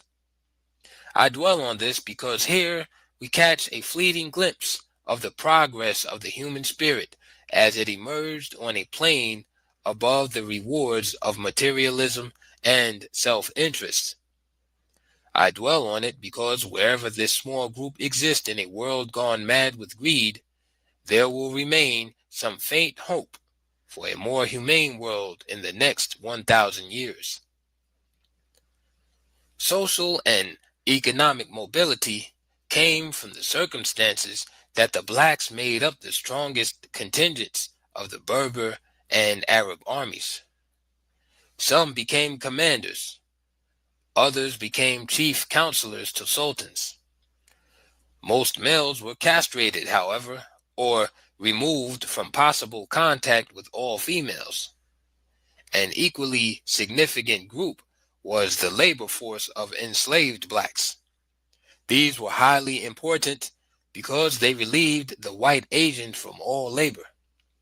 The blacks, who were skilled craftsmen in various fields, fared better since they were generally spared from the whip. The plight of the blacks in white-dominated areas, including their enslavement, would have been different if the masses had not scattered in small groups over the trackless Sahara, the Nile Valley, Ethiopia, and other regions of the continent. The others referred to were the blacks, who remained where they were as their once vast and fertile homeland slowly turned into a Sahara, or wasteland. Geologists, archaeologists, and other specialists have all advanced various theories to explain the great mystery of the transforming Sahara. We need not retell their interesting story here, for every explanation seems to project still another puzzling question, for me at any rate. For example, just how did the Albion Sea, a vast inland body of water as large as France, disappear in the Sahara? How many cities and towns lie buried under those mountains of sand and rocks? We know that in a given area, all farms, orchards, and even villages could be completely covered over with sand in a matter of weeks. The fierce winds whipped up walls of sand and gravel like mountainous ocean waves. Since this region is over 1,000 miles wide and more than 3,000 miles from east to west, most of the people in the interior must have perished with their villages, farms, lakes, and rivers. The exceptions were those lucky people whose farms and villages escaped inundation by the moving oceans of sand. And these places of refuge, later called oases, the otherwise indiscriminate forces of death and destruction did indeed discriminate. Sometimes high walls of sand began to pile up just before reaching these sites, leaving them safely in valleys thus formed. These continued to be the centers of life and hope as the years passed on into our own times. And it is not without significance that 2/3 of the Sahara population today is still black. Like their ancestors, they continue to be settled communities of farmers and craftsmen, the kind of communities where civilization itself is born. But also like their ancestors and all other advancing peoples, they were vulnerable to the widely ranging camel riding, Berber, and Arab nomads. These tent-dwelling raiders gained absolute control of all the trans-Saharan trade routes, with their kinsmen in control of all the commercial seaports. They had effective control over the economic life of Africa, and therefore Africa itself. The matter of making that control more complete by raiding and enslaving the blacks in scattered oasis communities became relatively easy. Direct contacts with Europe and Asia meant the possession of the latest superior weapons which the blacks were unable to secure: firearms. Ethnology and the migrations. The great story of the Sahara is yet to be told. Archaeology has hardly scratched the surface beneath which a lost civilization lies buried under several thousand feet of sand and rocks. How far westward did the effective rule of the ancient empire extend? How many kingdoms were there, and by what African names were they known? Were the fringe states, such as ancient Ghana, that were found fighting for survival on the edges of the desert, once a part of a vast imperial system? There is some evidence that this may have been the case, but the actual fact remains unknown, and speculation becomes an idle pastime. What is known is that the migrations from the Sahara, while heavily concentrated in Upper Egypt and the Eastern Sudan, also spread out over Africa in and through the Western Sudan. I may seem to have overemphasized the ethnic composition of some migrating groups by repeating reference to it, but it is so important that white historians have bypassed it in order to establish a new theory of prehistoric Caucasian occupation of Africa. Have they not found supposedly Caucasoid remains and artifacts in different places? According to this theory, the whites, in their conquest of Africa, were simply returning to their own original homeland. But where now is the homeland of the blacks? Our African experts do not know. Some few, apparently seeing how ridiculous. Today, you didn't just see your gyno. You saw every resident. But hey, at least your shave is smooth. Schick Hydrosilk has 5 curve sensing blades that follow your body, even your knee. They're smooth, then they're Schick Hydrosilk. Chupa Chups Melody Pops. Taste the music. Ridiculous was the corner into which they had painted themselves, suggest that perhaps the blacks migrated from India or somewhere in Europe. Others undertake to establish Caucasian priority in Africa by excavating structures which no Negroes could have built. An example is a prehistoric site in Uganda. They found what seems to have been a well-built fortification of earthwork, reservoirs, dams for irrigation, trenches, and pit dwellings. All this indicated the mass organization and skills of a superior people, such as the Sedamo, for example. Nowhere in East Africa, the author concludes, are Negro peoples, either Bantu or Nilotic, known to have built structures even remotely comparable to these. Footnote. Murdoch. End of footnote. This, like 1,000 similar false statements about Africans, requires no answer. The facts now are well known, but let us not miss the central point in all this. The Sidamo people, cited by this anthropologist as the probable builders of those structures, are themselves black Africans, as black and as African as are the anthropologists Bantu and Nilotic groups. I have lived among all three groups. Some of the people in each group are of mixed blood as a simple matter of course, just as American blacks are mixed. But in their pathological drive to prevent any concepts of unity from emerging in Africa, Caucasian scholars have been relentless in dividing the blacks of Africa into numerous ethnic categories. This grand strategy was designed to make each group feel unique, special, and hostile to all other groups. The development of different languages in the scattered and isolated societies was the most favorable situation for the division of the blacks and the furtherance of hostility among them. None of this evil was deliberately designed. The writing of the history, or rather non-history, of non-Caucasians from a Caucasian viewpoint was a development of relatively recent times. It followed logically from the 19th century theories of social evolution. Racism, the natural byproduct, now had a scientific basis, and as such became an integral part of education itself.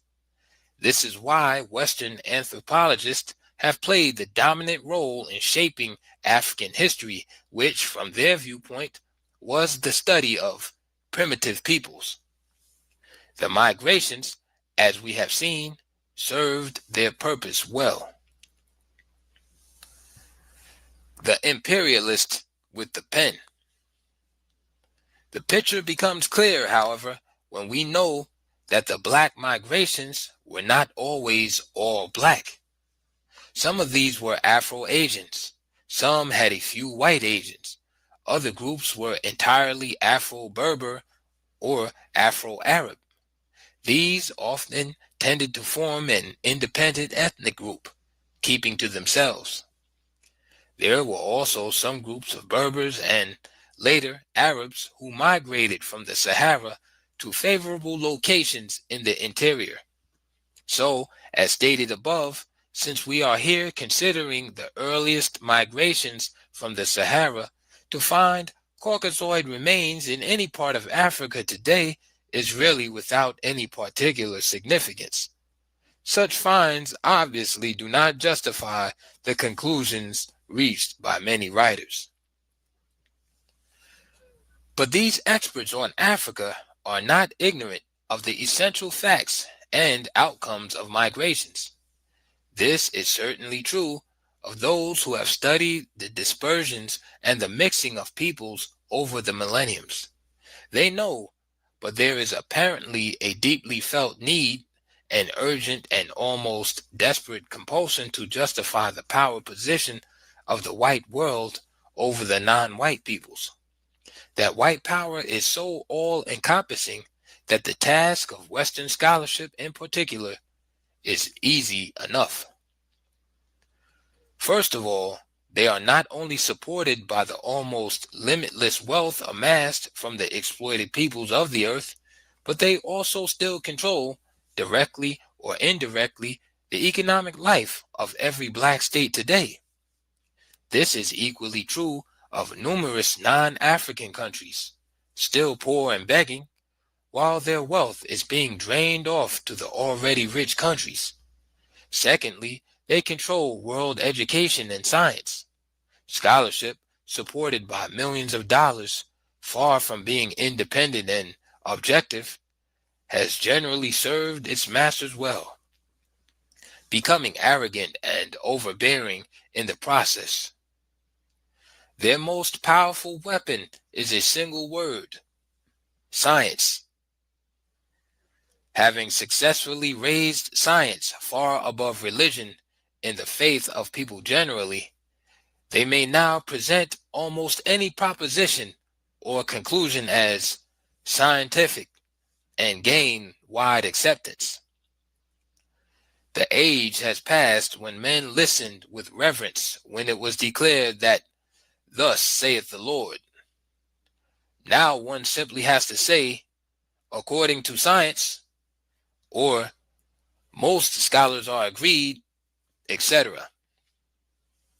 Finally, the university spearheaded the final economic triumph of the West over the rest of the world.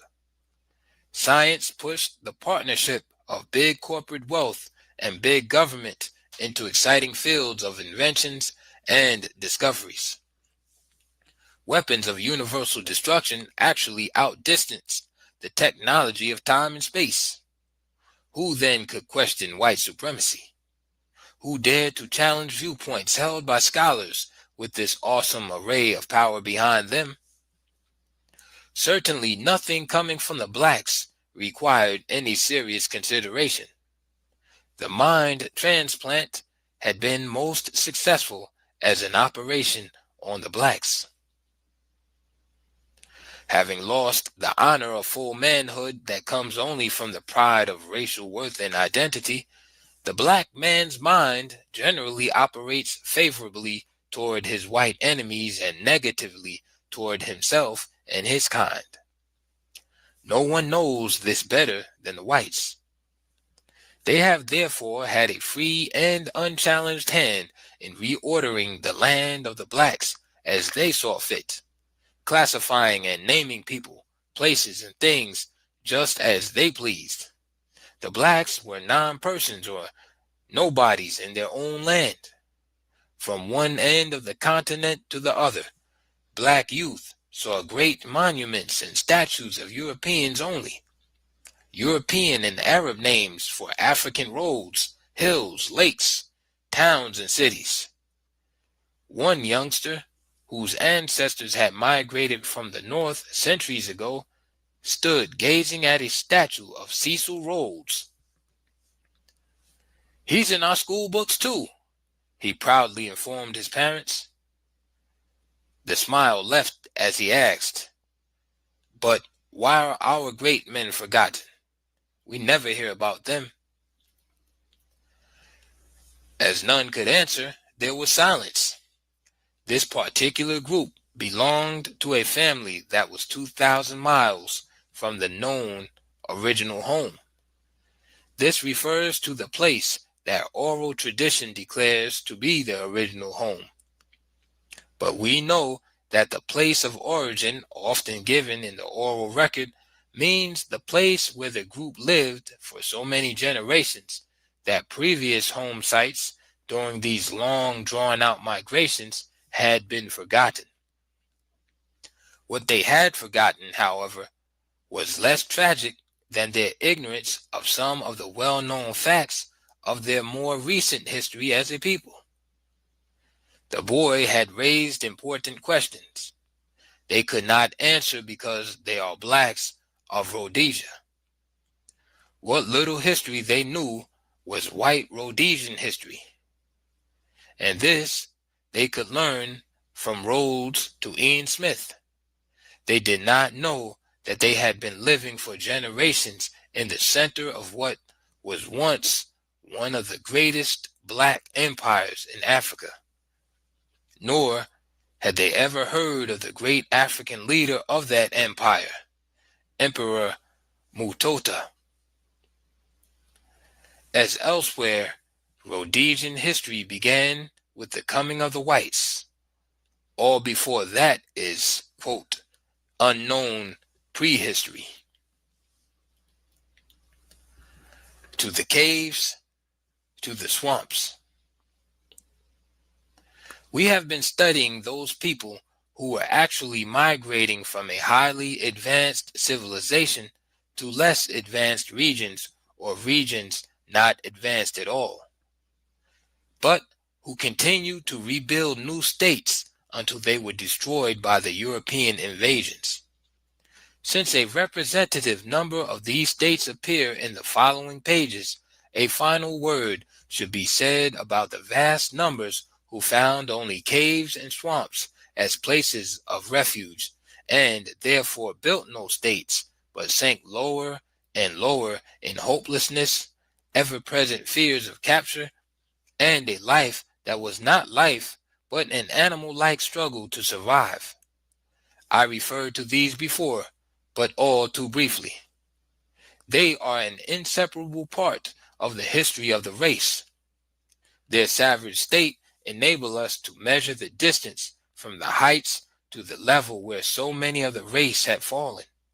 It also may be the bold recognition on our part that serves as a guidelight on the road back to greatness. Call them savages if that pleases you.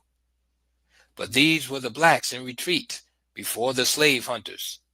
These were the blacks who had to choose between enslavement for life and that of all of their descendants and freedom. They did not hesitate. They chose freedom even though it meant the loss of civilization, a civilization which they had, in fact, already lost. To be slaves of Arabs, Europeans, or Americans simply meant becoming the economic foundation of their civilization and the steady destruction of the civilization of the blacks.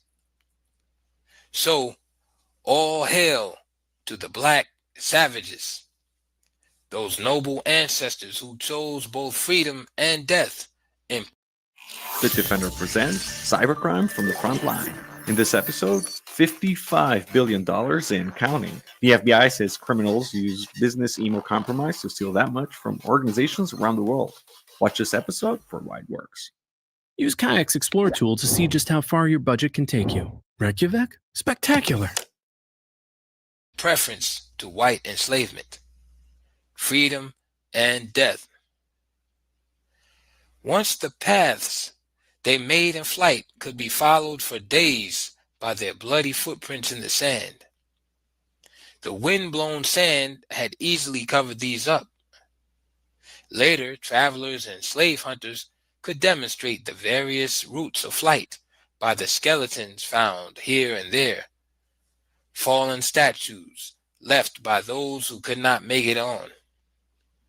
These were generally disjointed and scattered. Sometimes it was a bony arm protruding from the wind-swept sands, a leg over there, or a skull seeming to smile peace at last. The bones of other thousands who died in flight were never seen. They lay buried forever under the tons of sand and rocks that moved over much of the regions. Masses of blacks found security in hills that were made inaccessible to both Arabs and Europeans. Such were blacks who isolated themselves in the strongholds of the Nuba Hills. They were never conquered, throwing back all invading army units that attempted subjugation and enslavement. Westerners point to their primitive state, to their nude and half-nude bodies. To the somewhat twisted Western mind, nakedness in public is indicative of the savage. The twisted mind becomes evident when the same people do not find it necessary to explain the universality of white nudist colonies or naked bodies, not to mention sexual intercourse on public stages and screens. Reference to the Noba people, of course, is simply to give still another example of a people who had to make the grim choice between freedom and slavery, and chose freedom even when that choice meant isolation and inevitably retrogression. Blacks, who were among the very first weavers and cloth makers on earth, could no longer wear clothes. These flights before the mighty firepower of the invaders became more general after 1400 AD, even though guns, after 200 years of development, were still not in widespread use in Africa. Only Europeans and Arabs were able to secure a limited supply of these precious and certain to conquer weapons. The blacks had nothing of the kind. Meanwhile, experimentation to improve various types of gunnery and speed up production was frantically pushed. The successful outcome of this great venture in firepower was the prelude. to the Industrial Revolution that was to change not only the material world, but what was left of the humane nature of man himself. It is not likely that the people were then generally aware that they were being slowly hemmed in from all directions. It is possible that many did feel it, without having any exact knowledge of being encircled, although the danger might be several hundred miles away, where the hostile seas met the friendly land. So other groups of wandering blacks headed for dismal swamps. Still others dug caves and hillsides. There were those who wandered aimlessly out into the scorching desert and died with their babies strapped to their backs and larger children clutched by their hands. This means that the bleached skeletons of little babies and children also greeted the eyes as though additional testimony was needed to show how many of the young were included among those who could not make it even to barbarism.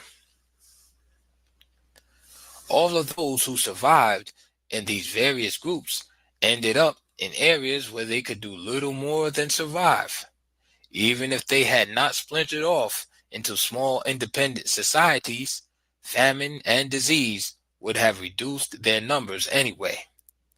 Therefore, as noted elsewhere, there were many firmly united groups that were so large that migrating as a single unit was impossible.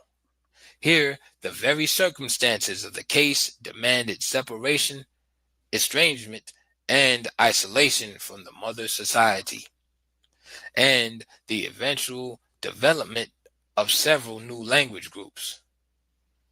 The disunity among the blacks that spread over the whole race often developed from crisis situations over which they had no control in the awful struggle to survive. The millions who found security only in places of extreme isolation, in caves, swamps, around a few precious water holes and deserts, and on inaccessible hills, none of these people were favored with the chance even to begin the building of their lost civilization. Far from being ashamed of them as savages, this chapter is a salute to them, a salute with pride that says to them, all honor and all glory. Unlike the blacks we know most about, they could not build great kingdoms and empires. Many were far removed even from the fringes of an advancing world. Yet they overrode the unceasing attacks of both death and hell and survived. What is more, they held fast the last line of freedom on the African continent, and they held it against cannon fire to the very end. Even when colonialism swept over their land, they were never conquered. They had been wise enough to see both Islam and Christianity as just another route to the slavery they had fought and died to avoid. So they remained steadfast in their own religion and therefore were called pagans. But all of their children were born free, none in Muslim or Christian slavery, and their girls were never dragged off to become slaves in the harems of Arabs or as breeding girls for white men in the West. Finally, I referred to blacks who, though forced to move, never left their homeland region. The Noba did not move very far from where they had lived from times immemorial. A far greater number of blacks held on in their ancient center after it was overrun, refusing either to leave or be enslaved. They stayed and battled against the invaders, finally being concentrated in the southern provinces of the Sudan, where the earlier history of the race in Egypt is still being repeated line by line.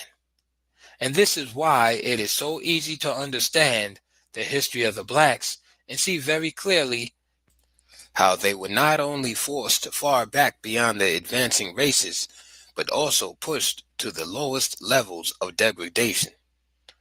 for that history is still being made today, covertly and openly, for all the world to see.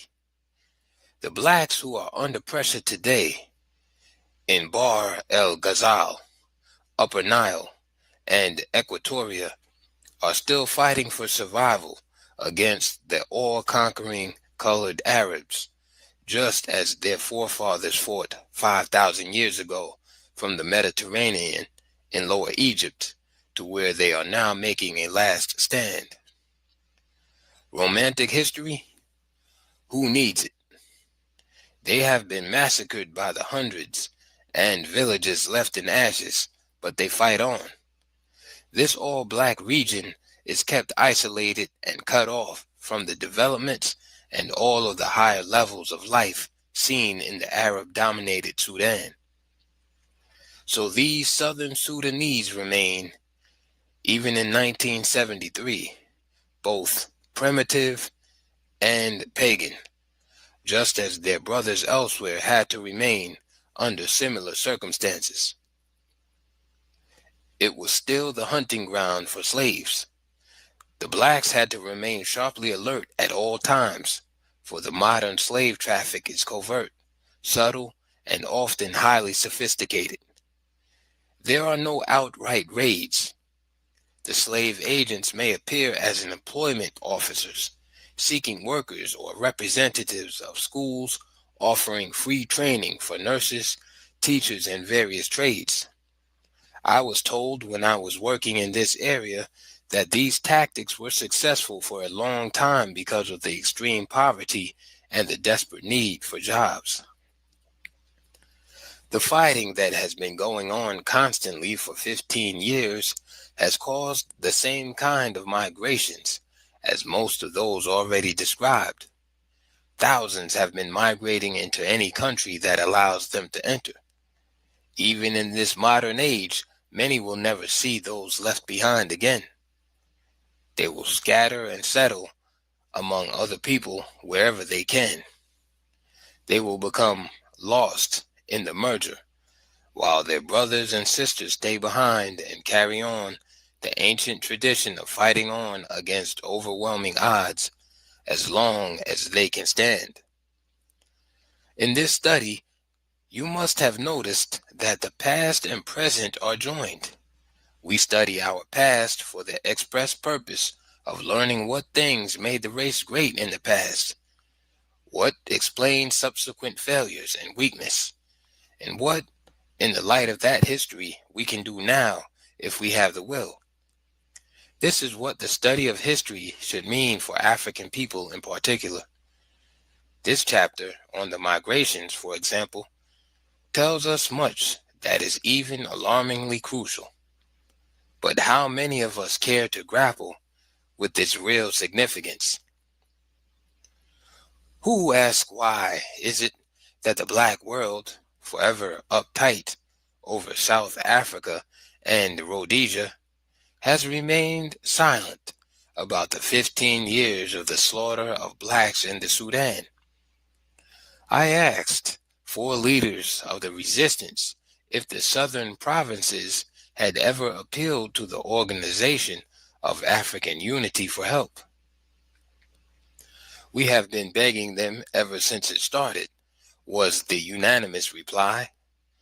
Not for arms, but just to use its influence to stop the burning of our villages and the massacre of our people. But you see, the white and brown Arabs actually control the policies of the OAU. For us, that means that they still control the blacks of Africa. Meanwhile, migrants still wander as of old. For them, freedom and independence are yet to come to Africa.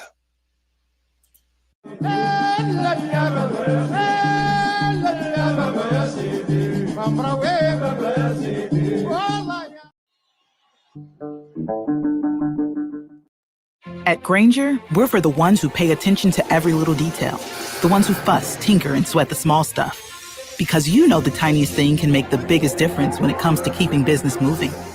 We get it. We're the same way, offering access to product experts to help you quickly and easily find what you need. So whatever your industry, you know you're always getting professional grade products. Call, click Grainger.com, or just stop by. Grainger, for the ones who get it done.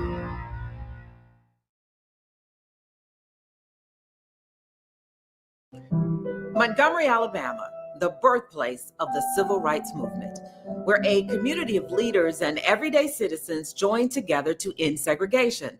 Some chose to work in the spotlight, while others worked in the shadows. Their acts of courage and defiance started a movement that spread across the nation. Sitting for Justice, the Montgomery Bus Boycott. Sponsored by Alabama State University and SPLC's Civil Rights Memorial.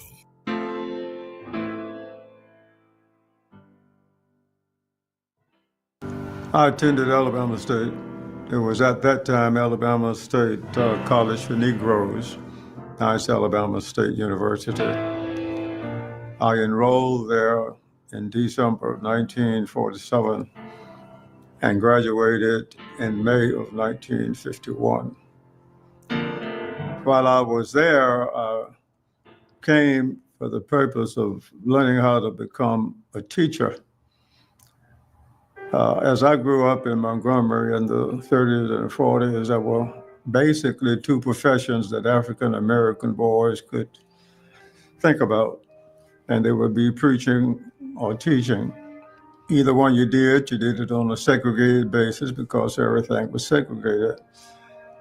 They thought I would develop into a pretty good preacher, so they sent me to high school up in Nashville, Nashville Christian Institute.